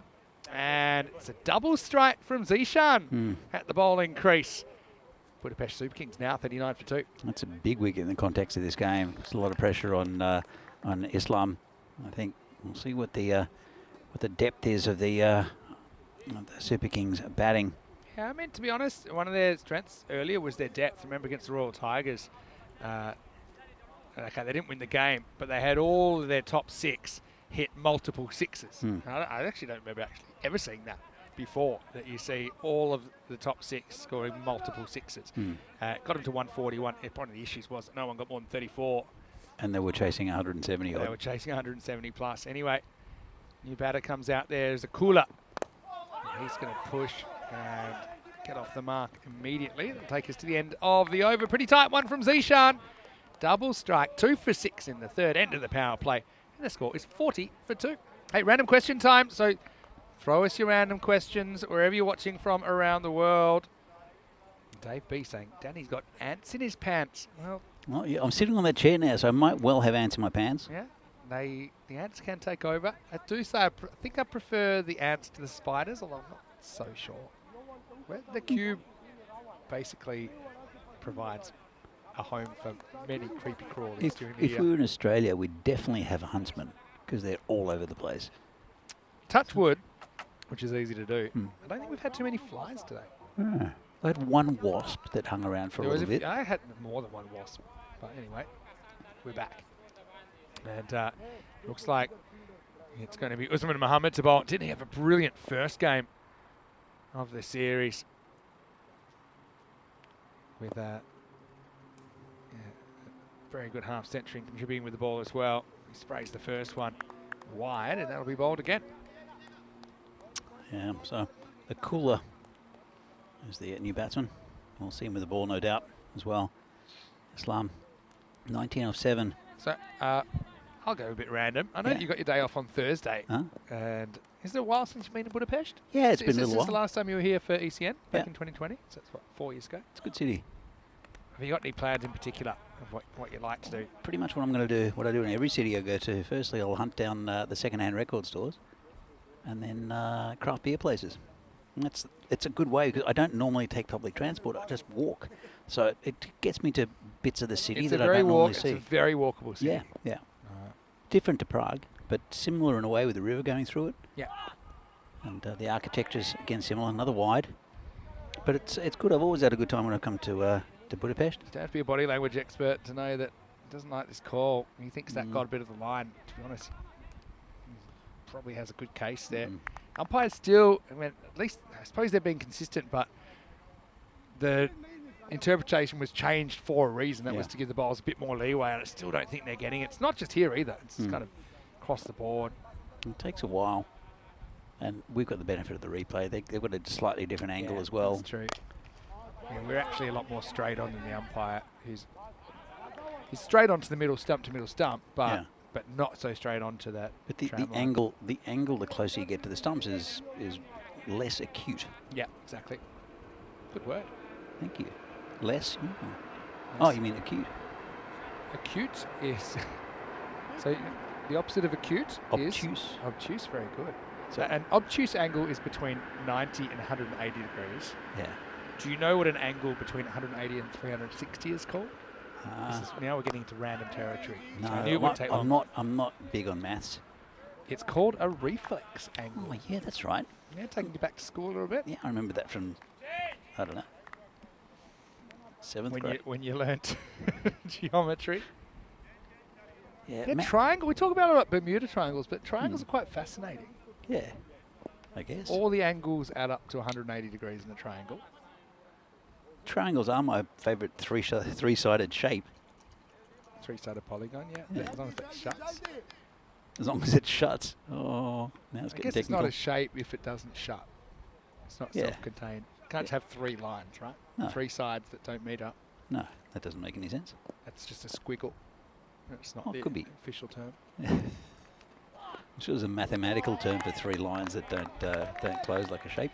Got to say, from Akula, I don't think this is very smart batting because he's seen where he's trying to bowl all the time. So why would you back away?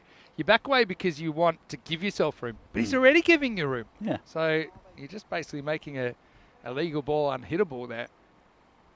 If anything, go the other way. Get close to the ball and give yourself the option of playing stroke. It's a big appeal, called it wide. Yeah, trying it on with the appeal, but did seem like the right call. I'm going to say shout out to the officials though. It's been such a hot day, and obviously they've taken part in every single game today in one way or another. Also to the players. I mean, both these teams are playing their 3rd game of the day, so yeah, it's a big day for them. And Zalmi just kind of got a little bit of respite in the middle game with it being a 5-over affair, but still though, it's a long day here. Long day just to be at the ground. Yeah. Hit pretty well. It's going to be 4. Very good drive by Akula. I like this. He kind of holds his weight a bit more this time. Doesn't go away to the leg side. And he spanks it. And also brings up the 50 for the Budapest Super Kings in the 4th over. It's been okay for them. Lost a couple of wickets. It's still getting a very good run rate of about 13.5. So they could be pretty happy with where they are at the moment. So I'm going to come in again. And, it's a lovely full toss for the batsman. That's head out towards the shrubberies. That's another 6 runs. Yeah, it's very well struck. Suddenly this over's kind of gone off the rails from Usman Mohammed. Let's talk kind of random stuff then. Of course, we're in Hungary, and if you weren't aware, not all countries in Europe or even in the kind of the European Union use the euro.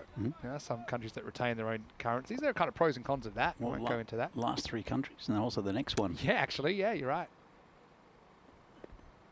Oh, that's pretty quick. And that'll be the end of the 4th over. So it doesn't go magical in the end, but not far off. 16 off it, and Super Kings 56 for 2 after 4. So yeah, in Hungary they have the forint, which used to be divided into 100 filet. They must have been very small. Obviously, inflation over the years has made the kind of values of the forint quite a lot. I mean, I normally work off 4 Australian dollars is 1,000 forint, so it's probably about €2.50 is 1,000 forint. But yeah, it's one of those places where you do see these prices there's some big numbers floating around, aren't there? Yeah, look, I mean, you used to check crowns now, I'm sure. Czech crowns, yeah, 25 to a euro more or less. Yeah, there was a smaller denomination as well before. Yeah, there would have been. Yeah, there's it was the Heller, and they were little aluminium coins. which are quite sweet. You can still find them in second-hand stores really cheap. We can probably, a few people have got them around. I think I've got a couple. A friend of mine uses them as game tokens because they're not really worth anything, and you can take them to the bank and get a bit of cash, but it was just more fun, I think, keeping them. That makes sense. Just like the old Australian 1 and 2 cent Yeah, coins. yeah. This is hit to the leg side. Islam, we know he loves that. He's got very fast hands to whack to the leg side. Zishan, unsurprisingly, being brought back immediately after his success in his first over. Yeah, it was a good first over. And he picked up a couple of wickets. There's someone hobbling there. Probably Safi? No, it's No, it's Khyber. It's Khyber, yeah. Well, everyone's hobbling. End of a long day. This is turned over the top of the fielder. This might go all the way. I think a couple of bounces maybe. Let's see what the fielder says maybe, and then what the replay says. What the pictures tell us it is, I think it's 6. Oh no, I don't know, it's 4. Yeah, I think it's just before the line. Yeah, just before the line. Again, the sun's coming in our screens pretty heavily as well. Doesn't quite get out of the middle there. A cooler, but he does move to 16. Kukigel tried out the short ball. This would be a variation or a Yorker.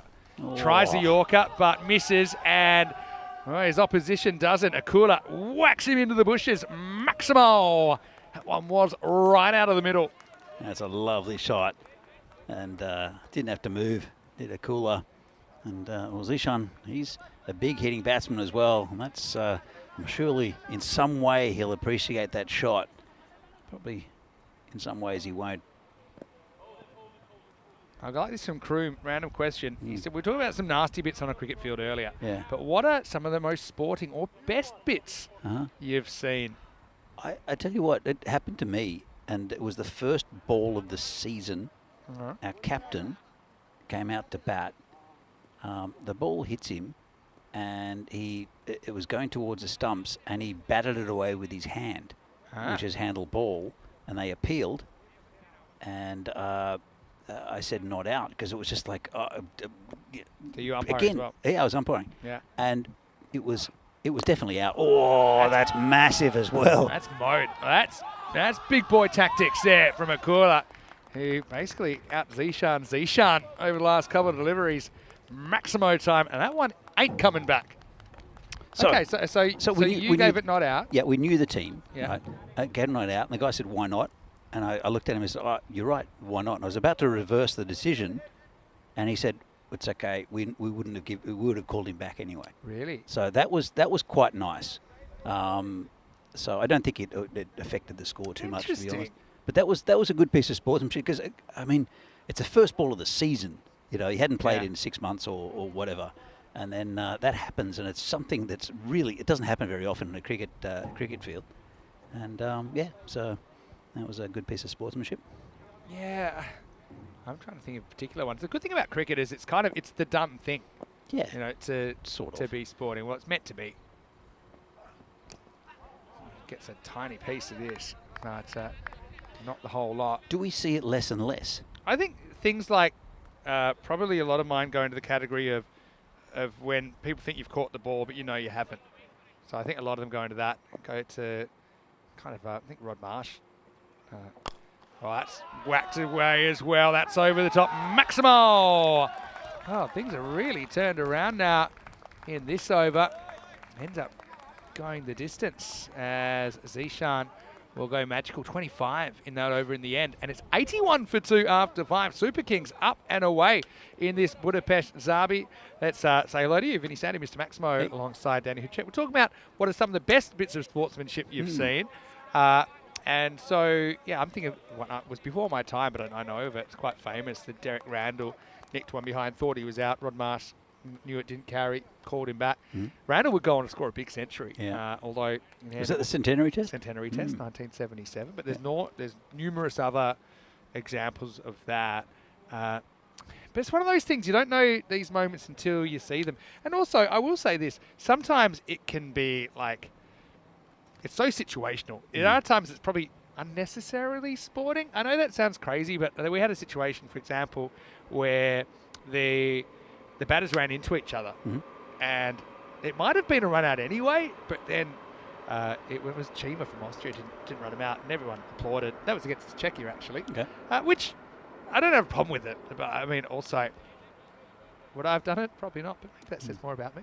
But you know, cricket is considered different from other sports in, like, I suppose, these unwritten rules. Yeah. And we talk about the spirit of the game, and I suppose it means different things to different people. Yeah, but absolutely. it's alive and well, I suppose. It's a bit of the magic of what makes cricket so lovable as a sport. Yeah, it's true. It's true. What do you think with European cricket? Do you see a lot of that as well?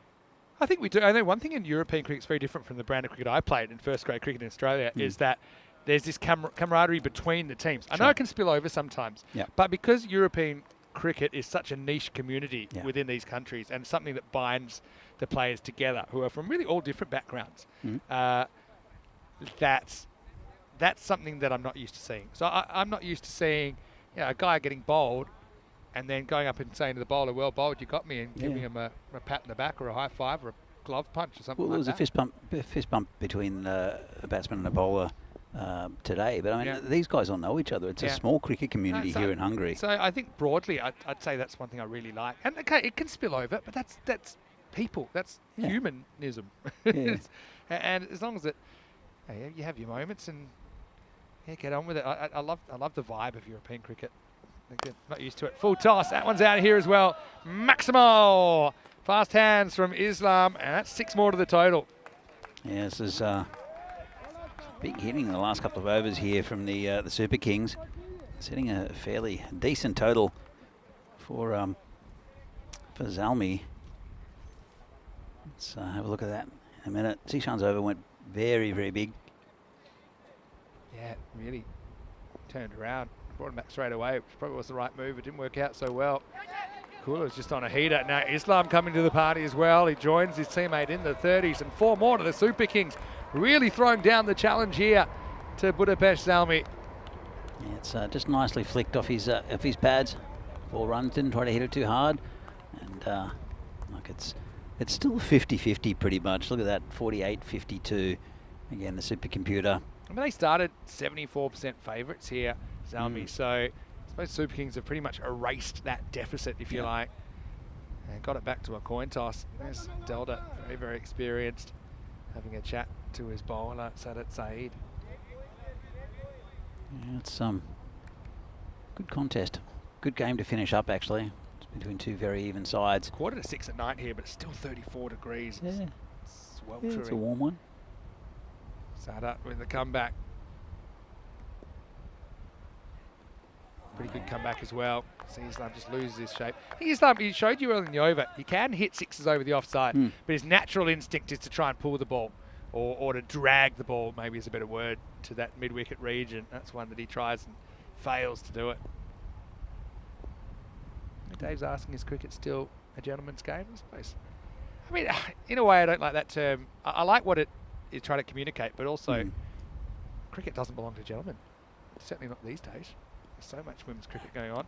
I think it stopped being a gentleman's game with Douglas Jardine.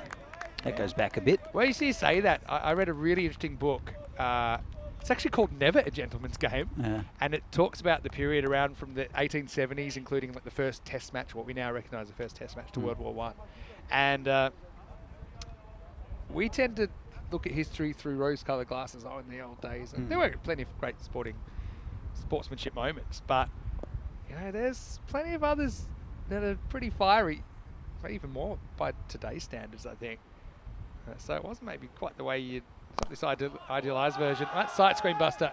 Well, knock, knock. Ooh, there's a dent in it too. Yeah, wake up. That's going to be Maximo. 6 carreras, and that's number 5 today. 5 knock-knocks. Well, I can see where that container's been rented from, and something tells me we're not getting the deposit back. Chris Tups, you okay? Say something to me. Heart attack, he said. He's got a big heart too, Chris Tups. Last ball to 6.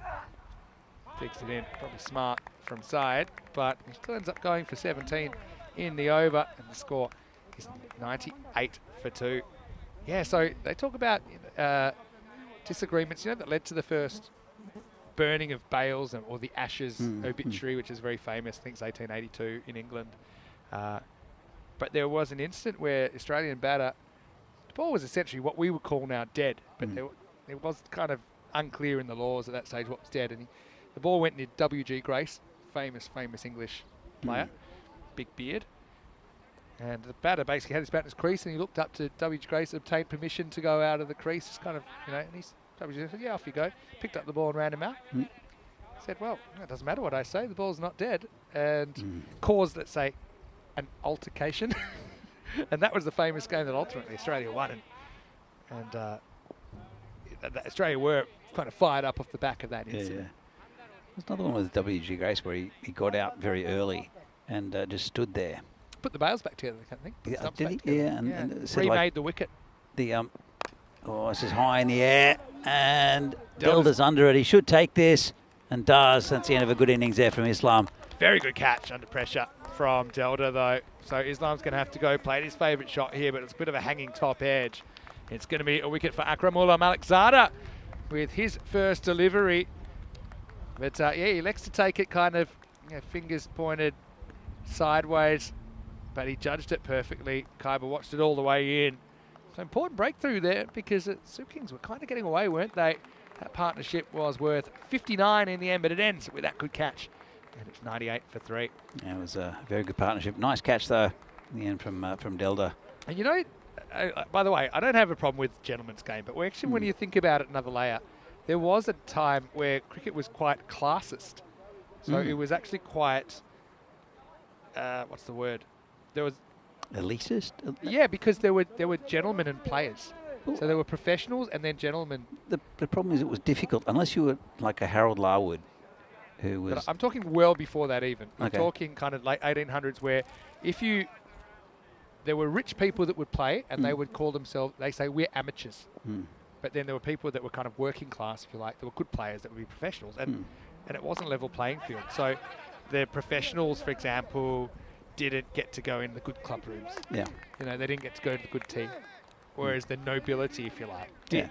And the irony was that these amateurs would claim expenses. So they weren't getting paid to play. But their expenses were way more. They weren't just expenses. They were getting paid. But it was way more than the professionals were actually getting. Yeah. So it was this kind of like inequality in the game. And it's the history and everything. Oh, it's a really good shot. Straight bat from Akula. He puts it over the fence. Maximo! Hasn't he been a revelation coming out at number 4? Moves to 46 off just 14. He's been fantastic since he's come in. And let's hope he continues this. No, going back, it was... Talking about body line, right? No. Even before that, to be able to play 5 days of cricket, or 4 days of cricket, or how many? I think it was unlimited at one stage. Oh yeah. You had to have some sort of money. Is not a miner who can afford to take has to feed a family. He can afford to take 5 days off work. Well, that's the thing. You had these professionals that were working class, and cricket was their income, versus these kind of, let's say, rich through family money people, or gentlemen. They would be called gentlemen, even though I know they're all gentlemen. That would not need to work, essentially, because they just were so rich. I suppose few people would like to be that way. I played with a guy called Jack Hyams a while ago for Nomads. It's a pretty well-known side that doesn't really have a home, just travels and does things. Some good players have played for them, but Jack I think it was 86 when he played for us. Not played for us, I played with him. And he used to play for England amateurs, but could never get into the test team because he wasn't of the status at the time. So that was a bit of an odd thing. But he was a very good batsman. He ended up playing some sort of charity tournament, and he was quite short. He wasn't a tall man. Ended up and came out to bat, and it was a whole bunch of former professional players. And I think Clive Lloyd was there, and he said, "Don't you want to bat?" He said, I've been on this earth for 63 years. I've never worn a helmet. Oh, did I say bat? No, a helmet. Yeah. Right. Never worn a helmet. I'm not going to start wearing one now. So this is past the bowler, couldn't bowl chance. So yeah, so he batted against these fast bowlers without a helmet at 63 years old. Yeah, crazy. I mean, okay, there's bravery, but there's also foolishness, I suppose. I'm happy we're seeing helmets become more standard part and parcel of the game. At 7 overs down, was 109 for 3. Of course, tomorrow the action continues, and we're actually going to go into some Group B action. We're going to bring that to you pretty shortly, but we'll see the Budapest Blinders for the first time. They play late in the day. They're defending champions. Cobras, who were at the ECL this year. Also see Royal Eagles and Kashmir Budapest tomorrow. So make sure you tune in for that. UCB are the 5th team in that group, but they actually don't play their first game until Saturday.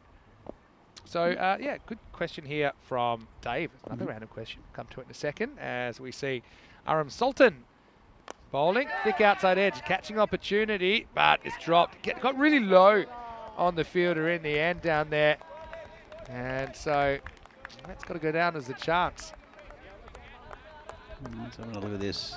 Off the toe off the bat, and didn't judge it very well. Just got very low. That right foot kind of got in his way more than anything. That's Ullah Shakir down there. So I'll tell you, the Stuart Broad one, of course, the one where he gets essentially, he nicks one that gets caught at slip. Yep. And so this is, I have a slight thing with this one as a neutral, right? That's it pretty well as well. Gets past the infield, but not the outfield, just a single.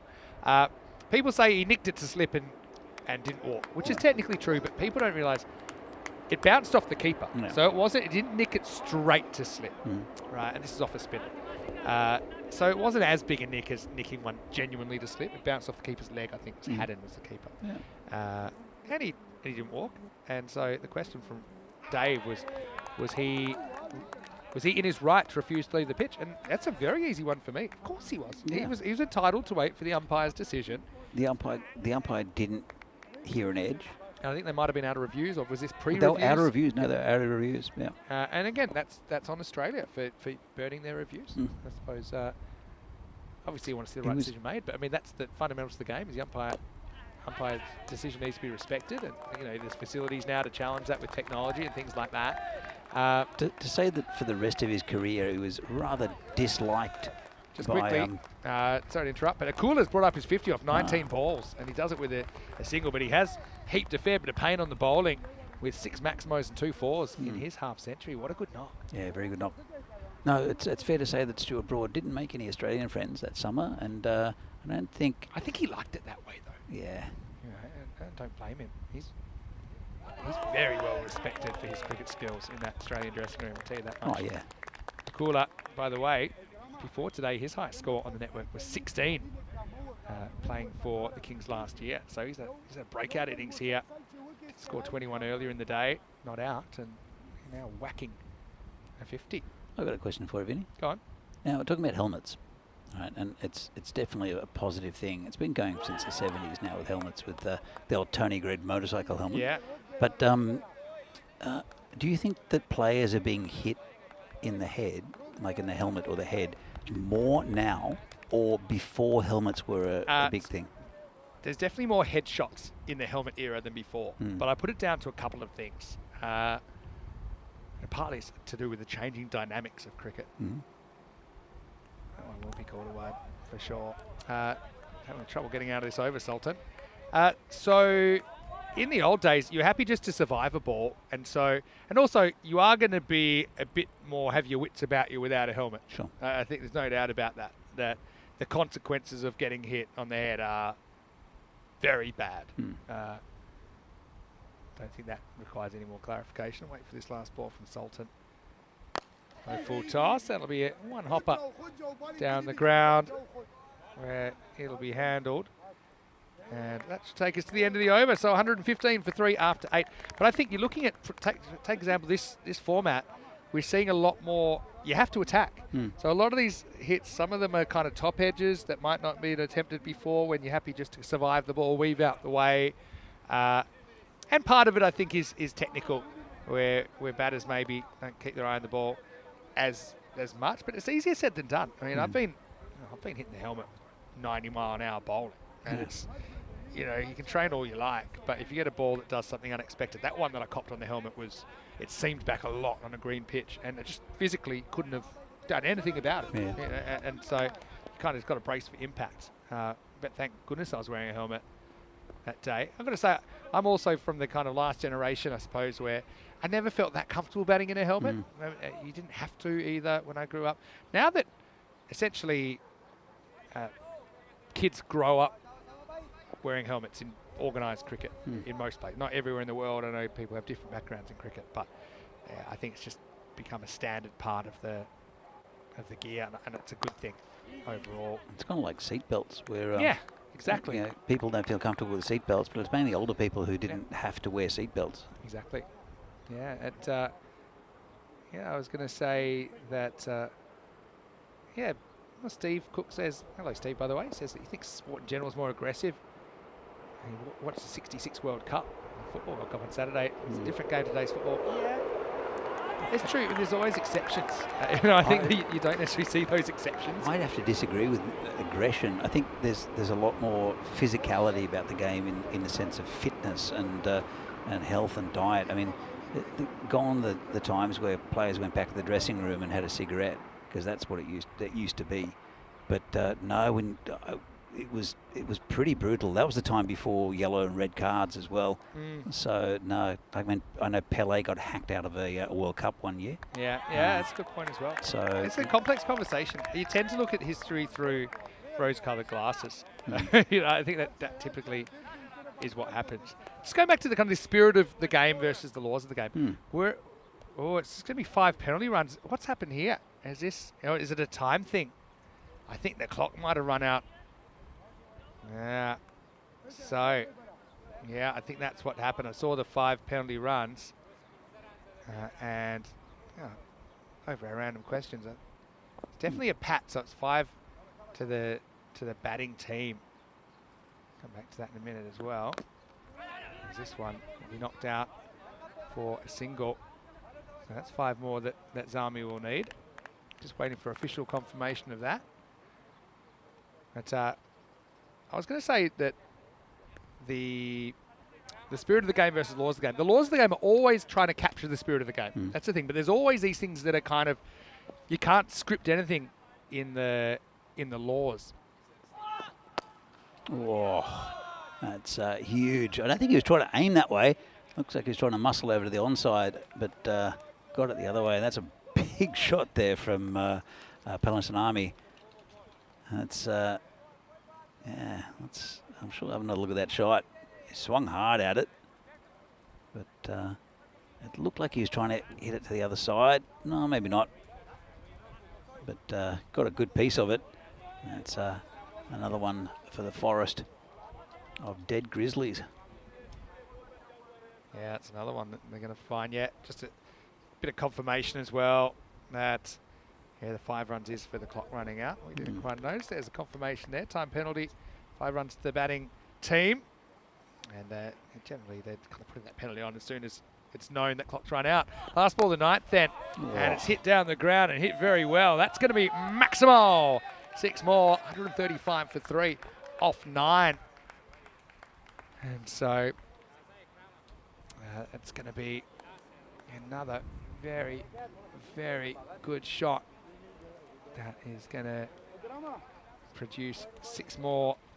Yeah, it's a nice shot from Govey. I mean, he's come in and again he's just hit a couple of big sixes off the couple of the last balls of that over. So it's been good from the Super Kings. Yeah, it definitely has. I mean, they scored 141 against the Tigers. They're going to score 140, you'd say minimum now in this innings as well. Well, it's 15 and over, so they're looking at 150, Vinny.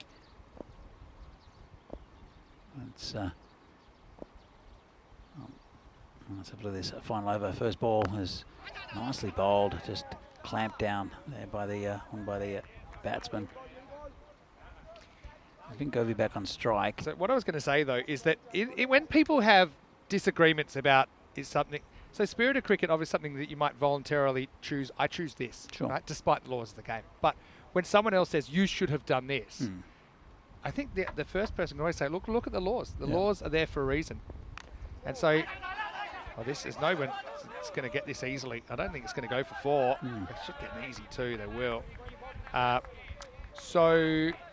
Yeah, I think that, so take the classic one, I suppose, recently is the Carey versus Bairstow thing. And again, some people would say that is, some people say it's not okay. But the laws are quite clear that it is okay. Yeah. And it's not ambiguous. It is okay. The ball's not dead.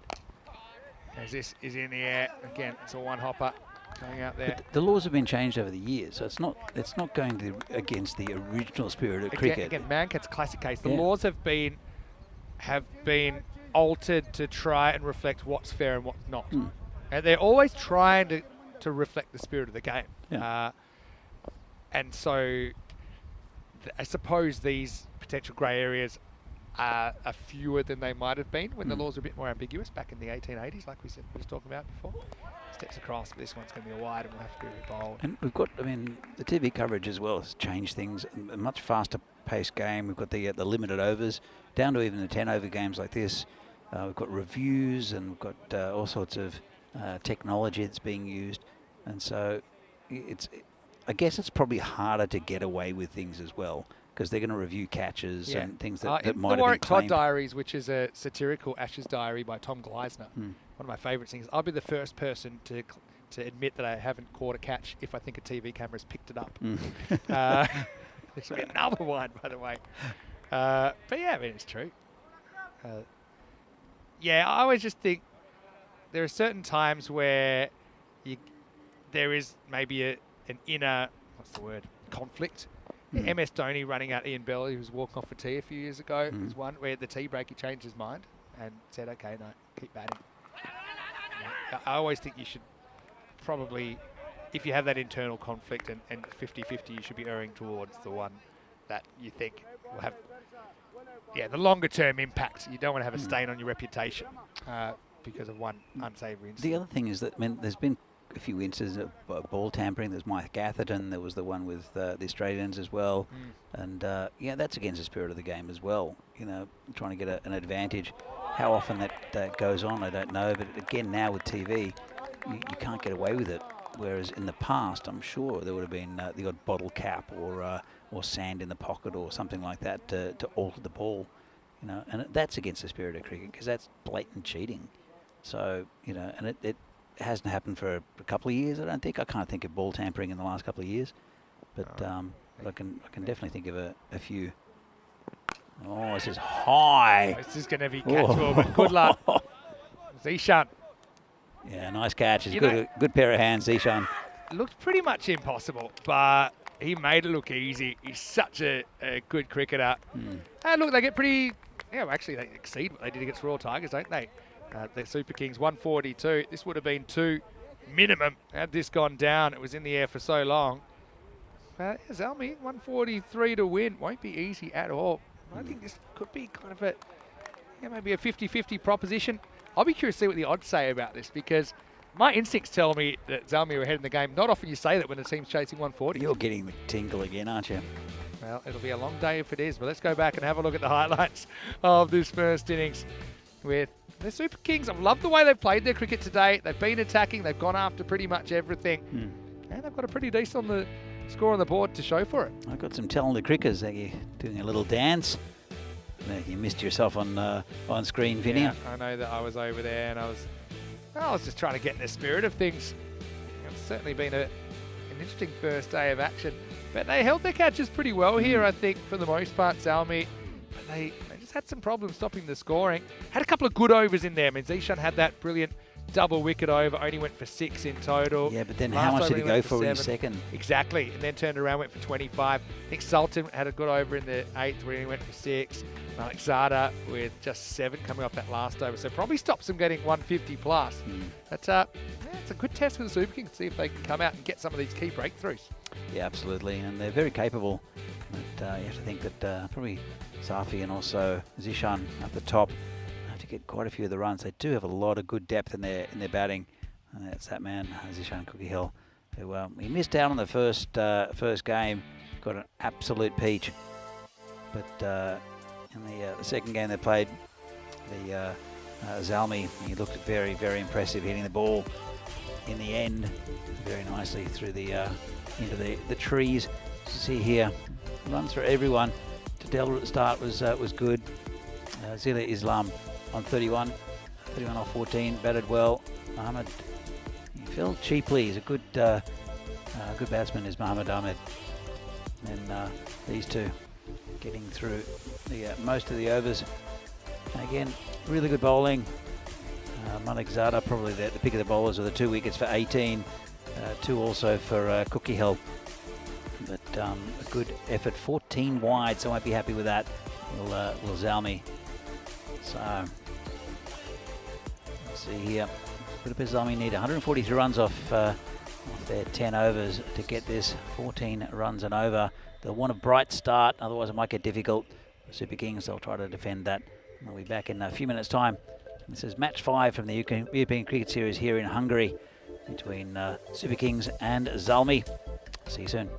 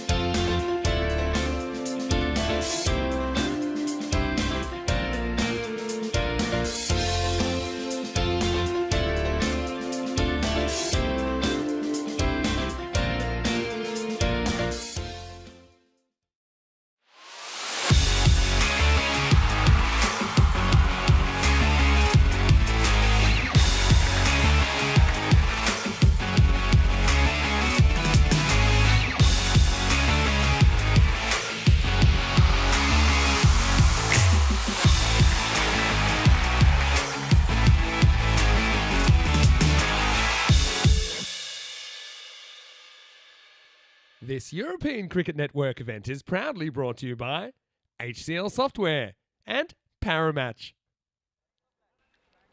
Hello and welcome back to the last innings of the day, opening day here in the European Cricket Series Hungary. Great to have your company wherever you're watching from around the world, whether you're watching on fan code in the subcontinent or you might be watching on our YouTube channel, ECN European Cricket Network. 142 in the first innings means that 99 or less will give the Super Kings all the points. It means that Zalmi need to hit the 3 figures to guarantee themselves a point. I don't think they're thinking 1 point. I think they're thinking the W here. And they've certainly got the attacking power to do it with their openers, Zahir Safi and Zishan Kukakel, being in incredible form earlier on. They carried their team to victory in a 5-over chase. They pulled off a 91 chase in 5 overs against the Kangaroos. Vinny Sandon, Mr. Maximo for ECN on a very balmy Monday afternoon, I suppose early evening now in Hungary. Danny Hudacek with me. Looks like it's going to be Shamsha to get us going. And predictably, we've got Kukakel and Safi out there. 143 for the victory. Let's roll. And it starts with a slightly uncomfortable looking defensive stroke from Zishan Kukakel, who, to be honest, has been pretty slow early in his innings by his standards today. Yeah, by his standards, exactly. Hitting the ball nicely towards the end of the innings.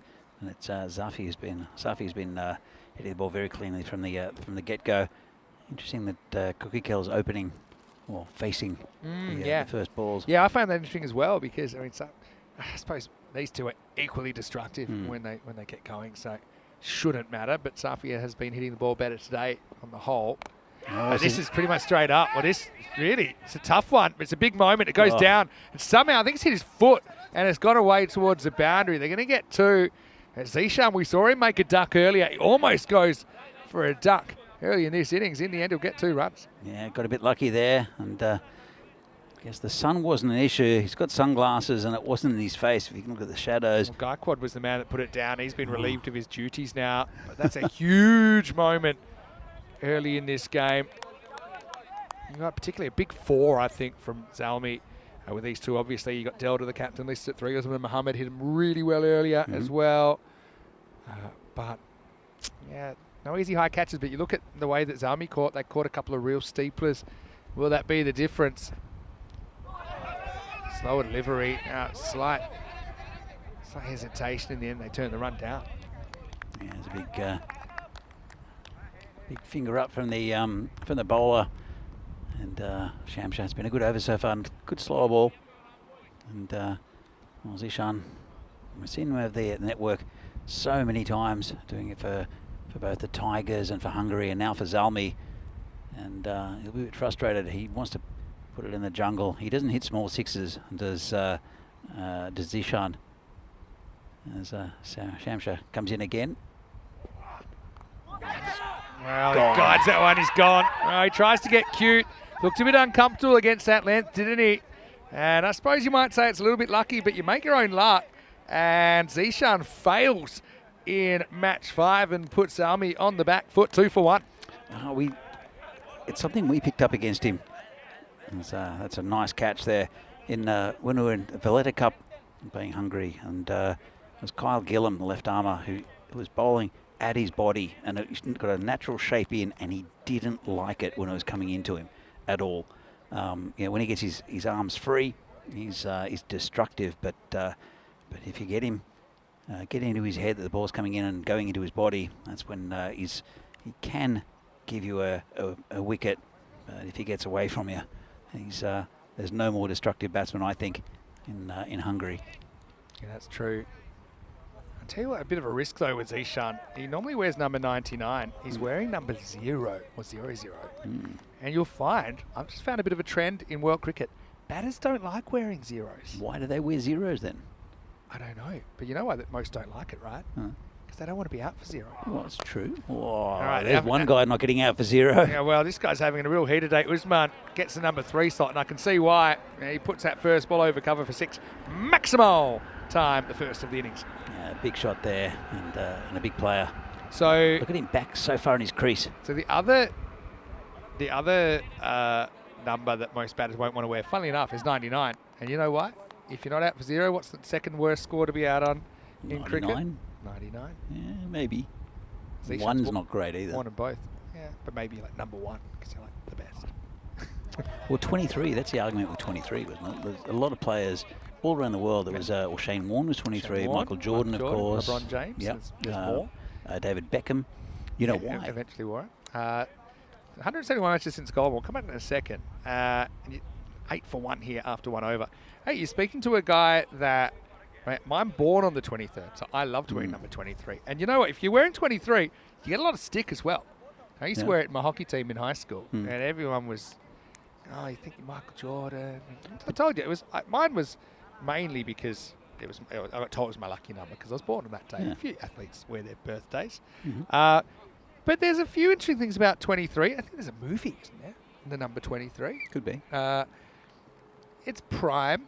Pretty big, but still prime. It's something a bit more. There's something to it. I'm going to look it up. Let's get a bit random. Let me tell you what the theory look it up, but let me tell you the theory I've heard. Right, it's 1, 2, 3. Right. Yeah. So who's 1? That's very existential. Not really. You're 1. You're 1, and you got 2, 3 on your back. Yeah. That's the theory that I've heard. And the ball shining on the head again. All right, we're back. Well, this is going to go a mile off Govey. He's very clear about which side he's shining as well. Is it always clockwise? I think so. Yeah, definitely. All right, here we go. He's bowling to Safi. He hasn't faced yet. Pretty good drive, but he'll only get 1 for it. And maybe if he shined it the other way, what would be the difference? Reverse swing? So, yeah, reverse swing. Reverse shine. There's something about 23 that makes it quite unique. That excuse me. Oh, so take time. That's what I've heard. So maybe I'm wrong, but that's what I've heard, that you're 1 and then there's 2, 3. Okay. Is that correct? I'm looking it up now. And I've told you, I'm a 23 wearer. This is interesting for me. That's 6. Thanks for coming. Zusama, it's been absolutely, or Usman I should say, absolutely on fire today with the stick. Maximo, that one's in the jungle. Good luck finding it. Yeah, that's cool. A lot of them have gone in that same area. I think they're snuggling up. It's going to be, the ball's come back. Oh, that's a very good, I mean, A ball's come back. There's plenty in there. There's going to be ducks out there just sitting on these white eggs. Some people think that humans have 23 pairs of chromosomes, typically. The Earth's axis is tilted approximately 23 degrees. This is just the number 23 there, Vinny. Yeah, but this is what I'm saying. There's something about it. Right? Yeah, That's going to be another 6. It's And I tell you what, 22 and 24. Is that part of what? No, but I'm saying it's got a few things that other numbers don't. Like, okay, the Earth's axis thing, that's pretty unique. But every number's got something that other numbers don't. But, okay, there's more. Has he hurt himself here? Just hitting a massive 6. Let's have a look. I think he's got a back spasm here or something. Yeah, it's pretty hard just hitting bombs all day. Let's have a look what happened here. He's gone bang, and then taken a couple of steps, and then I think it's just hit him. That's the end of a long day. He just maybe needs to get some fluids into him here. And they're going to run some stuff out to him now. Like I said, 23 chromosomes, that's pretty random. Yeah. And it's the smallest prime number that is not a twin prime, which means that the 2 numbers away from it aren't primes 21 or 25. That's another thing. I've got more stuff. That's very mathematical. It's very mathematical. But why does Julius Caesar was stabbed 23 times? Well, okay, so that's not the reason why Michael Jordan wears the number 23 or wore the number 23. He didn't look up a history book and go, Caesar got stabbed 23 times, I think I'll wear 23. So the question is, why does... I don't know whether I was studying at the University of Michael North Carolina. Jordan, did you know that it's the only the lowest prime number that's not... I mean, it's not... I thought there'd be more, but it's definitely... It's got a kind of... Just Google, just use Mr. Google, Uncle Google, and ask him why Michael Jordan wore 23 and see what the response is. Because there's quite a few big players who have done that. David Beckham, Shane Warne. Yeah. This is actually good. Huh? I'm coming up happy next. to be incorrect, but that's what I've heard. His cousin's number was 45, and Michael hoped to be half as good as him. But then his maths is terrible. Well, you can't be 22 and a half, so he's rounded at 23. Is that the reason why he's 23? And then, if you remember, they retired his number when he retired the first time. Yeah. He came back and he actually wore 45 for a while for the Chicago Bulls. Yeah. And then after he Was it wasn't the quite Bulls? performing for the Bulls, yeah, and then he ended up going back to 23. They unretired it for him, which kind of makes sense because they retired it for him in the first place. That doesn't really sound right. That's cool. So he rounded the number up. Yeah, well, his cousin was 45 and he hoped to be half as good as him. Huh. But you don't generally see decimals. Okay, what are some of the strangest shirt numbers you've seen? There's a random for Pin you. code Kumar. Pin code Kumar, 4 digits, but the highest one we've ever had is 6 sixes on the back. Yeah. Now, thick edge flying away. Sets a bit of a task. The deep third does well to keep it to 1. 3.14 was pretty good. I like Pie. I think that was a very good one. It's Ash McGlynn, the Pie man in Vinohrady in Czechia. I've played against guys. I played against a guy in indoor cricket that had -1. Of course, indoor cricket you can get minuses. Yeah. So he was -1. What's some other ones? I'll tell you a good one in a minute. Zabi Zahid in Sweden. Low full toss dugout. They've kind of played themselves in here. They actually have got Zami behind the rate at the moment. As the score at the end of 2 overs is 25 for 1. Yeah, so he liked to wear number 10, but his brother took that number. This is for Natchka in Sweden. And so Zabi got so sick of his brother stealing his number and shirt, essentially, that he just put a lion's head on his back instead of a number. And they weren't the lions or anything. Yeah. He just had a big cartoon lion on his back. And when he played for Sweden, I'm like, he's like, I asked for the lion. They said, no, you need to have a number. And so literally, like in our notes, you know how all our systems work and everything, we have all the numbers, and he just had lion for him. Zabi Zahid. True story. Probably see him playing for Sweden in the ECC, I imagine, later in this year. So that's a pretty strange one. Yeah. Sehwag from India basically went to numerologists and everything. He just didn't want to wear a number. So it wasn't that he didn't have, he by choice, he didn't wear one. He tried a few different numbers. In the Indian culture, there's a lot kind of on numerology and things like that. They'll ask, what's my lucky number? What should I be wearing? Some will change. I'll give you some other strange ones that come to mind.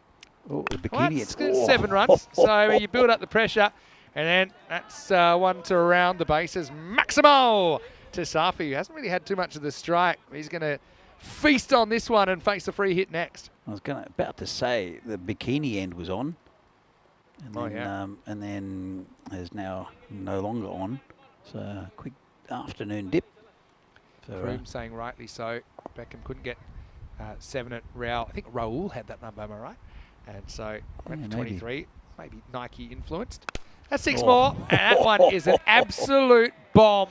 Well, you better get your hiking boots on, take a packed lunch, grab a compass. That's gone deep into the woods. What a shot. That's a fantastic shot. Couldn't hit it much better. And, well, bowler just turns around and walks back to his mark. That's all you can do after that. But that was an absolute monster. That might have been the biggest 6 today. Just kept on keeping on from Safi. So Herschel Gibbs tried a few different numbers. I think it was 92 at one stage for Africa, 28. And then he had, say, an incident that he didn't want to be remembered by, so he kind of wanted to reset his career. So he started, I think, at 00. And every year he would be 01, 02, 03 with the leading 0. 6 more. And Safi has gone absolutely nuts so far. Well, Rye had 13 come off his first ball. It's not looking much better. 19 off this over, and we're only 2 legal balls in. It's not great. And the batsman having a chat. There's also a conference with the bowler, and it's the keeper who's gone up to him. So let's see if it works. Don't know what he said to him. Length. Cannot give this guy length. Safi's so strong. Both these two have looked in brilliant form today. And if Super Kings can't break this partnership quickly, they can probably kiss the game goodbye. Around the wicket. Yeah, it's slow ball. That might have been... Oh, he's turned down the run there. This is a case, he likes rise bowling so much. He doesn't want to go to the other end. Well, he'd only faced 2 balls before this. Yeah. Isn't that interesting? And the ball, they could have gotten over throw it. Don't want it. That's kind of uber confidence that you love this matchup. And you got Osama at the other end, Usman, I should say, who's been in brilliant form anyway, but he's just a spectator right now. And, well, a bit of a miss hit. So this time I think they'll be forced to take the single. So he gave himself one more chance, put him out of the ground. He couldn't quite. Yeah, I think Herschel Gibbs did that to the end of his career as well. I know that Peter Siddle wears 64 to honour Phil Hughes. That was his number. Okay. That's 64 was a number. I think Phil Hughes, he wore 64 because it was his high score, I think, at one point when he was a youngster. And it kind of stuck with him. Australia retired that number, but you see Peter Siddle wearing it in franchise cricket when he was playing after that, playing it domestically in England and Australia as well. It's called wide. Rise over has gone magical now. This is an interesting one because of the angle. I wonder, I mean, again, is this completely outside the line or not? It's a really tough call. You've got to try to snapshot at the moment past the crease. Again, they're the ones where I think that it's going away from the batsman, and where the batsman's standing, it's so wide. That's an iffy one for me. That one's definitely a wide. That's completely missed the line. So at least he's not getting smashed into the trees, though, Vinny. Yeah, I mean, I can see what he's trying to do here. Again, this one definitely, I think it's clearly outside the line. I mean, I know what you're saying. I just think I have a couple of principles here. You need to be trying to work out, is it touching the line or not? If you're not sure, then you can give it a wide because there's doubt. If there's doubt, you can give it a wide. But it is tough with these kind of angles. But that's one that you can tell is clearly inside. So, I mean, those ones are fine not getting called. But those ones that, especially if they're full and bounce around the line, you should have a good idea if they're touching the line or not. It's ones that are shorter. It's hard to know exactly when the ball's passing the crease because you're looking front on. Well, it's easy to. I mean, it's when it's pitched up, it's a lot harder to reach. To be honest, if it's cuttable, if it's wide, oh, he's muscled that one over the top. That's going towards the drinks, getting banned. Oh, nice piece of feeling there by Tarzan. Yeah, loving it. That's going to be the end of the over. It was an expensive one, 28 coming off it. Magical stuff in the third end of the power play. Zalmi bring up the 50 with that shot as well. They're 53 for one after 3. As both teams actually, whoever wins this will finish day one at the top of the table, albeit they will have played one more game than Raw Tigers, who had 2 solid wins, but I mean, they couldn't get more than the 3 points out of their game. I think this could be the first day in a while where we haven't seen a bonus point win or loss. And I think it's just a good sign. We've had some close games today. Yeah, absolutely. Trying to think of some more strange ones that I've seen. I can't remember what the context was, but I've seen some numbers that were like backwards. But I think that might have just been someone like ironing the numbers on backwards or upside down. Are you superstitious, Vinny? Not really, but like a little bit, just for fun. Yeah. So like I always put my right pad on before my left and things like that. Yeah. I mean, that's a confidence thing as well. It's not to do with... Yeah, it's a psychology thing. So I know it doesn't really make a difference. But I did start to get... Oh, I'll tell you what, I reckon you could potentially run here. But again, this is spirit of cricket kind of thing. Oh, are they sneaking one, having a chat? Are they going to walk to the other end? Go for the run out. I'd always want to wear the same undershirt if I was in like good form. This is in indoor cricket where you wear it mainly to help me dive. You watched it. You washed it. Oh, well, that's the thing. It got to the point that I said, my new lucky thing is I'm going to change my shirt every game. And I found I had the same performance. You probably found your teammates were appreciative as well. Well, they were. I had to buy, I think I had 3 different pairs of inners I'd cycle through because when you don't really wash inners and they do get very sweaty. Yeah. So I would just kind of rotate them out for the benefit of everyone else in the huddle after a while. 50's up and tell me they win 2 times out of 3 from here. I'm not that interested in the singles though. It's been a bit of a theme today for them. Just interested in the big bombs. And Neil McKenzie from South Africa was one guy who was really suspicious. And you must have heard this one. I think we've talked about it before. He went out to bat once and as a gag, his teammates gaffer taped his kit bag to the ceiling of the dressing room. And Neil scored 100 that day. And guess what? Every time he batted, definitely for a long time, he would need to have his kit bag taped to the ceiling. Pretty good bouncer this one, I think. It's not over the head, it's over the shoulder. It'll be one for the over. Yeah, so Neil developed a lot of these things. I think he'd have to get some professional help for it. He'd have to make sure all the toilet seats were down as well in the change room. Like, he was an opener, so you could kind of organise this in advance. But I think there's a bit of fun in superstition as long as it doesn't go too far. I remember a girl at a party once, and someone said, "What's this?" And said, "Oh, one of the switches, the wall switches, because in Australia there are the ones with the little, like, they've got the little switches on them rather than just being plug in." Said, "Oh, I've turned one of the switches on." Yeah, and this girl was just, she thought about it for a second, thought about it, and the compulsion was too much. She had to go in and find it. Yeah, that's what I mean. If it's a bit of fun, I'll tell you some things I do think are pretty fun. All right, in the air, it's a free hit, so don't stress about it. He is stressing Muhammad Ahmed. He drops it, and now he might have even given away a run because it bounced away so far. So in the end, everyone's yelling, but someone needs to tell Muhammad it was a free hit, and just needs to take a chill pill. Now he's got a smile on his face. Probably realises. Yeah. So for example, if there's a good partnership going, not allowed to change seats. So that's one thing that you'll find, especially if there's been a few quick wickets fall, and then there's a good partnership. He's got his towel in front of him. He's right in front of us. We should tell him about his towel, just to your left. Oh, interesting. Well, we won't have to worry about it now. Time to towel off because that's out of the ground. Maximal for Usman Mohammed, and that'll finish the fourth over, 61 for 1.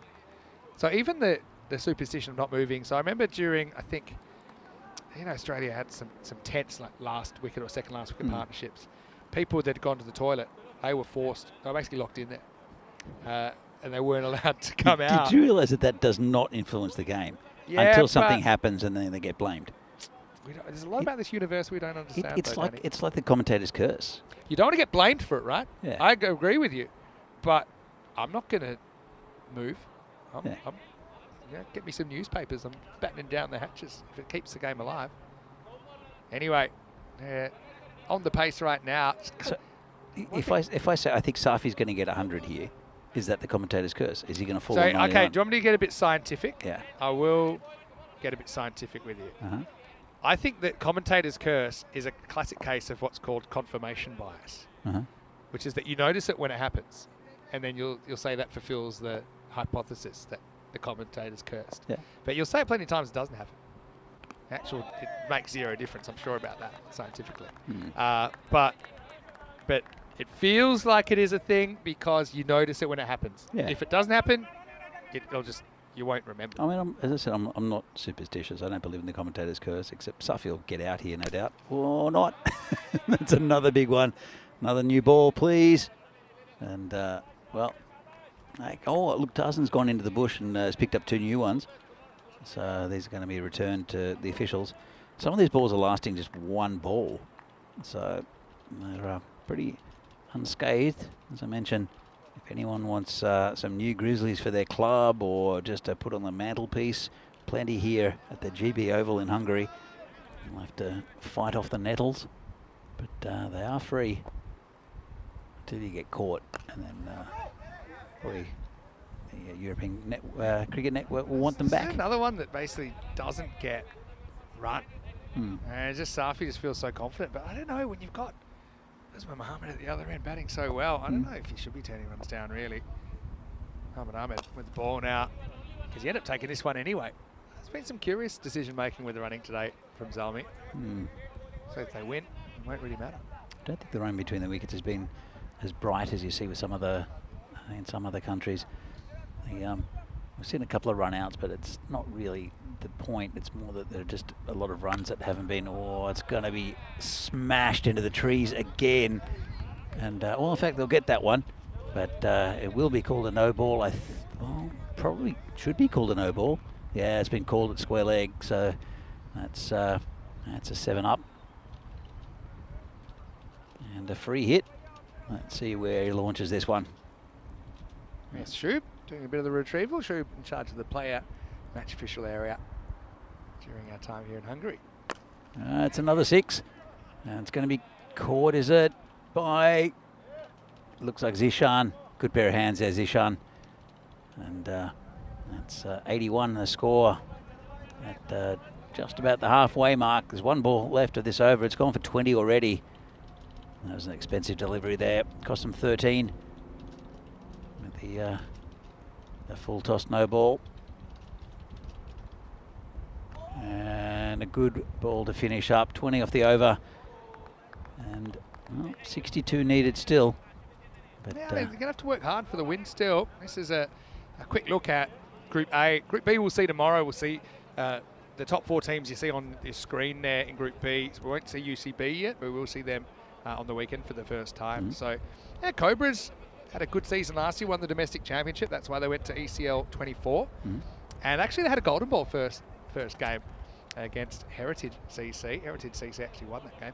Blinders are defending champions, and I'm sure they're very keen to defend their title. Royal Eagles, yeah, they're going to put up a good fight as well. They're part of the Tigers organisation, Royal Tigers. That's why they are royal. Kashmir Budapest playing their first ever ECS. They'll be interesting to watch in their first day of ECS cricket tomorrow. With a bit of ECL news while we're here, by the way, we have another set of qualifiers, I think, from today, and that's from Luxembourg. Now, Luxembourg had Star CC, I think, come to the first 2 ECLs where they were a country involved. Then they had Heritage CC, who I just mentioned, who were in ECL 24. But we have a new ECL team that have qualified. The Wolfendanger Optimists. The Optimists. I'm not making that up. And they actually lost to Heritage in the final last year. So that's been decided today. I just got a message from Ed Packard. Wolfendanger? Wolfendanger, which is actually where the ground is in Luxembourg, although I haven't been there. Wolfendanger. The Wolfendanger Optimists.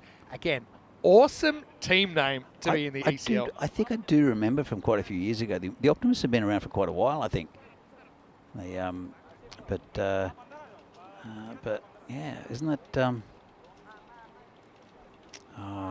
Tony's team? Tony Whiteman. Tony Whiteman, or not? Am I well, confusing I think we saw Tony. Tony's bounced around a bit in his advanced years, I think. But yeah, I wonder what kind of team they'll have. Still a useful cricketer, though. Yeah, he's very good. That's what I'm saying. I think Tony sometimes just goes where he thinks that the competition will be even. You know, he's a good player, can bring experience to a team that might be struggling a bit. Yeah, I thought maybe I just saw that the Optimists it was written somewhere on that ground.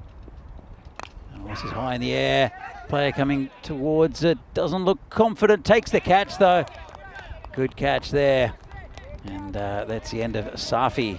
See, commentator's curse. Yeah, okay, there you go. You'll notice it because it happens. And yeah, Safi tries to muscle this. Kind of ends up as a hanging top edge, high on the bat. Good catch. I mean, you don't want to drop too many of these top order players. And that's Diraj, who we know he had some issues before putting one down, but he makes no mistake there. Man, that was a tough catch. But Safi, good contribution from him here in the last game of the day. He puts his team in a winning position, but yeah, that just might throw a cat amongst the pigeons. He goes for 29 and it's 81 for 2. Here's Kai Delda leading the side, coming out at number 4. So I talked about a kind of big 4, didn't I? Well, you got 2 of them. Yeah. If you can get 2 more in the next couple of overs, I think you put yourself in a winning position. Yeah, look, then the runs are on the board already, which is the positive thing for the Super Kings. 143, and well, it's a good start at the halfway point. You look at it and you think, okay, they've scored more than half the runs in the 5 overs, but at the same time, as soon as wickets go down, and as soon as just one good over comes up, and it's been a good spell from Shamsha. He's taken 2 for 8. Still got 5 balls left in this over. I mean, things just change a little bit. The whole perspective of the game, and psychologically it changes. The Army look 71%, but I think it's closer than that. Yeah, it certainly will be if we lose another wicket. Shamsha goes proper slow ball. Surprisingly again, and look at Usman Mohammed. He just doesn't look like he's ready to run. You know, I think in a game that it could still go down to the wire. I know it's great, but look, he's not got his bat under his arm. Like daddles the dark. He's done a lot of good things today. He's probably feeling the fatigue a little bit at the moment, but yeah, just they've left a few out on the table. If they were to lose by a handful, I think they'll kick themselves here. Zalmi, well, having said that, they like to hit boundaries. That's what they'll be trying to do. Delda on strike, and I think he will slice one away. That'll go the distance. Maximo. It's funny how stopped watches right twice today. I mean, should have got a bye there, but Delta, new batter, stays on strike and carves out a 6 next ball. Yeah. So, well, obviously they're just not into running, I think. Maybe it tires them out, makes them fatigued to play the right shots. Yeah. What's the theory? I don't know. So I need to also mention that with the Wolfendanger Optimists qualifying, that Ed Packard plays for them. He's guys play for both Gibraltar and Luxembourg in international cricket. Obviously in finance. What's that? He's obviously in finance. I don't know what he does actually. I think I did know, but I forgot. But his brother plays for the Gibraltarian side still. That's Charles Packard. He was the one that hit 32 off and over. Remember for the Calpe Giants in the ECL last year? Okay, yeah. To win that game, to knock out Norway in a game where Corey was going to throw the chair out of the commentary box. That's how I remember it. Shamsh around the wicket. This is pretty well struck as well.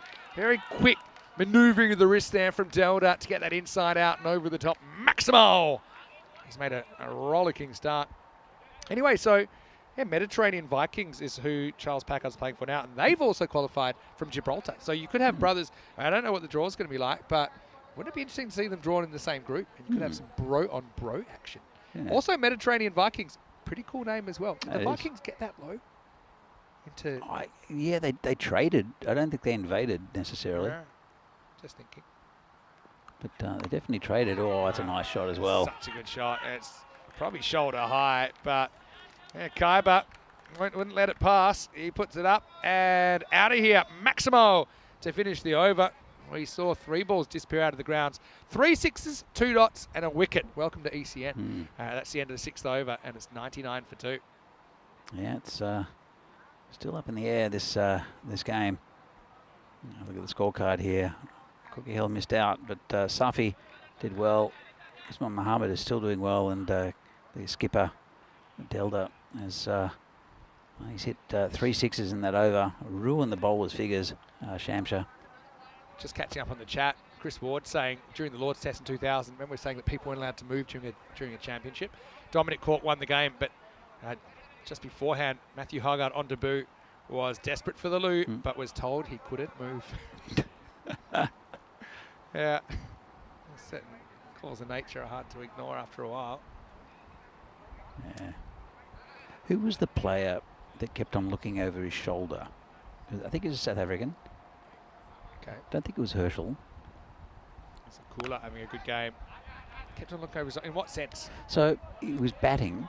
He would bat and he would stand up and he'd look over his left shoulder, and then he'd face up again. And all the Australians were like, "Mate, what is it?" Kloosner. Kloosner had a lot of kind of. What's the word? I don't think so. It was one of those. It was one of those players that. That's his down leg side. It's actually pretty well blocked at least by the keeper. So he used to look over his shoulder, and it was around the time of Herschel Gibbs, I think. But can't remember the player. But he used to look over his left shoulder, and all the Australians are like, "Mate, what is it? What's there? What's there?" And they'd just chat to him constantly. But it was like a tick that he had, where he just had to do it. Yeah, a little bit like who was it earlier with spinning the ball? Oh yeah. Yeah, that's that sort of thing. Well, yeah, earlier when we saw Shiva. Yeah. Kind of mixing up how often he would throw the ball to each other. Yeah. Yeah, but he'd look over his left shoulder all the time. Yeah. Steve Smith's got a lot of these kind of habits. Well, that's in the air. Can anyone reach it? Should be straight down the throat of mid-wicket. It should be out. It is out. Well, there you go. You got 3 of the top 4 now. Delta goes 6, 6, 6 and out. And maybe a slim window of opportunity coming slightly wider. Again, pace off the ball slightly with Hakula coming on. Pretty well held catch there as well by Gaikwad, who's suddenly got his catching mitts on, doesn't he? And that makes it 101 for 3 halfway through the 7th. It's been following me around. There was that drop catch right in the, I think it was the first over, where he got dragged and moved somewhere else, and there's just keeps on following him. There's hung on to the last 2 though. Zalmi still 70% to win this, so Supercomputer knows something we don't. I still think they're in a good position. I mean, they need 12 and over. They've got 7 wickets in hand. They would feel they've got the batting for this kind of situation. Yeah. They've got guys that can clear the boundary. I'd put, to be honest, I'd put it pretty much. I think the Super Kings are, for me, are the favourites in this game. Not convinced yet. Well, But anyway, time will tell. Whoa. This isn't going to help at all. Can I change my opinion? Yeah, I mean, this is the risk also. Keeper up to the stumps. Can't cut off the angle. Takes all the pressure out, doesn't it? Just lands on the pitch, and I mean just. Well, it moved away because it hit the edge of the pitch as well. That's not a great delivery. And the cooler. That shrinks it. No, I think, especially with Usman Mohammed there, I'm feeling that they're in a very good position to go 2-1. Whoever wins this will be 2-1. That's more what he wanted. Gets that movement, gets the radar right. So especially to a new batsman, I mean, you got to put it in those right areas. 106 for 3 now. It's been a long day. I know you want a golden ball, but I don't mind if we get a good game. There's not a golden ball tonight. Although we do have a responsibility to reset that clock. I know the Prague astronomical clock's pretty famous. Do you think we get a golden ball counter on the side as well? Eventually we get to go press a button. Reset to 0. In the air, over the top. That's going to be 4. Let's get straight over the infielder. Quite often that means there's a gap behind. That was the case on this occasion. Sultan off the mark with 4. yeah, nice shot. Just as we see here. Yeah, 110 for 3 after 7. It leaves 33 off the last 3 overs. This is what's coming up tomorrow. We'll see the Eagles in action first up against Kashmir Budapest. We'll also see Cobra, see the Blinders in action as well. That is Group B, which will start tomorrow. So it's not a case of playing all of Group A and then Group B. They're kind of mixed up a little bit. Tomorrow is Group B day. Some of the days will have kind of elements of both. But yeah, join us same time tomorrow, 7 a.m. GMT, which is 9 o'clock in Central Europe and 12:30 in India. Last game should be an absolute cracker. Cobras against Blinders. Again, not to be too superstitious, but match 10s seem to be good games. Yeah. That was the one where in Czechia, Brno just were really tired and played terribly. But we had a brilliant one in Barcelona under lights last year when we had the use of the lights at the end of the day because of the sunlight. We had the cartwheel king going down. He's a gentleman, probably my kind of build, but he would do cartwheels, and he would do them when he takes wickets. He got pretty close to winning the game for his team, but didn't quite. In here, big moment. Well, this is a bowler's catch, I think. Oh, and it's got him. I think it might have got him in the shoulder. I hope. No, I think it's in the face. You hate to see it, and it's Gaikwad. Would you believe it? He's been a ball magnet. He's up straight away, which you love to see, but that burst through his hand. I was hoping, I think, more than anything, it hit him in the shoulder, but I think it's hit him in the chops. And that was a chance to get a crucial wicket. But yeah, Gaikwad, you got to worry about what kind of damage this might have done. Hope it's okay. Again, let's have a look at this. I think it just burst through his hands, and yeah, it's hit him in the face. At least it got some of his hands on the way through. Yeah. Because if it didn't, that's very, very bad. As it is, it's bad, but you could see at least he did. I thought it didn't hit his hands at all. It did flick his fingers, which took some of that pace off the ball. But actually, they didn't even run there, believe it or not. But that's Spirit of the game. Well, I mean, or they just assumed he was going to be out. Yeah. As in, like, you normally would run one there Yeah. while the ball's in the air. They didn't. So that's going to be a dot ball. But it does mean Usman Mohammed is dropped on 44. It's a big catch. And as I said, he's been following me around. That's his. He's taken 2, dropped 2. That one will teach him a lesson that he should probably catch them. Yeah, I mean, there was some thoughts. I mean, the keeper wanted to make it his catch, but I don't think it was his catch. It was always drifting away from him.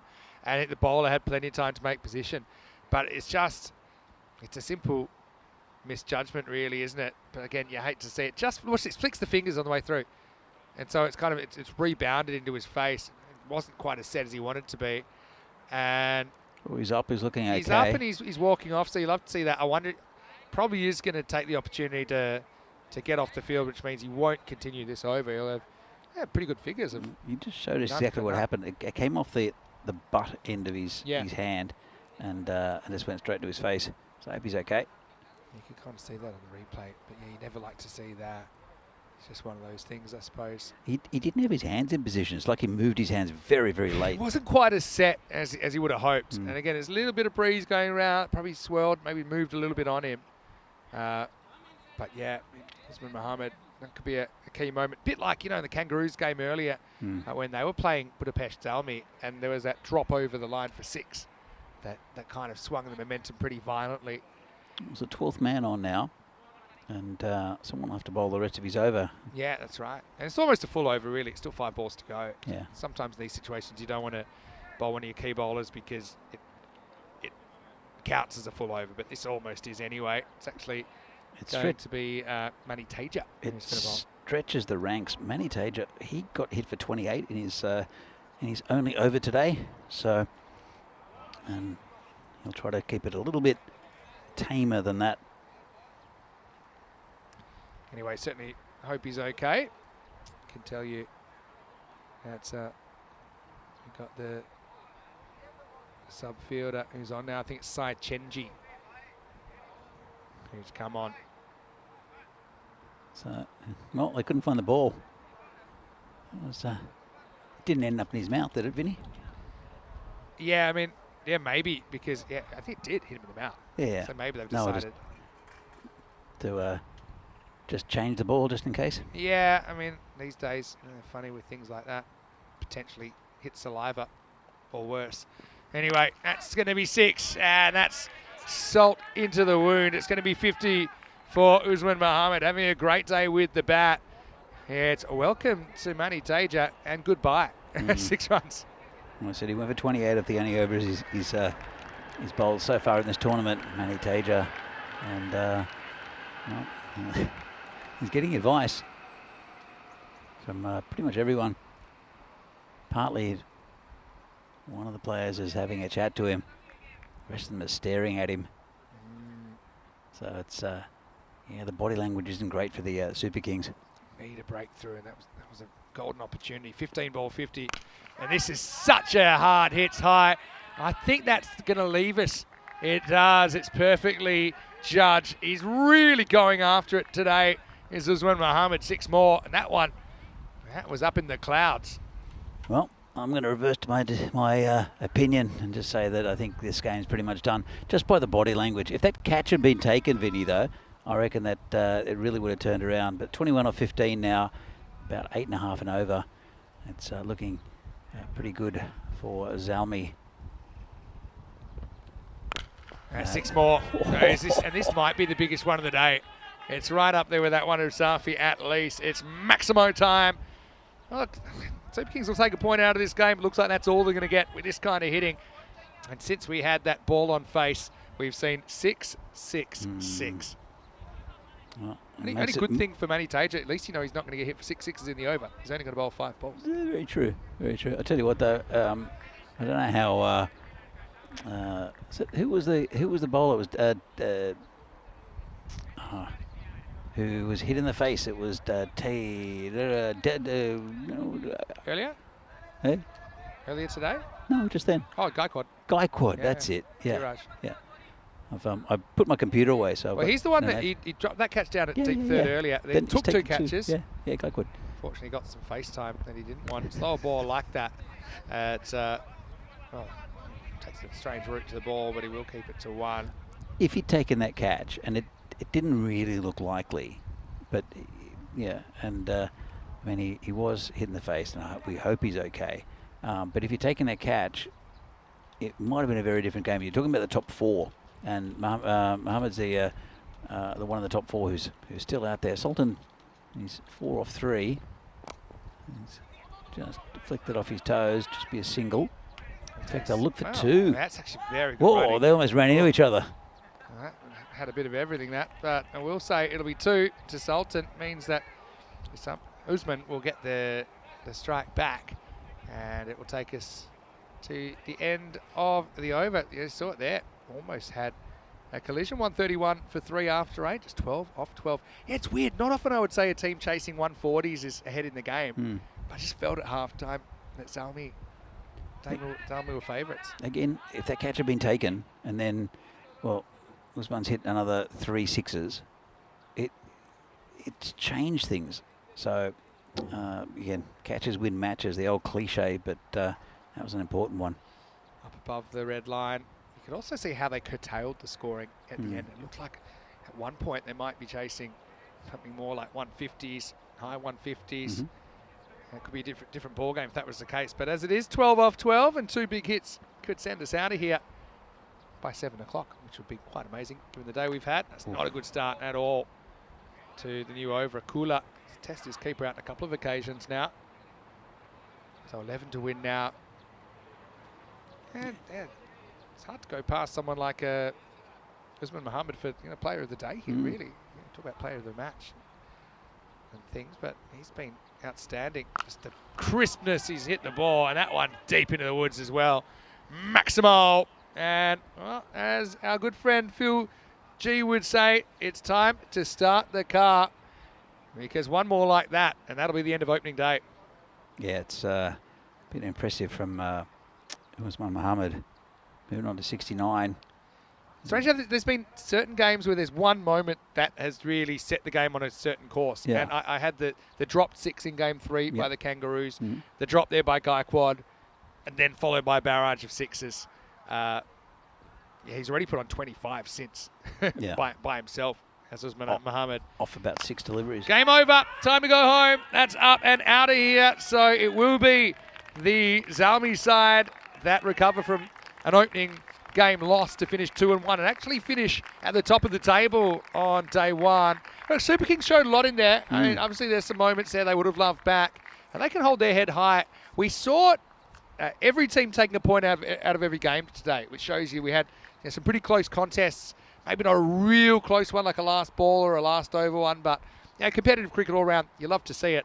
But that will be the end of the day with Zalmi chasing it down with 2 overs to spare in the end. This is what's coming up tomorrow with the Eagles back in action. Of course, we saw them last year in the European Cricket Series for the first time. Kashmir Budapest will be playing their first ever ECN matches. We've got Cobras there. First time we've seen them on ECN since the ECL. And of course, the returning champions, the Budapest Blinders, champions of ECS 23 here. Join us. Same pair will be with you to take through day 2, 7 a.m. GMT, which is 9 o'clock in Central Europe, at 12:30 p.m. in India. Well, Gaikwad had a funny old time, didn't he? Put that one down, they moved him, then the ball would follow him anyway. But tell you what, that was a brilliant catch, wasn't it, by Hudagur to get Zishan, who failed twice out of 3. We saw the clockwise rubbing of the ball from Govey, but unfortunately it was Govey that was going as well, and he wasn't alone. We saw Usman struggling a bit with what looked like cramps after hitting that 6. Again, he ends up hitting 12 sixes, not a single 4 in this innings. And in the end, it was kind of more of the same, wasn't it, for Super Kings, just not able to hold the opposition. That's the wicket of Safi, and he thought that starting to come back a little bit, the Super Kings. They picked up a couple of big wickets. So Vinny mentioned the big 4 of Zalmi, and this was the Gaikwad taking one of the catches. That hurt as well. It's a strange day for Usman because he scored 52 in the first game and didn't bat the third game. As we'll see, this is a big moment, wasn't it? It's one we talked about. Lucky rebound off the hand. It's the only thing you'd say about it. It would have been worse. And so good to see him up talking, getting a drink, obviously maybe a little bit of blood around, which you can understand. But he scored 52 in the first game, 75. So he scored 127 runs today. Do you know how many 4s he hit? None. He didn't hit a single 4, hit 20 maximos, which is quite amazing. But it's not surprising maybe when you see him hit the ball. He's got such a crisp stroke. Yeah. He's got these kind of magical wrists that just snap at the point of contact. Now, this ground's not big enough for him. In the end, Zalmi do the business. Another chase pulled off. Second big chase in succession to bring up their second win. And it takes us to the end of day 1. But Usman Mohammed had that fortunate moment where he was dropped. I suppose, fortunately, he didn't run either of that first ball of that over from Gaikwad. And then he whacked 3 6s to the replacement bowler. And that was all she wrote, really. Super Kings got to sort out the bowling. I think across the board we saw a bit of loose bowling today. I know we saw some really good batting. Didn't see enough Yorkers, I think. I think they were the kind of balls that were most likely to be effective. But even when they were attempted, they weren't hit. They weren't kind of executed. There were too many high full tosses, a few in the slot. 2 for 26 for Shamsha. Flew the flag for the Super Kings. But it was tough going. The other wicket went to Prakash Akula. He was also reasonably expensive. And with the most economical non-fat, Gaikwad does make the game summary. So I suppose that's something. Hopefully it's nothing too serious for Dheeraj. It does take us to the end of the day's play. We'll welcome you one more time into the commentary box. Big thank you from all of us for sticking with us. I know we had that unscheduled interruption. It'll happen. You know, obviously, we don't like having interruptions, and that's just the way it worked out. But I think everyone recovered it in a way. It wasn't planned, but it was such a hot day. Yeah, maybe it was a blessing in disguise for some of these players that obviously had to play 3 games. Let's have one more look at tomorrow, if you like, because I know a lot of people keen to see Group B get underway and how that might work. We've got the Cobras on again, first time since the ECL, and we've also got the Budapest Blinders. Kashmir Budapest playing their first ever games, and Royal Eagles, part of the Tigers organisation, kind of their reserve side. But they've got some good players in there, so watch out for them. Like I said, same time, same place tomorrow with myself, Vinny Sandu, Mr. Maximo, and Danny Hudacek. Just before we go, I want to say big thank you to everyone out there. Well done to the Blue Crew, to Spring Media especially. I want to say a big thank you to you guys for solving some of those issues earlier on. Also, I want to remind everyone, if you are in the chat, please like this video and subscribe. Thanks to all the chatters. I think we had some really interesting conversation threads today as well. Don't forget our social media at European Cricket, and don't forget also that EuropeanCricket.com. It's the home of European Cricket. You can see all the fixture standings and stats there, especially playing fantasy cricket. It's a great resource. Danny, thanks for joining me for your first day back in ECN Hungary land since 2020. Yeah, great fun. Really enjoyed it. Yeah, well, I like doing this stuff, so I'm glad that I could be with you and we have another tournament together. We love having you here as well. So we're going to leave you with some of the best bits of day 1. Thanks so much for your company. Vinny Sandu, Mr. Maximo, with Danny Hudacek. We'll be back tomorrow for day 2. Group B will be in action. We'll see you then for more European Cricket Series. Enjoy the highlights of the day. Bye for now. Hasta mañana. See you guys.